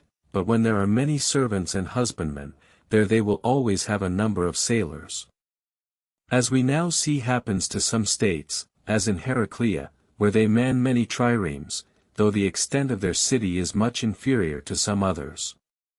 And thus we determine concerning the country, the port, the city, the sea, and a maritime power, as to the number of the citizens, what that ought to be we have already said. Chapter 7. We now proceed to point out what natural disposition the members of the community ought to be of, but this anyone will easily perceive who will cast his eye over the states of Greece. Of all others the most celebrated, and also the other different nations of this habitable world. Those who live in cold countries, as the north of Europe, are full of courage, but wanting in understanding and the arts.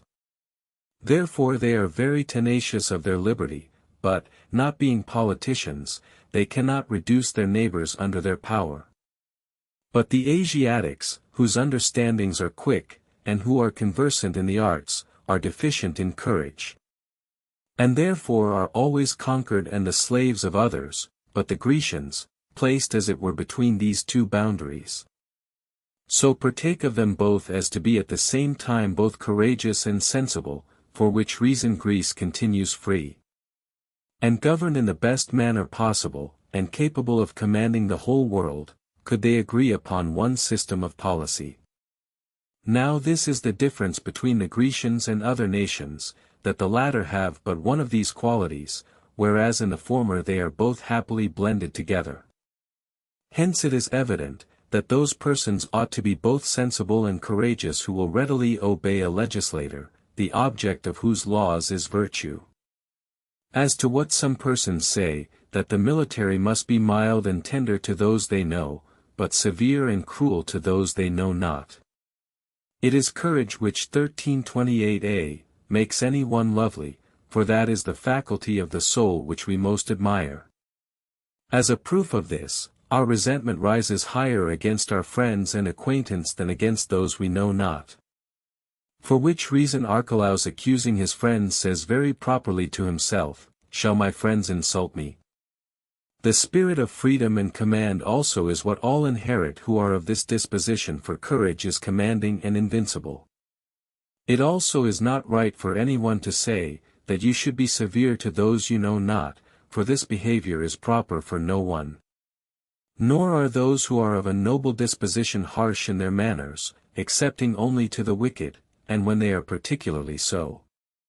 It is, as has been already said, against their friends, when they think they have injured them, which is agreeable to reason.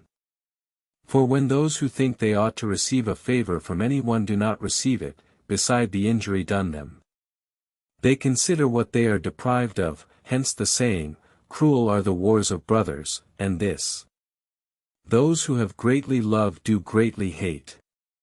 And thus we have nearly determined how many the inhabitants of a city ought to be, and what their natural disposition. And also the country how large, and of what sort is necessary, I say nearly. Because it is needless to endeavor at as great accuracy in those things which are the objects of the senses as in those which are inquired into by the understanding only. Chapter 8. As in natural bodies those things are not admitted to be parts of them without which the whole would not exist. So also it is evident that in a political state everything that is necessary thereunto is not to be considered as a part of it.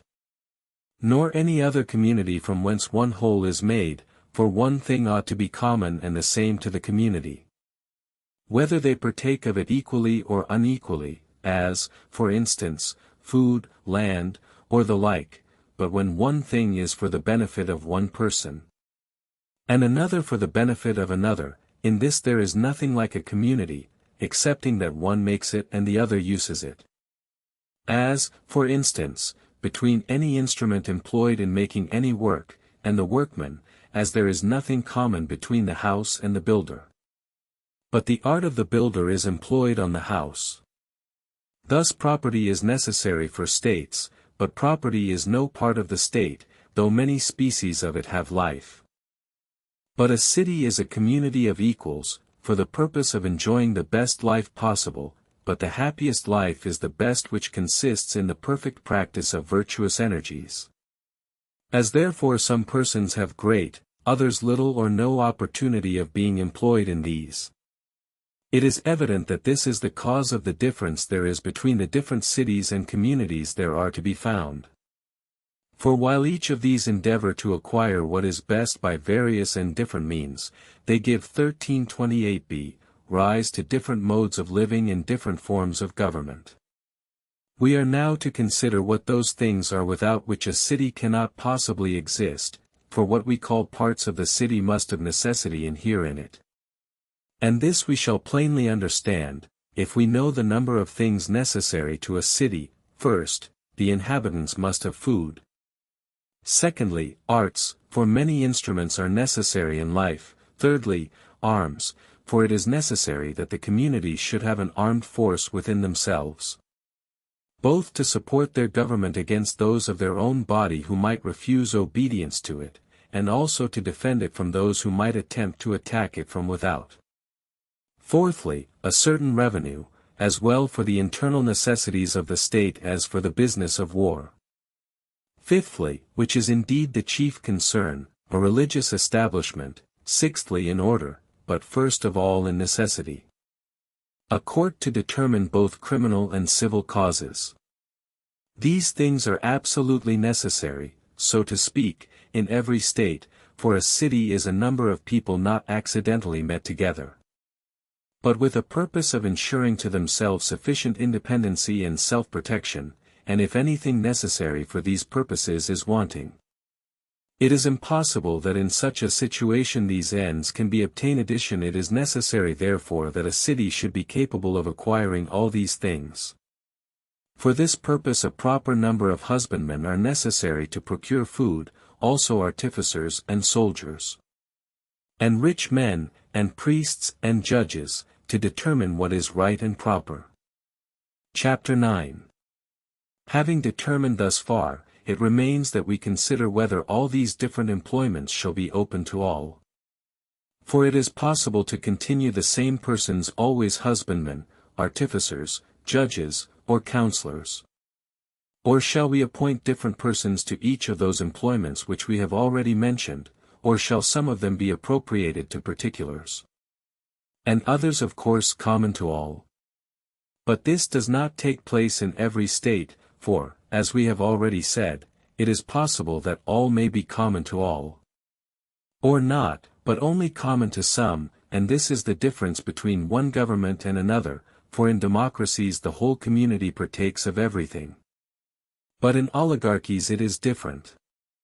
Since we are inquiring what is the best government possible, and it is admitted to be that in which the citizens are happy, and that, as we have already said, it is impossible to obtain happiness without virtue, it follows, that in the best governed states, where the citizens are really men of intrinsic and not relative goodness, none of them should be permitted to exercise any mechanic employment or follow merchandise, as being ignoble and destructive to virtue. Neither should they be husband, 1329a, men, that they may be at leisure to improve in virtue and perform the duty they owe to the state. With respect to the employments of a soldier, a senator, and a judge, which are evidently necessary to the community, shall they be allotted to different persons, or shall the same person execute both? This question, too, is easily answered, for in some cases the same persons may execute them, in others they should be different. Where the different employments require different abilities, as when courage is wanting for one, judgment for the other, there they should be allotted to different persons, but when it is evident, that it is impossible to oblige those who have arms in their hands, and can insist on their own terms, to be always under command, there these different employments should be trusted to one person. For those who have arms in their hands have it in their option whether they will or will not assume the supreme power. To these two, namely, those who have courage and judgment, the government must be entrusted, but not in the same manner. But as nature directs, what requires courage to the young, what requires judgment to the old, for with the young is courage, with the old is wisdom, thus each will be allotted the part they are fit for according to their different merits. It is also necessary that the landed property should belong to these men, for it is necessary that the citizens should be rich. And these are the men proper for citizens, for no mechanic ought to be admitted to the rights of a citizen, nor any other sort of people whose employment is not entirely noble, honorable, and virtuous. This is evident from the principle we at first set out with. For to be happy it is necessary to be virtuous, and no one should say that a city is happy while he considers only one part of its citizens. But for that purpose he ought to examine into all of them. It is evident, therefore, that the landed property should belong to these, though it may be necessary for them to have husbandmen, either slaves, barbarians, or servants. There remains of the different classes of the people whom we have enumerated, the priests, for these evidently compose a rank by themselves. For neither are they to be reckoned amongst the husbandmen nor the mechanics, for reverence to the gods is highly becoming every state. And since the citizens have been divided into orders, the military, and the council, and it is proper to offer due worship to the gods. And since it is necessary that those who are employed in their service should have nothing else to do, let the business of the priesthood be allotted to those who are in years. We have now shown what is necessary to the existence of a city, and of what parts it consists, and that husbandman, mechanic, and mercenary servants are necessary to a city, but that the parts of it are soldiers and sailors. And that these are always different from those, but from each other only occasionally. Chapter 10. It seems neither now nor very lately to have been known 1329b, to those philosophers who have made politics their study, that a city ought to be divided by families into different orders of men, and that the husbandmen and soldiers should be kept separate from each other. Which custom is even to this day preserved in Egypt and in Crete, also Sesostris having founded it in Egypt, minus in Crete. Common meals seem also to have been an ancient regulation, and to have been established in Crete during the reign of Minos. And in a still more remote period in Italy, for those who are the best judges in that country say that one Italus being king of Aenatria, from whom the people, changing their names, were called Italians instead of Aenotrians.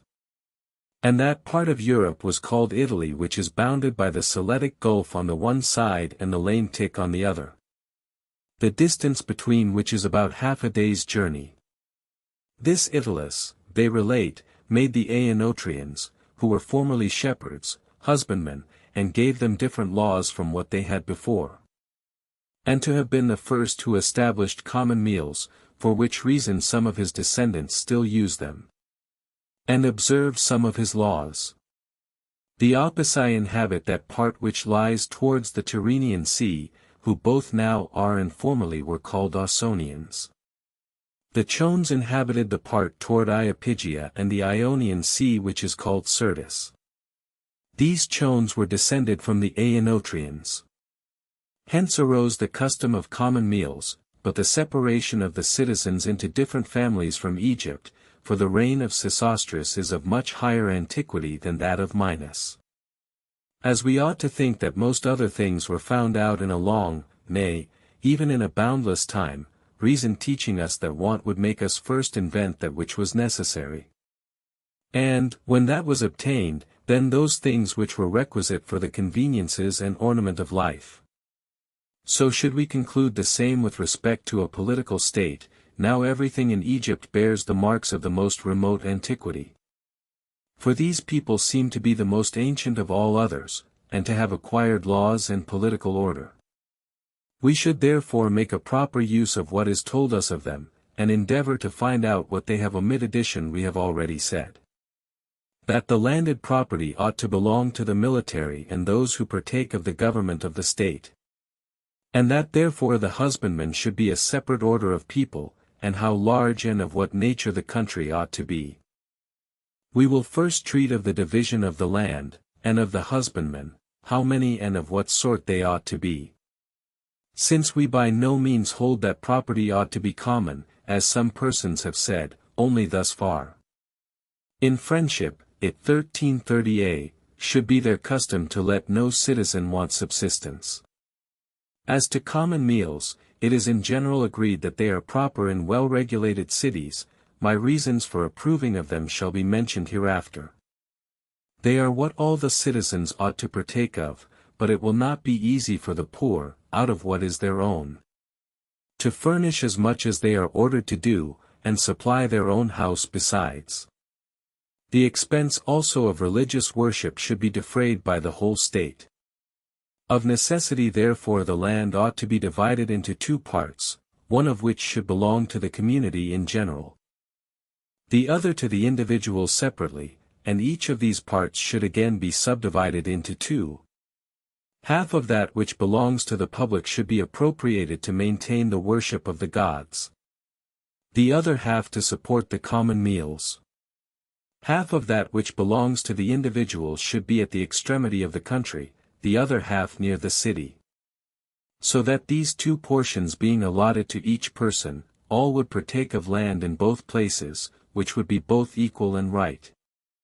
And induce them to act in concert with greater harmony in any war with their neighbors, for when the land is not divided in this manner, one party neglects the inroads of the enemy on the borders, the other makes it a matter of too much consequence and more than is necessary.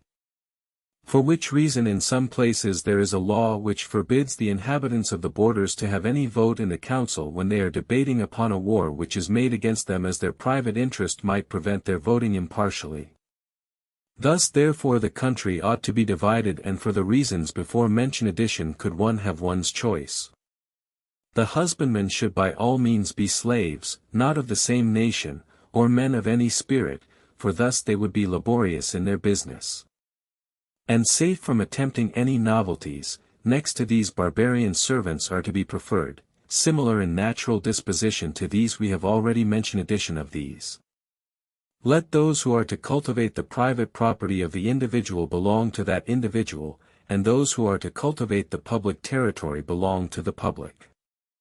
In what manner these slaves ought to be used, and for what reason it is very proper that they should have the promise of their liberty made them, as a reward for their services, shall be mentioned hereafter.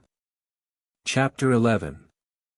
We have already mentioned, that both the city and all the country should communicate both with the sea and the continent as much as possible. There are these four things which we should be particularly desirous of in the position of the city with respect to itself. In the first place, health is to be consulted as the first thing necessary. Now a city which fronts the east and receives the winds which blow from thence is esteemed most healthful. Next to this that which has a northern position is to be preferred, as best in winter. It should next be contrived that it may have a proper situation for the business of government and for defense in war. That in war the citizens may 1330 b, have easy access to it, but that it may be difficult of access to, and hardly to be taken by, the enemy. In the next place particularly, that there may be plenty of water, and rivers near at hand, but if those cannot be found, very large cisterns must be prepared to save rain water, so that there may be no want of it in case they should be driven into the town in time of war. And as great care should be taken of the health of the inhabitants, the first thing to be attended to is that the city should have a good situation and a good position. The second is, that they may have good water to drink, and this not be negligently taken care of, for what we chiefly and most frequently use for the support of the body must principally influence the health of it. And this influence is what the air and water naturally have, for which reason in all wise governments the waters ought to be appropriated to different purposes. And if they are not equally good, and if there is not a plenty of necessary water, that which is to drink should be separated from that which is for other uses. As to fortified places, what is proper for some governments is not proper for all, as, for instance, a lofty citadel is proper for a monarchy and an oligarchy. A city built upon a plain suits a democracy, neither of these for an aristocracy, but rather many strong places. As to the form of private houses, those are thought to be best and most useful for their different purposes, which are distinct and separate from each other, and built in the modern manner, after the plan of Hippodamus, but for safety in time of war. On the contrary, they should be built as they formerly were, for they were such that strangers could not easily find their way out of them, and the method of access to them such as an enemy could with difficulty find out if he proposed to besiege them. A city therefore should have both these sorts of buildings, which may easily be contrived if any one will so regulate them as the planters do their rows of vines. Not that the buildings throughout the city should be detached from each other, only in some parts of it.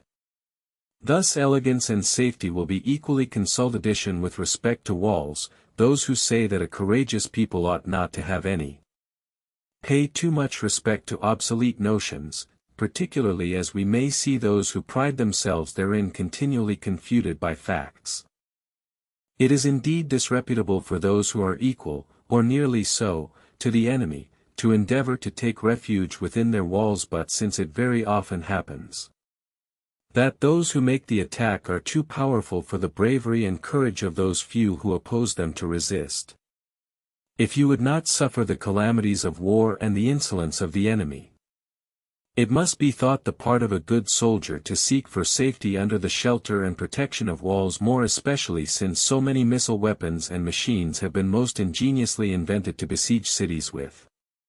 Indeed, to neglect surrounding a city with a wall would be similar to choosing a country which is easy of access to an enemy, or leveling the eminences of it, or as if an individual should not have a wall to his house lest it should be thought that the owner of it was a coward. Nor should this be left unconsidered, that those who have a city surrounded with walls may act both ways, either as if it had or as if it had not, but where it has not they cannot do this. Chapter 12. As the citizens in general are to eat at public tables in certain companies, and it is necessary that the walls should have bulwarks and towers in proper places and at proper distances, it is evident that it will be very necessary to have some of these in the towers. Let the buildings for this purpose be made the ornaments of the walls. As to temples for public worship, and the hall for the public tables of the chief magistrates, they ought to be built in proper places, and contiguous to each other, except those temples which the law or the oracle orders to be separate from all other buildings. And let these be in such a conspicuous eminence, that they may have every advantage of situation. And in the neighborhood of that part of the city which is best fortified adjoining to this place there ought to be a large square, like that which they call in Thessaly the Square of Freedom, in which nothing is permitted to be bought or sold, into which no mechanic nor husbandman, nor any such person, should be permitted to enter, unless commanded by the magistrates. It will also be an ornament to this place if the gymnastic exercises of the elders are performed in it. It is also proper, that for performing these exercises the citizens should be divided into distinct classes, according to their ages, and that the young persons should have proper officers to be with them, and that the seniors should be with the magistrates. For having them before their eyes would greatly inspire true modesty and ingenuous fear. There ought to be another square 1331b, separate from this for buying and selling, which should be so situated as to be commodious for the reception of goods both by sea and land. As the citizens may be divided into magistrates and priests, it is proper that the public tables of the priests should be in buildings near the temples, those of the magistrates who preside over contracts, indictments, and such like, and also over the markets, and the public streets near the square, or some public way, I mean the square where things are bought and sold.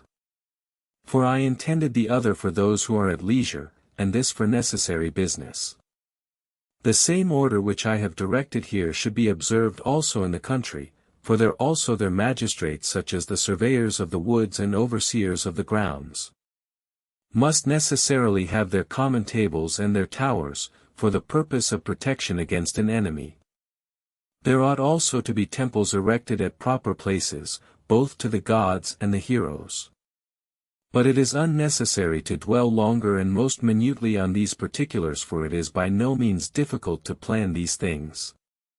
It is rather so to carry them into execution, for the theory is the child of our wishes, but the practical part must depend upon fortune. For which reason we shall decline saying anything farther upon these subjects. Chapter 13. We will now show of what numbers and of what sort of people a government ought to consist, that the state may be happy and well administered. As there are two particulars on which the excellence and perfection of everything depend. One of these is, that the object and end proposed should be proper, the other, that the means to accomplish it should be adapted to that purpose. For it may happen that these may either agree or disagree with each other, for the end we propose may be good. But in taking the means to obtain it we may err, at other times we may have the right and proper means in our power. But the end may be bad, and sometimes we may mistake in both, as in the art of medicine the physician does not sometimes know in what situation the body ought to be healthy, nor what to do to procure the end he aims at. In every art and science, therefore, we should be master of this knowledge, namely, the proper end, and the means to obtain it. Now it is evident that all persons are desirous to live well and be happy, but that some have the means thereof in their own power. Others not, and this either through nature 1332a, or fortune, for many ingredients are necessary to a happy life. But fewer to those who are of a good than to those who are of a bad disposition. There are others who continually have the means of happiness in their own power, but do not rightly apply them. Since we propose to inquire what government is best, namely, that by which a state may be best administered. And that state is best administered where the people are the happiest, it is evident that happiness is a thing we should not be unacquainted with. Now, I have already said in my treatise on morals, if I may here make any use of what I have there shown, that happiness consists in the energy and perfect practice of virtue, and this not relatively, but simply. I mean by relatively, what is necessary in some certain circumstances, by simply, what is good and fair in itself. Of the first sort are just punishments and restraints in a just cause, for they arise from virtue and are necessary. And on that account are virtuous, though it is more desirable that neither any state nor any individual should stand in need of them. But those actions which are intended either to procure honor or wealth are simply good, the others eligible only to remove an evil. These, on the contrary, are the foundation and means of relative good. A worthy man indeed will bear poverty, disease, and other unfortunate accidents with a noble mind. But happiness consists in the contrary to these, now we have already determined in our treatise on morals. That he is a man of worth who considers what is good because it is virtuous as what is simply good, it is evident. Therefore, that all the actions of such a one must be worthy and simply good, this has led some persons to conclude that the cause of happiness was external goods, which would be as if any one should suppose that the playing well upon the lyre was owing to the instrument, and not to the art. It necessarily follows from what has been said, that some things should be ready at hand and others procured by the legislator. For which reason in founding a city we earnestly wish that there may be plenty of those things which are supposed to be under the dominion of fortune, for some things we admit her to be mistress over. But for a state to be worthy and great is not only the work of fortune but of knowledge and judgment also. But for a state to be worthy it is necessary that those citizens which are in the administration should be worthy also. But as in our city every citizen is to be so, we must consider how this may be accomplished, for if this is what every one could be, and not some individuals only, it would be more desirable, for then it would follow, that what might be done by one might be done by all. Men are worthy and good three ways, by nature, by custom, by reason. In the first place, a man ought to be born a man, and not any other animal, that is to say, he ought to have both a body and soul. But it avails not to be only born 1332b, with some things, for custom makes great alterations, for there are some things in nature capable of alteration either way which are fixed by custom, either for the better or the worse. Now, other animals live chiefly a life of nature, and in very few things according to custom, but man lives according to reason also, which he alone is endowed with, wherefore he ought to make all these accord with each other, for if men followed reason, and were persuaded that it was best to obey her, they would act in many respects contrary to nature and custom. What men ought naturally to be, to make good members of a community, I have already determined. The rest of this discourse therefore shall be upon education. For some things are acquired by habit, others by hearing them. Chapter 14. As every political community consists of those who govern and of those who are governed, let us consider whether during the continuance of their lives they ought to be the same persons or different. For it is evident that the mode of education should be adapted to this distinction. Now, if one man differed from another as much, as we believe, the gods and heroes differ from men, in the first place, being far their superiors in body, and, secondly, in the soul, so that the superiority of the governors over the governed might be evident beyond a doubt. It is certain that it would be better for the one always to govern, the other always to be governed. But, as this is not easy to obtain, and kings are not so superior to those they govern as Silax informs us they are in India, it is evident that for many reasons it is necessary that all in their turns should both govern and be governed. For it is just that those who are equal should have everything alike, and it is difficult for a state to continue which is founded in injustice. For all those in the country who are desirous of innovation will apply themselves to those who are under the government of the rest. And such will be their numbers in the state, that it will be impossible for the magistrates to get the better of them.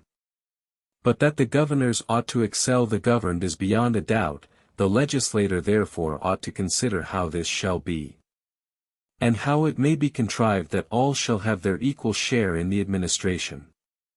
Now, with respect to this it will be first said, that nature herself has directed us in our choice, laying down the selfsame thing when she has made some young, others old, the first of whom it becomes to obey, the latter to command, for no one when he is young is offended at his being under government, or thinks himself too good for it, more especially when he considers that he himself shall receive the same honors which he pays when he shall arrive at a proper age.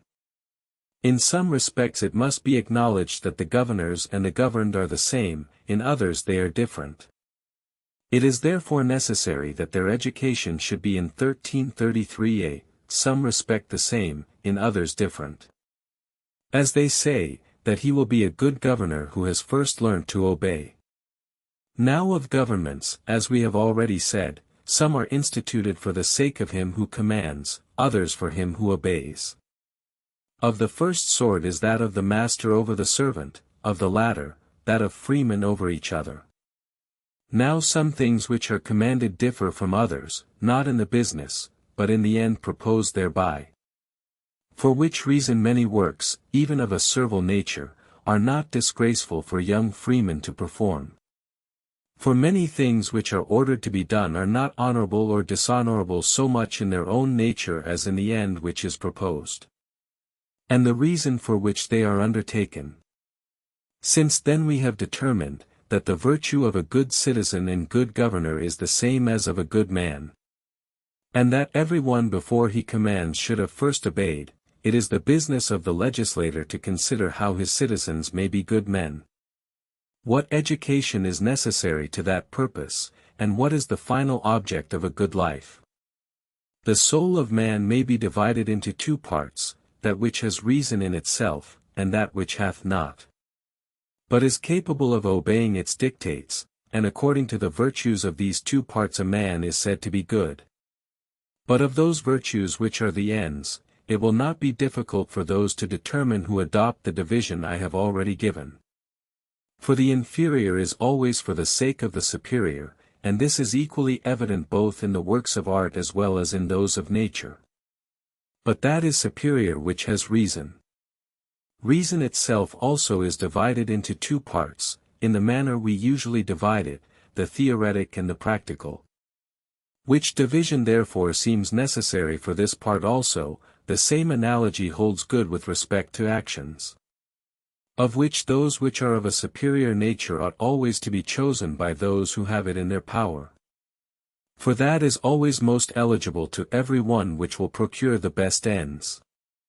Now life is divided into labor and rest, war and peace, and of what we do the objects are partly necessary and useful, partly noble, and we should give the same preference to these that we do to the different parts of the soul and its actions. As war to procure peace, labor, rest, and the useful, the noble. The politician, therefore, who composes a body of laws ought to extend his views to everything, the different parts of the soul and their actions. More particularly to those things which are of a superior nature and ends, and, in the same manner, to the lives of men and their different actions. They ought to be fitted both for labor and war, but rather 1333b, for rest and peace, and also to do what is necessary and useful, but rather what is fair and noble. It is to those objects that the education of the children ought to tend, and of all the youths who want instruction. All the Grecian states which now seem best governed, and the legislators who founded those states, appear not to have framed their polity with a view to the best end, or to every virtue, in their laws and education, but eagerly to have attended to what is useful and productive of gain. And nearly of the same opinion with these are some persons who have written lately, who, by praising the Lacedaemonian state, show they approve of the intention of the legislator in making war and victory the end of his government.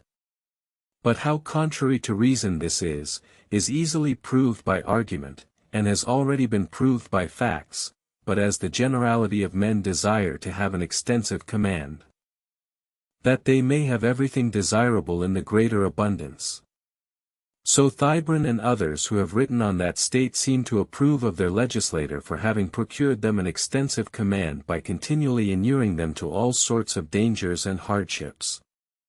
For it is evident, since the Lacedaemonians have now no hope that the supreme power will be in their own hand, that neither are they happy nor was their legislator wise. This also is ridiculous, that while they preserved an obedience to their laws, and no one opposed their being governed by them, they lost the means of being honorable, but these people understand not rightly what sort of government it is which ought to reflect honor on the legislator. For a government of freemen is nobler than despotic power, and more consonant to virtue.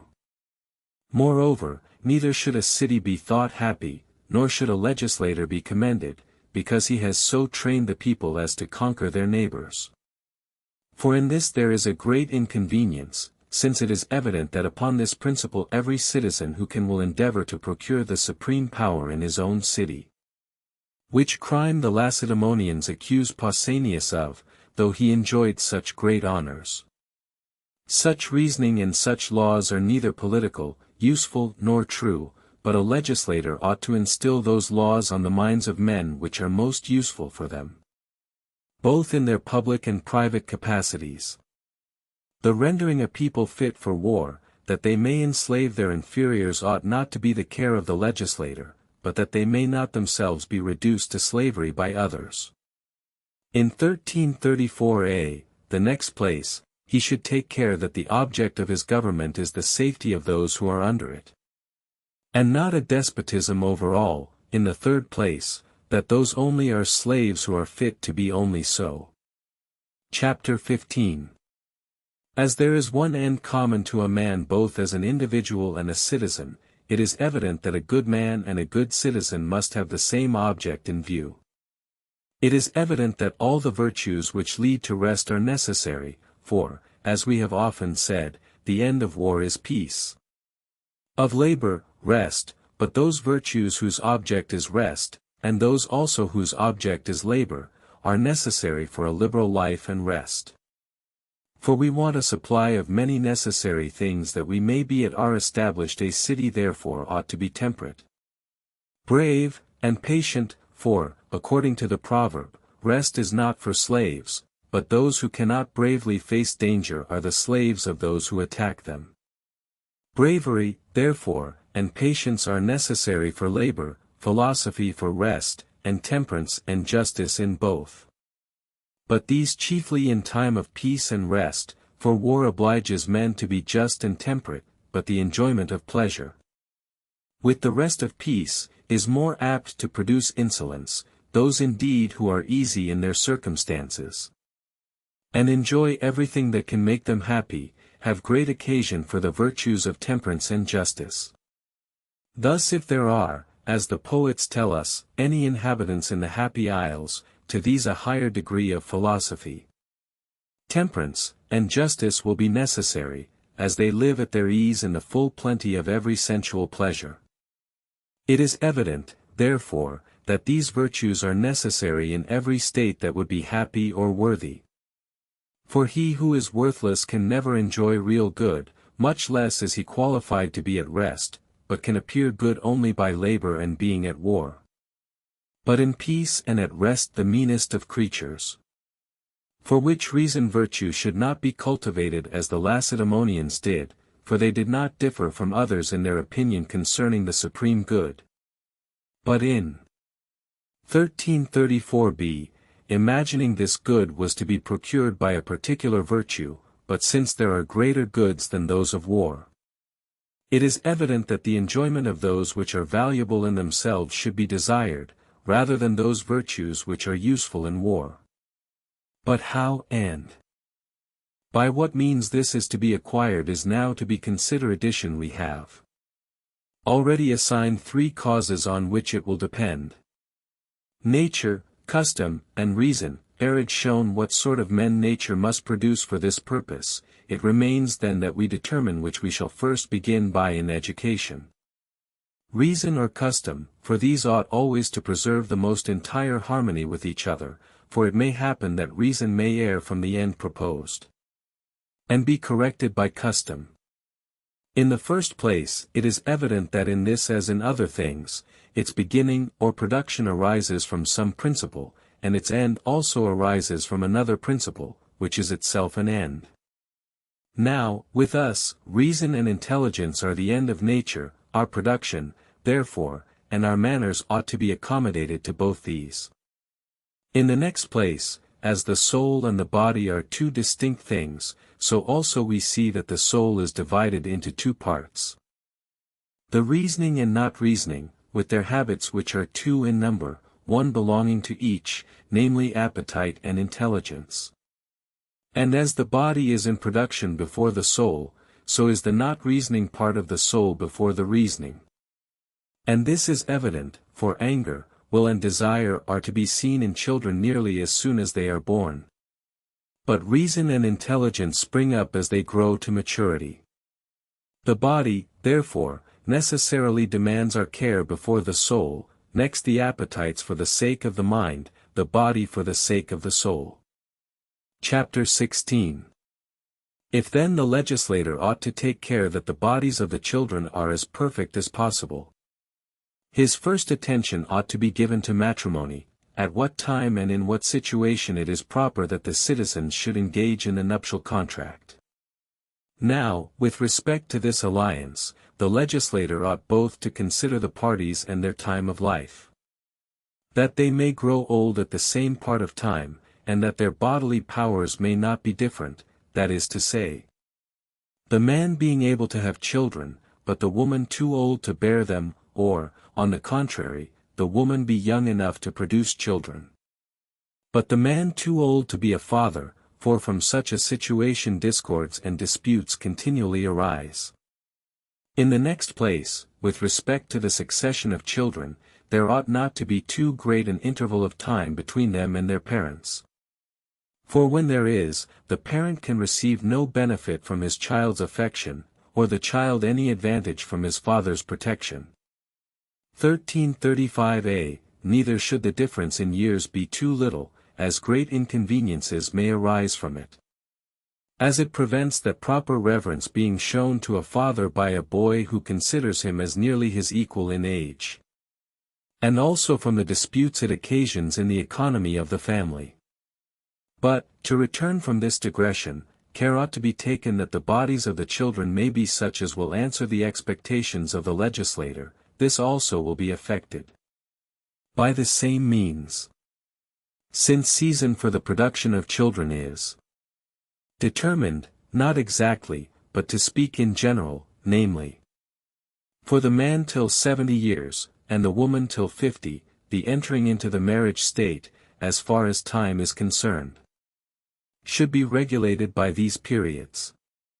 It is extremely bad for the children when the father is too young, for in all animals whatsoever the parts of the young are imperfect, and are more likely to be productive of females than males, and diminutive also in size.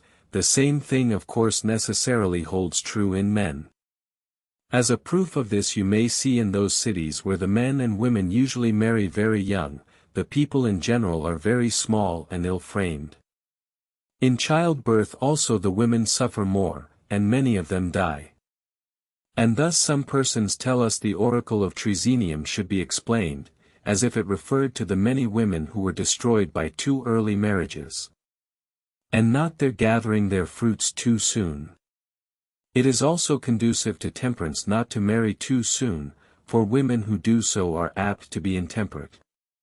It also prevents the bodies of men from acquiring their full size if they marry before their growth is completed. For this is the determinate period, which prevents any further increase, for which reason the proper time for a woman to marry is 18. For a man 37, a little more or less, for when they marry at that time their bodies are in perfection. And they will also cease to have children at a proper time, and moreover with respect to the succession of the children. If they have them at the time which may reasonably be expected, they will be just arriving into perfection when their parents are sinking down under the load of 70 years. And thus much for the time which is proper for marriage, but moreover a proper season of the year should be observed, as many persons do now, and appropriate the winter for this business. The married couple ought also to regard the precepts of physicians and naturalists, each of whom have treated on these 1335b subjects. What is the fit disposition of the body will be better mentioned when we come to speak of the education of the child. We will just slightly mention a few particulars. Now, there is no occasion that any one should have the habit of body of a wrestler to be either a good citizen, or to enjoy a good constitution, or to be the father of healthy children, neither should he be infirm or too much dispirited by misfortunes. But between both these, he ought to have a habit of labor, but not of too violent labor, nor should that be confined to one object only, as the wrestler's is, but to such things as are proper for freemen. These things are equally necessary both for men and women. Women with child should also take care that their diet is not too sparing, and that they use sufficient exercise, which it will be easy for the legislator to effect if he commands them once every day to repair to the worship of the gods who are supposed to preside over matrimony. But, contrary to what is proper for the body, the mind ought to be kept as tranquil as possible, for as plants partake of the nature of the soil, so does the child receive much of the disposition of the mother. With respect to the exposing or bringing up of children, let it be a law, that nothing imperfect or maimed shall be brought up. As the proper time has been pointed out for a man and a woman to enter into the marriage state, so also let us determine how long it is advantageous for the community that they should have children. For as the children of those who are too young are imperfect both in body and mind, so also those whose parents are too old are weak in both. While therefore the body continues in perfection, which, as some poets say, who reckon the different periods of life by sevens, is till 50 years, or 4 or 5 more, the children may be equally perfect, but when the parents are past that age it is better they should have no more. With respect to any connection between a man and a woman, or a woman and a man, when either of the parties are betrothed, let it be held in utter detestation 1336a, on any pretext whatsoever, but should any one be guilty of such a thing after the marriage is consummated, let his infamy be as great as his guilt deserves. Chapter 17. When a child is born it must be supposed that the strength of its body will depend greatly upon the quality of its food. Now whoever will examine into the nature of animals, and also observe those people who are very desirous their children should acquire a warlike habit, will find that they feed them chiefly with milk, as being best accommodated to their bodies, but without wine. To prevent any distempers, those motions also which are natural to their age are very serviceable, and to prevent any of their limbs from being crooked. On account of their extreme ductility, some people even now use particular machines that their bodies may not be distorted. It is also useful to inure them to the cold when they are very little. For this is very serviceable for their health, and also to inure them to the business of war. For which reason it is customary with many of the barbarians to dip their children in rivers when the water is cold. With others to clothe them very slightly, as among the Celts, for whatever it is possible to accustom children to. It is best to accustom them to it at first, but to do it by degrees. Besides, boys have naturally a habit of loving the cold, on account of the heat. These, then, and such like things ought to be the first object of our attention. The next age to this continues till the child is 5 years old, during which time it is best to teach him nothing at all, not even necessary labor, lest it should hinder his growth. But he should be accustomed to use so much motion as not to acquire a lazy habit of body, which he will get by various means and by play also. His play also ought to be neither illiberal nor too laborious nor lazy. Their governors and preceptors also should take care what sort of tales and stories it may be proper for them to hear. For all these ought to pave the way for their future instruction, for which reason the generality of their play should be imitations of what they are afterwards to do seriously. They too do wrong who forbid by laws the disputes between boys and their quarrels, for they contribute to increase their growth as they are a sort of exercise to the body. For the struggles of the heart and the compression of the spirits give strength to those who labor, which happens to boys in their disputes. The preceptors also ought to have an eye upon their manner of life, and those with whom they converse, and to take care that they are never in the company of slaves. At this time until they are 7-13-36 years old it is necessary that they should be educated at home. It is also very proper to banish, both from their hearing and sight, everything which is illiberal and the like. Indeed it is as much the business of the legislator as anything else, to banish every indecent expression out of the state. For from a permission to speak whatever is shameful, very quickly arises the doing it, and this particularly with young people. For which reason let them never speak nor hear any such thing. But if it appears that any freeman has done or said anything that is forbidden before he is of age to be thought fit to partake of the common meals, let him be punished by disgrace and stripes, but if a person above that age does so, let him be treated as you would a slave, on account of his being infamous. Since we forbid his speaking everything which is forbidden, it is necessary that he neither sees obscene stories nor pictures.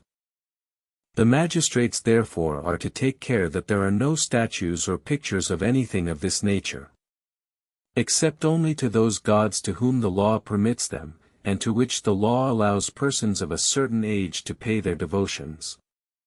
For themselves, their wives, and children. It should also be illegal for young persons to be present either at iambics or comedies before they are arrived at that age when they are allowed to partake of the pleasures of the table. Indeed a good education will preserve them from all the evils which attend on these things. We have at present just touched upon this subject, it will be our business hereafter, when we properly come to it, to determine whether this care of children is unnecessary, or, if necessary, in what manner it must be done. At present we have only mentioned it as necessary. Probably the saying of Theodorus, the tragic actor, was not a bad one, that he would permit no one, not even the meanest actor, to go upon the stage before him, that he might first engage the ear of the audience. The same thing happens both in our connections with men and things, what we meet with first pleases best. For which reason children should be kept strangers to everything which is bad, more particularly whatsoever is loose and offensive to good manners. When 5 years are accomplished, the 2 next may be very properly employed in being spectators of those exercises they will afterwards have to learn. There are 2 periods into which education ought to be divided, according to the age of the child. The one is from his being 7 years of age to the time of puberty. The other from thence till he is 21, for those who divide ages by the number 7:13:37a, are in general wrong. It is much better to follow the division of nature, for every art and every instruction is intended to complete what nature has left defective. We must first consider if any regulation whatsoever is requisite for children, in the next place, if it is advantageous to make it a common care. Or that every one should act therein as he pleases, which is the general practice in most cities, in the third place. What it ought to be. Book 8. Chapter 1. No one can doubt that the magistrate ought greatly to interest himself in the care of youth, for where it is neglected it is hurtful to the city. For every state ought to be governed according to its particular nature, for the form and manners of each government are peculiar to itself. And these, as they originally established it, so they usually still preserve it. For instance, democratic forms and manners a democracy, oligarchic, an oligarchy, but, universally, the best manners produce the best government. Besides, as in every business and art there are some things which men are to learn first and be made accustomed to, which are necessary to perform their several works, so it is evident that the same thing is necessary in the practice of virtue. As there is one end in view in every city, it is evident that education ought to be one and the same in each. And that this should be a common care, and not the individual's, as it now is, when every one takes care of his own children separately. And their instructions are particular also, each person teaching them as they please, but what ought to be engaged in ought to be common to all. Besides, no one ought to think that any citizen belongs to him in particular, but to the state in general. For each one is a part of the state, and it is the natural duty of each part to regard the good of the whole. And for this the Lacedaemonians may be praised, for they give the greatest attention to education, and make it public. It is evident, then, that there should be laws concerning education, and that it should be public. Chapter 2. What education is, and how children ought to be instructed, is what should be well known, for there are doubts concerning the business of it. As all people do not agree in those things they would have a child taught, both with respect to their improvement in virtue and a happy life. Nor is it clear whether the object of it should be to improve the reason or rectify the morals. From the present mode of education we cannot determine with certainty to which men incline, whether to instruct a child in what will be useful to him in life, or what tends to virtue, and what is excellent, for all these things have their separate defenders. As to virtue, there is no particular 1337b, in which they all agree, for as all do not equally esteem all virtues, it reasonably follows that they will not cultivate the same. It is evident that what is necessary ought to be taught to all, but that which is necessary for one is not necessary for all. For there ought to be a distinction between the employment of a freeman and a Sl Avenue. The first of these should be taught everything useful which will not make those who know it mean. Every work is to be esteemed mean, and every art and every discipline which renders the body, the mind, or the understanding of freemen unfit for the habit and practice of virtue, for which reason all those arts which tend to deform the body are called mean. And all those employments which are exercised for gain, for they take off from the freedom of the mind and render it sordid. There are also some liberal arts which are not improper for freemen to apply to in a certain degree, but to endeavor to acquire a perfect skill in them is exposed to the faults I have just mentioned. For there is a great deal of difference in the reason for which any one does or learns anything, for it is not a liberal to engage in it for oneself, one's friend, or in the cause of virtue, while, at the same time, To do it for the sake of another may seem to be acting the part of a servant, and at SL Avenue the mode of instruction which now prevails seems to partake of both parts. Chapter 3. There are 4 things which it is usual to teach children: reading, gymnastic exercises, and music, to which, in the 4th place, some add painting. Reading and painting are both of them of singular use in life, and gymnastic exercises, as productive of courage. As to music, some persons may doubt, as most persons now use it for the sake of pleasure, but those who originally made it part of education did it because, as has been already said, nature requires that we should not only be properly employed, but to be able to enjoy leisure honorably. For this, to repeat what I have already said, is of all things the principal. But, though both labor and rest are necessary, yet the latter is preferable to the first, and by all means we ought to learn what we should do when at rest. For we ought not to employ that time at play, for then play would be the necessary business of our lives. But if this cannot be, play is more necessary for those who labor than those who are at rest, for he who labors requires relaxation, which play will supply. For as labor is attended with pain and continued exertion, it is necessary that play should be introduced under proper regulations, as a medicine, for such an employment of the mind is a relaxation to it, and eases with pleasure. 1338a. Now rest itself seems to partake of pleasure, of happiness, and an agreeable life, but this cannot be theirs who labor. But theirs who are at rest, for he who labors for the sake of some end which he has not, but happiness is an end which all persons think is attended with pleasure and not with pain. But all persons do not agree in making this pleasure consist in the same thing, for each one has his particular standard, correspondent to his own habits, but the best man proposes the best pleasure, and that which arises from the noblest actions. But it is evident, that to live a life of rest there are some things which a man must learn and be instructed in, and that the object of this learning and this instruction centers in their acquisition, but the learning and instruction which is given for labor has for its object other things. For which reason the ancients made music a part of education, not as a thing necessary, for it is not of that nature, nor as a thing useful, as reading, in the common course of life, or for managing of a family, or for learning anything as useful in public life. And of some others he says, the bard was called, to ravish every ear. And, in another place, he makes Ulysses say the happiest part of man's life is when at the festal board, in order placked, they hear the song.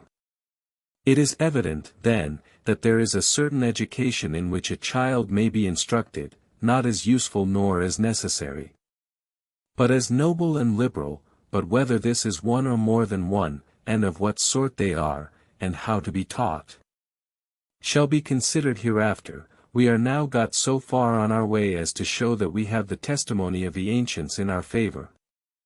By what they have delivered down upon education for music makes this plain. Moreover, it is necessary to instruct children in what is useful, not only on account of its being useful in itself, as, for instance, to learn to read, but also as the means of acquiring other different sorts of instruction. Thus they should be instructed in painting, not only to prevent their being mistaken in purchasing pictures, or in buying or selling of vases, but rather as it makes. 1338b. Them judges of the beauties of the human form. For to be always hunting after the profitable ill agrees with great and freeborn souls. As it is evident whether a boy should be first taught morals or reasoning, and whether his body or his understanding should be first cultivated. It is plain that boys should be first put under the care of the different masters of the gymnastic arts, both to form their bodies and teach them their exercises. Chapter 4. Now those states which seem to take the greatest care of their children's education, bestow their chief attention on wrestling, though it both prevents the increase of the body and hurts the form of it. This fault the Lacedaemonians did not fall into, for they made their children fierce by painful labor. As chiefly useful to inspire them with courage, though, as we have already often said, this is neither the only thing nor the principal thing necessary to attend to. And even with respect to this they may not thus attain their end, for we do not find either in other animals or other nations, that courage necessarily attends the most cruel, but rather the milder, and those who have the dispositions of lions. For there are many people who are eager both to kill men and to devour human flesh, as the Achaeans and Heniochi in Pontus. And many others in Asia, some of whom are as bad, others worse than these, who indeed live by tyranny, but are men of no courage. Nay, we know that the Lacedaemonians themselves, while they continued those painful labors, and were superior to all others, though now they are inferior to many, both in war and gymnastic exercises, did not acquire their superiority by training their youth to these exercises, but because those who were disciplined opposed those who were not disciplined at all. What is fair and honorable ought then to take place in education of what is fierce and cruel, for it is not a wolf, nor any other wild beast, which will brave any noble danger, but rather a good man. So that those who permit boys to engage too earnestly in these exercises, while they do not take care to instruct them in what is necessary to do, to speak the real truth, render them mean and vile, accomplished only in one duty of a citizen, and in every other respect, as reason evinces, good for nothing. Nor should we form our judgments from past events, but from what we see at present, for now they have rivals in their mode of education, whereas formerly they had not. That gymnastic exercises are useful, and in what manner, is admitted, for during youth it is very proper to go through a course of those which are most gentle, omitting that violent diet and those painful exercises which are prescribed as necessary, that they may not prevent the growth of the body. And it is no small proof that they have this effect, that amongst the Olympic candidates we can scarce find 2 or 3 who have gained a victory both when boys and men, because the necessary exercises they went through when young deprived them of their strength. When they have allotted 3 years from the time of puberty to other parts of education, they are then of a proper age to submit to labor and a regulated diet. For it is impossible for the mind and body both to labor at the same time, as they are productive of contrary evils to each other. The labor of the body preventing the progress of the mind, and the mind of the body. Chapter 5. With respect to music we have already spoken a little in a doubtful manner upon this subject. It will be proper to go over again more particularly what we then said, which may serve as an introduction to what any other person may choose to offer thereon. For it is no easy matter to distinctly point out what power it has, nor on what accounts one should apply it. Whether as an amusement and refreshment, as sleep or wine, as these are nothing serious, but pleasing. And the killers of care, as Euripides says, for which reason they class in the same order and use for the same purpose all these. Namely, sleep, wine, and music, to which some add dancing, or shall we rather suppose that music tends to be productive of virtue? Having a power, as the gymnastic exercises have to form the body in a certain way, to influence the manners so as to accustom its professors to rejoice rightly? Or shall we say, that it is of any service in the conduct of life, and an assistant to prudence?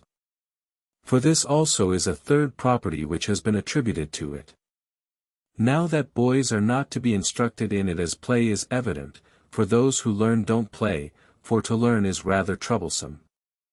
Neither is it proper to permit boys at their age to enjoy perfect leisure, for to cease to improve is by no means fit for what is as yet imperfect. But it may be thought that the earnest attention of boys in this art is for the sake of that amusement they will enjoy when they come to be men and completely formed. But, if this is the case, why are they themselves to learn it, and not follow the practice of the kings of the Medes and Persians, who enjoy the pleasure of music by hearing others play, and being shown its beauties by them.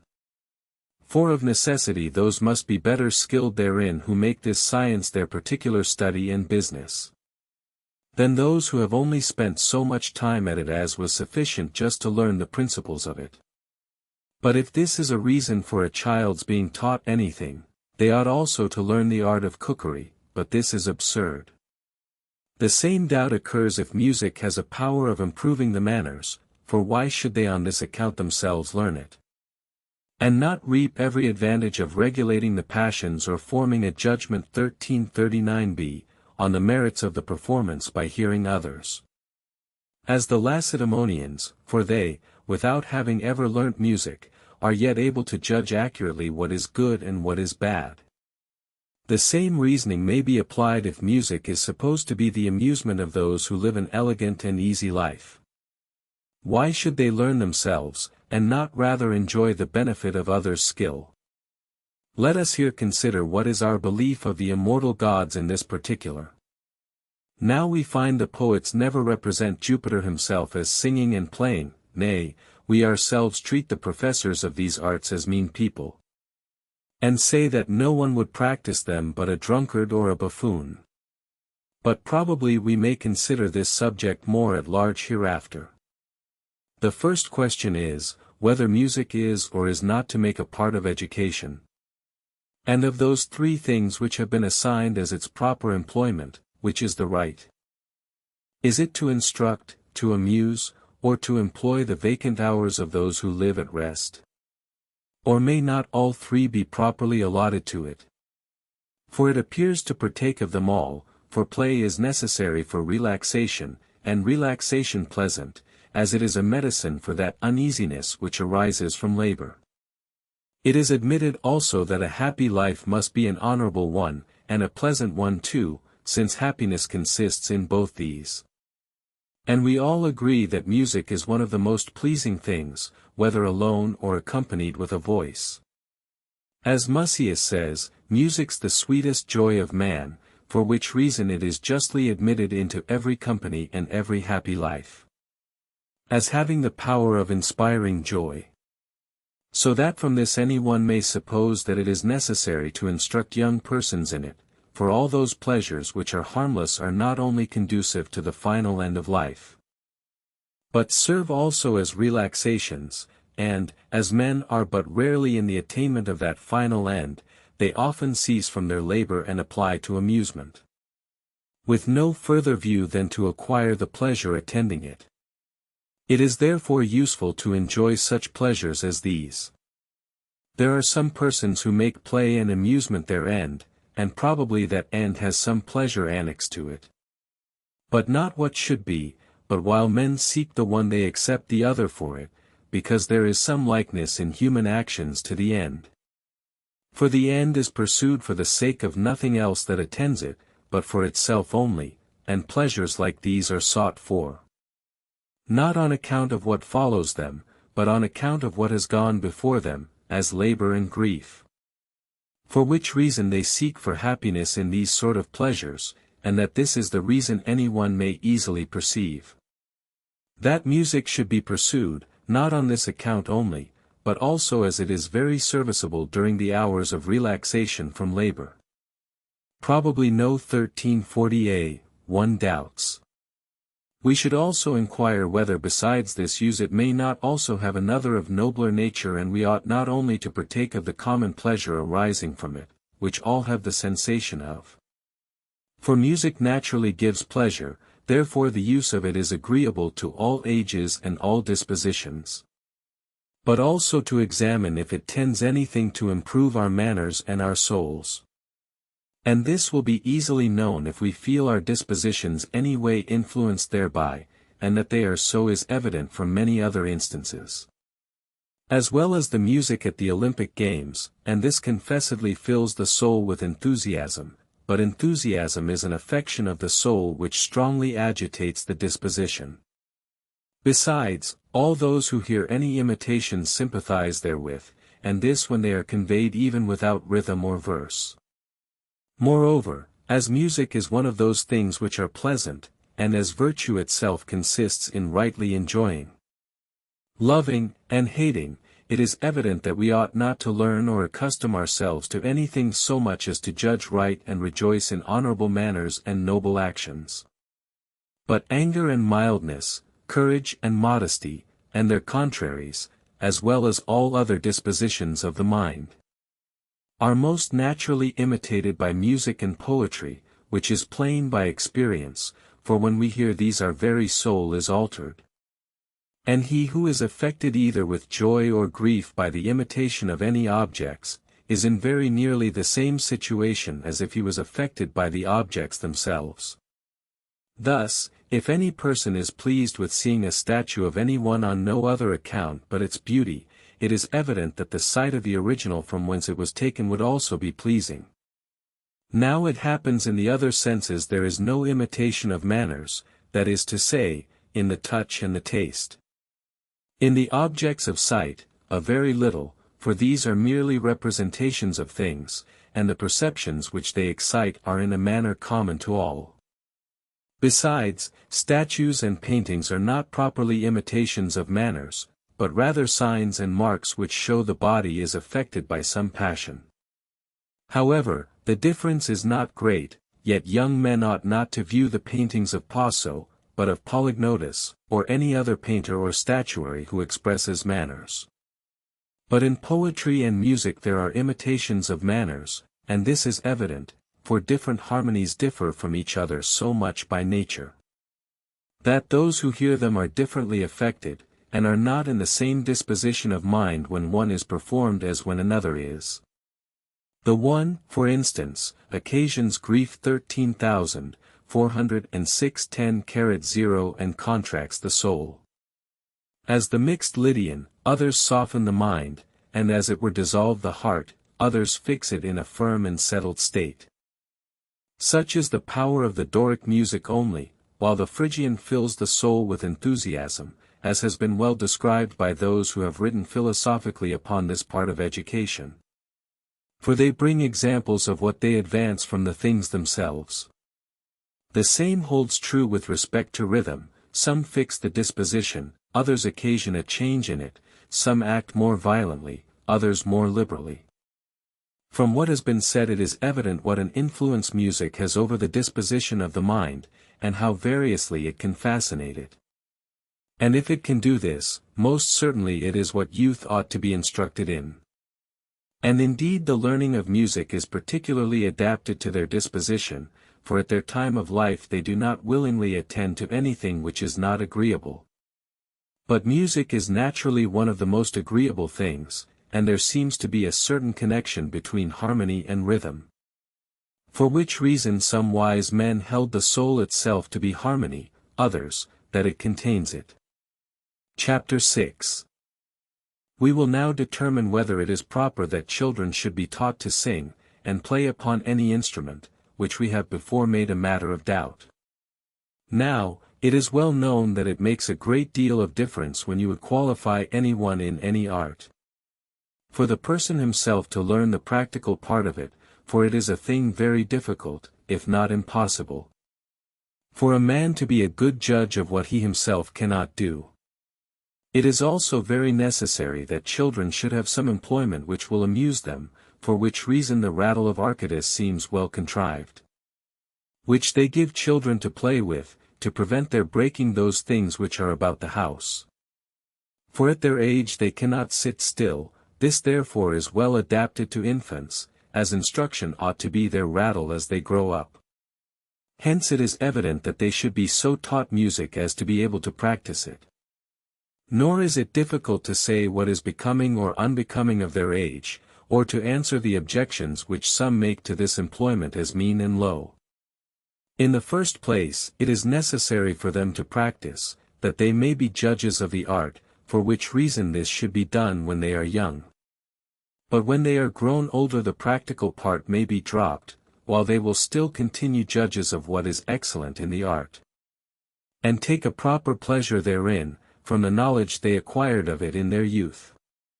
As to the censure which some persons throw upon music, as something mean and low, it is not difficult to answer that.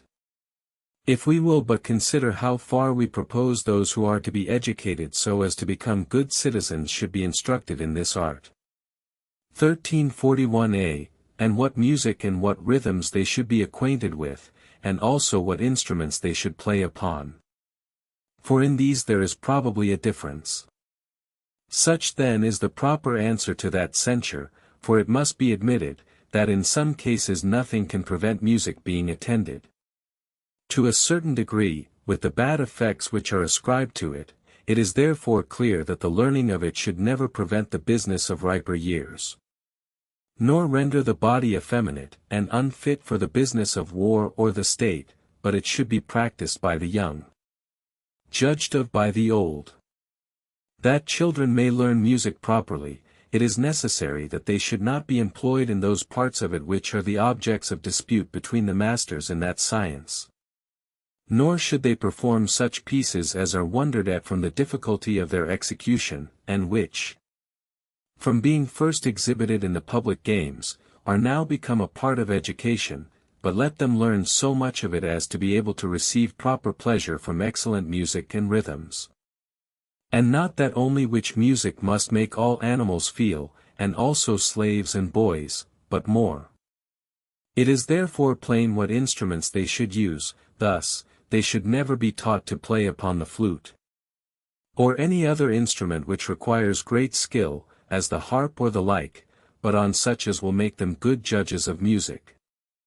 Or any other instruction. Besides, the flute is not a moral instrument, but rather one that will inflame the passions, and is therefore rather to be used when the soul is to be animated than when instruction is intended.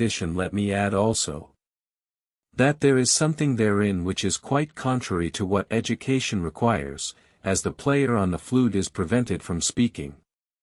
For which reason our forefathers very properly forbade the use of it to youth and freemen, though they themselves at first used it. For when their riches procured them greater leisure, they grew more animated in the cause of virtue. And both before and after the Median war their noble actions so exalted their minds that they attended to every part of education, selecting no one in particular, but endeavoring to collect the whole, for which reason they introduced the flute also, as one of the instruments they were to learn to play on. At Lacedaemon the Chorgus himself played on the flute, and it was so common at Athens that almost every freeman understood it, as is evident from the tablet which Thrasybus dedicated when he was Chorgus, but afterwards they rejected it as dangerous, having become better judges of what tended to promote virtue and what did not. For the same reason many of the ancient instruments were thrown aside, as the dulcimer and the lyre, as also those which were to inspire those who played on them with pleasure, and which required a nice finger and great skill to play well on. What the ancients tell us, by way of fable, of the flute is indeed very rational, namely, that after Minerva had found it, she threw it away, nor are they wrong who say that the goddess disliked it for deforming the face of him who played thereon. Not but that it is more probable that she rejected it as the knowledge thereof contributed nothing to the improvement of the mind. Now, we regard Minerva as the inventress of arts and sciences. As we disapprove of a child's being taught to understand instruments, and to play like a master, which we would have confined to those who are candidates for the prize in that science.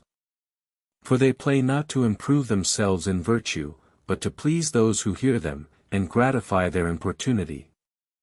Therefore we think the practice of it unfit for freemen, but then it should be confined to those who are paid for doing it.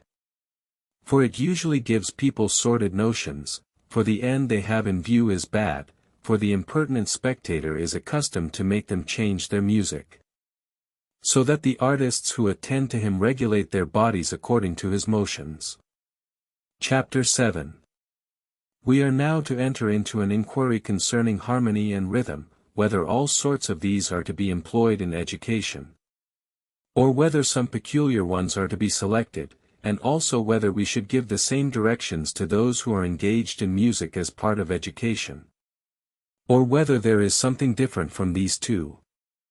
Now, as all music consists in melody and rhythm, we ought not to be unacquainted with the power which each of these has in education. And whether we should rather choose music in which melody prevails, or rhythm, but when I consider how many things have been well written upon these subjects, not only by some musicians of the present age, but also by some philosophers who are perfectly skilled in that part of music which belongs to education, we will refer those who desire a very particular knowledge therein to those writers, and shall only treat of it in general terms, without descending to particulars. Melody is divided by some philosophers, whose notions we approve of, into moral, practical, and that which fills the mind with enthusiasm. They also allot to each of these a particular kind of harmony which naturally corresponds therewith. And we say that music should not be applied to one purpose only, but many, both for instruction and purifying the soul. Now I use the word purifying at present without any explanation, but shall speak more at large of it in my Poetics, and, in the third place, as an agreeable manner of spending the time and a relaxation from the uneasiness of the mind. 1342a. It is evident that all harmonies are to be used, but not for all purposes, but the most moral in education. But to please the ear, when others play, the most active and enthusiastic, for that passion which is to be found very strong in some souls is to be met with also in all. But the difference in different persons consists in its being in a less or greater degree, as pity, fear, and enthusiasm also, which latter is so powerful in some as to overpower the soul, and yet we see those persons, by the application of sacred music to suit their mind, rendered as sedate and composed as if they had employed the art of the physician. And this must necessarily happen to the compassionate, the fearful, and all those who are subdued by their passions. Nay, all persons, as far as they are affected with those passions, admit of the same cure, and are restored to tranquillity with pleasure. In the same manner, all music which has the power of purifying the soul affords a harmless pleasure to man. Such, therefore, should be the harmony and such the music which those who contend with each other in the theatre should exhibit. But as the audience is composed of two sorts of people, the free and the well-instructed, the rude the mean mechanics, and hired servants, and a long collection of the like, there must be some music and some spectacles to please and suit them. For as their minds are as it were perverted from their natural habits, so also is there an unnatural harmony, and overcharged music which is accommodated to their taste, but what is according to nature gives pleasure to every one. Therefore those who are to contend upon the theatre should be allowed to use this species of music. But in education ethic melody and ethic harmony should be used, which is the Doric, as we have already said, or any other which those philosophers who are skillful in that music which is to be employed in education shall approve of. But Socrates, in Plato's Republic, is very wrong when he 1342b, permits only the Phrygian music to be used as well as the Doric. Particularly as amongst other instruments he banishes the flute, for the Phrygian music has the same power in harmony as the flute has amongst the instruments. For they are both pathetic and raise the mind, and this the practice of the poets proves, for in their bacchanal songs, or whenever they describe any violent emotions of the mind, the flute is the instrument they chiefly use. And the Phrygian harmony is most suitable to these subjects. Now, that the dithyrambic measure is Phrygian is allowed by general consent, and those who are conversant in studies of this sort bring many proofs of it. As, for instance, when Philoxenus endeavored to compose dithyrambic music for Doric harmony, he naturally fell back again into Phrygian, as being fittest for that purpose, as every one indeed agrees, that the Doric music is most serious, and fittest to inspire courage, and, as we always commend the middle as being between the two extremes, and the Doric has this relation with respect to other harmonies, it is evident that is what the youth ought to be instructed in. There are two things to be taken into consideration, both what is possible and what is proper, every one then should chiefly endeavor to attain those things which contain both these qualities. But this is to be regulated by different times of life. For instance, it is not easy for those who are advanced in years to sing such pieces of music as require very high notes. For nature points out to them those which are gentle and require little strength of voice, for which reason some who are skillful in music justly find fault with Socrates for forbidding the youth to be instructed in gentle harmony. As if, like wine, it would make them drunk, whereas the effect of that is to render men bacchanals, and not make them languid. These therefore are what should employ those who are grown old. Moreover, if there is any harmony which is proper for a child's age, as being at the same time elegant and instructive, as the Lydian of all others seems chiefly to be, these then are as it were the three boundaries of education: moderation, possibility, and decorum.